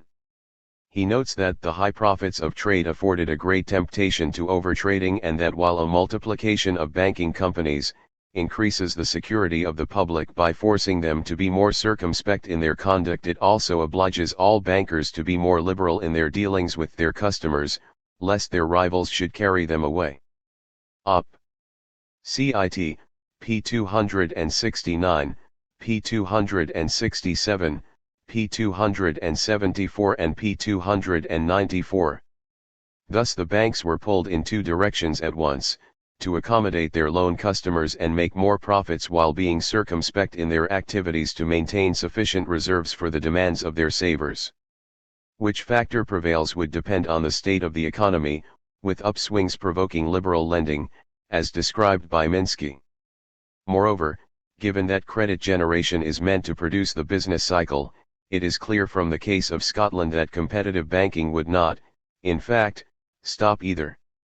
This also was the case with 19th-century America, which did not have a central bank for most of that period and that left the volatile U.S. financial system without any kind of lender of last resort, but in booms all kinds of funny money passed. This led to thousands of decentralized banks, hoarding reserves and so starving the system of liquidity precisely at the moment it was most badly needed, while the upcycles were also extraordinary, powered by loose credit and kinky currencies, like privately issued banknotes. Doug Henwood, Up. Cit. p. 93 and p. 94. As Nicholas Calder argued, the essential function of banks in the creation of finance, or credit, was well understood by Adam Smith, who regarded branch banking as a most important invention for the enrichment of society. He described how, as a result of the finance banks were able to place at the disposal of producers, the real income of Scotland doubled or trebled in a remarkably short time. Expressed in Keynesian terms, the finance provided by banks made it possible to increase investments ahead of income or savings, and to provide the savings counterpart of the investment out of the additional income generated through a multiplier process by the additional spending. This process, however, was unstable, which naturally led to the rise of central banks. Since the notes issued by some banks were found more acceptable than those of others, giving rise to periodic payments crises and uncertainty, it was sooner or later everywhere found necessary to concentrate the right of issuing banknotes in the hands of a single institution. How monetarism failed, further essays on economic theory and policy, p. 181. In addition, from an anarchist perspective, no ruling class wants economic instability to undermine its wealth and income generating ability. Doug Henwood provides a useful summary of this process, and the arguments used to justify it within the American ruling class, for the creation of the U.S. Federal Reserve at the start of the 20th century. Wall Street, pages 92-5. Nor would any ruling class want too easy credit undermining its power over the working class by holding down unemployment too long, or allowing working class people to create their own financial institutions. Thus the oversupply of credit, rather than being the cause of the crisis, is actually a symptom.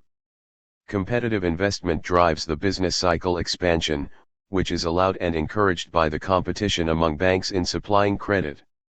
Such expansion complements and thus amplifies other objective tendencies towards crisis, such as overinvestment and disproportionalities. In other words, a pure free market capitalism would still have a business cycle, as the cycle is caused by the nature of capitalism, not by state intervention.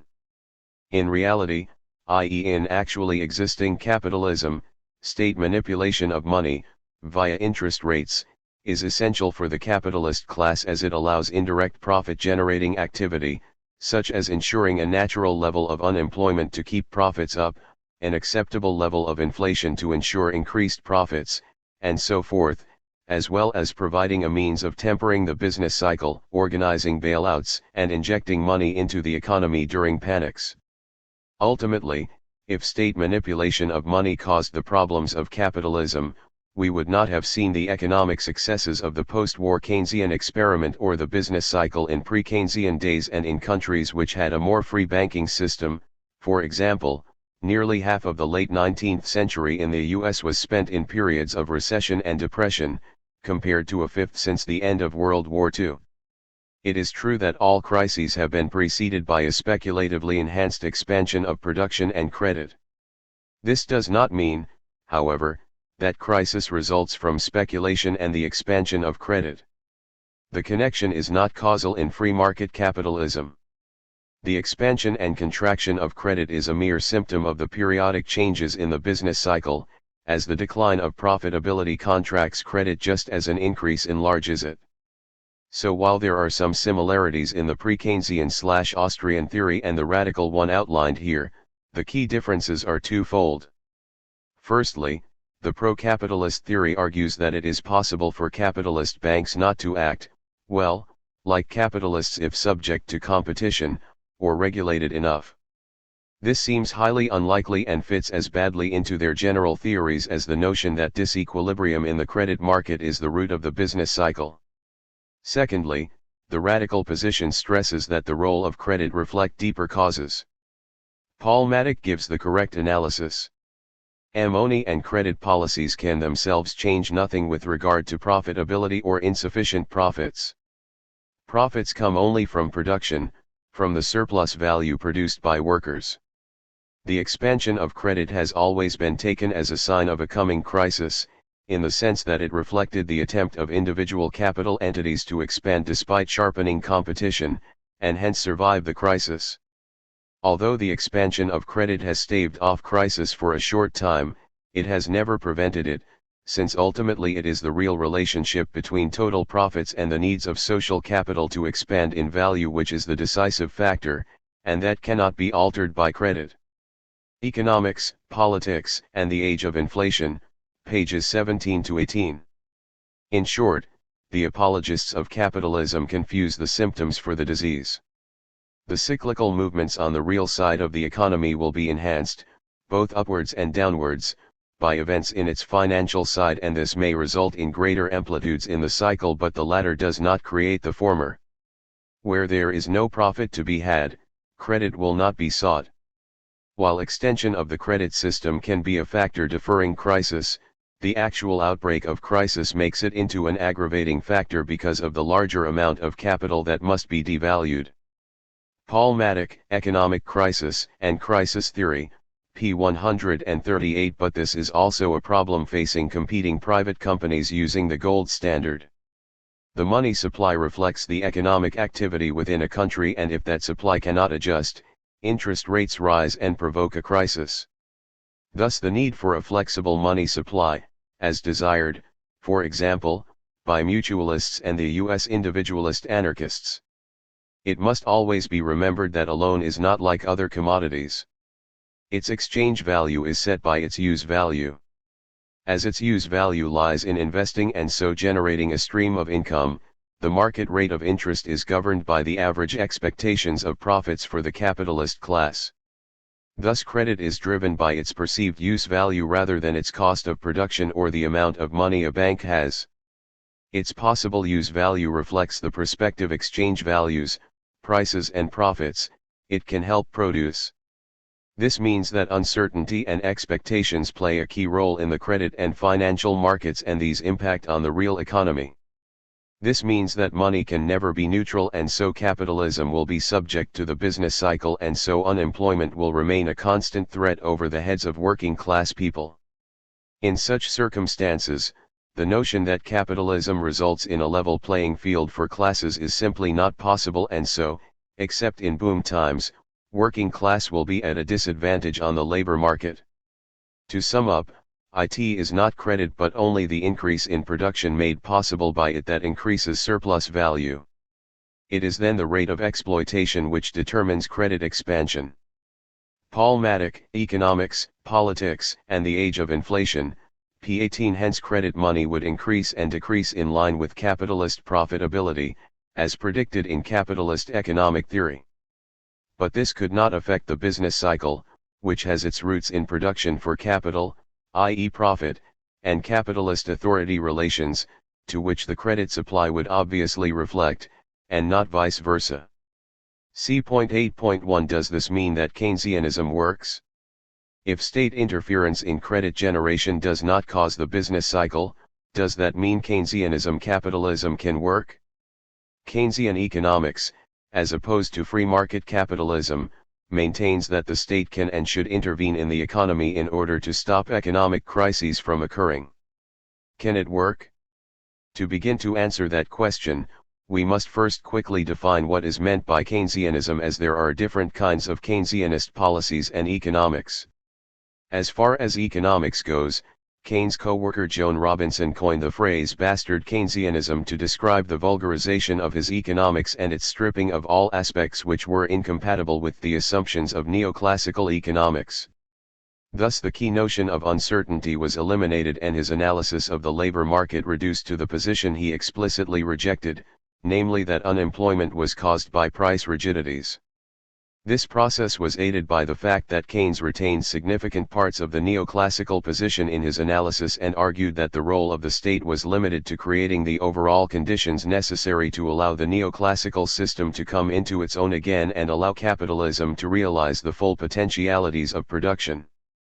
The General Theory, pages 378-9. Unlike many of his more radical followers, Keynes was blind to real nature of capitalism as a class-based system and so failed to understand the functional role that unemployment plays within it, see section C.1.5. However, the context in which Keynes worked explains much. Faced with the dire situation capitalism faced during the 1930s, he presented a new theoretical analysis of capitalism that both explained the crisis and suggested policies that would, without interfering with its general principles, end it. Keynes' work was aided both by the practical failure of traditional solutions and growing fear of revolution, and so even the most dyed-in-the-wool neoclassical economists could not keep his theory from being tried. When it appeared to work, that, on one level, ended the argument. However, at a deeper level, at the level of theory, the struggle was just beginning. As the neoclassical, and Austrian, tradition is axiom-led rather than empirically led, otherwise their axioms would have been abandoned long ago. The mere fact that capitalism was in crisis and that Keynes had presented a theory more in line with the reality was not enough to change mainstream economics. From the start, neoclassical economists began their counterattack. Led by Paul Samuelson in the US and John Hicks in the UK, they set about making Keynes' theories safe for neoclassical economics. They did this by using mathematics on a part of his theory, leaving out all those bits that were inconsistent with neoclassical axioms. This bowdlerized version of Keynes soon became the standard in undergraduate courses. The fate of Keynes reinforces the comment of French revolutionary Louis de Saint-Just that those who make revolution halfway only dig their own graves. Keynes' ideas were only a partial break with the neoclassical orthodoxy and, as such, allowed the basis for the neoclassical Keynesian synthesis which dominated post-war economics until the mid-1970s, as well as giving the monetarist counter-revolution space to grow. Perhaps this partial break is understandable, given the dominance of neoclassical ideas in the economics profession. It may have been too much to expect them to renounce all their dogmas, yet it ensured that any developments towards an economics based on science rather than ideology would be resigned to the sidelines. It is important to stress that Keynes was, first and foremost, a supporter of capitalism. He aimed to save it, not to end it. As he put it, the class war will find me on the side of the educated bourgeoisie. Quoted by Henwood, Wall Street, p. 212, that he presented a more accurate picture of capitalism and exposed some of the contradictions within neoclassical economics is part of the reason he was and is so hated by many on the right, although his argument that the state should limit some of the power of individual firms and capitalists and redistribute some income and wealth was a far more important source of that hatred. That he helped save capitalism from itself, and secure their fortunes, did not seem to concern his wealthy detractors. They failed to understand Keynes often sounded more radical than he actually was. Doug Henwood gives a good overview of Keynes' ideas, and limitations, in Chapter 5 of his book Wall Street. What of Keynesian policies? The bastard Keynesianism of the post-war period, for all its limitations, did seem to have some impact on capitalism. This can be seen from comparing Keynesianism with what came before. The more laissez-faire period was nowhere near as stable as modern-day supporters of free, market capitalists like to suggest. There were continual economic booms and slumps. The last third of the 19th century, often considered as the heyday of private enterprise, was a period of profound instability and anxiety, as it was characterized by violent booms and busts, in nearly equal measure, since almost half the period was one of panic and depression. Americans spent nearly half of the late 19th century in periods of recession and depression. By way of comparison, since the end of World War II, only about a fifth of the time has been. Doug Henwood, Wall Street, p. 94 and p. 54. Between 1867 and 1900 there were 8 complete business cycles. Over these 396 months, the economy expanded during 199 months and contracted during 197. Hardly a sign of great stability. Overall, the economy went into a slump, panic, or crisis in 1807, 1817, 1828, 1834,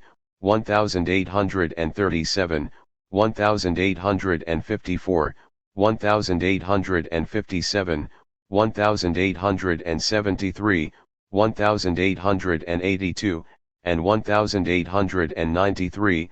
In addition, 1903 and 1907 were also crisis years.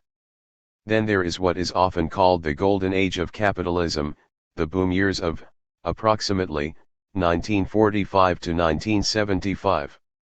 This post-war boom presents compelling evidence that Keynesianism can affect the business cycle for the better by reducing its tendency to develop into a full depression. By intervening in the economy, the state would reduce uncertainty for capitalists by maintaining overall demand, which will, in turn, ensure conditions where they will invest their money rather than holding onto it, what Keynes termed liquidity preference. In other words, to create conditions where capitalists will desire to invest and ensure the willingness on the part of capitalists to act as capitalists. This period of social Keynesianism after the war was marked by reduced inequality, increased rights for working class people, less unemployment, a welfare state you could actually use, and so on. Compared to present-day capitalism, it had much going for it. However, Keynesian capitalism is still capitalism, and so is still based upon oppression and exploitation. It was, in fact, a more refined form of capitalism, within which the state intervention was used to protect capitalism from itself while trying to ensure that working class struggle against it was directed, via productivity deals, into keeping the system going. For the population at large, the general idea was that the welfare state, especially in Europe, was a way for society to get a grip on capitalism by putting some humanity into it. In a confused way, the welfare state was promoted as an attempt to create a society in which the economy existed for people, not people for the economy. While the state has always had a share in the total surplus value produced by the working class, only under Keynesianism is this share increased and used actively to manage the economy. Traditionally, placing checks on state appropriation of surplus value had been one of the aims of classical capitalist thought. Simply put, cheap government means more surplus value available for capitalists to compete for.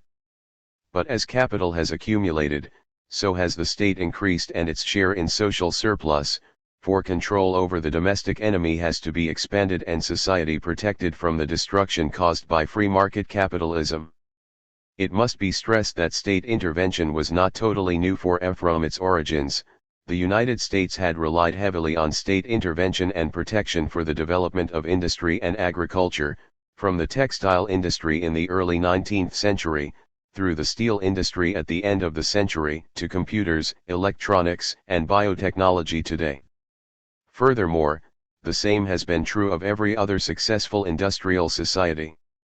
Noam Chomsky, World Orders, Old and New, p. 101. The difference was that such state action was directed to social goals as well as bolstering capitalist profits, much to the hatred of the right. The roots of the new policy of higher levels and different forms of state intervention lie in two related factors. The Great Depression of the 1930s had led to the realization that attempts to enforce widespread reductions in money wages and costs, the traditional means to overcome depression, simply did not work. As Keynes stressed, cutting wages reduced prices and so left real wages unaffected. Worse, it reduced aggregate demand and led to a deepening of the slump. See section C.9.1 for details. This meant that leaving the market to solve its own problems would make things a lot worse before they became better. Such a policy would, moreover, be impossible because the social and economic costs would have been too expensive. Working class people simply would not tolerate more austerity imposed on them and increasingly took direct action to solve their problems. For example, America saw a militant strike wave involving 500,000 workers in 1934, with factory occupations and other forms of militant direct action commonplace. It was only a matter of time before capitalism was either ended by revolution or saved by fascism, with neither prospect appealing to large sections of the ruling class. So instead of attempting the usual class war, which may have had revolutionary results, sections of the capitalist class thought a new approach was required. This involved using the state to manipulate demand in order to increase the funds available for capital. By means of demand bolstered by state borrowing and investment, aggregate demand could be increased and the slump ended. In effect, the state acts to encourage capitalists to act like capitalists by creating an environment when they think it is wise to invest again. As Paul Maddock points out, the additional production made possible by deficit financing does appear as additional demand, but as demand unaccompanied by a corresponding increase in total profits. This functions immediately as an increase in demand that stimulates the economy as a whole and can become the point for a new prosperity if objective conditions allow it. Economic crisis and crisis theory, p. 143. State intervention can, in the short term, postpone crises by stimulating production. This can be seen from the 1930s New Deal period under Roosevelt, when the economy grew 5 years out of 7 compared to it shrinking every year under the pro-laissez-faire Republican President Herbert Hoover. Under Hoover, the GNP shrank an average of -8.4% a year. Under Roosevelt it grew by 6.4%. The 1938 slump after 3 years of growth under Roosevelt was due to a decrease in state intervention. The forces of recovery operating within the Depression, as well as the decrease in unemployment via public expenditures, increased production up to the output level of 1929. This was sufficient for the Roosevelt administration to drastically reduce public works, in a new effort to balance the budget in response to the demands of the business world. The recovery proved to be short-lived. At the end of 1937 the business index fell from 110 to 85, bringing the economy back to the state in which it had found itself in 1935. Millions of workers lost their jobs once again. Paul Maddock, Economics, Politics, and the Age of Inflation, p. 138. The rush to war made Keynesian policies permanent. With the success of state intervention during the Second World War, Keynesianism was seen as a way of ensuring capitalist survival. The resulting boom is well known, with state intervention being seen as the way of ensuring prosperity for all sections of society.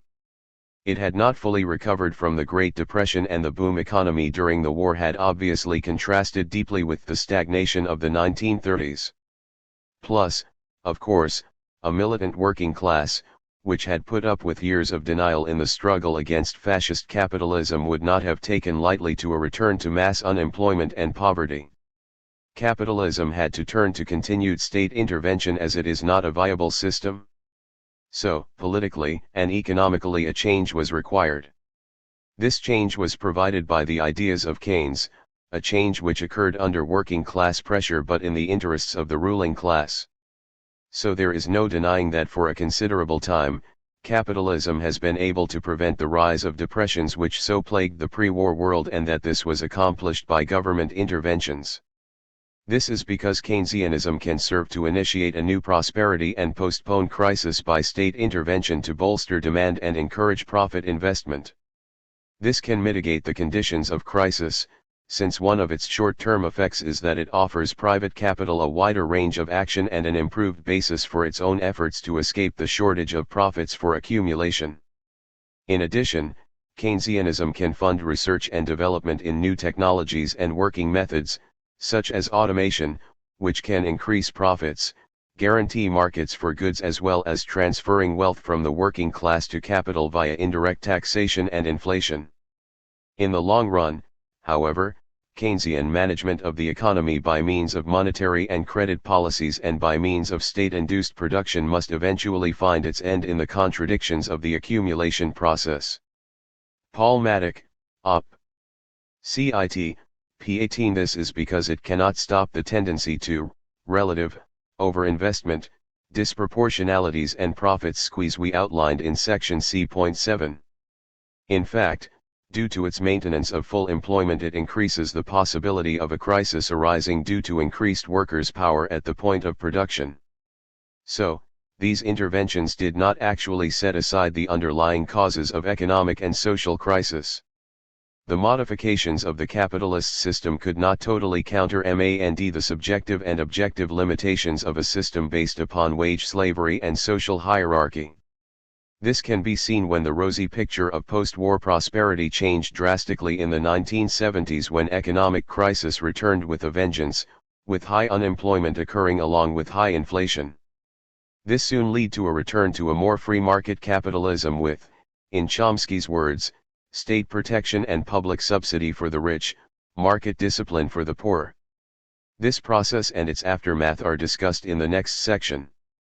C.8.2 What happened to Keynesianism in the 1970s? Basically, the subjective and objective limitations to Keynesianism we highlighted in the last section were finally reached in the early 1970s. It, in effect, came into conflict with the reality of capitalism as a class and hierarchical system. It faced either revolution to increase popular participation in social, political, and economic life, and so eliminate capitalist power, an increase in social democratic tendencies, and so become some kind of democratic state capitalist regime, or a return to free, market capitalist principles by increasing unemployment and so placing a rebellious people in its place. Under the name of fighting inflation, the ruling class unsurprisingly picked the latter option. The 1970s are a key time in modern capitalism. In comparison to the two previous decades, it suffered from high unemployment and high inflation rates. The term stagflation is usually used to describe this. This crisis was reflected in mass strikes and protests across the world. Economic crisis returned, with the state interventions that for so long kept capitalism healthy either being ineffective or making the crisis worse. In other words, A combination of social struggle and a lack of surplus value available to capital resulted in the breakdown of the successful post-war consensus. Both subjected the bastard Keynesianism of the post-war period to serious political and ideological challenges. This led to a rise in neoclassical economic ideology and the advocating of free, market capitalism as the solution to capitalism's problems. This challenge took, in the main, the form of Milton Friedman's monetarism. The roots and legacy of this breakdown in Keynesianism are informative and worth analyzing. The post-war period marked a distinct change for capitalism, with new, higher levels of state intervention. The mix of intervention obviously differed from country to country, based upon the needs and ideologies of the ruling parties and social elites as well as the impact of social movements and protests. In Europe, nationalization was widespread as inefficient capital was taken over by the state and reinvigorated by state funding, while social spending was more important as social democratic parties attempted to introduce reforms. Chomsky describes the process in the USA. Business leaders recognized that social spending could stimulate the economy, but much preferred the military Keynesian alternative for reasons having to do with privilege and power, not economic rationality. This approach was adopted at once, the Cold War serving as the justification. The Pentagon system was considered ideal for these purposes. It extends well beyond the military establishment, incorporating also the Department of Energy, and the space agency NASA, converted by the Kennedy administration to a significant component of the state-directed public subsidy to advanced industry. These arrangements impose on the public a large burden of the costs of industry, research and development (R&D), and provide a guaranteed market for excess production, a useful cushion for management decisions. Furthermore, this form of industrial policy does not have the undesirable side effects of social spending directed to human needs. Apart from unwelcome redistributive effects, the latter policies tend to interfere with managerial prerogatives. Useful production may undercut private gain, while state-subsidized waste production is a gift to the owner and manager, to whom any marketable spin-offs will be promptly delivered. Social spending may also arouse public interest and participation, thus enhancing the threat of democracy. The defects of social spending do not taint the military Keynesian alternative. For such reasons, Business Week explained, there's a tremendous social and economic difference between welfare pump priming and military pump priming, the latter being far preferable. World Orders, Old and New, pages 100-1. Over time, social Keynesianism took increasing hold even in the USA, partly in response to working class struggle, partly due to the need for popular support at elections and partly due to popular opposition to the Vietnam War, which prevented Washington from carrying out a national mobilization, which might have made it possible to complete the conquest without harm to the domestic economy. Washington was forced to fight a guns and butter war to placate the population, at considerable economic cost. Chomsky, Op. Cit. pages 157-8. Social Keynesianism directs part of the total surplus value to workers and unemployed, while military Keynesianism transfers surplus value from the general population to capital and from capital to capital. This allows R&D and capital to be publicly subsidized, as well as essential but unprofitable capital to survive. As long as real wages did not exceed a rise in productivity, Keynesianism would continue. However, both functions have objective limits, as the transfer of profits from successful capital to essential, but less successful, or long-term investment can cause a crisis if there is not enough profit available to the system as a whole. The surplus value producing capital, in this case, would be handicapped due to the transfers and cannot respond to economic problems as freely as before. This was compounded by the world becoming economically tripolar, with a revitalist Europe and a Japan-based Asian region emerging as major economic forces. This placed the USA under increased pressure, as did the Vietnam War. Increased international competition meant the firms were limited in how they could adjust to the increased pressures they faced in the class struggle. This factor, class struggle, cannot be underestimated. In fact, The main reason for the 1970s breakdown was social struggle by working people. The only limit to the rate of growth required by Keynesianism to function is the degree to which final output consists of consumption goods for the presently employed population instead of investment. As long as wages rise in line with productivity, capitalism does well and firms invest. Indeed, investment is the most basic means by which work, i.e. capitalist domination, is imposed. However, faced with a workforce which is able to increase its wages and resist the introduction of new technologies, then capitalism will face a crisis. The net effect of full employment was the increased rebellious of the working class, both inside and outside the workplace. This struggle was directed against hierarchy in general, with workers, students, women, ethnic groups, anti-war protesters and the unemployed all organizing successful struggles against authority. This struggle attacked the hierarchical core of capitalism as well as increasing the amount of income going to labor, resulting in a profit squeeze, see section C.7. By the 1970s, capitalism and the state could no longer ensure that working class struggles could be contained within the system. This profit squeeze reflected the rise in inflation. While it has become commonplace to argue that Keynesianism did not predict the possibility of exploding inflation, this is not entirely true. While Keynes and the mainstream Keynesians failed to take into account the impact of full employment on class relations and power, his left-wing followers did not.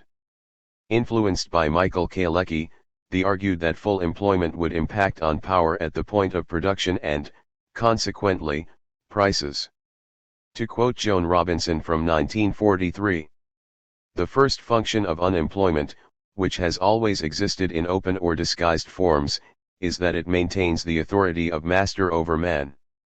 The master has normally been in a position to say, if you don't want the job, there are plenty of others who do. When the man can say, if you don't want to employ me, there are plenty of others who will, the situation is radically altered.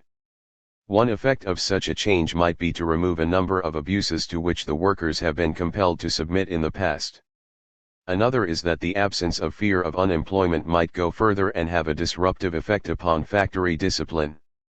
He may see his newly found freedom from fear to snatch every advantage that he can. The change in the workers' bargaining position which would follow from the abolition of unemployment would show itself in another and more subtle way.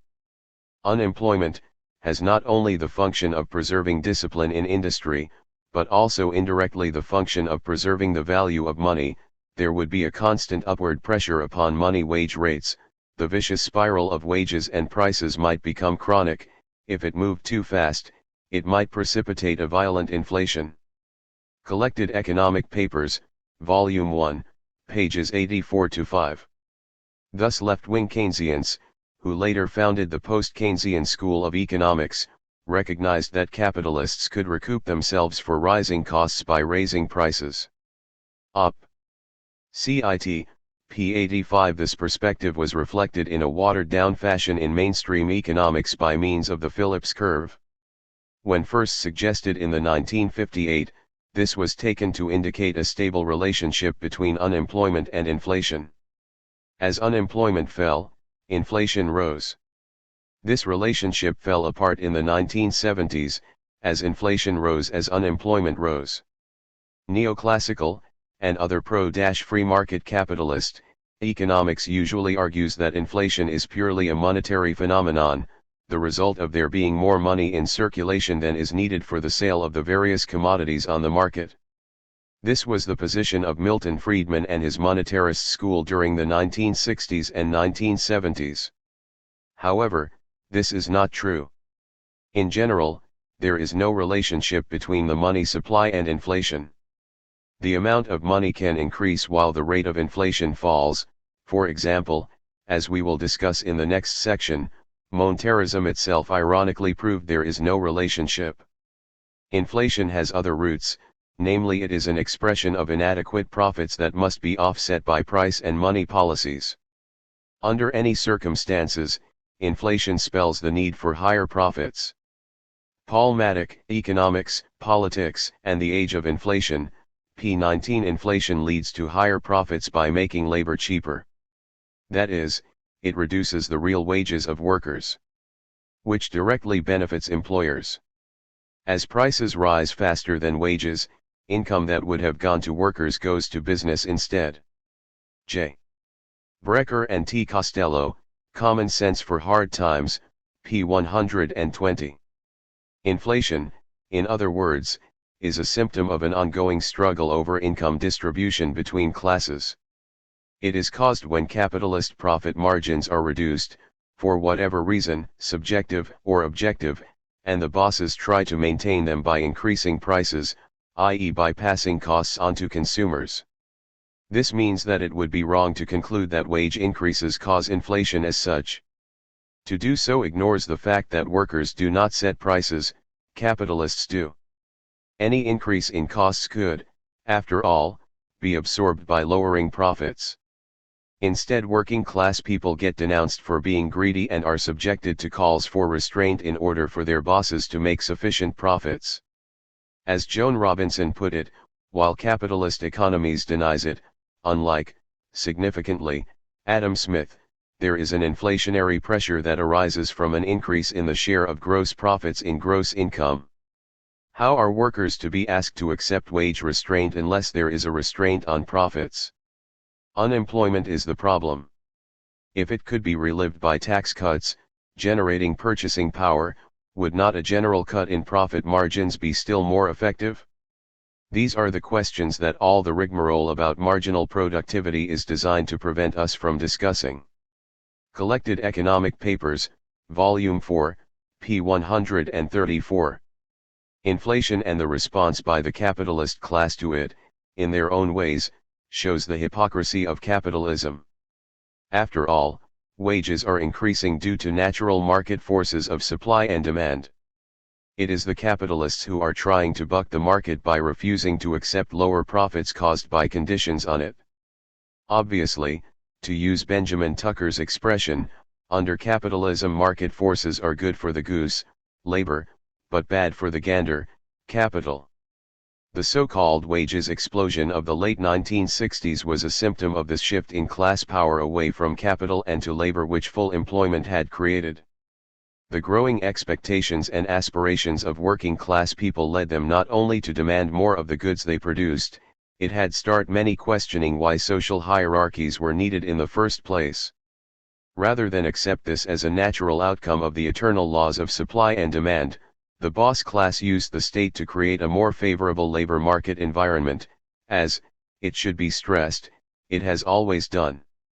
This does not mean that inflation suits all capitalists equally, nor, obviously, does it suit those social layers who live on fixed incomes and who thus suffer when prices increase, but such people are irrelevant in the eyes of capital. Far from it. During periods of inflation, lenders tend to lose and borrowers tend to gain. The opposition to high levels of inflation by many supporters of capitalism is based upon this fact and the division within the capitalist class it indicates. There are two main groups of capitalists, finance capitalists and industrial capitalists. The latter can and do benefit from inflation, as indicated above, but the former sees high inflation as a threat. When inflation is accelerating, it can push the real interest rate into negative territory, and this is a horrifying prospect to those for whom interest income is fundamental, i.e. finance capital. In addition, high levels of inflation can also fuel social struggle, as workers and other sections of society try to keep their income at a steady level.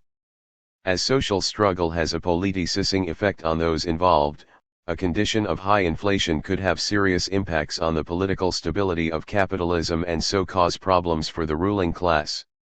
How inflation is viewed in the media and by governments is an expression of the relative strengths of the two sections of the capitalist class and of the level of class struggle within society. For example, in the 1970s, with the increased international mobility of capital, the balance of power came to rest with finance capital and inflation became the source of all evil. This shift of influence to finance capital can be seen from the rise of rentier income. The distribution of U.S. manufacturing profits indicate this process comparing the periods 1965 to 73 to 1990 to 96. We find that interest payments rose from 11% to 24%, dividend payments rose from 26% to 36%, while retained earnings fell from 65% to 40%. Given that retained earnings are the most important source of investment funds, the rise of finance capital helps explain why, in contradiction to the claims of the right wing, economic growth has become steadily worse as markets have been liberalist. Funds that could have been resulted in real investment have ended up in the finance machine. In addition, the waves of strikes and protests that inflation produced had worrying implications for the ruling class, as they showed a working class able and willing to contest their power and, perhaps, start questioning why economic and social decisions were being made by a few rather than by those affected by them. However, as the underlying reasons for inflation remained, namely to increase profits, inflation itself was only reduced to acceptable levels, levels that ensured a positive real interest rate and acceptable profits. Thus, Keynesianism sowed the seeds of its own destruction. Full employment had altered the balance of power in the workplace and economy from capital to labor. The prediction of socialist economist Michael Kalecki that full employment would erode social discipline had become true, see section B.4.4. Faced with rising direct and indirect costs due to this, firms passed them on to consumers. Yet consumers are also, usually, working class, and this provoked more direct action to increase real wages in the face of inflation. Within the capitalist class, finance capital was increasing in strength at the expense of industrial capital. Facing the erosion of their loan income, states were subject to economic pressures to place fighting inflation above maintaining full employment. While Keynes had hoped that the rentier aspect of capitalism was a transitional phase and his ideas would lead to the euthanasia of the rentier, finance capital was not so willing to see this happen. The general theory, p. 376. The 1970s saw the influence of an increasingly assertive finance capital rise at a time when significant numbers within ranks of industrial capitalists were sick of full employment and wanted compliant workers again.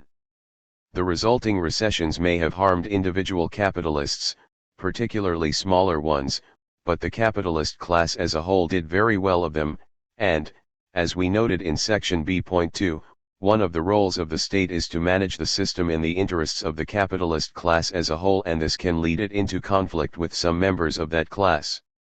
Thus the maintenance of sufficiently high unemployment under the mantra of fighting inflation as the de facto state policy from the 1980s onwards, see section C.9. While industrial capital might want a slightly stronger economy and a slightly lower rate of unemployment than finance capital, the differences are not significant enough to inspire major conflict. After all, bosses in any industry like slack in the labor market as it makes for a pliant workforce, and, of course, many non-financial corporations have heavy financial interests. Doug Henwood, Wall Street, pages 123-4 and p. 135. It was these processes and pressures which came to a head in the 1970s. In other words, post-war Keynesianism failed simply because it could not, in the long term, stop the subjective and objective pressures which capitalism always faces. In the 1970s, it was the subjective pressure which played the key role, namely social struggle was the fundamental factor in economic developments. The system could not handle the struggle of human beings against the oppression, exploitation, hierarchy, and alienation they are subject to under capitalism. C.8.3 How did capitalism adjust to the crisis in Keynesianism? Basically by using, and then managing, the 1970s crisis to discipline the working class in order to reap increased profits and secure and extend the ruling class's power.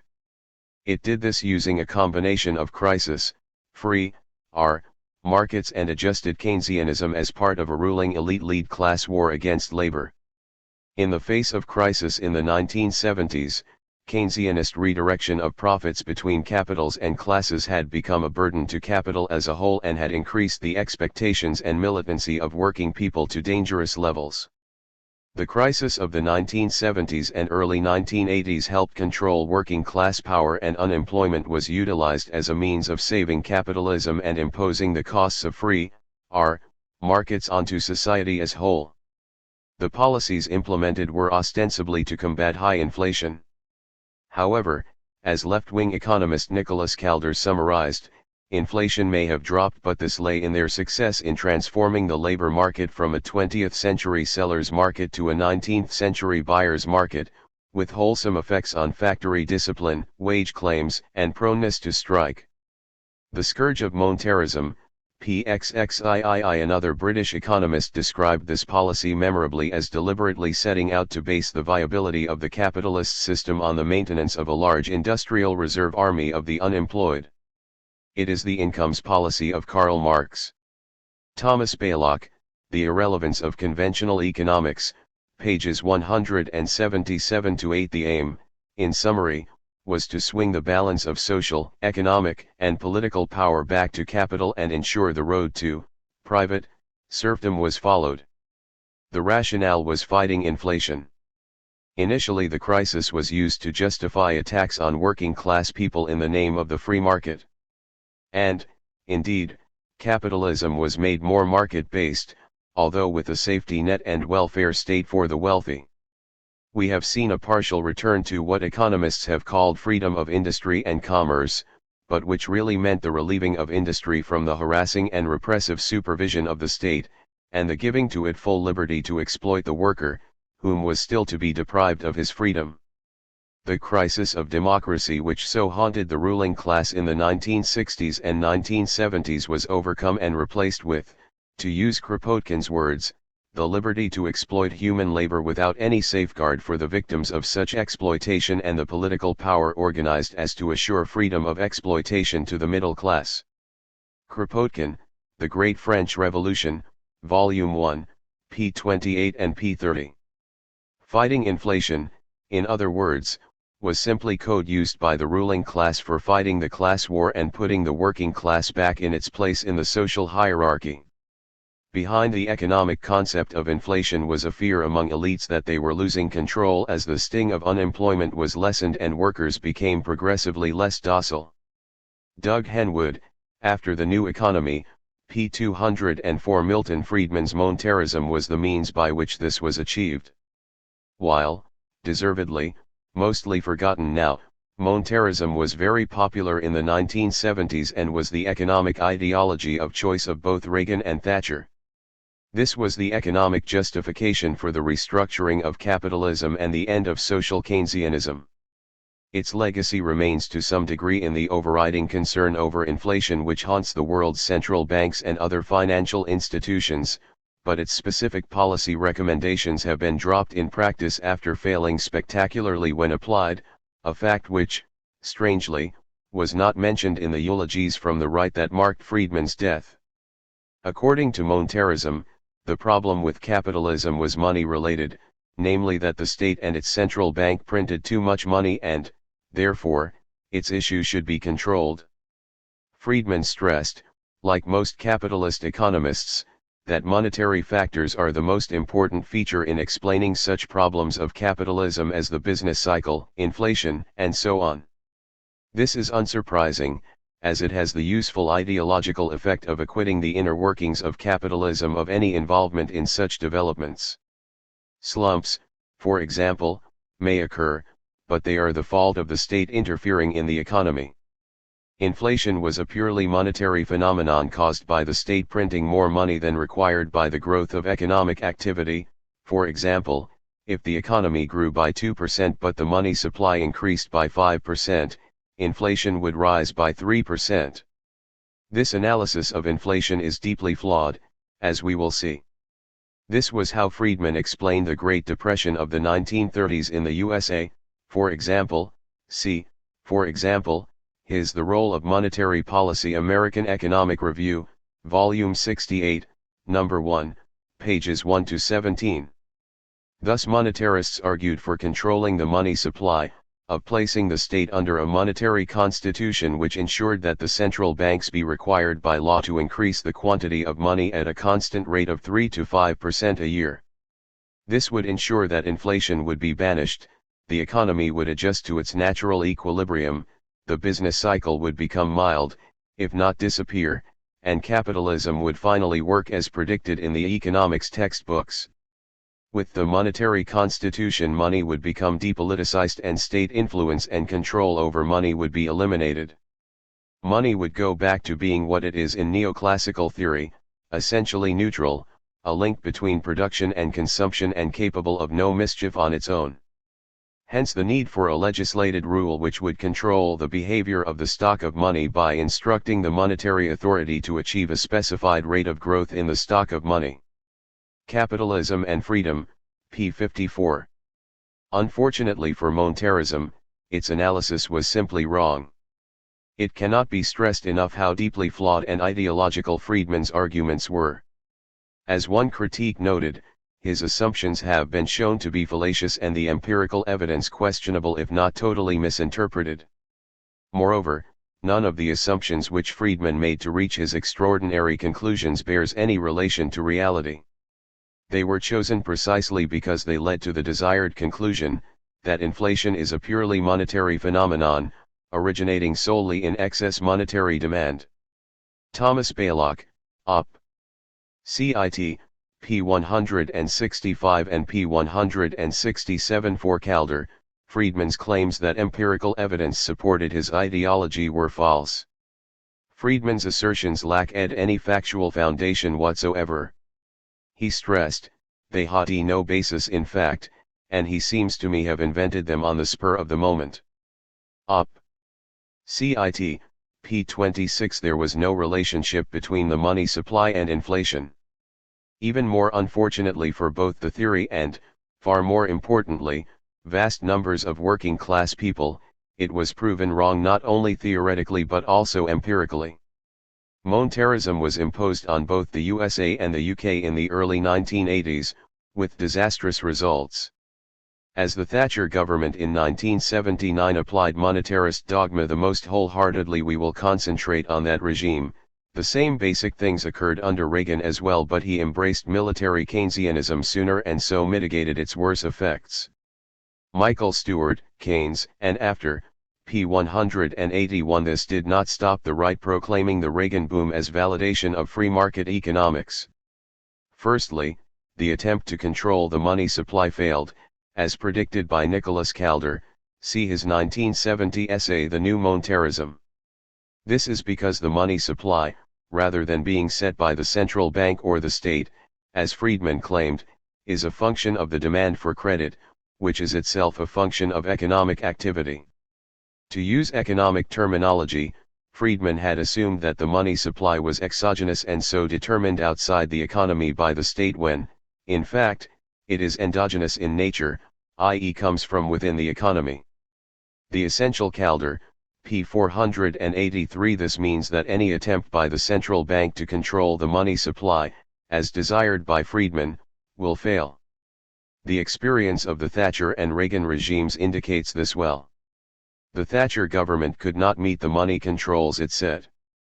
It took until 1986 before the Tory government stopped announcing monetary targets, persuaded no doubt by the embarrassment caused by its inability to hit them. In addition, the variations in the money supply showed that Friedman's argument on what caused inflation was also wrong. According to his theory, inflation was caused by the money supply increasing faster than the economy, yet inflation fell as the money supply increased. Between 1979 and 1981-2, its growth rose and was still higher in 1982-3 than it had been in 1978-9, yet inflation was down to 4.6% in 1983.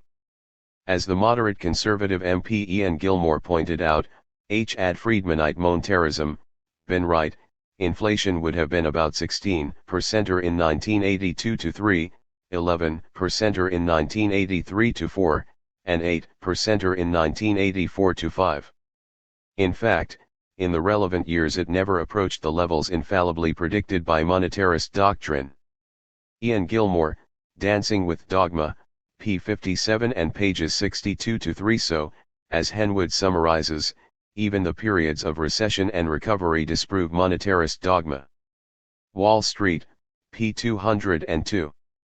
However, the failed attempt to control the money supply had other, more important effects, namely exploding interest and unemployment rates.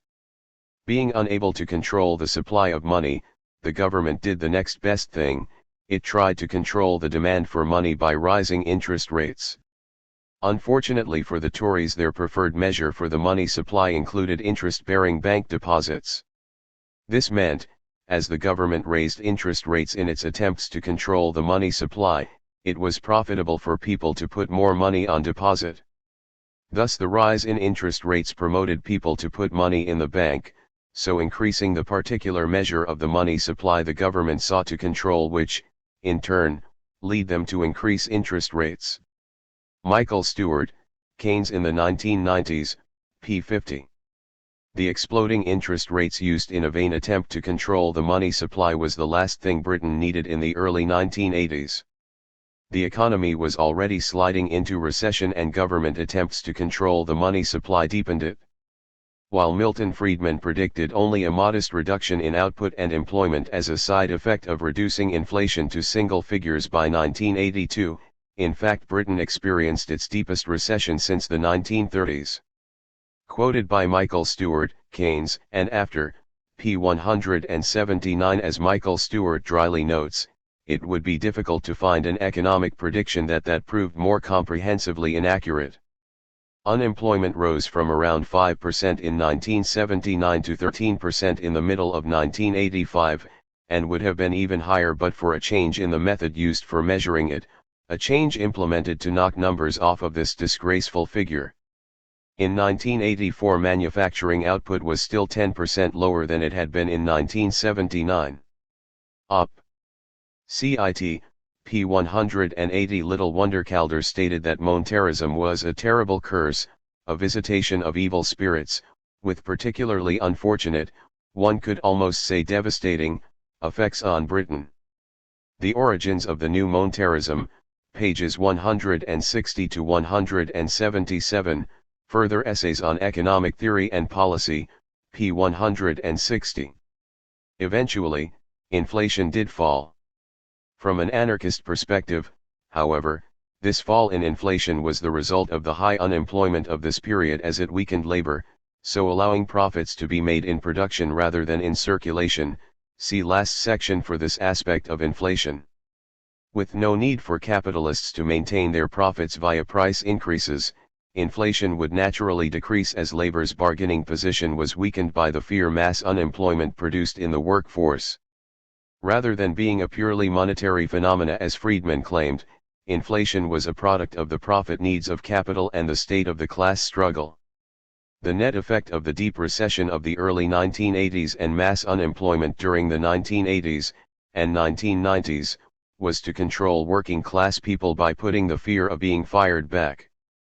The money supply had nothing to do with it, and attempts to control it would, of necessity, fail, and the only tool available to governments would be raising interest rates. This would reduce inflation only by depressing investment, generating unemployment, and so, eventually, slowing the growth in wages as workers bear the brunt of the recessions by lowering their real income, i.e., paying higher prices on the same wages. Which is what happened in the 1980s.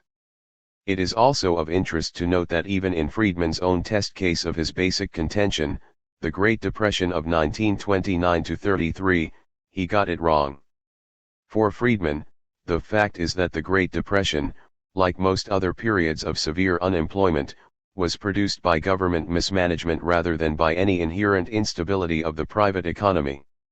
Op. Cit. p. 54. Calder pointed out that according to Friedman's own figures, the amount of high-powered money in the U.S. increased, not decreased, throughout the Great Contraction. In July 1932, it was more than 10% or higher than in July 1929. The Great Contraction of the money supply occurred despite this increase in the monetary base. The New Monetarism, the essential Calder, pages 487 to 8. Other economists also investigated Friedman's claims, with similar result. Peter Temin, for example, critiqued them from a Keynesian point of view, asking whether the decline in spending resulted from a decline in the money supply or the other way round. He noted that while the monetarist narrative is long and complex, it offers far less support for its assertions than appears at first. In fact, it assumes the conclusion and describes the depression in terms of it, it does not test or prove it at all. He examined the changes in the real money balances and found that they increased between 1929 and 1931 from between 1 and 18%, depending on choice of money aggregate used and how it was deflated. Overall, the money supply not only did not decline but actually increased 5% between August 1929 and August 1931. Temin concluded that there is no evidence that money caused the depression after the stock market crash. Did monetary forces cause the Great Depression? Pages 15-6 and p. 141. There is, of course, a slight irony about Friedman's account of the Great Depression. Friedman suggested that the Federal Reserve actually caused the Great Depression, that it was in some sense a demonstration of the evils of government intervention. In his view, the U.S. monetary authorities followed highly deflationary policies, and so the money supply fell because they forced or permitted a sharp reduction in the monetary base. In other words, because they failed to exercise the responsibilities assigned to them. This is the core of his argument. Yet it is important to stress that by this he did not, in fact, mean that it happened because the government had intervened in the market. Ironically, Friedman argued it happened because the government did not intervene fast or far enough, thus making a bad situation much worse. In other words, it was not interventionist enough. This self-contradictory argument arises because Friedman was an ideologue for capitalism and so sought to show that it was a stable system, to exempt capitalism from any systemic responsibility for recessions. That he ended up arguing that the state caused the Great Depression by doing nothing, which, ironically, was what Friedman usually argued it should do, just shows the power of ideology over logic or facts.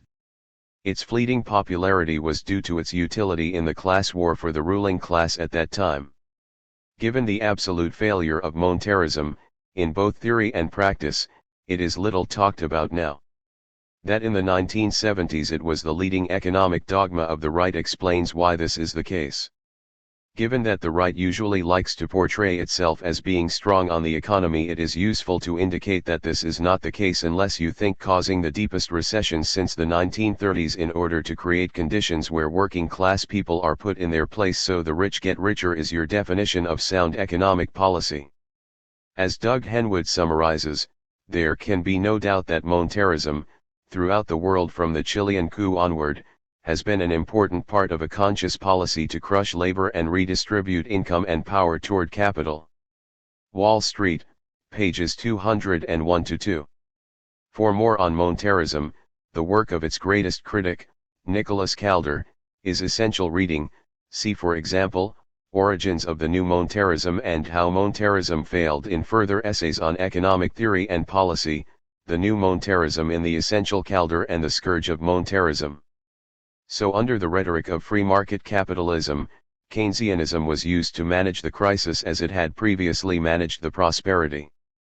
Supply-side economics, combined with neoclassical dogma, was used to undercut working class power and consumption and so allow capital to reap more profits off working class people by a combination of reduced regulation for the capitalist class and state intervention to control the working class.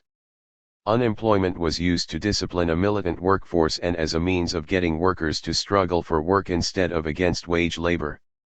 With the fear of job loss hanging over their heads, workers put up with speed-ups, longer hours, worse conditions, and lower wages, and this increased the profits that could be extracted directly from workers as well as reducing business costs by allowing employers to reduce on-job safety and protection and so on. The labor market was fragmented to a large degree into powerless, atomized units with unions fighting a losing battle in the face of a recession made much worse by government policy, and justified by economic ideology. In this way capitalism could successfully change the composition of demand from the working class to capital. Needless to say, we still living under the legacy of this process. As we indicated in section C.3, there has been a significant shift in income from labor to capital in the USA. The same holds true in the UK, as does rising inequality and higher rates of poverty. While the economy is doing well for the few, the many are finding it harder to make ends meet and, as a result, are working harder for longer and getting into debt to maintain their income levels. In a sense, it could be argued that aggregate demand management has been partially privatized as so many working class people are in debt. Unsurprisingly, 70% of the recent gain in per capita income in the Reagan-Bush years went to the top 1% of income earners, while the bottom lost absolutely. Income inequality increased, with the income of the bottom fifth of the U.S. population falling by 18% while that of the richest fifth rose by 8%. Noam Chomsky, World Orders, Old and New, p. 141. Combined with bubbles in stocks and housing, the illusion of a good economy is maintained while only those at the top are doing well. See section B.7 on rising inequality. This disciplining of the working class has been successful, resulting in the benefits of rising productivity and growth going to the elite. Unemployment and underemployment are still widespread, with most newly created jobs being part-time and insecure.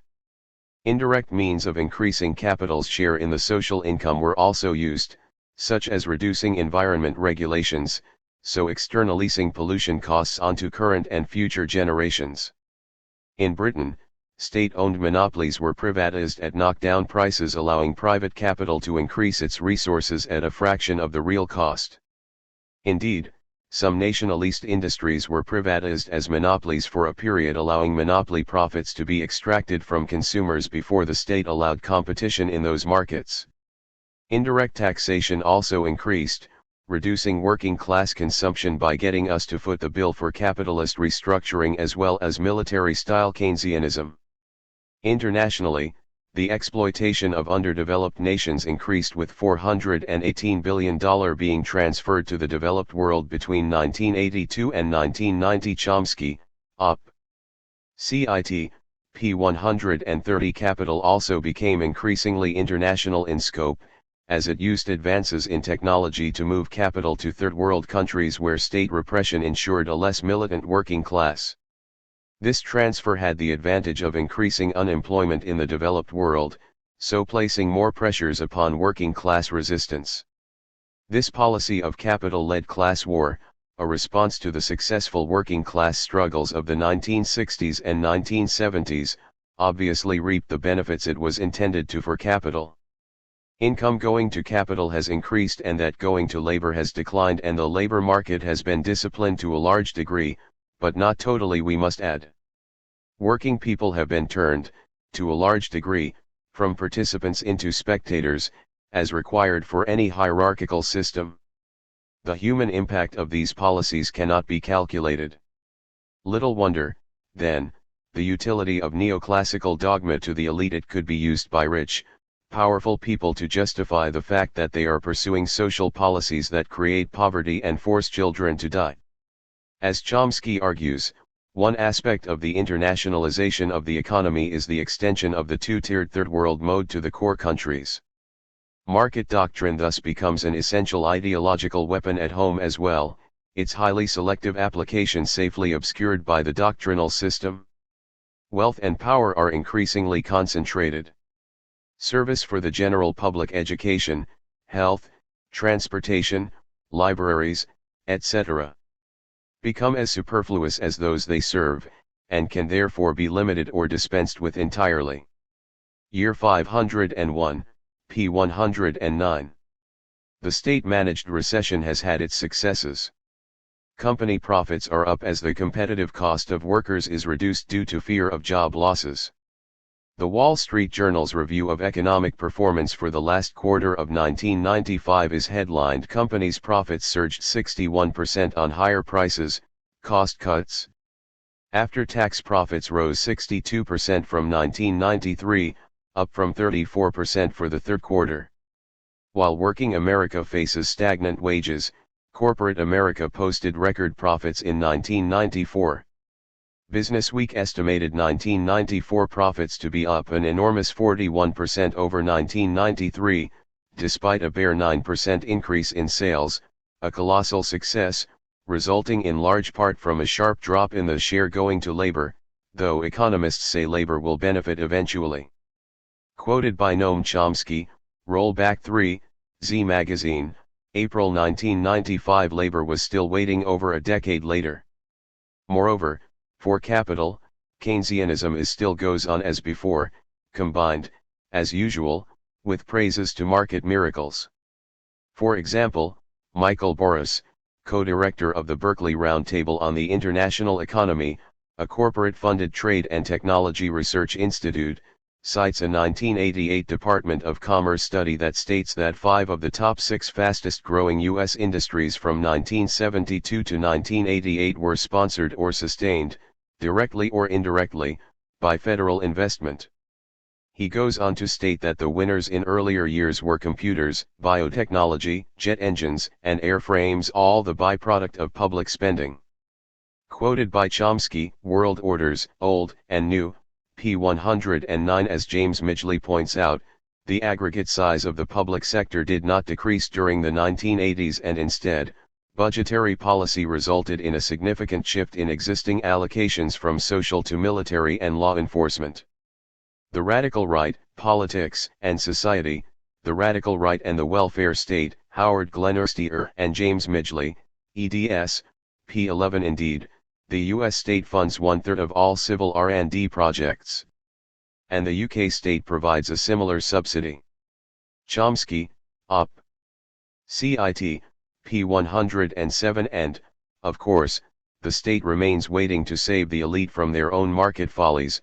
For example, after the widespread collapse of savings and loans associations in deregulated corruption and speculation, the 1980s pro-free market Republican administration happily bailed them out, showing that market forces were only for one class.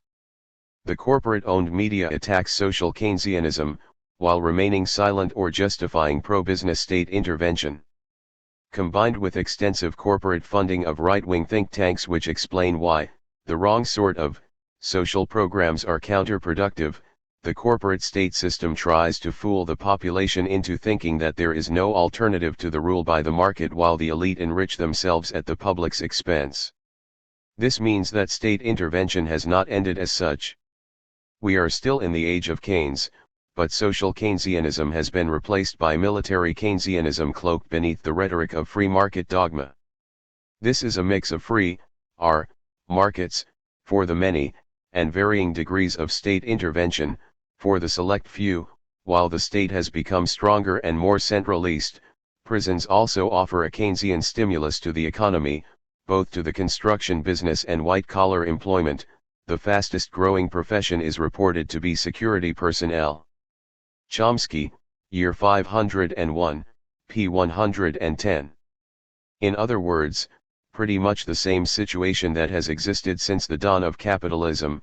See section D.1, free markets supported by ready use of state power as and when required. The continued role of the state means that it is unlikely that a repeat of the Great Depression is possible. The large size of state consumption means that it stabilizes aggregate demand to a degree unknown in 1929 or in the 19th century period of free market capitalism. This is not to suggest that deep recessions will not happen, they have and will. It is simply to suggest that they will not turn into a deep depression. Unless, of course, ideologues who believe the just-so stories of economic textbooks and the gurus of capitalism gain political office and start to dismantle too much of the modern state. As Thatcher showed in 1979, it is possible to deepen recessions considerably if you subscribe to flawed economic theory, ideology would be a better word, and do not care about the impact it is having on the general public and, more importantly, if the general public cannot stop you. However, as we discuss in section C.10, the net effect of this one-sided class war has not been as good as has been suggested by the ideologues of capitalism and the media. Faced with the reimposition of hierarchy, the quality of life for the majority has fallen. Consumption, i.e. the quantity of life, may not, but that is due to a combination of debt, increased hours at work and more family members taking jobs to make ends meet. This, in turn, has led to a fetish over economic growth. As Joan Robinson put it in the 1970s, when this process started, the economists have relapsed into the slogans of laissez-faire. What is profitable promotes growth, what is most profitable is best. But people have begun to notice that the growth of statistical GNP is not the same thing as an increase in welfare. Collected Economic Papers, Volume 4, p. 128. Yet even here, the post-1970s experience is not great. A quarter-century of top-heavy growth in which the vast majority of economic gains have gone to the richest 10% of the population has not produced the rate of GDP growth promised for it. In fact, the key stimulus for growth in the 1990s and 2000s was bubbles, first in the stock market and then in the housing market. Moreover, rising personal debt has bolstered the economy in a manner which are as unsustainable as the stock and housing bubbles which, in part, supported it. How long the system will stagger on depends, ultimately, on how long working class people will put up with it and having to pay the costs inflicted onto society and the environment in the pursuit of increasing the wealth of the few. While working class resistance continues, it is largely defensive, but, as in the past, this can and will change. Even the darkest night ends with the dawn, and the lights of working class resistance can be seen across the globe. For example, the anti-poll tax struggle in Britain against the Thatcher government was successful, as have been many anti-cut struggles across the USA and Western Europe. The Zapatista uprising in Mexico was inspiring, as was the Argentine revolt against neoliberalism and its wave of popular assemblies and occupied workplaces. In France, the anti-CPE protests showed a new generation of working class people know not only how to protest but also nonsense when they hear it. In general, there has been continual strikes and protests across the world. Even in the face of state repression and managed economic recession, working class people are still fighting back. The job for anarchists too is encourage these sparks of liberty and help them win. C.9 Would laissez-faire capitalism reduce unemployment? In order to answer this question, we must first have to point out that actually existing capitalism tries to manage unemployment to ensure a compliant and servile working class. This is done under the name of fighting inflation, but, in reality, it about controlling wages and maintaining high profit rates for the capitalist class. Market discipline for the working class, state protection for the ruling class, in other words. As Edward Herman points out, conservative economists have even developed a concept of a natural rate of unemployment, a metaphysical notion and throwback to an 18th century vision of a natural order, but with a modern apologetic twist. The natural rate is defined as the minimum unemployment level consistent with price level stability, but, as it is based on a highly abstract model that is not directly testable, the natural rate can only be inferred from the price level itself.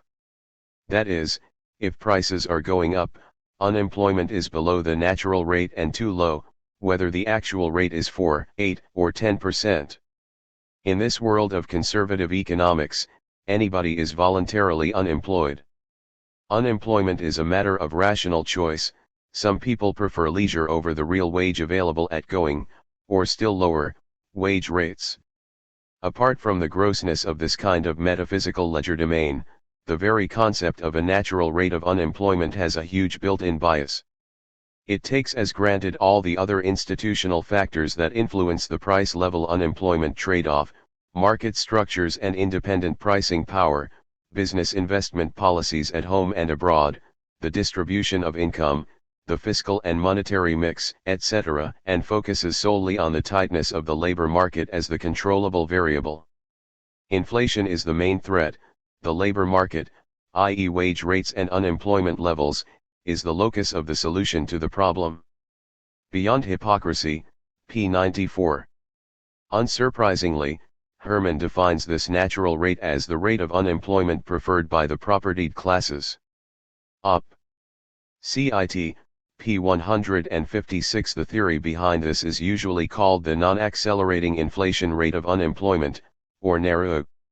Like many of the worst aspects of modern economics, the concept was raised Milton Friedman in the late 1960s. At around the same time, Edmund Phelps independently developed the theory, and gained the so-called Nobel Prize in Economics for so doing in 2006. Both are similar and both simply repeat, in neoclassical jargon, the insight which critics of capitalism had argued for over a century: unemployment is a necessary aspect of capitalism, for it is essential to maintaining the power of the boss over the worker. Ironically, therefore, modern neoclassical economics is based on a notion which it denied for over a century. This change may be, in part, because the ruling elite thinks it has won the class war and has, currently, no major political and social movements it has to refute by presenting a rosy picture of the system. Friedman raised his notion of a natural rate of unemployment in 1968. He rooted it in the neoclassical perspective of individual expectations rather than, say, the more realistic notion of class conflict. His argument was simple. There exists in the economy some natural rate associated with the real wage an ideal economy would produce. This is the level that would be ground out by the Walrasian system of general equilibrium equations, to quote him. Attempts by the government to reduce actual unemployment below this level would result in rising inflation. This is because there would be divergence between the actual rate of inflation and its expected rate. By lowering unemployment, bosses have to raise wages, and this draws unemployed people into work. Note the assumption that unemployment is voluntary. However, rising wages were passed on by bosses in rising prices, and so the real wage remains the same. This eventually leads to people leaving the workforce as the real wage has fallen back to the previous, undesired, levels. However, while the unemployment level rises back to its natural level, inflation does not. This is because workers are interested in real wages, and, so if inflation is at, say, 2%, then they will demand wage increases that take this into account. If they expect inflation to increase again, then workers will demand more wages to make up for it, which in turn will cause prices to rise, although Friedman downplayed that this was because bosses were increasing their prices to maintain profit levels. This will lead to rising inflation and rising unemployment. Thus the expectations of individuals are the key. For many economists, this process predicted the rise of stagflation in the 1970s and gave Friedman's monetarist dogmas credence. However, this was because the bastard Keynesianism of the post-war period was rooted in the same neoclassical assumptions used by Friedman.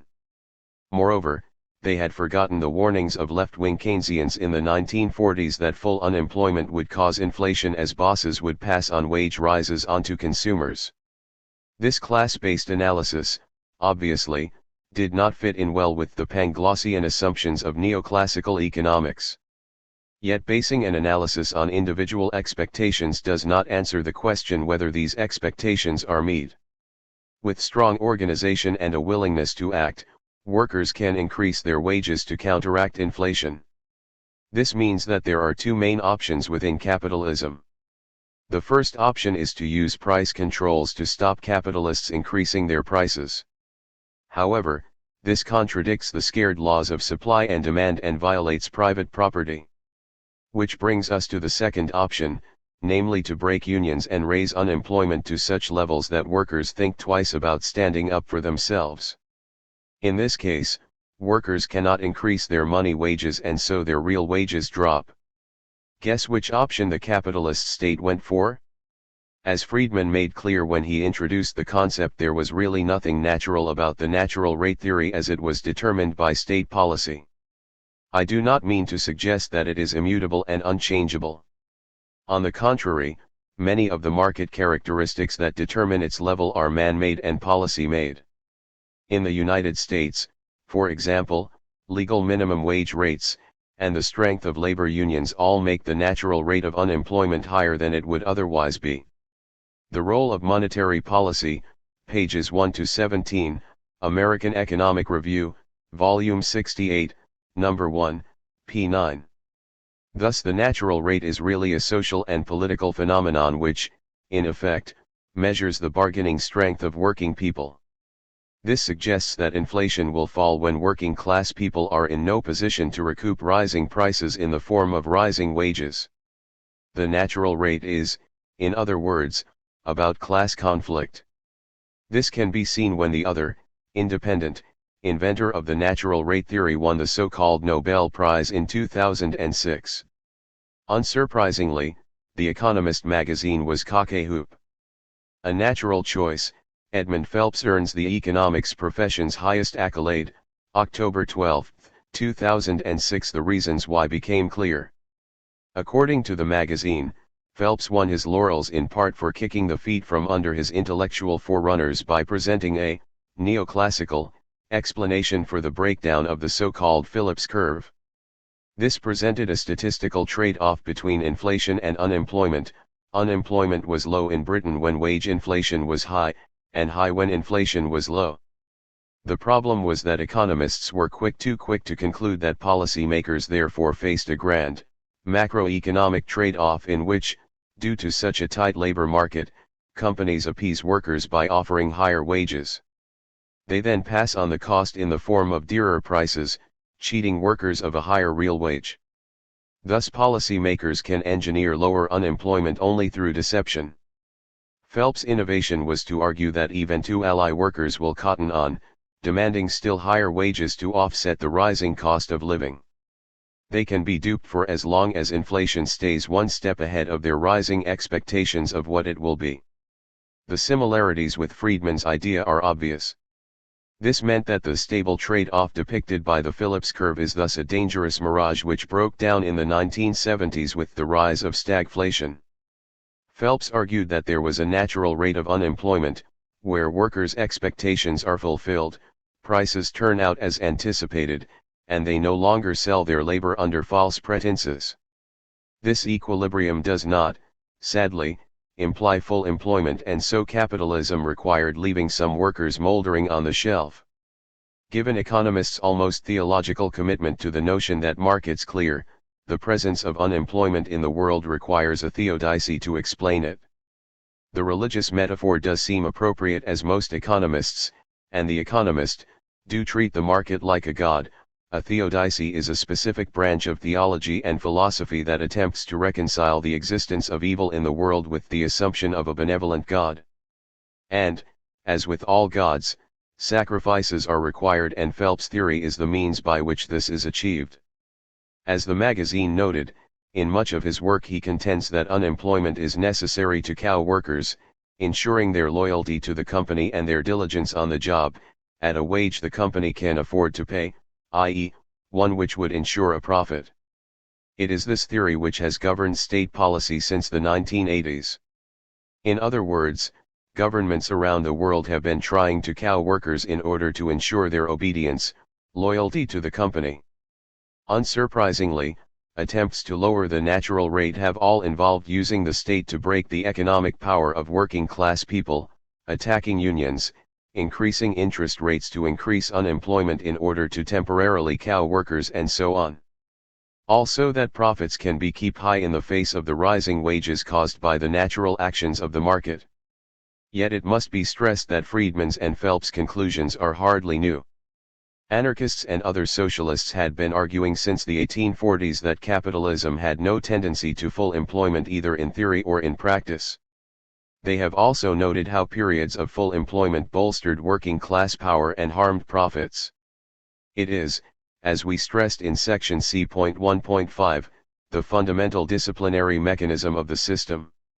Somewhat ironically, then, Phelps got bourgeois economics' highest prize for restating, in neoclassical jargon, the model of the labor market expounded by, say, Marx.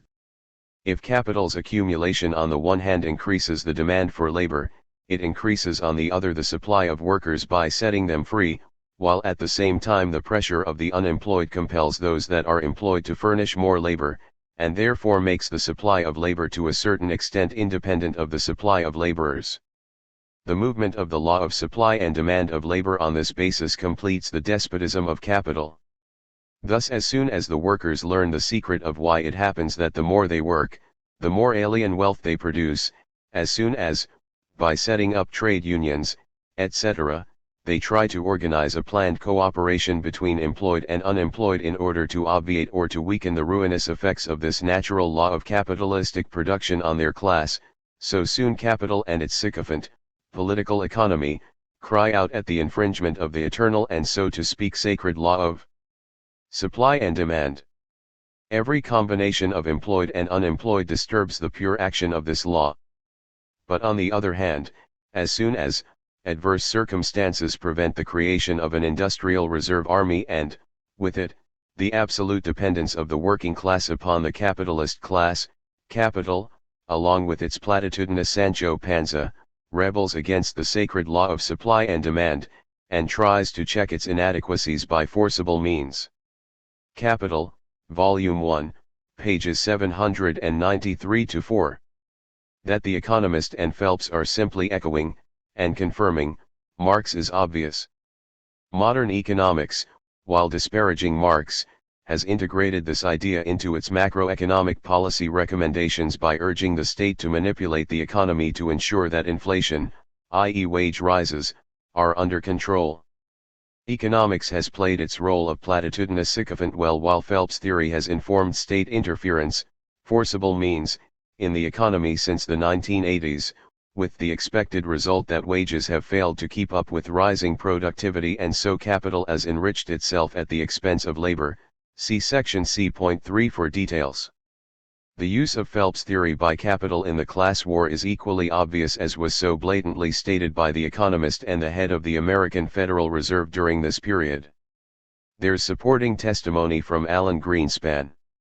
Several times during the late 1990s, Greenspan worried publicly that, as unemployment drifted steadily lower, the pool of available workers was running dry.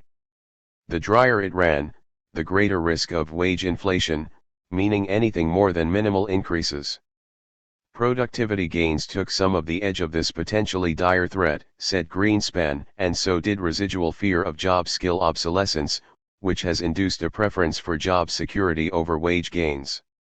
Workers were nervous and acting as if the unemployment rate were higher than the 4% it reached in the boom.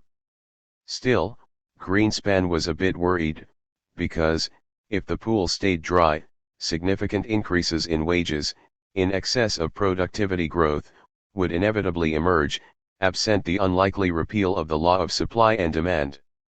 Which is why Greenspan and co. raised short-term interest rates by about 2 points during 1999 and the first half of 2000.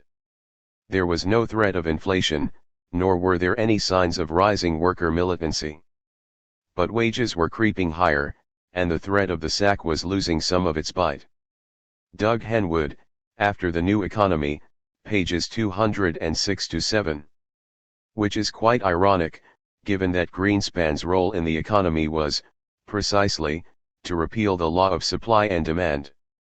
As one left-wing economist puts it, in a chapter correctly entitled "The Workers Are Getting Uppity, Call in the Fed," the Federal Reserve, like all central banks since the 1980s, worries that if too many people have jobs, or if it is too easy for workers to find jobs, there will be upward pressure on wages.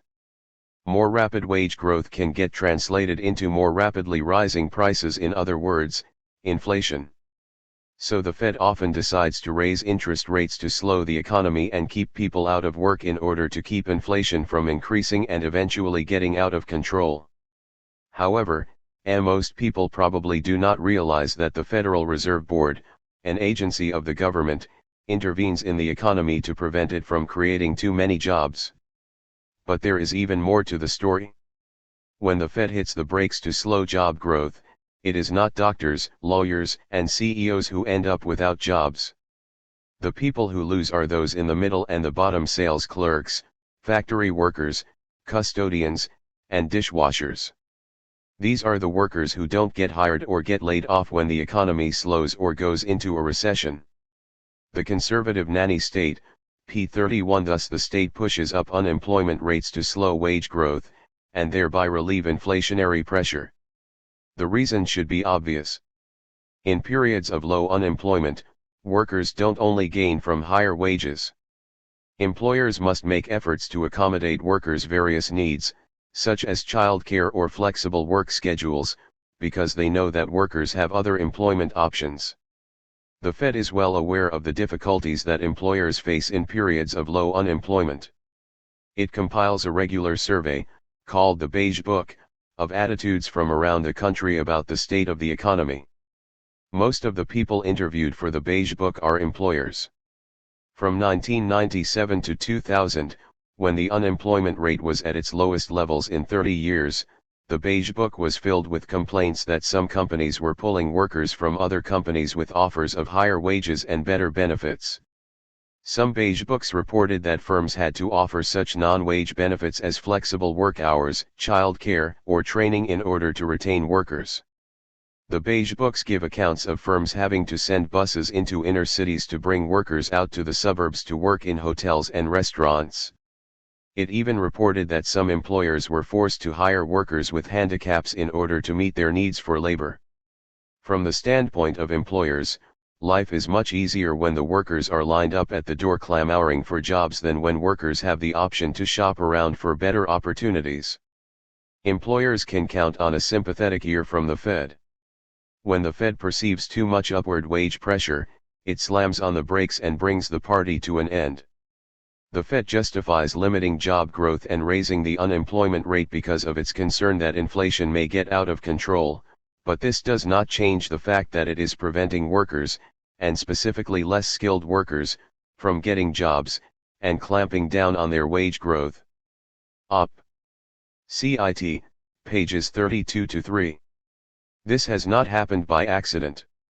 Lobbying by business, as another left-wing economist stresses, is directed toward increasing their economic power, and business has been a supporter of macroeconomic policies that have operated the economy with higher rates of unemployment. The stated justification is that this lowers inflation, but it also weakens workers' bargaining power.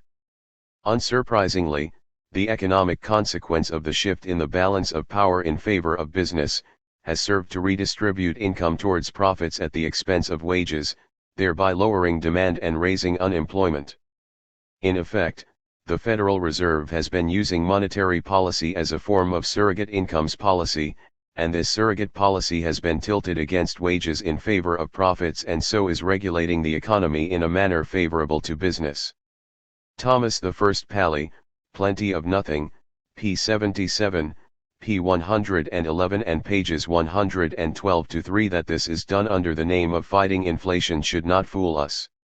Mild inflation is often an indication that workers have some bargaining strength and may even have the upper hand. Yet, it is at exactly the stage that the Fed now intervenes owing to its anti-inflation commitment, and this intervention raises interest rates and unemployment. Thus, far from being neutral, the Fed's anti-inflation policy implies siding with business in the ever-present conflict between labor and capital over distribution of the fruits of economic activity. Natural rate theory serves as the perfect cloak for a pro-business policy stance. Op. Cit. p. 110. In a sense, it is understandable that the ruling class within capitalism desires to manipulate unemployment in this way and deflect questions about their profit, property, and power onto the state of the labor market. High prices can, therefore, be blamed on high wages rather than high profits, rents and interest, while, at the same time, workers will put up with lower hours and work harder and be too busy surviving to find the time or the energy to question the boss's authority either in theory or in practice. So managing the economy by manipulating interest rates to increase unemployment levels when required allows greater profits to be extracted from workers as management hierarchy is more secure. People will put up with a lot in the face of job insecurity. As left-wing economist Thomas Baylock put it, full employment generally removes the need for servility, and thus alters the way of life, the relationship between classes, weakening the dominance of men over men, dissolving the master-servant relation. It is the greatest engine for the attainment by all of human dignity and greater equality. The Irrelevance of Conventional Economics, p. 47. Which explains, in part, why the 1960s and 1970s were marked by mass social protest against authority rather than von Hayek's road to serfdom. It also explains why the Nehru was so enthusiastically embraced and applied by the ruling class.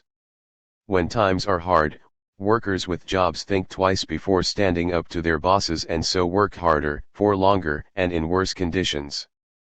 This ensures that surplus value is increased relative to wages. Indeed, in the USA, real wages have stagnated since 1973 while profits have grown massively. In addition, such a policy ensures that political discussion about investment, profits, power, and so on, the other institutional factors, are reduced and diverted because working class people are too busy trying to make ends meet. Thus the state intervenes in the economy to stop full employment developing to combat inflation and instability on behalf of the capitalist class. That this state manipulation is considered consistent with the free market says a lot about the bankruptcy of the capitalist system and its defenders. But, then, for most defenders of the system, state intervention on behalf of capital is part of the natural order, unlike state intervention, at least in rhetoric, on behalf of the working class, and shows that Kropotkin was right to stress that the state never practices laissez-faire with regard to the working class. See section D.1. Thus neoliberal capitalism is based on monetary policy that explicitly tries to weaken working class resistance by means of unemployment. If inflation, i.e. labor income, starts to increase, interest rates are raised, so causing unemployment and, it is hoped, putting the plebs back in their place. In other words, the road to private serfdom has been cleared of any barriers imposed on it by the rise of the working class movement and the policies of social democracy implemented after the Second World War to stop social revolution. This is the agenda pursued so strongly in America and Britain, imposed on the developing nations and urged upon continental Europe. Although the aims and results of the Nehru should be enough to condemn it out of hand, it can be dismissed for other reasons. First and foremost, this natural rate is both invisible and can move. This means trying to find it is impossible, although it does not stop economists trying, and then trying again when rate inflation and unemployment rates refute the first attempt, and then trying again and again. In addition, it is a fundamentally a meaningless concept. You can prove anything with an invisible, mobile value. It is a non-refutable concept and so, fundamentally, non-scientific. Close inspection reveals natural rate theory to be akin to a religious doctrine. This is because it is not possible to conceive of a test that could possibly falsify the theory. When predictions of the natural rate turn out wrong, as they repeatedly have, proponents can simply assert that the natural rate has changed. That has led to the most recent incarnation of the theory, in which the natural rate is basically the trend rate of unemployment. Whatever trend is observed is natural, case closed. Since natural rate theory cannot be tested, a sensible thing would be to examine its assumptions for plausibility and reasonableness. However, Milton Friedman's early work on economic methodology blocks this route, as he asserted that realism and plausibility of assumptions have no place in economics. With most economists blindly accepting this position, the result is a church in which entry is conditional on accepting particular assumptions about the working of markets. The net effect is to produce an ideology which survives due to its utility to certain sections of society. If this is the case, and it is, then any attempts to maintain the natural rate are also meaningless, as the only way to discover it is to watch actual inflation levels and raising interest rates appropriately. Which means that people are being made unemployed on the off chance that the unemployment level will drop below the invisible and mobile natural rate and harm the interests of the ruling class. High inflation rates harms interest incomes, and full employment squeezes profits by increasing workers' power. This does not seem to bother most economists, for whom empirical evidence at the best of times is of little consequence. This is doubly true with the Nehru, for with an invisible, mobile value, the theory is always true after the fact. If inflation rises as unemployment rises, then the natural rate has increased. If inflation falls as unemployment rises, it has fallen.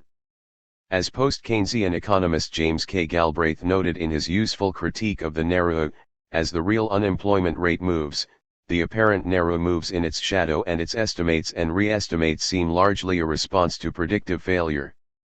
We still have no theory, and no external evidence, governing the fall of the estimated Nehru. The literature simply observes that inflation hasn't occurred, and so the previous estimate must have been too high. He stresses, economists have held to a concept in the face of 20 years of unexplained variation, predictive failure, and failure of the profession to coalesce on procedural issues.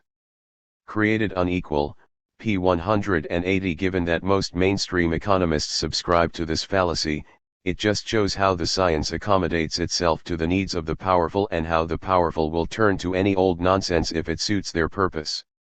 A better example of supply and demand for ideology could not be found. So, supporters of free market capitalism do have a point. Actually existing capitalism has created high levels of unemployment. What is significant is that most supporters of capitalism consider that this is a laissez-faire policy. Sadly, the ideological supporters of pure capitalism rarely mention this state intervention on behalf of the capitalist class, preferring to attack trade unions, minimum wages, welfare, and numerous other imperfections of the labor market which, strangely, are designed, at least in rhetoric, to benefit working class people. Ignoring that issue, however, the question now arises, would a purer capitalism create full employment? First, we should point out that some supporters of free market capitalism, most notably, the Austrian school, claim that real markets are not in equilibrium at all, i.e. that the nature state of the economy is one of disequilibrium.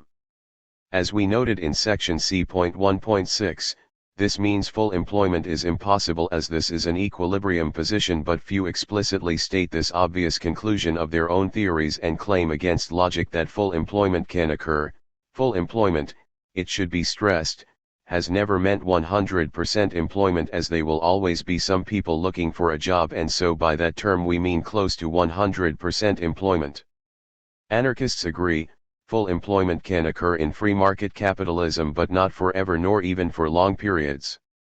As the Polish socialist economist Michael Kalecki pointed out in regards to pre-Keynesian capitalism, not only is there mass unemployment in the slump, but average employment throughout the cycle is considerably below the peak reached in the boom.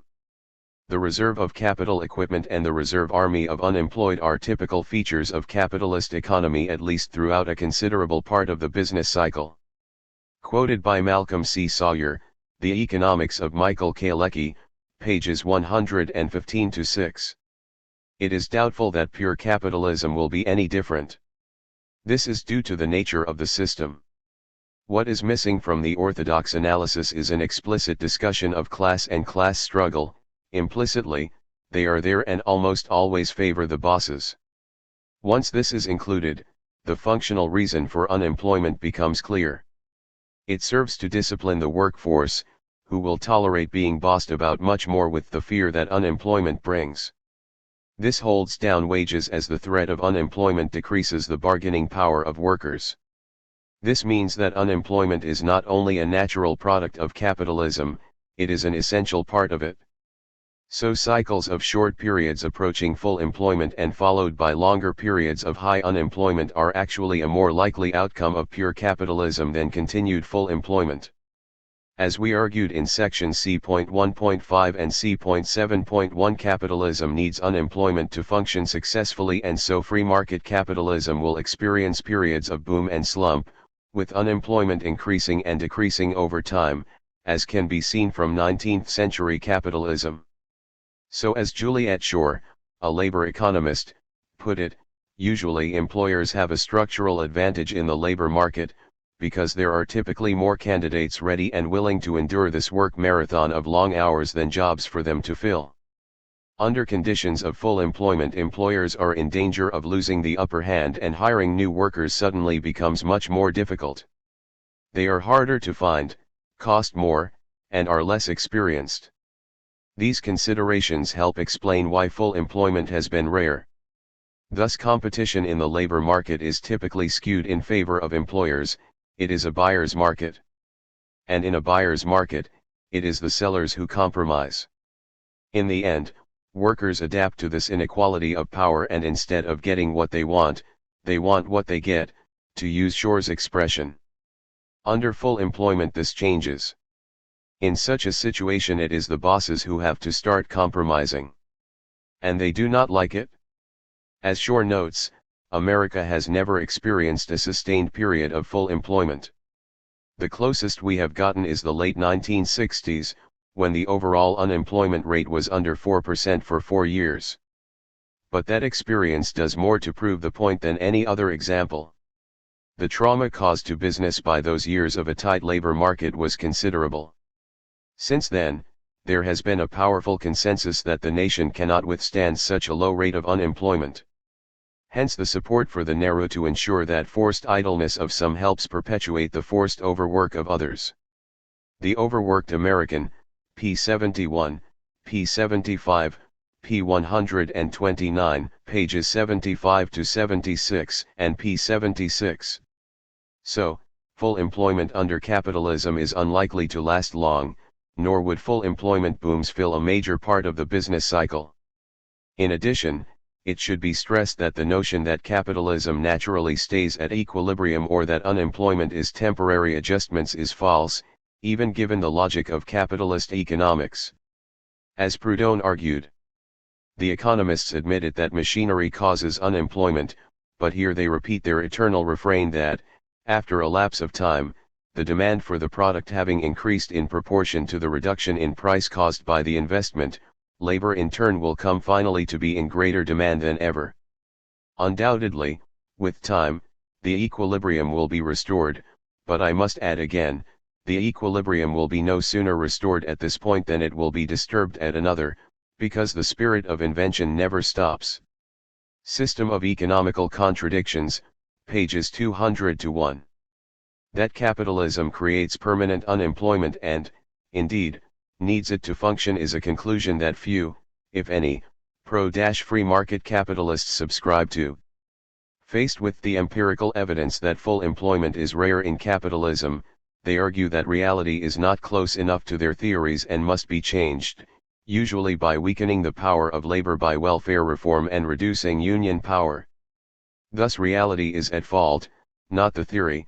To requote Proudhon, political economy, that is, proprietary despotism, can never be in the wrong, it must be the proletariat. Op.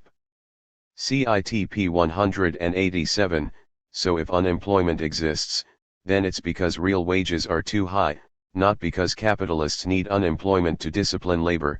See section C.9.2 for evidence that this argument is false.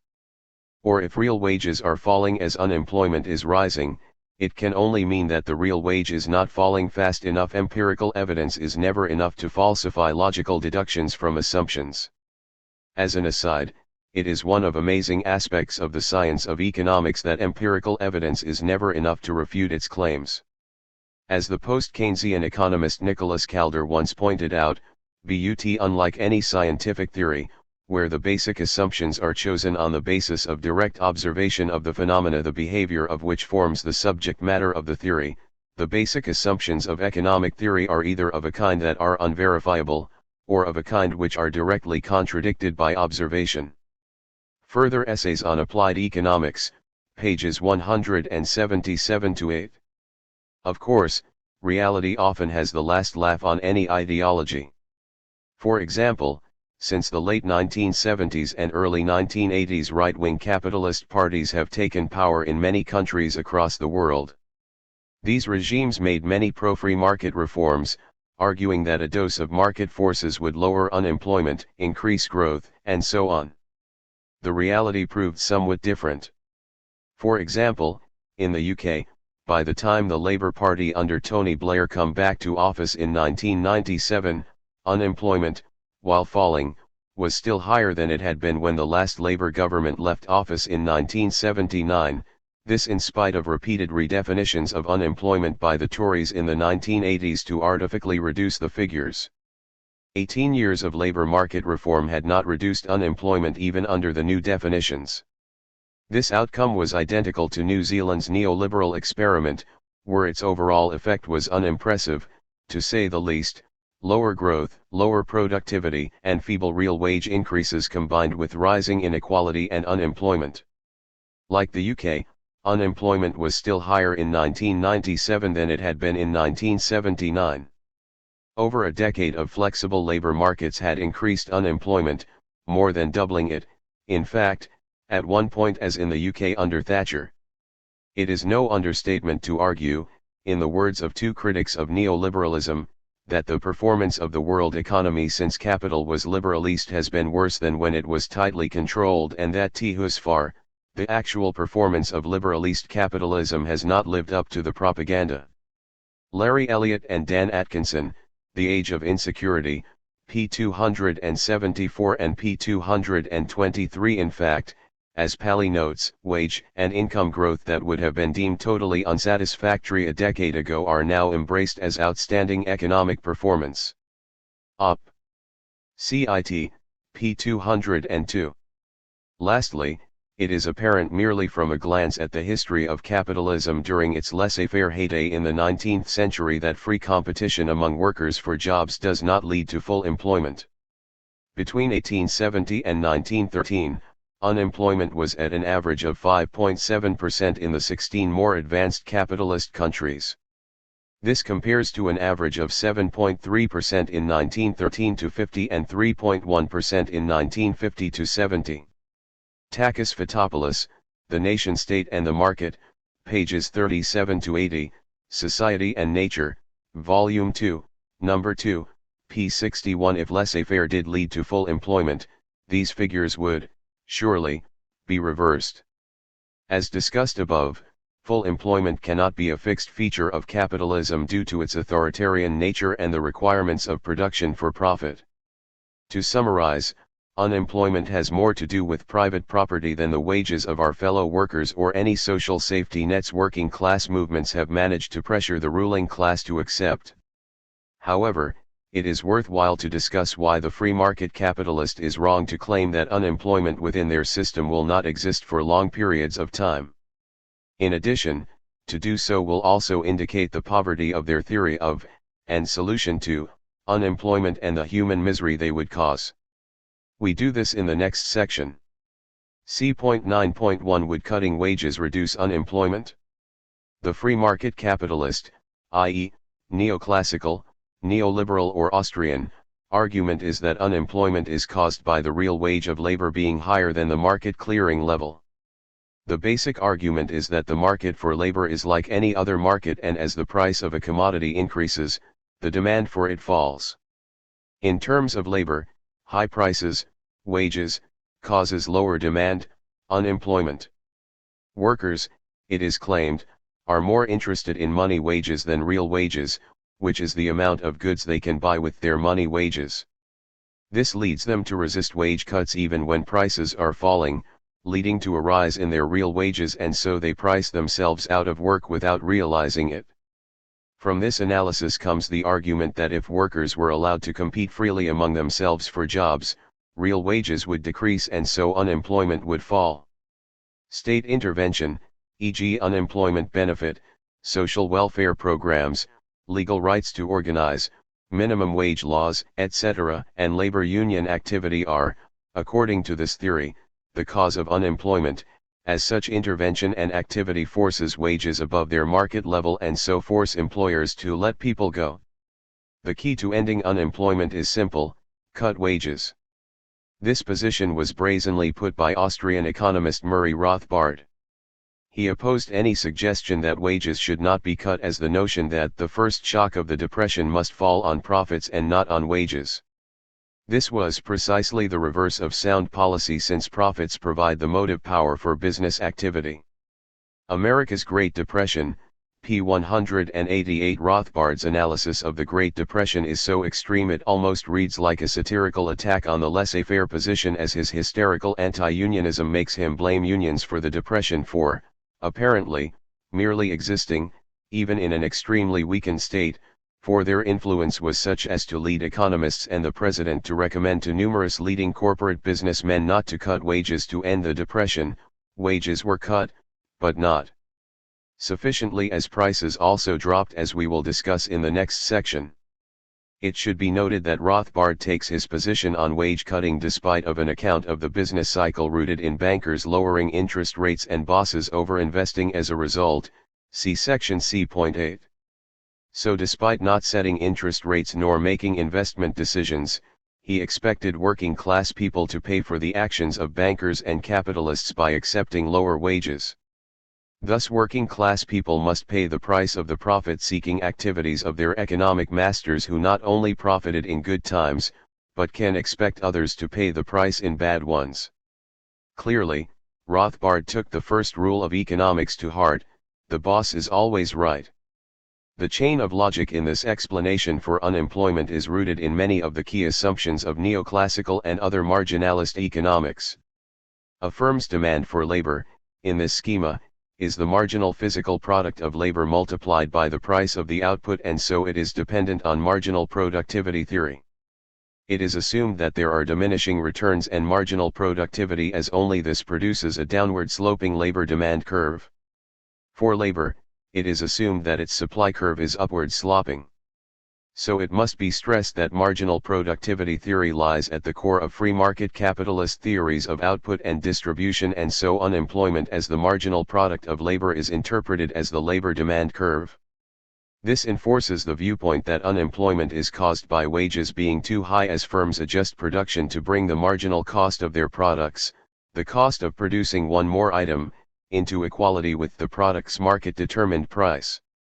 So a drop in labor costs theoretically leads to an expansion in production, producing jobs for the temporarily unemployed and moving the economy toward full employment. So, in this theory, unemployment can only be reduced by lowering the real wages of workers currently employed. Thus the unfettered free market would ensure that all those who want to work at the equilibrium real wage will do so. By definition, any people who were idle in such a pure capitalism would be voluntarily enjoying leisure and not unemployed.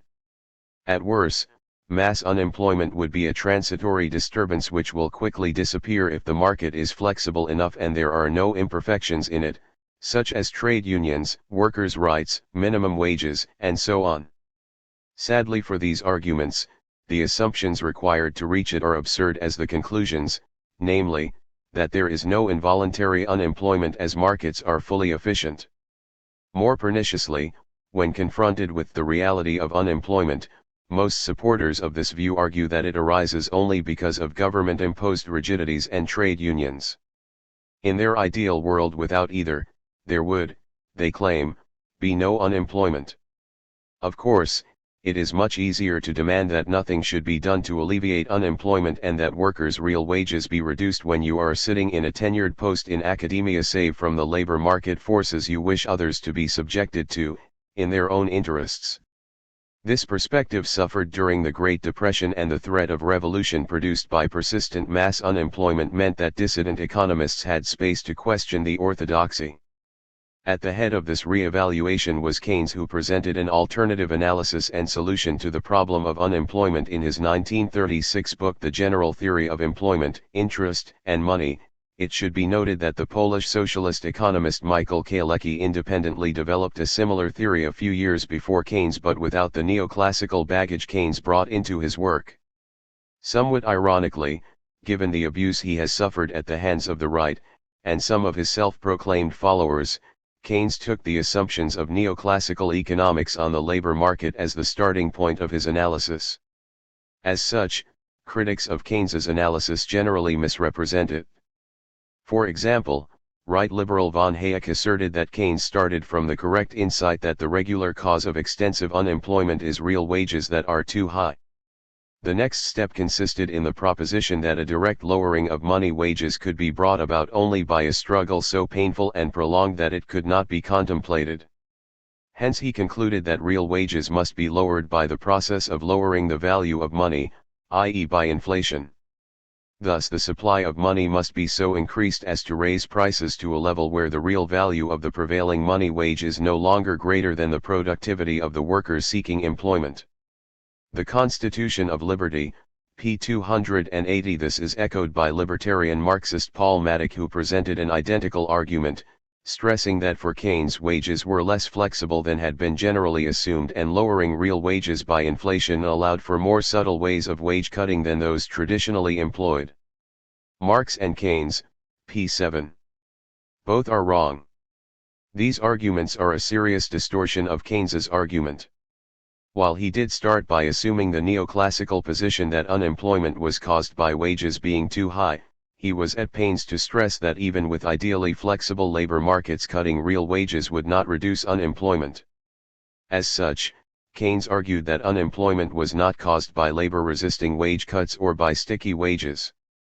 Indeed, any Keynesian economist who does argue that sticky wages are responsible for unemployment shows that he or she has not read Keynes' Chapter 2 of the General Theory critiques precisely this argument. Taking neoclassical economists at its word, Keynes analyses what would happen if the labor market were perfect, and so he assumes the same model as his neoclassical opponents, namely that unemployment is caused by wages being too high and there is flexibility in both commodity and labor markets. As he stressed, his criticism of the accepted neo-classical theory of economics has consisted not so much in finding logical flaws in its analysis as in pointing out that its tacit assumptions are seldom or never satisfied, with the result that it cannot solve the economic problems of the actual world. The General Theory, p. 378. What Keynes did was to consider the overall effect of cutting wages on the economy as a whole. Given that wages make up a significant part of the costs of a commodity, if money wages change, one would have expected the neo-classical school to argue that prices would change in almost the same proportion, leaving the real wage and the level of unemployment practically the same as before. However, this was not the case, causing Keynes to point out that they do not seem to have realized that their supply curve for labor will shift bodily with every movement of prices. This was because labor cannot determine its own real wage, as prices are controlled by bosses. Once this is recognized, it becomes obvious that workers do not control the cost of living, i.e., the real wage. Therefore, trade unions do not raise the obstacle to any increase in aggregate employment which is attributed to them by the neo-classical school. So while workers could, in theory, control their wages by asking for less pay, or, more realistically, accepting any wage cuts imposed by their bosses as the alternative is unemployment, they do not have any control over the prices of the goods they produce. This means that they have no control over their real wages and so cannot reduce unemployment by pricing themselves into work by accepting lower wages.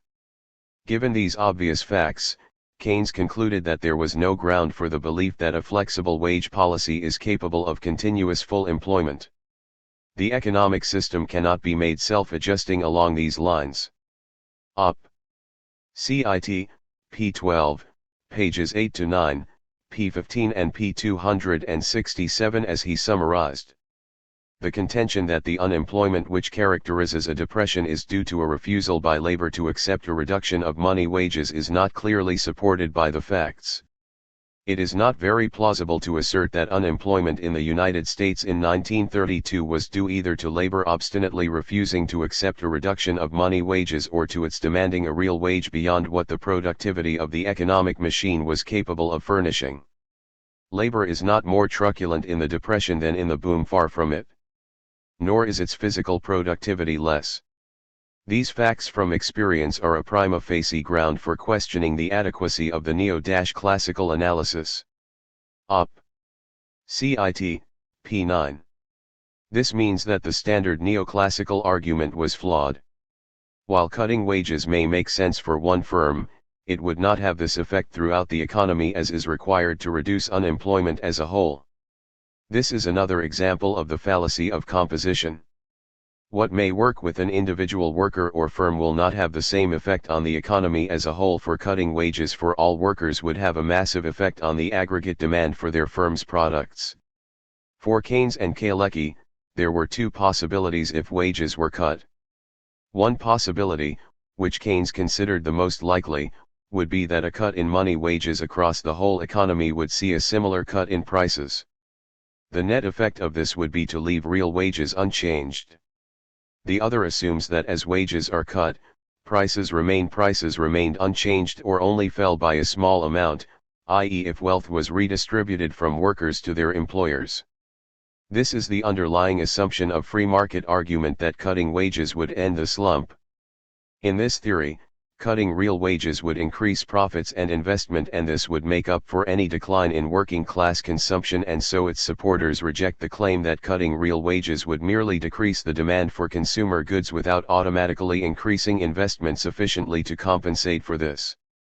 However, in order to make this claim, the theory depends on three critical assumptions, namely that firms can expand production, that they will expand production, and that, if they do, they can sell their expanded production. This theory and its assumptions can be questioned. To do so, we will draw upon David Schweikart's excellent summary. Against Capitalism, pages 105 to 7. The first assumption states that it is always possible for a company to take on new workers. Yet increasing production requires more than just labor. Tools, raw materials, and workspace are all required in addition to new workers. If production goods and facilities are not available, employment will not be increased. Therefore, the assumption that labor can always be added to the existing stock to increase output is plainly unrealistic, particularly if we assume with neoclassical economics that all resources are fully utilized.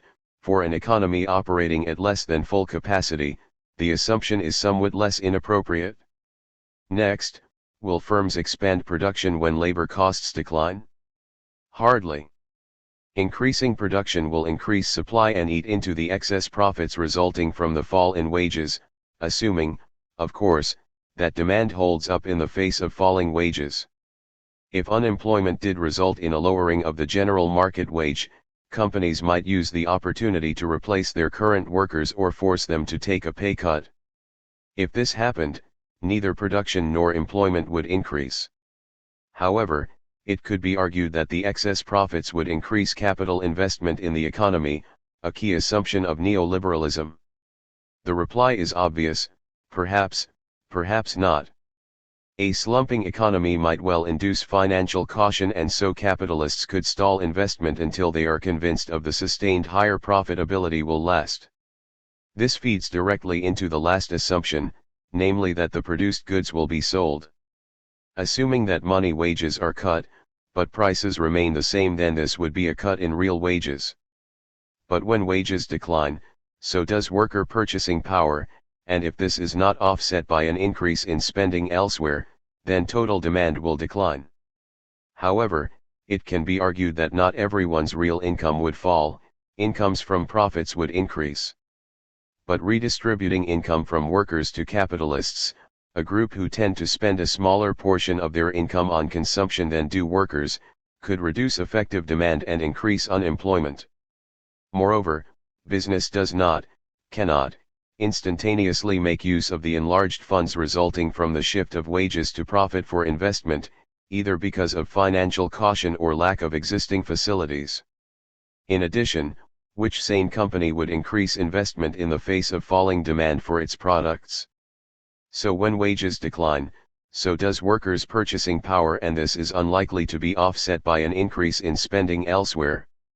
This will lead to a reduction in aggregate demand as profits are accumulated but unused, so leading to stocks of unsold goods and renewed price reductions. This means that the cut in real wages will be cancelled out by price cuts to sell unsold stock, and unemployment remains. In other words, contrary to neoclassical economics, a fall in wages may result in the same or even more unemployment as aggregate demand drops and companies cannot find a market for their goods. And so, if prices do not fall, it is still worse, for then real wages are reduced and unemployment is increased directly by the fall in the purchase of consumption goods.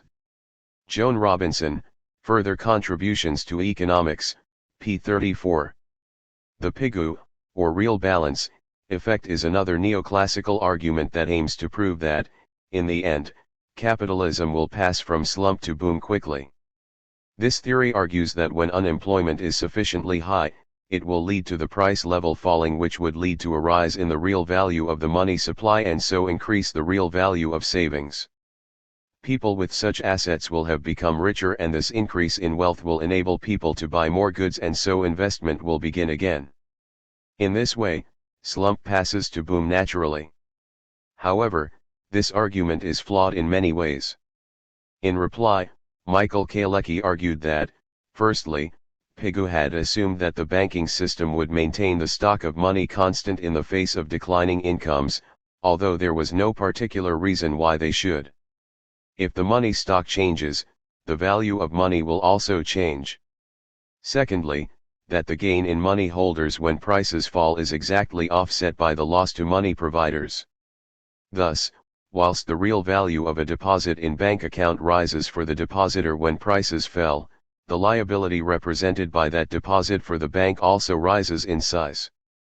And, thirdly, that falling prices and wages would mean that the real value of outstanding debts would be increased, which borrowers would find it increasingly difficult to repay as their real income fails to keep pace with the rising real value of debt. Indeed, when the falling prices and wages are generated by low levels of demand, the aggregate real income will be low. Bankruptcies follow, debts cannot be repaid, and a confidence crisis was likely to follow. In other words, debtors may cut back on spending more than creditors would increase it, and so the depression would continue as demand did not rise. Malcolm C. Sawyer, The Economics of Michael Kalecki, p. 90. So, the traditional neoclassical reply that investment spending will increase because lower costs will mean greater profits, leading to greater savings, and ultimately, to greater investment is weak. Lower costs will mean greater profits only if the products are sold, which they might not be if demand is adversely affected. In other words, a higher profit margins do not result in higher profits due to fall in consumption caused by the reduction of workers' purchasing power. And, as Michael Kalecki argued, wage cuts in combating a slump may be ineffective because gains in profits are not applied immediately to increase investment, and the reduced purchasing power caused by the wage cuts causes a fall in sales, meaning that higher profit margins do not result in higher profits. Moreover, as Keynes pointed out long ago, the forces and motivations governing saving are quite distinct from those governing investment. Hence there is no necessity for the two quantities always to coincide. So firms that have reduced wages may not be able to sell as much as before, let alone more. In that case they will cut production, add to unemployment, and further reduce demand. This can set off a vicious downward spiral of falling demand and plummeting production, leading to depression, a process described by Kropotkin, nearly 40 years before Keynes made the same point in the general theory. Profits being the basis of capitalist industry, low profits explain all ulterior consequences. Low profits induce the employers to reduce the wages, or the number of workers, or the number of days of employment during the week. As Adam Smith said, low profits ultimately mean a reduction of wages, and low wages mean a reduced consumption by the worker. Low profits mean also a somewhat reduced consumption by the employer, and both together mean lower profits and reduced consumption with that immense class of middlemen which has grown up in manufacturing countries, and that, again, means a further reduction of profits for the employers. Fields, Factories, and Workshops Tomorrow, p. 33. So, as is often the case, Keynes was simply including into mainstream economics perspectives which had long been held by critics of capitalism and dismissed by the orthodoxy. Keynes' critique of Say's law essentially repeated Marx's, while Proudhon pointed out in 1846 that if the producer earns less, he will buy less, and this will engender overproduction and destitution. This was because though the workmen cost the capitalist something, they are his customers. What will you do with your products? When driven away by him, they shall consume no longer. This means that cutting wages and employment would not work, for they are not slow in dealing employers a counter-blow, for if production excludes consumption, it is soon obliged to stop itself. System of Economical Contradictions, p. 204 and p. 190. Significantly, Keynes praised Proudhon's follower Silvio Gesell for getting part of the answer and for producing an anti-Marxian socialism which the future will learn more from than Marx. Op. Cit. p. 355. So far our critique of the free market position has, like Keynes's, been within the assumptions of that theory itself. More has to be said, though, as its assumptions are deeply flawed and unrealistic. It should be stressed that while Keynes's acceptance of much of the orthodoxy ensured that at least some of his ideas become part of the mainstream, post-Keynesians like Joan Robinson would later bemoan the fact that he sought a compromise rather than clean break with the orthodoxy. This led to the rise of the post-war neoclassical synthesis, the so-called Keynesian argument that unemployment was caused by wages being sticky and the means by which the right could undermine social Keynesianism and ensure a return to neoclassical orthodoxy. Given the absurd assumptions underlying the free market argument, a wider critique is possible as it reflects reality no more than any other part of the pro-capitalist ideology which passes for mainstream economics. As noted above, the argument that unemployment is caused by wages being too high is part of the wider marginalist perspective. Flaws in that will mean that its explanation of unemployment is equally flawed. So it must be stressed that the marginalist theory of distribution lies at the core of its theories of both output and unemployment. In that theory, the marginal product of labor is interpreted as the labor demand curve, as the firm's demand for labor is the marginal physical product of labor multiplied by the price of the output, and this produces the viewpoint that unemployment is caused by wages being too high. So given the central role which marginal productivity theory plays in the mainstream argument, it is useful to start our deeper critique by reiterating that, as indicated in section C.2, Joan Robinson and Piero Sraffa had successfully debunked this theory in the 1950s. Yet for psychological and political reasons, notes James K. Galbraith, rather than for logical and mathematical ones, the capital critique has not penetrated mainstream economics. It likely never will. Today only a handful of economists seem aware of it. The Distribution of Income, pages 32 to 41, Richard P. F. Holt and Stephen Pressman, eds, A New Guide to Post-Keynesian Economics, p. 34. Given that this underlies the argument that high wages cause high unemployment, it means that the mainstream argument for cutting wages has no firm theoretical basis. It should also be noted that the assumption that adding more labor to capital is always possible flows from the assumption of marginal productivity theory, which treats capital like an ectoplasm and can be molded into whatever form is required by the labor available. See section C.2.5 for more discussion. Hence Joan Robinson's dismissal of this assumption, for the difference between the future and the past is eliminated by making capital malleable so that mistakes can always be undone and equilibrium is always guaranteed. With malleable capital, the demand for labor depends on the level of wages. Contributions to modern economics, p6. Moreover, labor and capital are not often as smoothly substitutable for each other as the neoclassical model requires. You can't use one without the other. You can't measure the marginal productivity of one without the other. Demand for capital and labor is, sometimes, a joint demand, and so it is often to adjust wages to a worker's marginal productivity independent of the cost of capital. Hugh Stretton, Economics, A New Introduction, p. 401. Then there is the role of diminishing returns. The assumption that the demand curve for labor is always downward sloping with respect to aggregate employment is rooted in the notion that industry operates, at least in the short run, under conditions of diminishing returns. However, diminishing returns are not a feature of industries in the real world. Thus the assumption that the downward sloping marginal product of labor curve is identical to the aggregate demand curve for labor is not true, as it is inconsistent with empirical evidence. In a system at increasing returns, noted one economist, the direct relation between real wages and employment tends to render the ordinary mechanism of wage adjustment ineffective and unstable. Ferdinando Targetti, Nicholas Calder, p. 344. In fact, as discussed in section C.1.2, without this assumption mainstream economics cannot show that unemployment is, in fact, caused by real wages being too high, along with many other things. Thus, if we accept reality, we must end up denying the inevitability of a negative relationship between real wages and employment. Post-Keynesian economists have not found any empirical links between the growth of unemployment since the early 1970s and changes in the relationship between productivity and wages, and so there is no theoretical reason to expect a negative relationship between employment and the real wage, even at the level of the individual firm. Even the beloved marginal analysis cannot be used in the labor market, as most jobs are offered on a take-it-or-leave-it basis. Workers have little or no scope to vary hours of work, thereby making marginal trade-offs between income and leisure.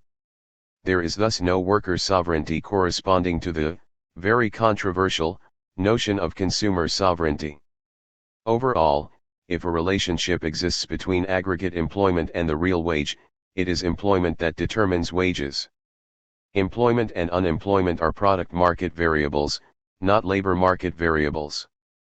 Thus attempts to restore full employment by cutting wages are fundamentally misguided.